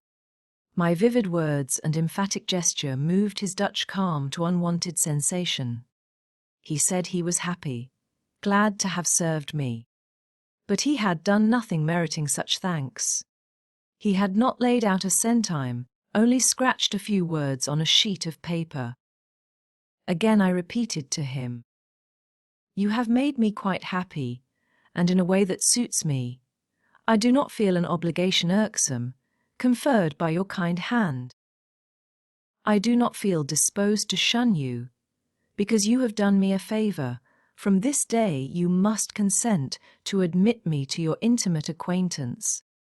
For I shall hereafter recur again and again to the pleasure of your society." "Ainsi soit il," was the reply, accompanied by a smile of benignant content. I went away with its sunshine in my heart. Chapter 23. It was 2 o'clock when I returned to my lodgings, my dinner, just brought in from a neighbouring hotel. Smoked on the table, I sat down thinking to eat. Had the plate been heaped with potsherds and broken glass, instead of boiled beef and haricots, I could not have made a more signal failure. Appetite had forsaken me. Impatient of seeing food which I could not taste, I put it all aside into a cupboard, and then demanded, "What shall I do till evening?" For before 6 p.m., it would be vain to seek the Rue Notre Dame aux Neiges, its inhabitant, for me it had but one, was detained by her vocation elsewhere. I walked in the streets of Brussels, and I walked in my own room from 2 o'clock till 6. Never once in that space of time did I sit down. I was in my chamber when the last named hour struck. I had just bathed my face and feverish hands, and was standing near the glass. My cheek was crimson, my eye was flame, still all my features looked quite settled and calm. Descending swiftly the stair and stepping out, I was glad to see twilight drawing on in clouds. Such shade was to me like a grateful screen. And the chill of latter autumn, breathing in a fitful wind from the northwest, met me as a refreshing coolness. Still I saw it was cold to others, for the women I passed were wrapped in shawls, and the men had their coats buttoned close. When are we quite happy? Was I so then? No.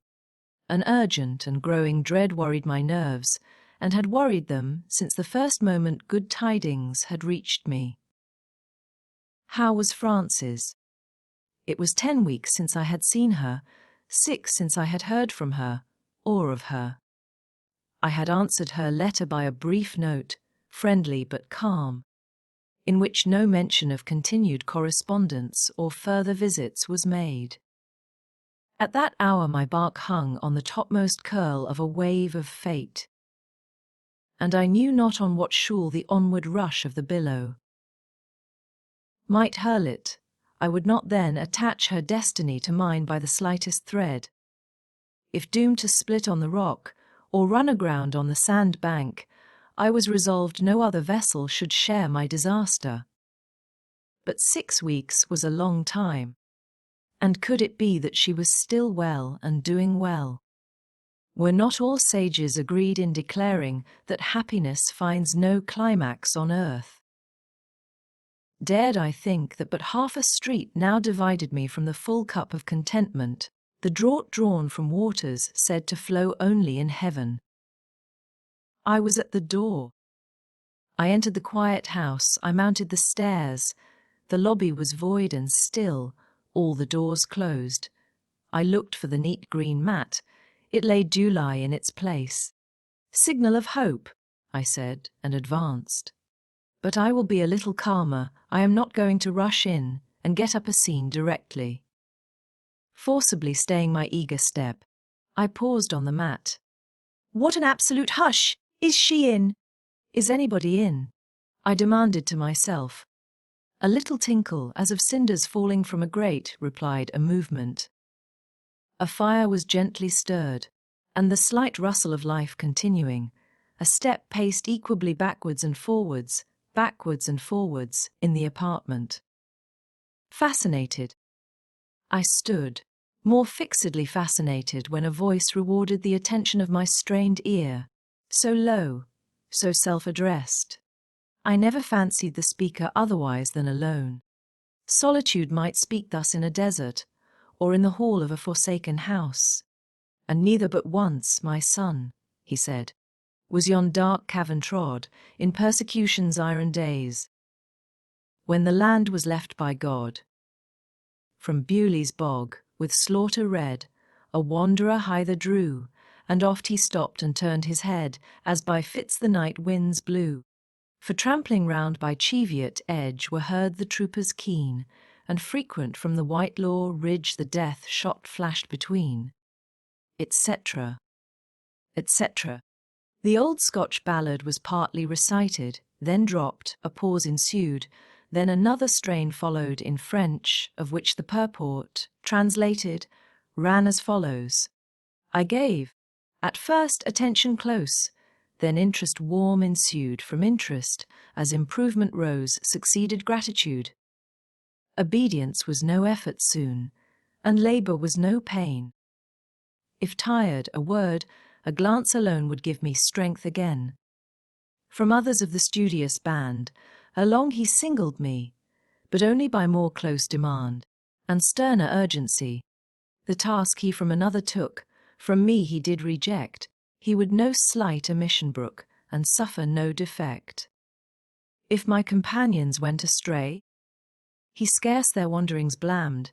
If I but faltered in the way, his anger fiercely flammed. Something stirred in an adjoining chamber. It would not do to be surprised eavesdropping. I tapped hastily, and as hastily entered. Frances was just before me. She had been walking slowly in her room, and her step was checked by my advent. Twilight only was with her, and tranquil, ruddy firelight. To these sisters, the bright and the dark, she had been speaking, ere I entered in poetry.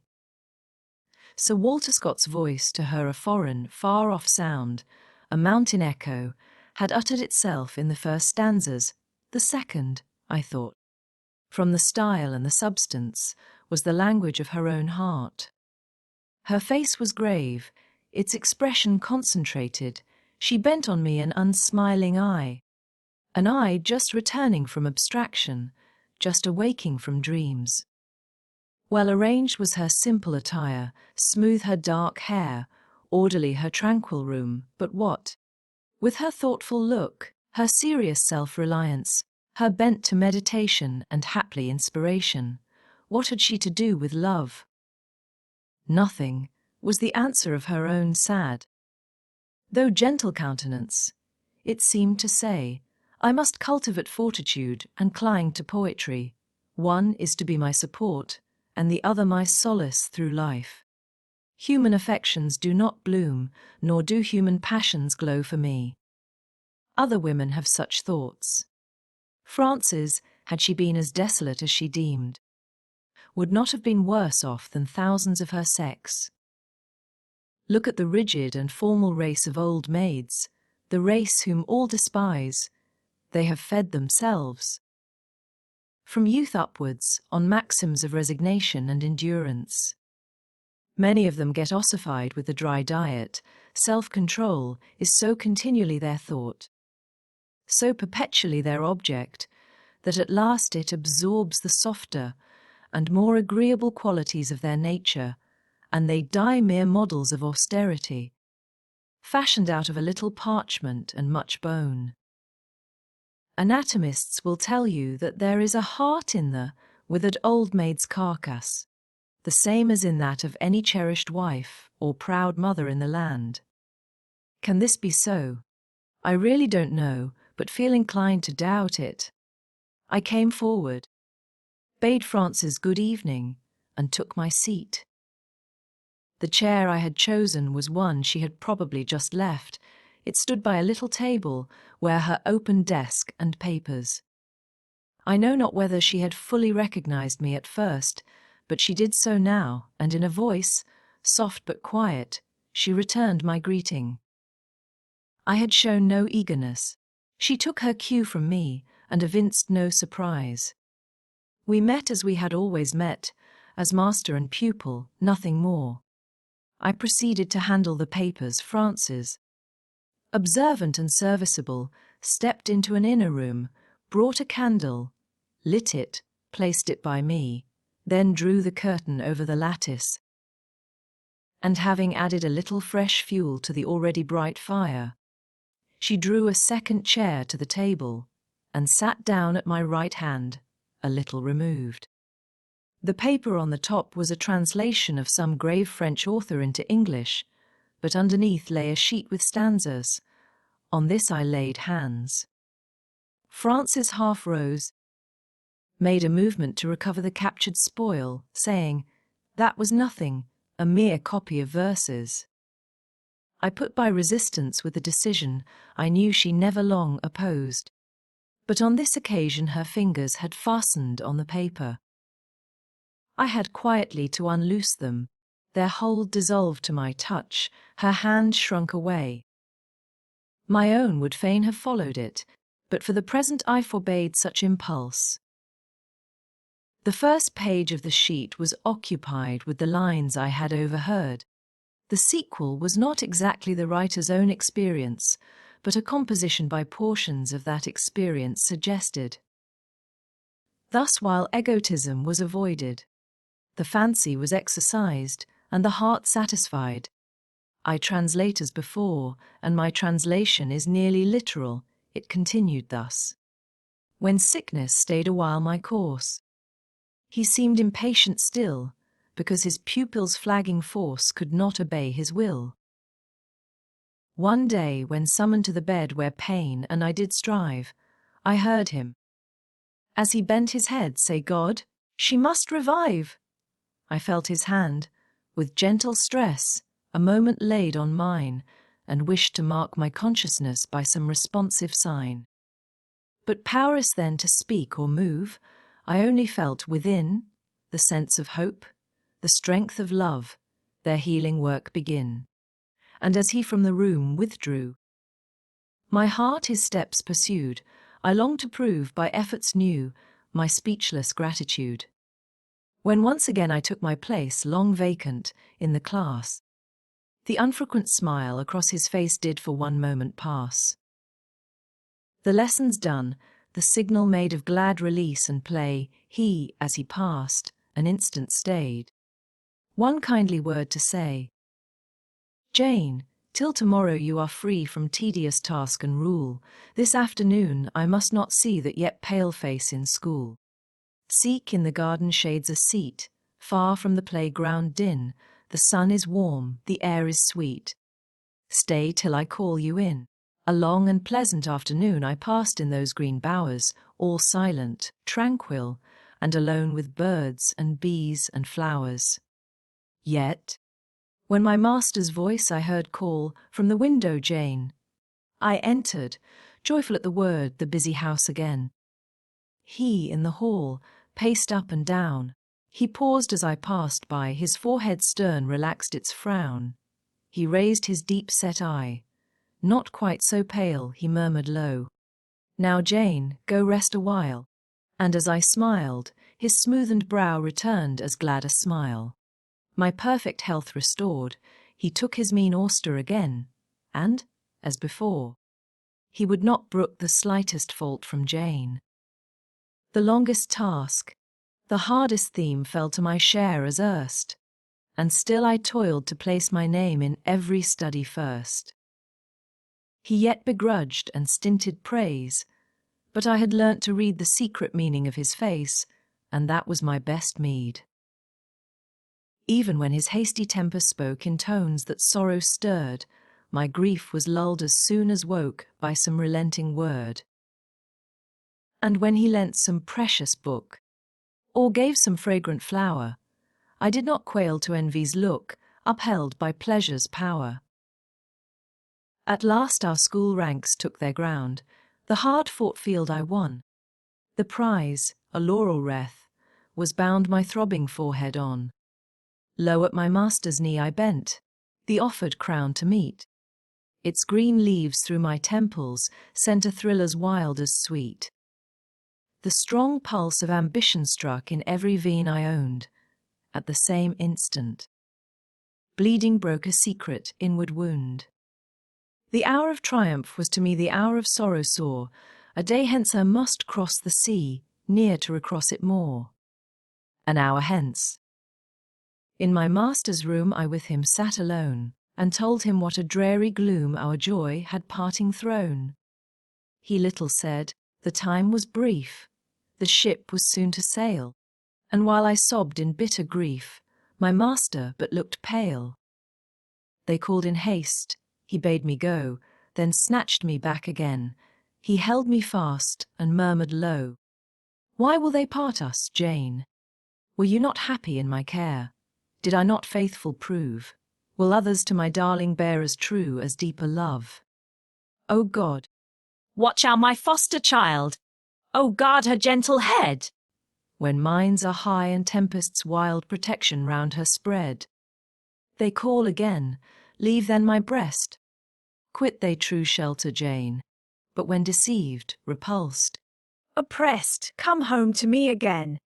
I read, then dreamily made marks on the margin with my pencil, thinking all the while of other things, thinking that Jane was now at my side, no child, but a girl of 19, and she might be mine, so my heart affirmed.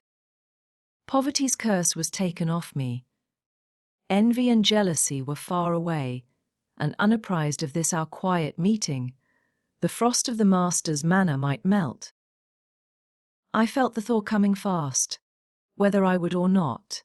No further need for the eye to practice a hard look, for the brow to compress its expanse into a stern fold. It was now permitted to suffer the outward revelation of the inward glow, to seek, demand, elicit an answering ardor. While musing thus, I thought that the grass on Hermon never drank the fresh dews of sunset more gratefully than my feelings drank the bliss of this hour. Frances rose, as if restless. She passed before me to stir the fire, which did not want stirring. She lifted and put down the little ornaments on the mantelpiece. Her dress waved within a yard of me. Slight, straight, and elegant, she stood erect on the hearth. There are impulses we can control, but there are others which control us, because they attain us with a tiger leap, and are our master's ere we have seen them. Perhaps, though, such impulses are seldom altogether bad, perhaps reason, by a process as brief as quiet, a process that is finished ere felt, has ascertained the sanity of the deed. Instinct meditates, and feels justified in remaining passive while it is performed.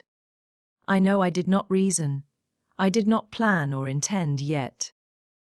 Whereas one moment I was sitting so loose on the chair near the table, the next, I held Frances on my knee, placed there with sharpness and decision, and retained with exceeding tenacity.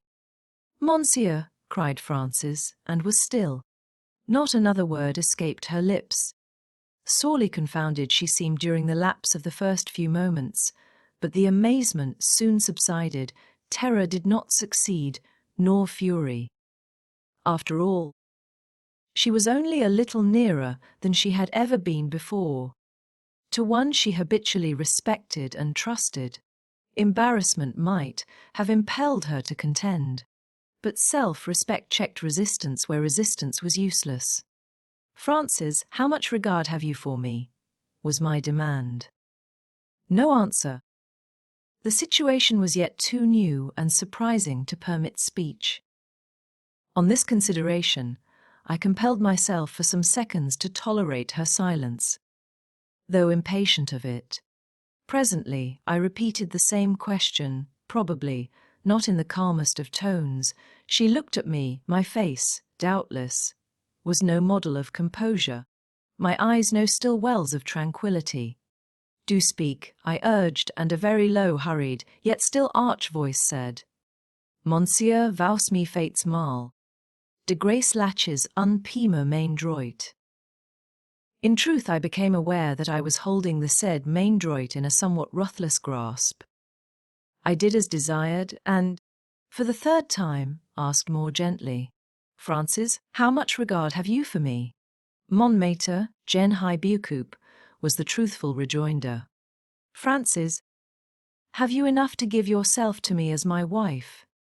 To accept me as your husband?" I felt the agitation of the heart. I saw the purple light of love cast its glowing reflection on cheeks, temples, neck. I desired to consult the eye, but sheltering lash and lid forbade.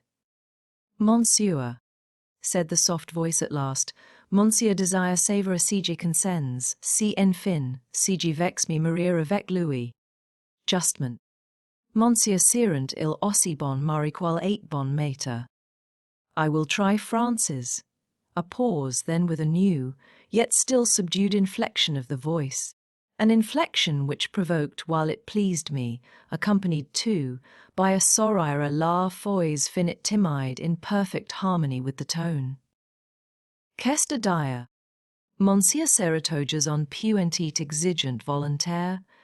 Have I been so, Francis? Mais Zoe Vousel saves been. Have I been nothing else? Mais Zoe. "Vous avez eat mon meilleur ami, and what, Francis, are you to me? Votre devour leave, qui vos aime de tout son cour. Will my pupil consent to pass her life with me? Speak English now, Francis." Some moments were taken for reflection. The answer, pronounced slowly, ran thus: "You have always made me happy. I like to hear you speak. I like to see you. I like to be near you. I believe you are very good, and very superior. I know you are stern to those who are careless and idle. But you are kind. Very kind to the attentive and industrious, even if they are not clever. Master, I should be glad to live with you always." And she made a sort of movement, as if she would have clung to me. But restraining herself, she only added with earnest emphasis, "Master, I consent to pass my life with you." "Very well, Francis." I drew her a little nearer to my heart. I took a first kiss from her lips, thereby sealing the compact, now framed between us. Afterwards she and I were silent. Nor was our silence brief. Francis' thoughts during this interval, I know not, nor did I attempt to guess them. I was not occupied in searching her countenance, nor in otherwise troubling her composure. The peace I felt, I wished her to feel. My arm, it is true, still detained her, but with a restraint that was gentle enough, so long as no opposition tightened it. My gaze was on the red fire. My heart was measuring its own content. It sounded and found the depth fathomless. "Monsieur," at last said my quiet companion, as stirless in her happiness as a mouse in its terror. Even now, in speaking, she scarcely lifted her head. "Well, Francis." "I like unexaggerated intercourse. It is not my way to overpower with amorous epithets, any more than to worry with selfishly importunate caresses. Monsieur est raisonnable, n'est-ce pas?" "Yes, especially when I am requested to be so in English. But why do you ask me? You see nothing vehement or obtrusive in my manner. Am I not tranquil enough?" "Ce n'est pas cela," began Francis English. I reminded her. Well, monsieur, I wished merely to say that I should like, of course, to retain my employment of teaching. You will teach still, I suppose, monsieur? oh yes. It is all I have to depend on. Bon, I mean good. Thus we shall have both the same profession. I like that, and my efforts to get on will be as unrestrained as yours. Will they not, monsieur? You are laying plans to be independent of me, said I. Yes, monsieur, I must be no encumbrance to you, no burden in any way. But, Francis, I have not yet told you what my prospects are. I have left M. Pellets, and after nearly a month's seeking, I have got another place. With a salary of 3,000 francs a year, which I can easily double by a little additional exertion. Thus you see it would be useless for you to fag yourself by going out to give lessons. On 6,000 francs you and I can live, and live well. Francis seemed to consider. There is something flattering to man's strength, something consonant to his honourable pride, in the idea of becoming the providence of what he loves, feeding and clothing it, as God does the lilies of the field. So, to decide her resolution, I went on. Life has been painful and laborious enough to you so far, Francis. You require complete rest. Your 1,200 francs would not form a very important addition to our income, and what sacrifice of comfort to earn it. Relinquish your labours. You must be wary. And let me have the happiness of giving you rest. I am not sure whether Frances had accorded due attention to my harangue. Instead of answering me with her usual respectful promptitude, she only sighed and said, How rich you are, monsieur. And then she stirred uneasy in my arms. 3,000 francs, she murmured, while I get only 1,200. She went on faster. However, it must be so for the present, and, monsieur, were you not saying something about my giving up my place? Oh no. I shall hold it fast, and her little fingers emphatically tightened on mine. Think of my marrying you to be kept by you, monsieur. I could not do it, and how dull my days would be. You would be away teaching in close, noisy schoolrooms, from morning till evening, and I should be lingering at home, unemployed and solitary. I should get depressed and sullen, and you would soon tire of me. Francis, you could read and study, two things you like so well. Monsieur, I could not. I like a contemplative life, but I like an active life better. I must act in some way. And act with you. I have taken notice, monsieur, that people who are only in each other's company for amusement never really like each other so well, or esteem each other so highly, as those who work together, and perhaps suffer together. You speak God's truth, said I at last, and you shall have your own way, for it is the best way. Now, as a reward for such ready consent, give me a voluntary kiss. After some hesitation, natural to a novice in the art of kissing, she brought her lips into very shy and gentle contact with my forehead. I took the small gift as a loan, and repaid it promptly, and with generous interest. I know not whether Frances was really much altered since the time I first saw her, but, as I looked at her now, I felt that she was singularly changed for me. The sad eye, the pale cheek, the dejected and joyless countenance I remembered as her early attributes, were quite gone, and now I saw a face dressed in graces, smile, dimple and rosy tint rounded its contours and brightened its hues. I had been accustomed to nurse a flattering idea that my strong attachment to her proved some particular perspicacity in my nature. She was not handsome. She was not rich. She was not even accomplished, yet was she my life's treasure. I must then be a man of peculiar discernment. Tonight my eyes opened on the mistake I had made. I began to suspect that it was only my tastes which were unique, not my power of discovering and appreciating the superiority of moral worth over physical charms. For me, Frances had physical charms. In her there was no deformity to get over, none of those prominent defects of eyes, teeth, complexion, shape, which hold at bay the admiration of the boldest male champions of intellect. For women can love a downright ugly man, if he be but talented, had she been either Ed and T. Myope, Ruggis, oh bosh you, my feelings towards her might still have been kindly, but they could never have been impassioned. I had affection for the poor little misshapen Sylvie, but for her I could never have had love. It is true France's mental points had been the first to interest me, and they still retained the strongest hold on my preference, but I liked the graces of her person too. I derived a pleasure, purely material, from contemplating the clearness of her brown eyes, the fairness of her fine skin, the purity of her well-set teeth, the proportion of her delicate form, and that pleasure I could ill have dispensed with.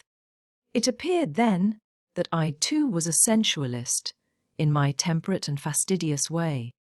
Now, reader, during the last 2 pages, I have been giving you honey fresh from flowers, but you must not live entirely on food so luscious. Taste then a little gall, just a drop, by way of change. At a somewhat late hour I returned to my lodgings. Having temporarily forgotten that man had any such coarse cares as those of eating and drinking, I went to bed fasting. I had been excited and in action all day, and had tasted no food since 8 that morning. Besides, for a fortnight past, I had known no rest either of body or mind. The last few hours had been a sweet delirium. It would not subside now, until long after midnight. Broke with troubled ecstasy the rest I so much needed. At last I dozed, but not for long. It was yet quite dark when I awoke, and my waking was like that of Job when a spirit passed before his face, and like him, the hair of my flesh stood up. I might continue the parallel, for in truth, though I saw nothing, yet a thing was secretly brought unto me, and mine ear received a little thereof. There was silence, and I heard a voice, saying, "In the midst of life we are in death." That sound, and the sensation of chill anguish accompanying it, many would have regarded as supernatural. But I recognized it at once as the effect of reaction. Man is ever clogged with his mortality, and it was my mortal nature which now faltered and planed, my nerves, which jarred and gave a false sound, because the soul, of late rushing headlong to an aim, had overstrained the body's comparative weakness. A horror of great darkness fell upon me. I felt my chamber invaded by one I had known formerly, but had thought for ever departed. I was temporarily a prey to hypochondria. She had been my acquaintance, nay, my guest, once before in boyhood. I had entertained her at bed and board for a year.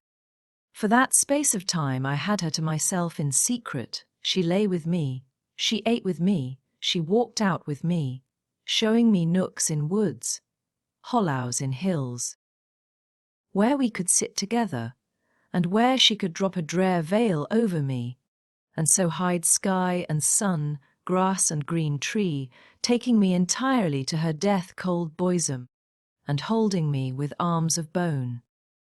What tales she would tell me at such hours! What songs she would recite in my ears! How she would discourse to me of her own country, the grave, and again promise to conduct me there long, and drawing me to the very brink of a black, sullen river, show me, on the other side, shores unequal with mound, monument, and tablet, standing up in a glimmer more houri than moonlight. Necropolis, She would whisper, pointing to the pale piles, and add, "It contains a mansion prepared for you." But my boyhood was lonely, parentless, uncheered by brother or sister, and there was no marvel that, just as I rose to youth, a sorceress, finding me lost in vague mental wanderings, with many affections, few objects, glowing aspirations and gloomy prospects, strong desires and slender hopes, should lift up her elusive lamp to me in the distance and lure me to her vaulted home of horrors. No wonder her spells then had power, but now, when my course was widening, my prospect brightening, when my affections had found a rest, when my desires folding wings, weary with long flight, had just alighted on the very lap of fruition and nestled there warm, content, under the caress of a soft hand. Why did hypochondria accost me now? I repulsed her as one would a dreaded and ghastly concubine coming to embitter a husband's heart toward his young bride in vain. She kept her sway over me for that night and the next day, and 8 succeeding days. Afterwards, my spirits began slowly to recover their tone, my appetite returned, and in a fortnight I was well. I had gone about as usual all the time, and had said nothing to anybody of what I felt. But I was glad when the evil spirit departed from me, and I could again seek Frances, and sit at her side, freed from the dreadful tyranny of my demon. Chapter 24. One fine, frosty Sunday in November, Frances and I took a long walk. We made the tour of the city by the boulevards, and afterwards, Frances being a little tired, we sat down on one of those wayside seats placed under the trees at intervals for the accommodation of the weary. Frances was telling me about Switzerland. The subject animated her, and I was just thinking that her eyes spoke full as eloquently as her tongue, when she stopped and remarked, "Monsieur, there is a gentleman who knows you."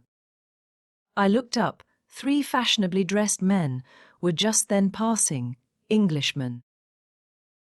I knew by their air and gait as well as by their features. In the tallest of the trio I at once recognized Mr. Hunsden. He was in the act of lifting his hat to Frances.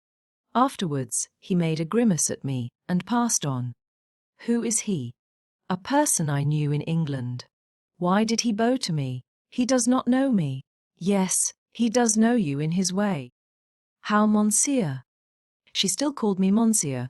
I could not persuade her to adopt any more familiar term. Did you not read the expression of his eyes? Of his eyes?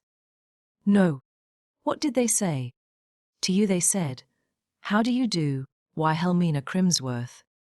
To me, so you have found your counterpart at last. There she sits, the female of your kind. Monsieur, you could not read all that in his eyes. He was so soon gone. I read that and more, Frances. I read that he will probably call on me this evening, or on some future occasion shortly, and I have no doubt he will insist on being introduced to you. Shall I bring him to your rooms? If you please, monsieur. I have no objection. I think, indeed, I should rather like to see him nearer.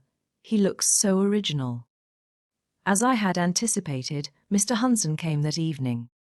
The first thing he said was, "You need not begin boasting, monsieur le professeur. I know about your appointment to college, and all that.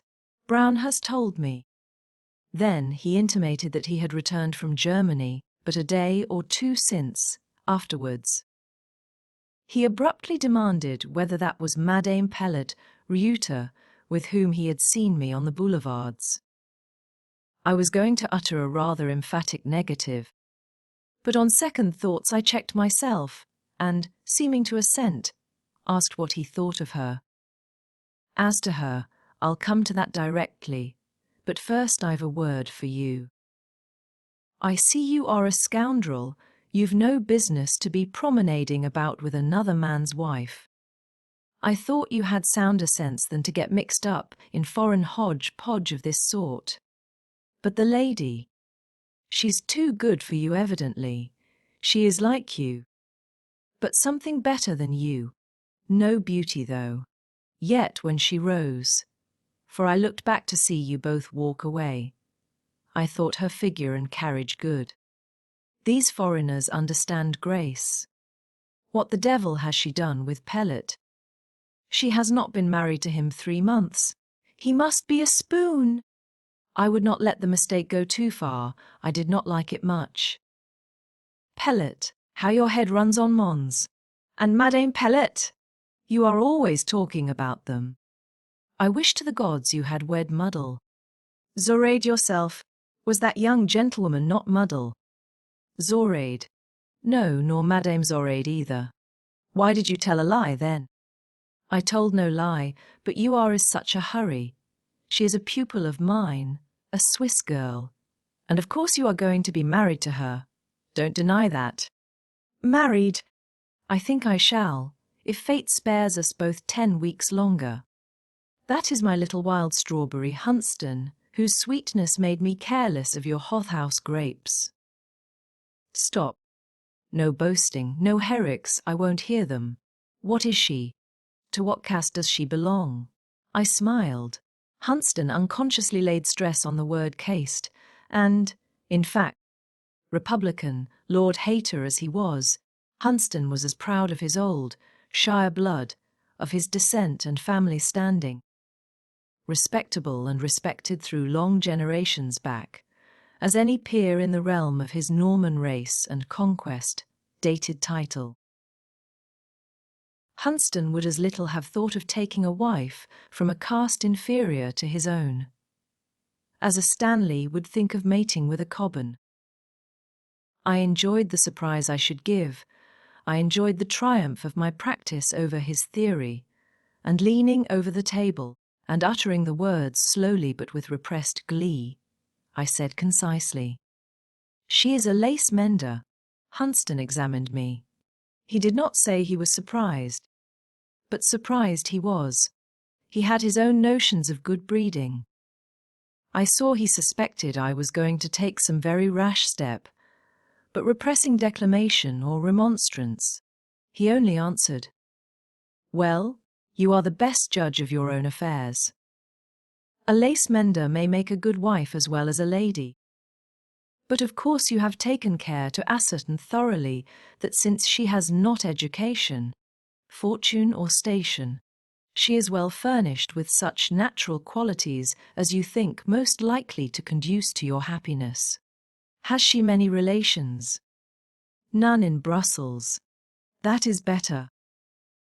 Relations are often the real evil in such cases. I cannot but think that a train of inferior connections would have been a bore to you to your life's end." After sitting in silence a little while longer, Hunston rose, and was quietly bidding me good evening, the polite, considerate manner in which he offered me his hand. A thing he had never done before convinced me that he thought I had made a terrible fool of myself, and that, ruined and thrown away as I was, it was no time for sarcasm or cynicism, or indeed for anything but indulgence and forbearance. "Good night, William," he said, in a really soft voice, while his face looked benevolently compassionate. "Good night, lad. I wish you and your future wife much prosperity, and I hope she will satisfy your fastidious soul." I had much ado to refrain from laughing as I beheld the magnanimous pity of his mien, maintaining, however, a grave air. I said, "I thought you would have liked to have seen Muddle." "Henry." "Oh, that is the name." "Yes, if it would be convenient. I should like to see her, but—" He hesitated. "Well, I should on no account wish to intrude." "Come then," said I. We set out. Hunston no doubt regarded me as a rash, imprudent man. Thus to show my poor little grisette sweetheart, in her poor little unfurnished grenier, but he prepared to act the real gentleman, having, in fact, The kernel of that character, under the harsh husk it pleased him to wear by way of mental mackintosh. He talked affably, and even gently, as we went along the street. He had never been so civil to me in his life. We reached the house, entered, ascended the stair. On gaining the lobby, Hunston turned to mount a narrower stair which led to a higher story. I saw his mind was bent on the attics. "Here, Mr. Hunston," said I quietly, tapping at France's door. He turned. In his genuine politeness, he was a little disconcerted at having made the mistake. His eye reverted to the green mat, but he said nothing. We walked in, and Frances rose from her seat near the table to receive us. Her morning attire gave her a recluse, rather conventual, but withal very distinguished look. Its grave simplicity added nothing to beauty, but much to dignity. The finish of the white collar and manchettes sufficed for a relief to the merino gown of solemn black. Ornament was forsworn. Frances curtsied with sedate grace, looking, as she always did, when one first accosted her, more a woman to respect than to love. I introduced Mr. Hunston, and she expressed her happiness at making his acquaintance in French. The pure and polished accent, the low yet sweet and rather full voice, produced their effect immediately. Hunston spoke French in reply. I had not heard him speak that language before. He managed it very well. I retired to the window seat. Mr. Hunston, at his hostess' invitation, occupied a chair near the hearth. From my position I could see them both, and the room too, at a glance. The room was so clean and bright. It looked like a little polished cabinet. A glass filled with flowers in the centre of the table. A fresh rose in each china cup on the mantelpiece gave it an air of fête. Frances was serious, and Mr. Hunston subdued, but both mutually polite. They got on at the French swimmingly. Ordinary topics were discussed with great state and decorum. I thought I had never seen two such models of propriety. For Hunston, thanks to the constraint of the foreign tongue, was obliged to shape his phrases and measure his sentences with a care that forbade any eccentricity. At last England was mentioned, and Frances proceeded to ask questions. Animated by degrees, she began to change. Just as a grave night sky changes at the approach of sunrise. First it seemed as if her forehead cleared, then her eyes glittered, her features relaxed, and became quite mobile. Her subdued complexion grew warm and transparent. To me, she now looked pretty before. She had only looked ladylike. She had many things to say to the Englishman, just fresh from his island country, and she urged him with an enthusiasm of curiosity, which a long thawed Hunston's reserve as fire thaws a congealed viper. I use this not very flattering comparison, because he vividly reminded me of a snake waking from torpor, as he erected his tall form, reared his head, before a little declined, and putting back his hair from his broad Saxon forehead, showed unshaded the gleam of almost savage satire which his interlocutor's tone of eagerness and look of ardour had sufficed at once to kindle in his soul and elicit from his eyes. He was himself, as Frances was herself, and in none but his own language would he now address her. "You understand English?" was the prefatory question. "A little." "Well, then, you shall have plenty of it. And first, I see you've not much more sense than some others of my acquaintance," indicating me with his thumb. "Or else you'd never turn rabid about that dirty little country called England. For rabid, I see you are. I read Anglophobia in your looks, and hear it in your words. Why, mademoiselle, is it possible that anybody with a grain of rationality should feel enthusiasm about a mere name, and that name England? I thought you were a lady abbess 5 minutes ago, and respected you accordingly, and now I see you are a sort of Swiss Sibyl, with high Tory and high church principles. England is your country? Asked Francis. Yes, and you don't like it? I'd be sorry to like it. A little corrupt, venal, lord and king-cursed nation, full of mucky pride, as they say in Share, and helpless pauperism, rotten with abuses, worm-eaten with prejudices. You might say so of almost every state.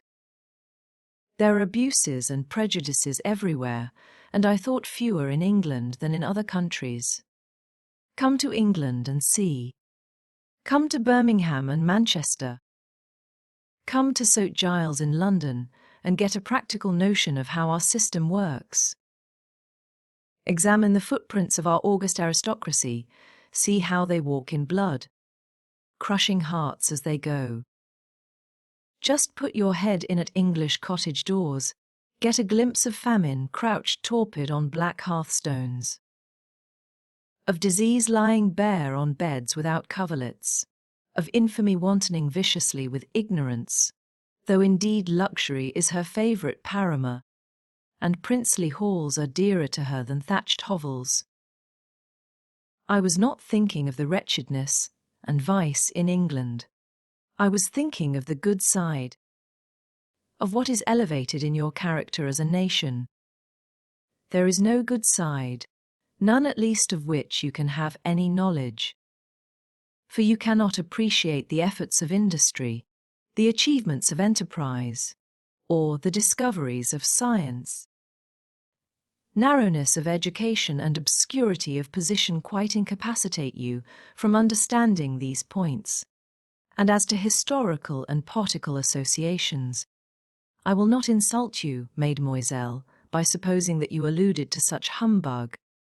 But I did partly. Hunston laughed, his laugh of unmitigated scorn. I did, Mr. Hunston. Are you of the number of those to whom such associations give no pleasure? Mademoiselle, what is an association? I never saw one. What is its length, breadth, weight? Value, a value.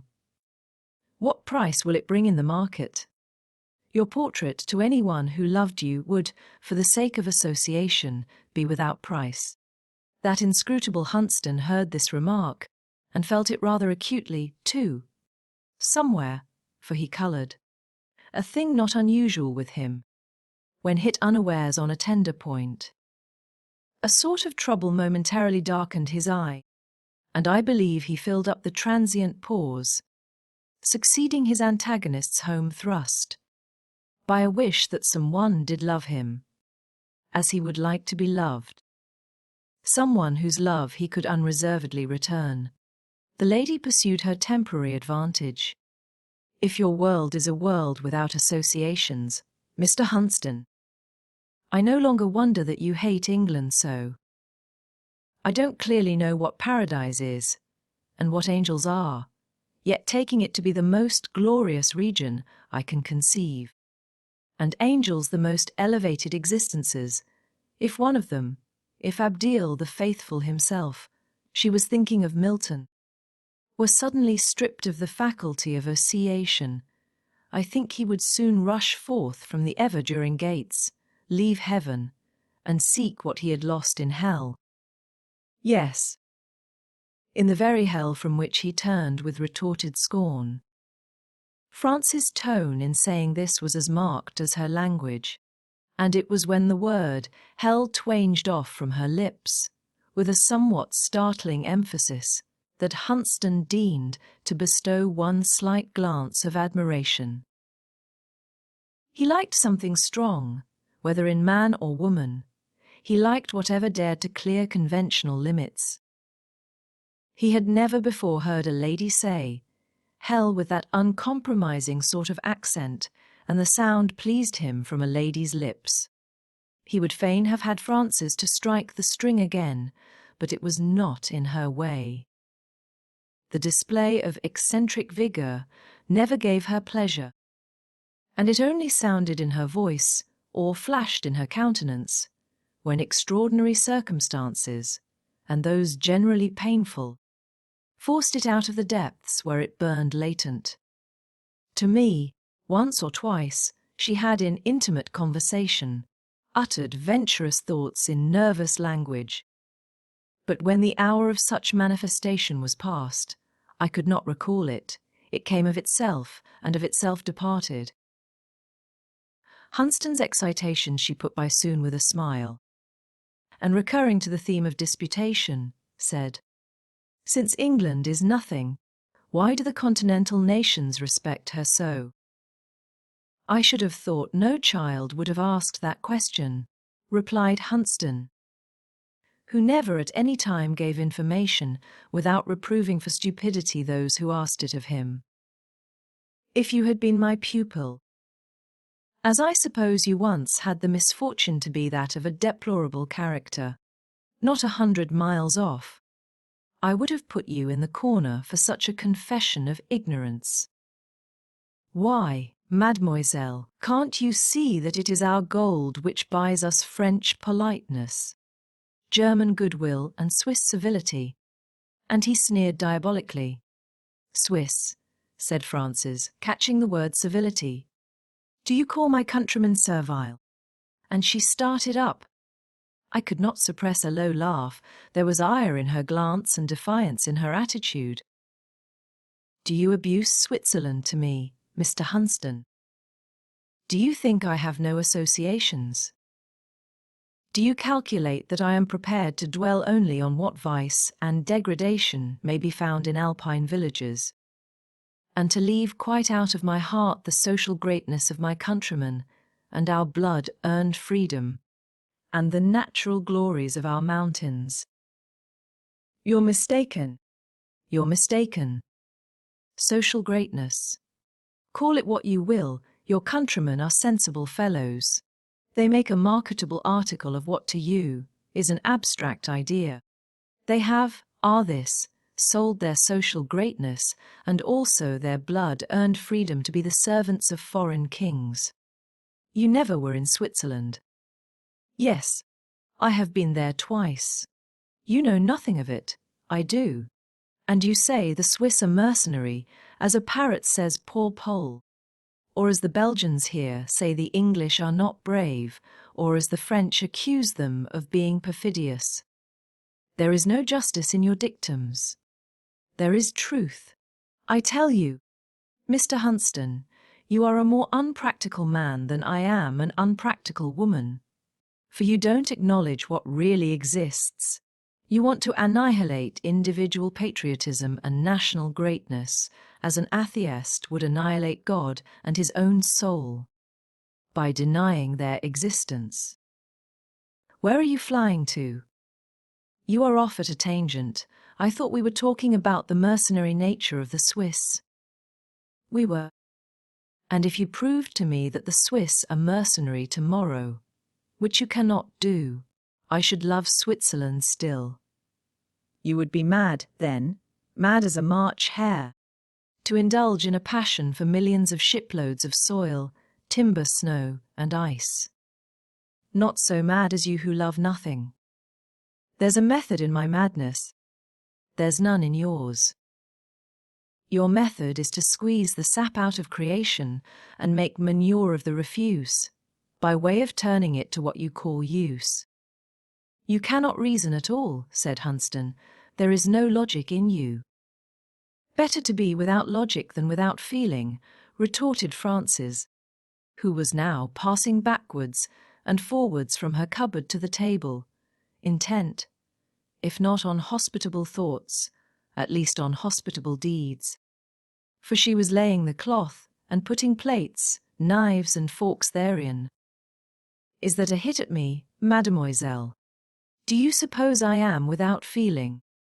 I suppose you are always interfering with your own feelings, and those of other people, and dogmatizing about the irrationality of this, that, and the other sentiment, and then ordering it to be suppressed because you imagine it to be inconsistent with logic. I do right." Frances had stepped out of sight into a sort of little pantry. She soon reappeared. You do right. Indeed. No, you are much mistaken if you think so. Just be so good as to let me get to the fire, Mr. Hunston. I have something to cook. An interval occupied in settling a casserole on the fire, then, while she stirred its contents. Right! As if it were right to crush any pleasurable sentiment that God has given to man, especially any sentiment that, like patriotism, spreads man's selfishness in wider circles, fire stirred, dish put down before it. Were you born in Switzerland? I should think so. Or else why should I call it my country? And where did you get your English features and figure? I am English too. Half the blood in my veins is English. Thus I have a right to a double power of patriotism, possessing an interest in two noble, free, and fortunate countries. You had an English mother. Yes, and you? I suppose, had a mother from the moon or from Utopia, since not a nation in Europe has a claim on your interest. On the contrary, I'm a universal patriot, if you could understand me rightly. My country is the world. Sympathies so widely diffused must be very shallow. Will you have the goodness to come to table? Monsieur. To me, who appeared to be now absorbed in reading by moonlight, Monsieur, supper is served. This was said in quite a different voice to that in which she had been bandying phrases with Mr. Hunston, not so short, graver and softer. Francis, what do you mean by preparing supper? We had no intention of staying. Ah, monsieur, but you have stayed, and supper is prepared. You have only the alternative of eating it. The meal was a foreign one, of course. It consisted in 2 small but tasty dishes of meat prepared with skill and served with nicety. A salad and fromage franchise completed it. The business of eating interposed a brief truce between the belligerents, but no sooner was supper disposed of than they were at it again.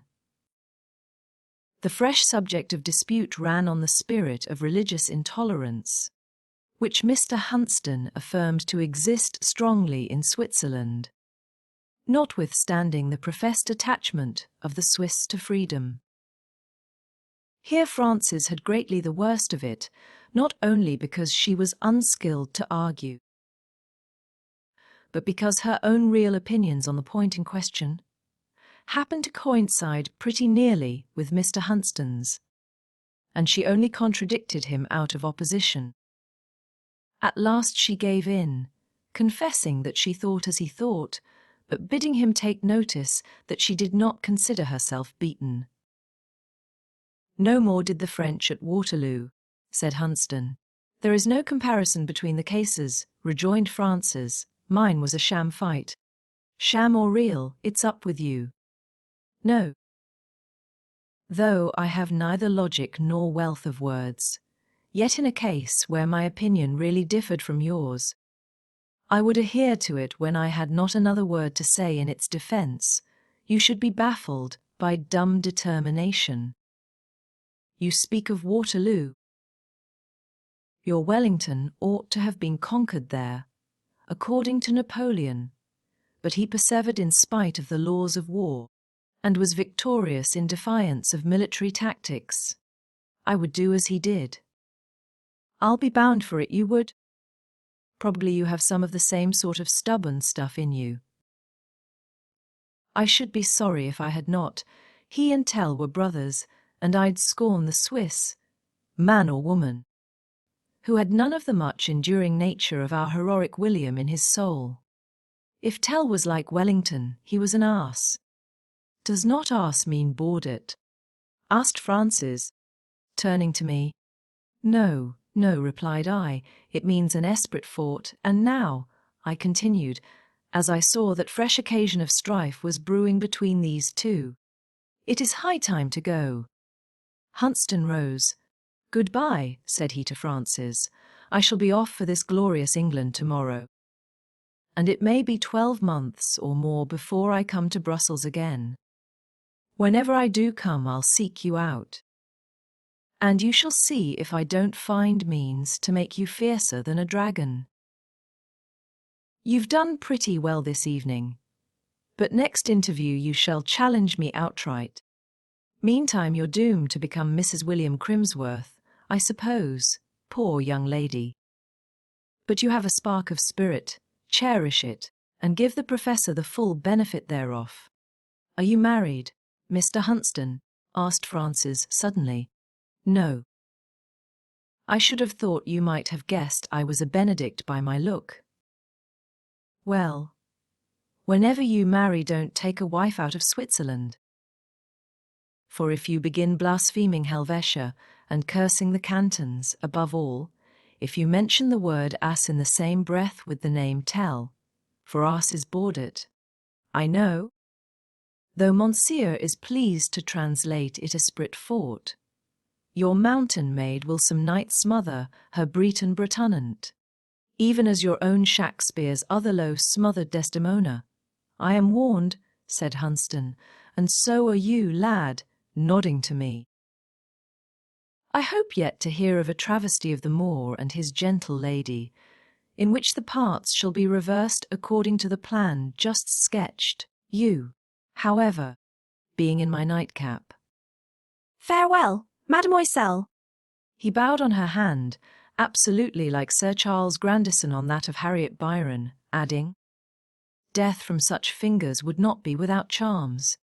Mon Dieu, murmured Frances, opening her large eyes and lifting her distinctly arched brows. Chest quail fate does compliments. Je ne me suis pas attendu. She smiled half in ire, half in mirth, curtsied with foreign grace, and so they parted. No sooner had we got into the street than Hunston collared me. And that is your lace mender, said he, and you reckon you have done a fine, magnanimous thing in offering to marry her. You, Ashen of Seacombe, have proved your disdain of social distinctions by taking up with an ouvrier. And I pitied the fellow, thinking his feelings had mizzled him, and that he had hurt himself by contracting a low match. Just let go my collar, Hunston.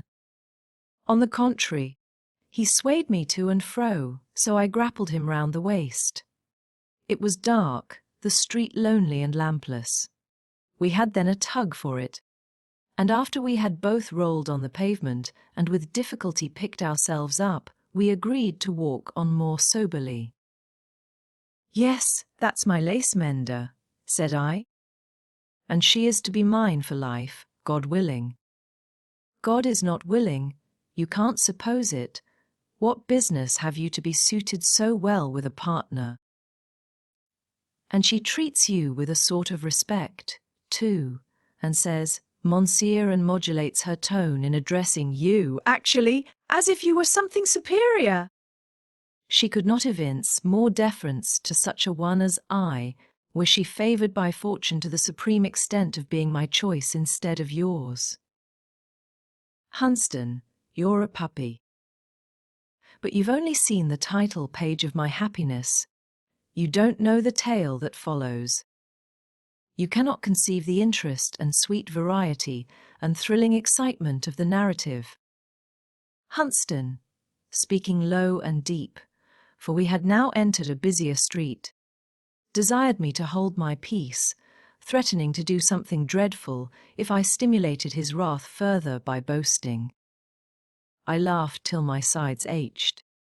We soon reached his hotel. Before he entered it, he said, Don't be vainglorious. Your lace mender is too good for you, but not good enough for me. Neither physically nor morally does she come up to my ideal of a woman. No, I dream of something far beyond that pale-faced, excitable little Helvetian. By the by, she has infinitely more of the nervous, mobile Parisienne in her than of the robust Jungfrau. Your muddle, Henry, is in person cheative, in mind sans character, compared with the queen of my visions. You, indeed, may put up with that Minois chiffon.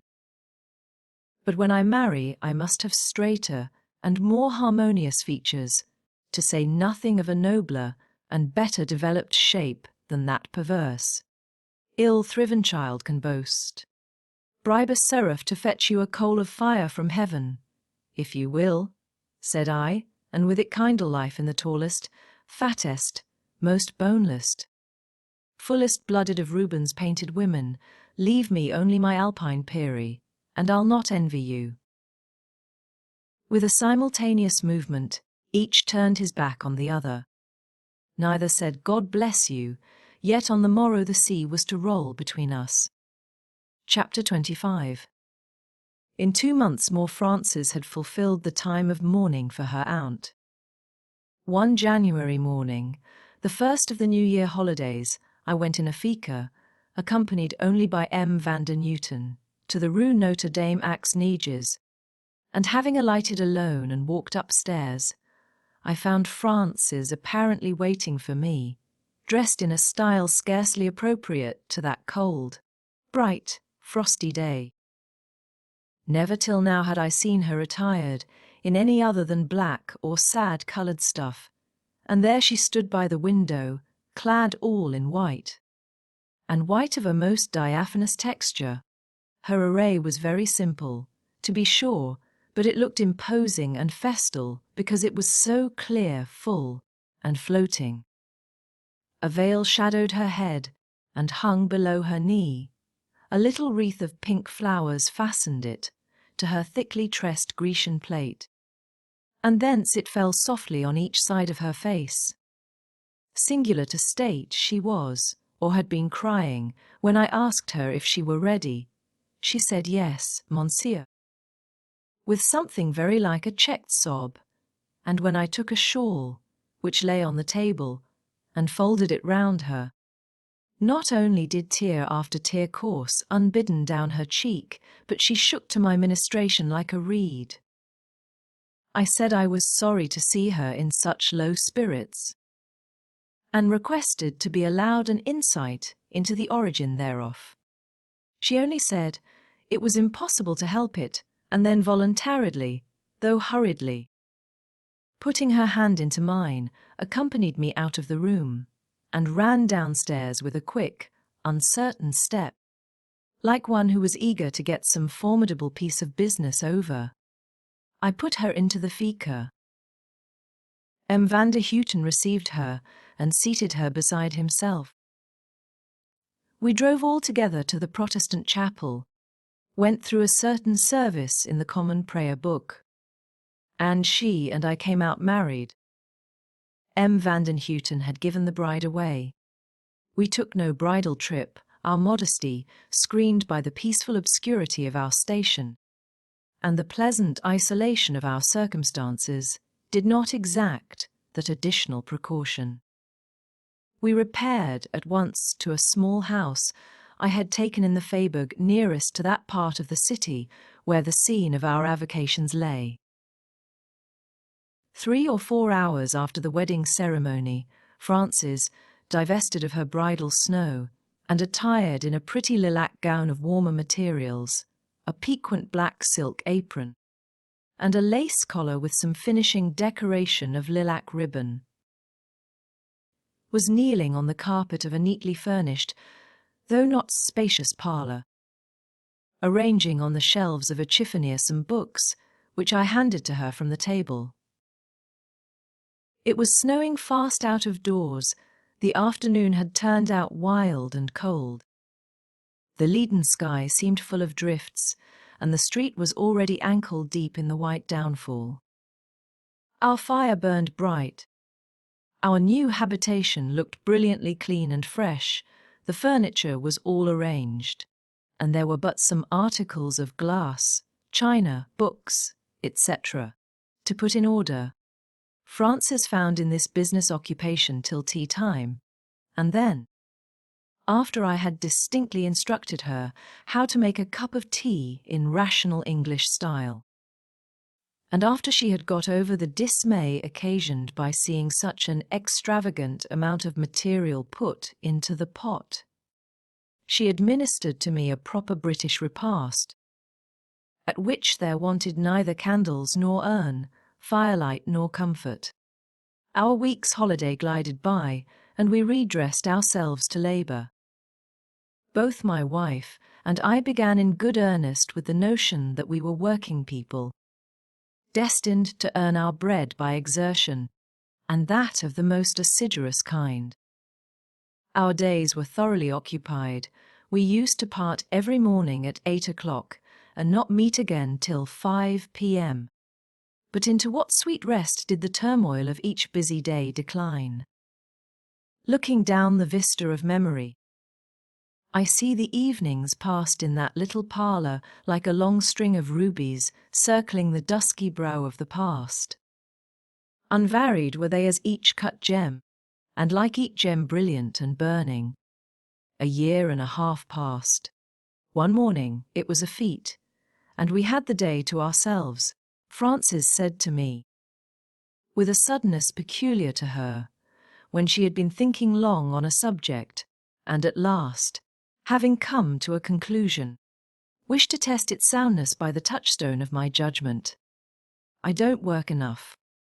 "What now?" demanded I, looking up from my coffee, which I had been deliberately stirring while enjoying, in anticipation, a walk I proposed to take with Frances, that fine summer day, it was June, to a certain farmhouse in the country, where we were to dine. "What now?" And I saw at once, in the serious ardour of her face, a project of vital importance. "I am not satisfied," returned she. "You are now earning 8,000 francs a year." It was true, my efforts, punctuality, the fame of my pupils' progress, the publicity of my station had so far helped me on, while I am still at my miserable 1,200 francs. I can do better, and I will. You work as long and as diligently as I do, Frances. "Yes, monsieur, but I am not working in the right way, and I am convinced of it." "You wish to change? You have a plan for progress in your mind. Go and put on your bonnet, and while we take our walk, you shall tell me of it." "Yes, monsieur." She went. As docile as a well-trained child, she was a curious mixture of tractability and firmness. I sat thinking about her and wondering what her plan could be, when she re-entered. "Monsieur, I have given Minnie, our bonne, leave to go out too, as it is so very fine, so will you be kind enough to lock the door, and take the key with you?" "Kiss me, Mrs. Crimsworth," was my not very apposite reply, but she looked so engaging in her light summer dress and little cottage bonnet, and her manner in speaking to me was then, as always, so unaffectedly and suavely respectful, that my heart expanded at the sight of her, and a kiss seemed necessary to content its importunity. "There, monsieur. Why do you always call me monsieur? Say William. I cannot pronounce your "woo" besides. Monsieur belongs to you. I like it best." Minnie having departed in clean cap and smart shawl, we, too, set out, leaving the house solitary and silent, at least. But for the ticking of the clock. We were soon clear of Brussels. The fields received us, and then the lanes, remote from carriage, resounding chaussees. Ere long we came upon a nook so rural, green, and secluded, it might have been a spot in some pastoral English province, a bank of short and mossy grass. Under a hawthorn, offered a seat too tempting to be declined. We took it, and when we had admired and examined some English-looking wild flowers growing at our feet, I recalled Frances' attention and my own to the topic touched on at breakfast. What was her plan? A natural one, the next step to be mounted by us, or, at least, by her, if she wanted to rise in her profession. She proposed to begin a school. We already had the means for commencing on a careful scale, having lived greatly within our income.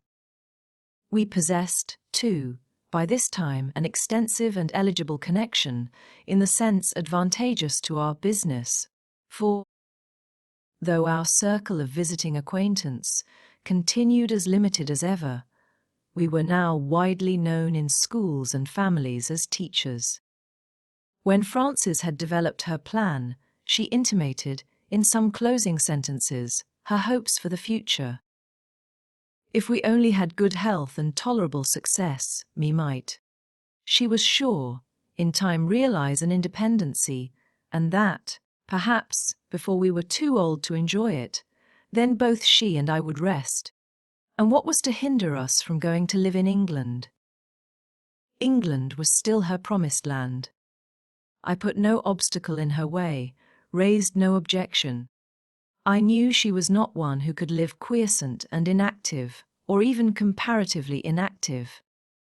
Duties she must have to fulfill, and important duties, work to do, and exciting, absorbing, profitable work, strong faculties stirred in her frame, and they demanded full nourishment, free exercise. Mine was not the hand ever to starve or cramp them. No, I delighted in offering them sustenance, and in clearing them wider space for action.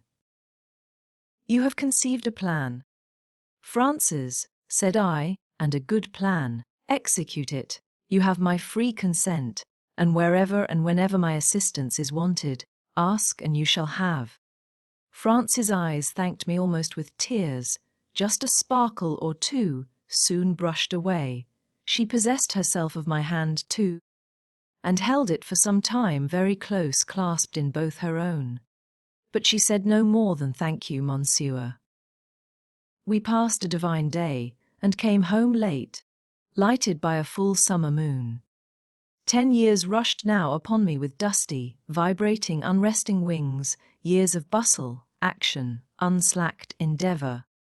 Years in which I and my wife, having launched ourselves in the full career of progress, as progress whirls on in European capitals, scarcely knew repose, were strangers to amusement, never thought of indulgence, and yet, as our course ran side by side, as we marched hand in hand, we neither murmured, repented, nor faltered. Hope indeed cheered us, health kept us up, harmony of thought and deed smoothed many difficulties, and finally, success bestowed every now and then encouraging reward on diligence. Our school became one of the most popular in Brussels, and as by degrees we raised our terms and elevated our system of education, our choice of pupils grew more select, and at length included the children of the best families in Belgium. We had too an excellent connection in England, first opened by the unsolicited recommendation of Mr. Hunston, who having been over, and having abused me for my prosperity in set terms, went back, and soon after sent a leash of young heiresses, his cousins, as he said, to be polished off by Mrs. Crimsworth. As to this same Mrs. Crimsworth, in one sense she was become another woman, though in another she remained unchanged. So different was she under different circumstances. I seemed to possess two wives. The faculties of her nature, already disclosed when I married her, remained fresh and fair, but other faculties shot up strong, branched out broad, and quite altered the external character of the plant. Firmness, activity, and enterprise, covered with grave foliage, poetic feeling and fervour. But these flowers were still there, preserved pure and dewy under the umbrage of later growth and hardier nature. Perhaps I only in the world knew the secret of their existence, but to me they were ever ready to yield an exquisite fragrance, and present a beauty as chaste as radiant. In the daytime my house and establishment were conducted by Madame the Directress, a stately and elegant woman, bearing much anxious thought on her large brow, much calculated dignity in her serious mien. Immediately after breakfast I used to part with this lady. I went to my college, she to her schoolroom, returning for an hour in the course of the day. I found her always in class, intently occupied, silence, industry, observance, attending on her presence. When not actually teaching, she was overlooking and guiding by eye and gesture. She then appeared vigilant and solicitous. When communicating instruction, her aspect was more animated. She seemed to feel a certain enjoyment in the occupation. The language in which she addressed her pupils, though simple and unpretending, was never trite or dry. She did not speak from routine formulas. She made her own phrases as she went on, and very nervous and impressive phrases they frequently were. Often, when elucidating favorite points of history or geography, she would wax genuinely eloquent in her earnestness. Her pupils, or at least the elder and more intelligent amongst them, recognized well the language of a superior mind. They felt too. And some of them received the impression of elevated sentiments. There was little fondling between mistress and girls. But some of France's pupils in time learnt to love her sincerely. All of them beheld her with respect. Her general demeanour towards them was serious, sometimes benignant when they pleased her with their progress and attention, always scrupulously refined and considerate. In cases where reproof or punishment was called for, she was usually forbearing enough. But if any took advantage of that forbearance, which sometimes happened, a sharp, sudden and lightning-like severity taught the culprit the extent of the mistake committed. Sometimes a gleam of tenderness softened her eyes and manner, but this was rare, only when a pupil was sick, or when it pined after home, or in the case of some little motherless child, or of one much poorer than its companions, whose scanty wardrobe and mean appointments brought on it the contempt of the jewelled young countesses and silk-clad misses. Over such feeble fledglings the directress spread a wing of kindliest protection. It was to their bedside she came at night to tuck them warmly in. It was after them she looked in winter to see that they always had a comfortable seat by the stove. It was they who by turns were summoned to the salon to receive some little dole of cake or fruit, to sit on a footstool at the fireside, to enjoy home comforts, and almost home liberty for an evening together, to be spoken to gently and softly, comforted, encouraged, cherished, and when bedtime came, dismissed with a kiss of true tenderness. As to Julia and Georgiana G., daughters of an English baronet, as to Mundel, Mathilde de, heiress of a Belgian count, and sundry other children of patrician race, the directress was careful of them, as of the others, anxious for their progress, as for that of the rest. But it never seemed to enter her head to distinguish them by a mark of preference. One girl of noble blood she loved dearly, a young Irish baroness, Lady Catherine.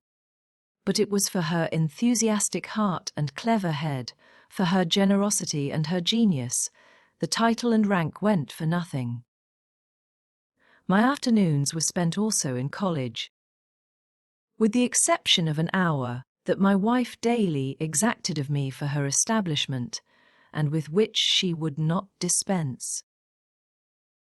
She said that I must spend that time amongst her pupils to learn their characters, to be current with everything that was passing in the house, to become interested in what interested her, to be able to give her my opinion on knotty points when she required it. And this she did constantly, never allowing my interest in the pupils to fall asleep, and never making any change of importance without my cognizance and consent. She delighted to sit by me when I gave my lessons in literature, her hands folded on her knee, the most fixedly attentive of any present.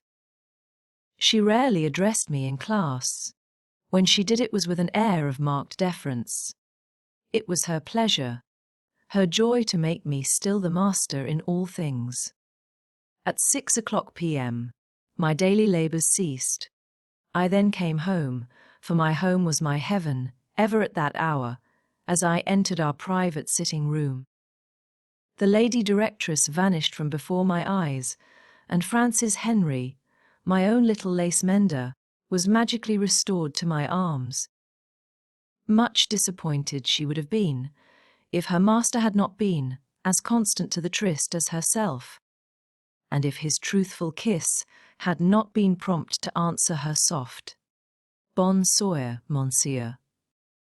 Talk French to me she would, and many a punishment she has had for her wilfulness. I fear the choice of chastisement must have been injudicious, for instead of correcting the fault, it seemed to encourage its renewal. Our evenings were our own. That recreation was necessary to refresh our strength for the due discharge of our duties. Sometimes we spent them all in conversation, and my young Genevieve, now that she was thoroughly accustomed to her English professor, now that she loved him too absolutely to fear him much, reposed in him a confidence so unlimited that topics of conversation could no more be wanting with him than subjects for communion with her own heart. In those moments, happy as a bird with its mate, she would show me what she had of vivacity, of mirth, of originality in her well-dowered nature. She would show, too, some stores of raillery, of malice, and would vex, tease, pique me sometimes about what she called my bizarreries anglaises, my caprices insulaires, with a wild and witty wickedness that made a perfect wight her demon of her while it lasted. This was rare, however, and the elfish freak was always short. Sometimes, when driven a little hard in the war of words, for her tongue did ample justice to the pith, the point, the delicacy of her native French, in which language she always attacked me, I used to turn upon her with my old decision, and arrest bodily the sprite that teased me. "Vain idea!" No sooner had I grasped hand or arm than the elf was gone, the provocative smile quenched in the expressive brown eyes, and a ray of gentle homage shone under the lids in its place. I had seized a mere vexing fairy, and found a submissive and supplicating little mortal woman in my arms. Then I made her get a book and read English to me for an hour by way of penance. I frequently dozed her with Wordsworth in this way, and Wordsworth steadied her soon. She had a difficulty in comprehending his deep, serene, and sober mind. His language, too, was not facile to her. She had to ask questions, to sue for explanations, to be like a child and a novice, and to acknowledge me as her senior and director. Her instinct instantly penetrated and possessed the meaning of more ardent and imaginative writers. Byron excited her, Scott she loved, Wordsworth only she puzzled at, wondered over, and hesitated to pronounce an opinion upon. But whether she read to me, or talked with me, whether she teased me in French, or entreated me in English, whether she jested with wit, or inquired with deference, narrated with interest, or listened with attention, whether she smiled at me or on me, always at 9 o'clock I was left abandoned. She would extricate herself from my arms, quit my side, take her lamp, and be gone. Her mission was upstairs. I have followed her sometimes and watched her. First she opened the door of the daughter, the pupil's chamber. Noiselessly she glided up the long room, between the 2 rows of white beds, surveyed all the sleepers, if any were wakeful, especially if any were sad, spoke to them and soothed them, stood some minutes to ascertain that all was safe and tranquil, trimmed the watch light which burned in the apartment all night, then withdrew, closing the door behind her without sound. Thence she glided to our own chamber. It had a little cabinet within. This she sought. There, too, appeared a bed, but one, and that a very small one. Her face, the night I followed and observed her, changed as she approached this tiny couch.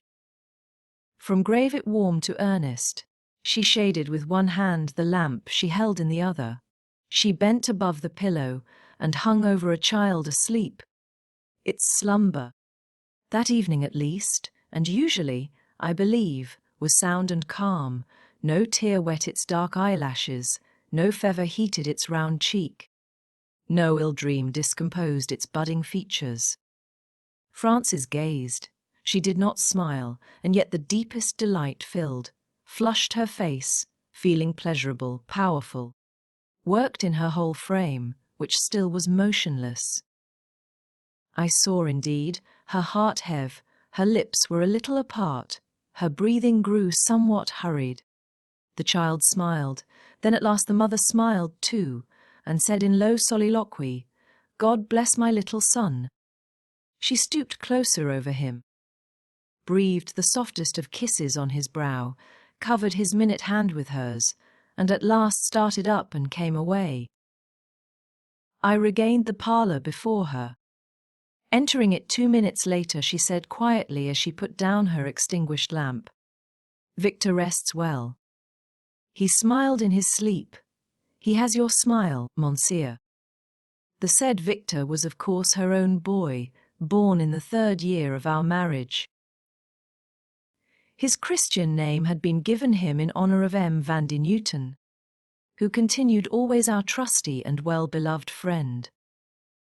Frances was then a good and dear wife to me, because I was to her a good, just, and faithful husband. What she would have been had she married a harsh, envious, careless man, a profligate, a prodigal, a drunkard, or a tyrant, is another question, and one which I once propounded to her. Her answer, given after some reflection, was, I should have tried to endure the evil or cure it for a while, and when I found it intolerable and incurable, I should have left my torturer suddenly and silently. And if law or might had forced you back again. What? To a drunkard, a profligate, a selfish spendthrift, an unjust fool? Yes.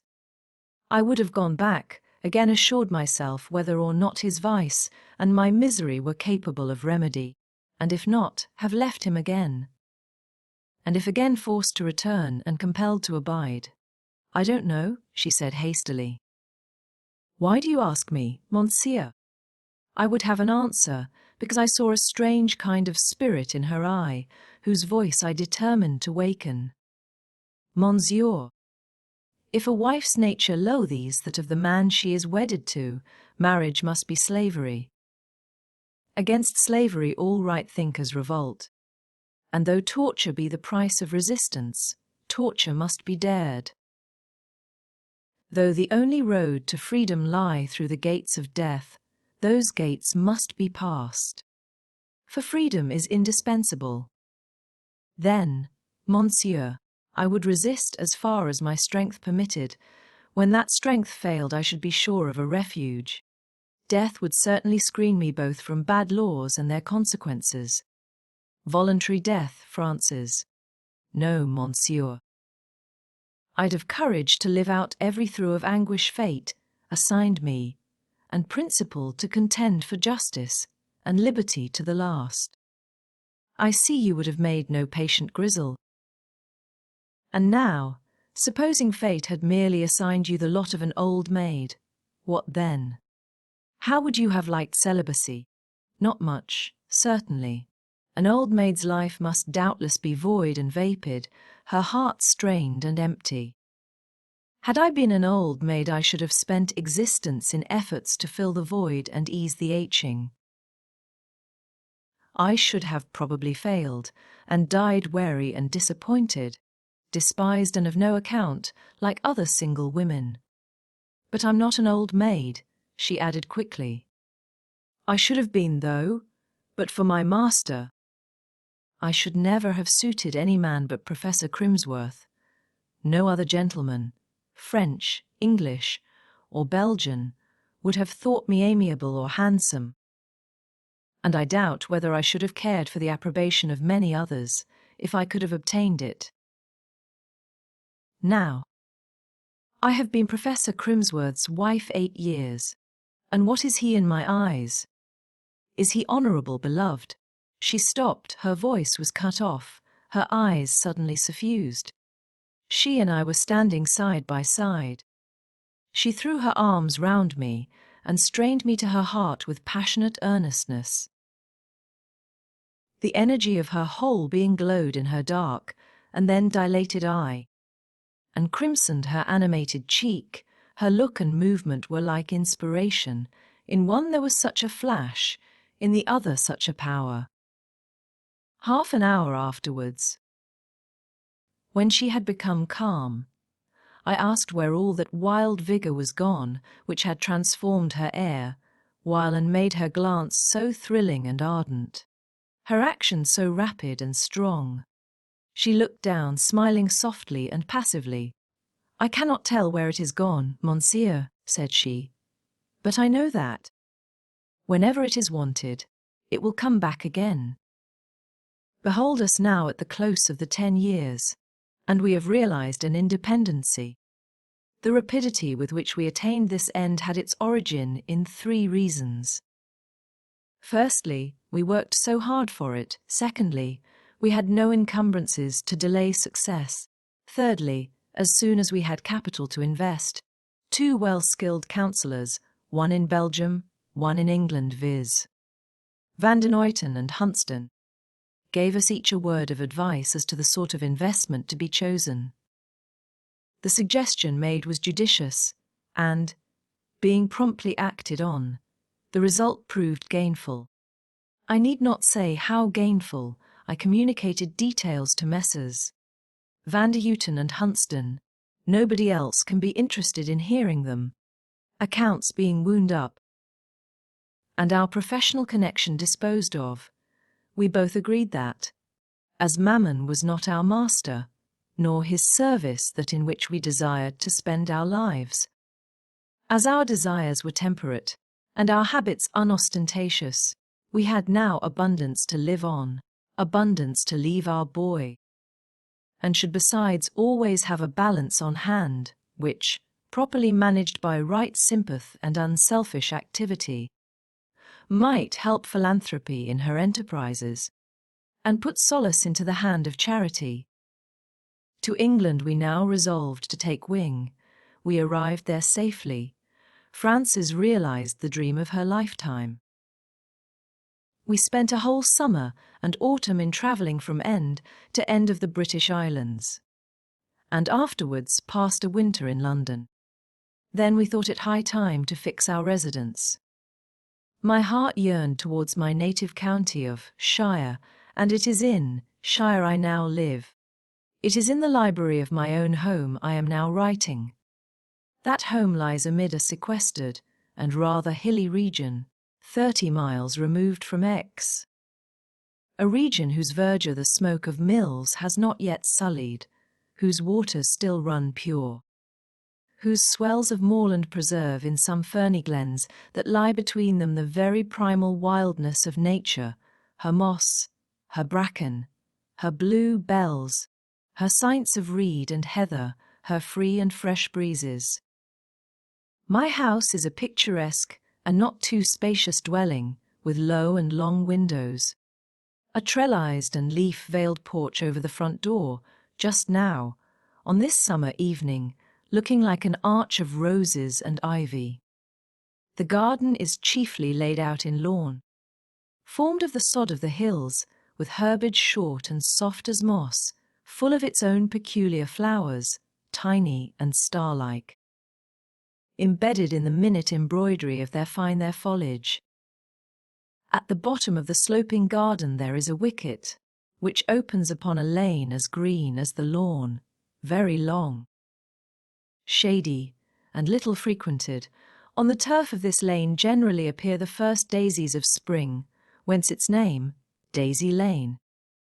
serving also as a distinction to the house. It terminates, the lane I mean, in a valley full of wood, which wood, chiefly oak and beech, spreads shadowy about the vicinage of a very old mansion, one of the Elizabethan structures, much larger, as well as more antique than Daisy Lane.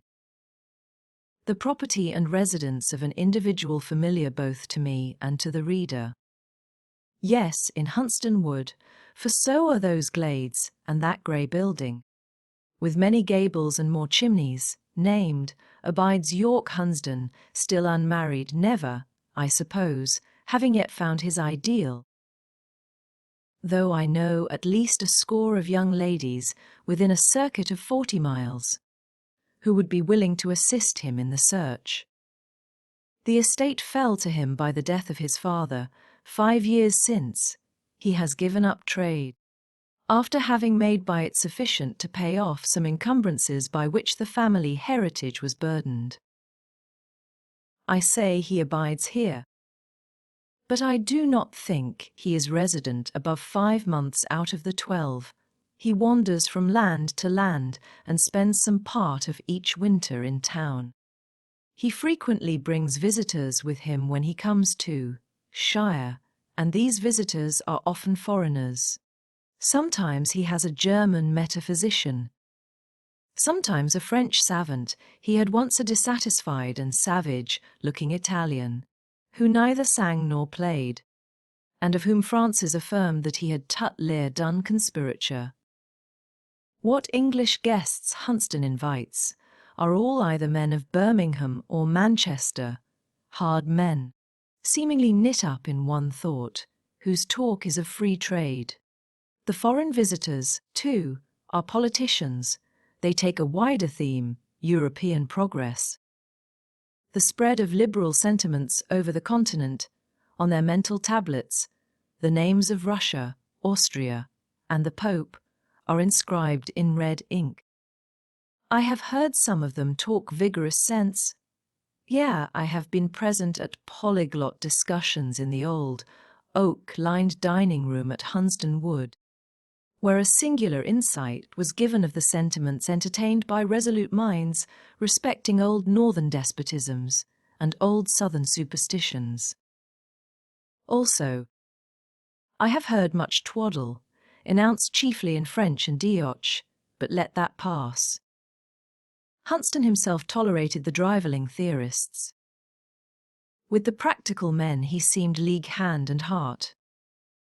When Hunsdon is staying alone at the Wood, which seldom happens, he generally finds his way 2 or 3 times a week to Daisy Lane. He has a philanthropic motive for coming to smoke his cigar in our porch on summer evenings. He says he does it to kill the earwigs amongst the roses, with which insects, but for his benevolent fumigations, he intimates we should certainly be overrun. On wet days, too, we are almost sure to see him. According to him, it gets on time to work me into lunacy by treading on my mental corns, or to force from Mrs. Crimsworth revelations of the dragon within her, by insulting the memory of Hofer and Tell. We also go frequently to Hunsdon Wood, and both I and Francis relish a visit there highly. If there are other guests, their characters are an interesting study, their conversation is exciting and strange. The absence of all local narrowness both in the host and his chosen society gives a metropolitan, almost a cosmopolitan freedom and largeness to the talk. Hunsdon himself is a polite man in his own house. He has, when he chooses to employ it, an inexhaustible power of entertaining guests. His very mansion, too, is interesting. The rooms look storied, the passages legendary, the low-ceiled chambers, with their long rows of diamond-paned lattices, have an old-world, haunted air.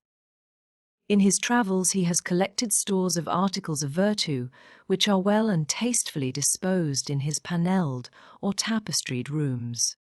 I have seen there 1 or 2 pictures, and 1 or 2 pieces of statuary which many an aristocratic connoisseur might have envied. When I and Francis have dined and spent an evening with Hunsdon, he often walks home with us. His wood is large, and some of the timber is old and of huge growth. There are winding ways in it which, pursued through glade and brake, make the walk back to Daisy Lane a somewhat long one.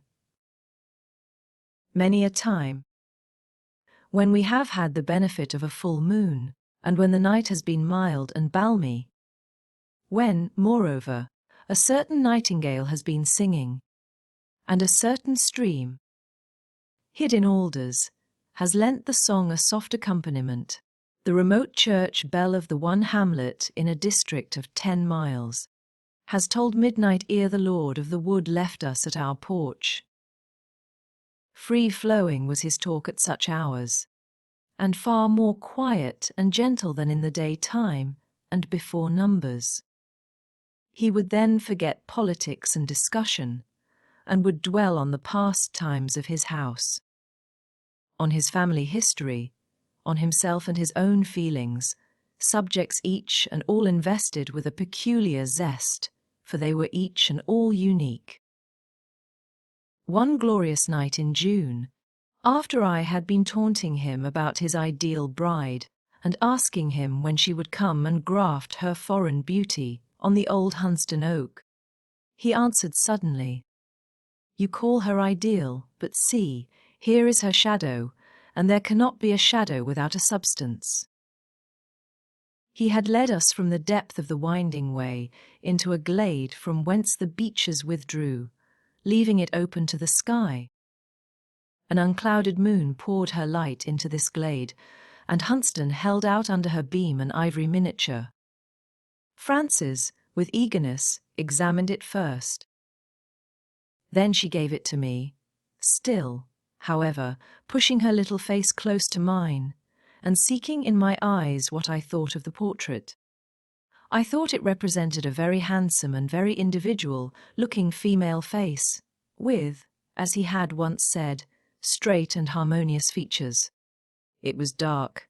The hair, raven black, swept not only from the brow, but from the temples, seemed thrust away carelessly, as if such beauty dispensed with, nay, despised arrangement. The Italian eye looked straight into you, and an independent, determined eye it was. The mouth was as firm as fine, the chin ditto. On the back of the miniature was gilded Lucia. "That is a real head," was my conclusion. Hunsdon smiled. "I think so," he replied. All was real in Lucia. "And she was somebody you would have liked to marry, but could not." "I should certainly have liked to marry her. And that I have not done, so is a proof that I could not." He repossessed himself of the miniature, now again in France's hand, and put it away. "What do you think of it?" he asked of my wife, as he buttoned his coat over it. "I am sure Lucia once wore chains and broke them," was the strange answer. "I do not mean matrimonial chains," she added, correcting herself, as if she feared misinterpretation, "but social chains of some sort. The face is that of one who has made an effort, and a successful and triumphant effort, to wrest some vigorous and valued faculty from insupportable constraint, and when Lucia's faculty got free, I am certain it spread wide pinions and carried her higher than—" She hesitated. "Than what?" demanded Hunsdon. "Than less convenances permitted you to follow. I think you grow spiteful, impertinent." "Lucia has trodden the stage," continued Frances. "You never seriously thought of marrying her. You admired her originality, her fearlessness, her energy of body and mind. You delighted in her talent, whatever that was, whether song, dance, or dramatic representation. You worshipped her beauty, which was of the sort after your own heart. But I am sure she filled a sphere from whence you would never have thought of taking a wife. Ingenious, remarked Hunston, whether true or not is another question. Meantime, don't you feel your little lamp of a spirit wax very pale? Beside such a girandole as Lucius. Yes, Candid at least, and the professor will soon be dissatisfied with the dim light you give. Will you, monsieur? My sight was always too weak to endure a blaze, Francis, and we had now reached the wicket. I said, a few pages back, that this is a sweet summer evening. It is. There has been a series of lovely days, and this is the loveliest. The hay is just carried from my fields. Its perfume still lingers in the air. Francis proposed to me an hour or two since, to take tea out on the lawn. I see the round table, loaded with china, placed under a certain beech. Hunston is expected. Nay, I hear he is come. There is his voice, laying down the law on some point with authority. That of Francis replies. She opposes him, of course. They are disputing about Victor, of whom Hunston affirms that his mother is making a milksop. Mrs. Crimsworth retaliates. Better 1,000 times he should be a milksop than what he, Hunston, calls a fine lad, and moreover she says that if Hunston were to become a fixture in the neighbourhood, and were not a mere comet, coming and going, no one knows how, when, where or why, she should be quite uneasy till she had got Victor away to a school at least 100 miles off. For that, with his mutinous maxims and unpractical dogmas, he would ruin a score of children. I have a word to say of Victor ere I shut this manuscript in my desk, but it must be a brief one, for I hear the tinkle of silver on porcelain. Victor is as little of a pretty child as I am of a handsome man, or his mother of a fine woman. He is pale and spare, with large eyes, as dark as those of Francis, and as deeply set as mine. His shape is symmetrical enough, but slight. His health is good. I never saw a child smile less than he does, nor one who knits such a formidable brow when sitting over a book that interests him, or while listening to tales of adventure, peril, or wonder, narrated by his mother, Hunston, or myself. But though still, he is not unhappy, though serious, not morose, he has a susceptibility to pleasurable sensations almost too keen, for it amounts to enthusiasm. He learned to read in the old-fashioned way out of a spelling book at his mother's knee, and as he got on without driving by that method, she thought it unnecessary to buy him ivory letters, or to try any of the other inducements to learning now deemed indispensable. When he could read, he became a glutton of books, and is so still. His toys have been few, and he has never wanted more. For those he possesses, he seems to have contracted a partiality amounting to affection. This feeling, directed towards one or two living animals of the house, strengthens almost to a passion. Mr. Hunston gave him a mastiff cub, which he called York. After the donor, it grew to a superb dog, whose fierceness, however, was much modified by the companionship and caresses of its young master. He would go nowhere, do nothing without York. York lay at his feet while he learned his lessons, played with him in the garden, walked with him in the lane and wood, sat near his chair at meals, was fed always by his own hand, was the first thing he sought in the morning, the last he left at night. York accompanied Mr. Hunston one day to X, and was bitten in the street by a dog in a rabid state. As soon as Hunston had brought him home, and had informed me of the circumstance, I went into the yard and shot him where he lay licking his wound. He was dead in an instant. He had not seen me level the gun. I stood behind him. I had scarcely been 10 minutes in the house, when my ear was struck with sounds of anguish. I repaired to the yard once more, for they proceeded thence. Victor was kneeling beside his dead mastiff, bent over it, embracing its bull-like neck, and lost in a passion of the wildest woo. He saw me. "Oh, Papa, "I'll never forgive you. I'll never forgive you," was his exclamation. "You shot York. I saw it from the window. I never believed you could be so cruel. I can love you no more." I had much ado to explain to him, with a steady voice, the stern necessity of the deed. He still, with that inconsolable and bitter accent which I cannot render, but which pierced my heart, repeated, "He might have been cured. You should have tried. You should have burnt the wound with a hot iron, or covered it with caustic. You gave no time, and now it is too late. He is dead." He sank fairly down on the senseless carcass. I waited patiently a long while, till his grief had somewhat exhausted him. And then I lifted him in my arms and carried him to his mother, sure that she would comfort him best. She had witnessed the whole scene from a window. She would not come out for fear of increasing my difficulties by her emotion, but she was ready now to receive him. She took him to her kind heart, and on to her gentle lap, consoled him but with her lips, her eyes, her soft embrace, for some time, and then, when his sobs diminished, told him that York had felt no pain in dying, and that if he had been left to expire naturally, his end would have been most horrible. Above all, she told him that I was not cruel, for that idea seemed to give exquisite pain to poor Victor, that it was my affection for York and him which had made me act so, and that I was now almost heartbroken to see him weep thus bitterly.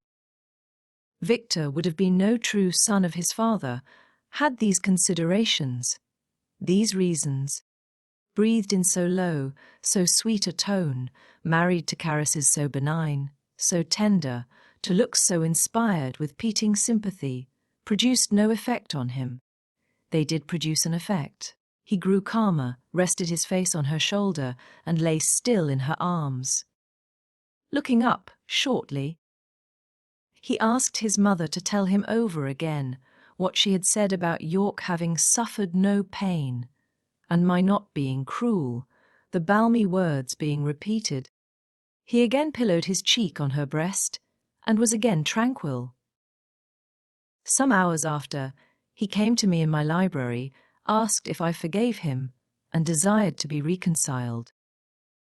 I drew the lad to my side, and there I kept him a good while, and had much talk with him, in the course of which he disclosed many points of feeling and thought I approved of in my son.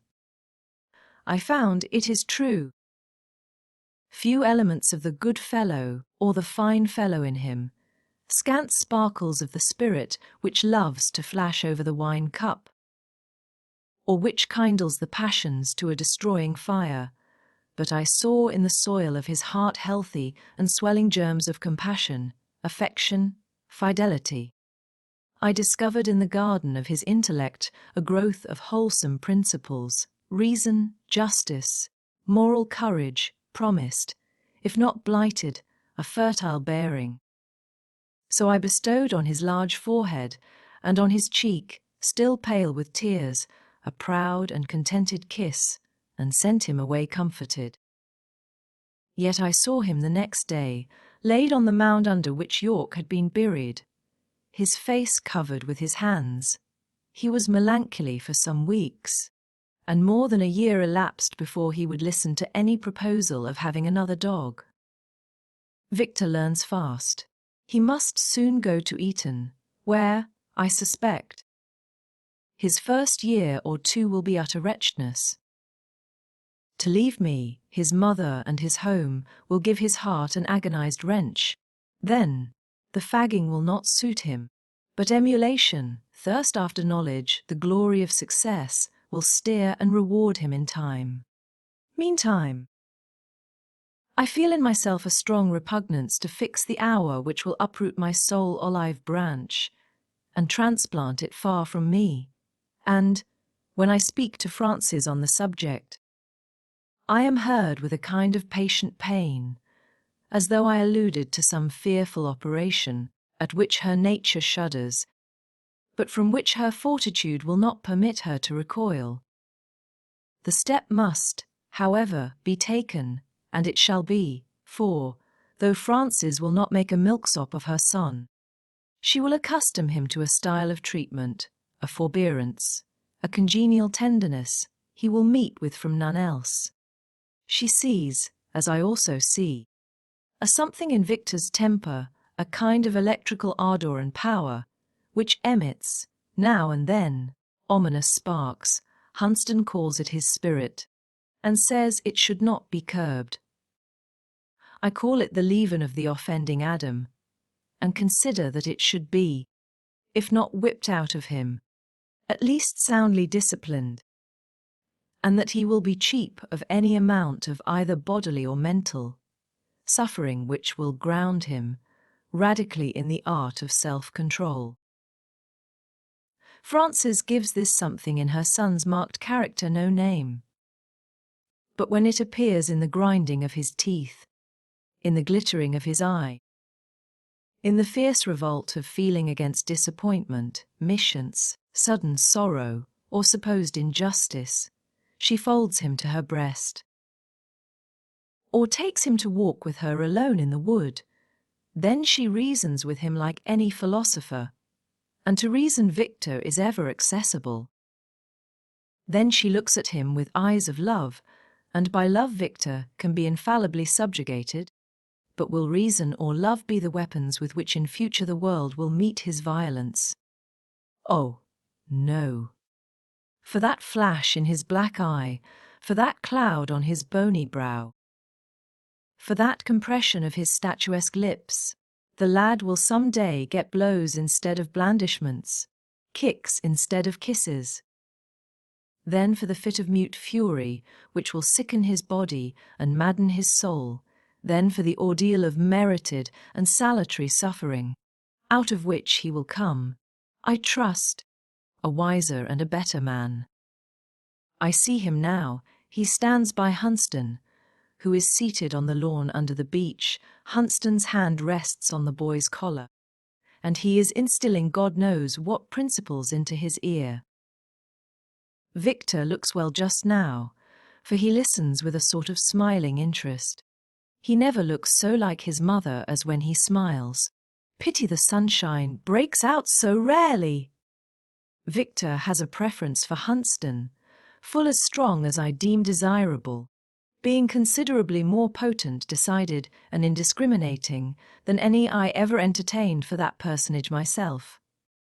Frances, too, regards it with a sort of unexpressed anxiety, while her son leans on Hunsden's knee, or rests against his shoulder. She roves with restless movement round, like a dove guarding its young from a hovering hawk. She says she wishes Hunsden had children of his own, for then he would better know the danger of inciting their pride and indulging their foibles. Frances approaches my library window, puts aside the honeysuckle which half covers it, and tells me tea is ready. Seeing that I continue busy, she enters the room, comes near me quietly, and puts her hand on my shoulder. Monsieur est trop appliqué. I shall soon have done. She draws a chair near, and sits down to wait till I have finished. Her presence is as pleasant to my mind as the perfume of the fresh hay and spicy flowers, as the glow of the westering sun, as the repose of the midsummer eve are to my senses. But Hunsden comes, I hear his step, and there he is, bending through the lattice, from which he has thrust away the woodbine with unsparing hand, disturbing 2 bees and a butterfly. Crimsworth, I say, Crimsworth, take that pen out of his hand, mistress, and make him lift up his head. Well, Hunsden, I hear you. I was at X yesterday. Your brother Ned is getting richer than Croesus by railway speculations. They call him in the piece Hall a stag of 10, and I have heard from Brown. Mem and Madame Vandenhuten and Jean Baptiste talk of coming to see you next month. He mentions the Pellets too. He says their domestic harmony is not the finest in the world, but in business they are doing on ni Pete Mieux, which circumstance he concludes will be a sufficient consolation to both for any little crosses in the affections. Why don't you invite the Pellets to Shire, Crimsworth? I should so like to see your first flame, Zoraide. Mistress, don't be jealous, but he loved that lady to distraction, I know it for a fact. Brown says she weighs 12 stones now. You see what you've lost, Mr. Professor. Now, Monsieur and Madame, if you don't come to tea, Victor and I will begin without you. Papa, come. The end of this wonderful story. And so, our journey through this timeless fiction comes to an end. If you enjoyed this audiobook, please consider liking the video and subscribing to our channel. For more golden tales like this one, feel free to explore the playlists on our channel.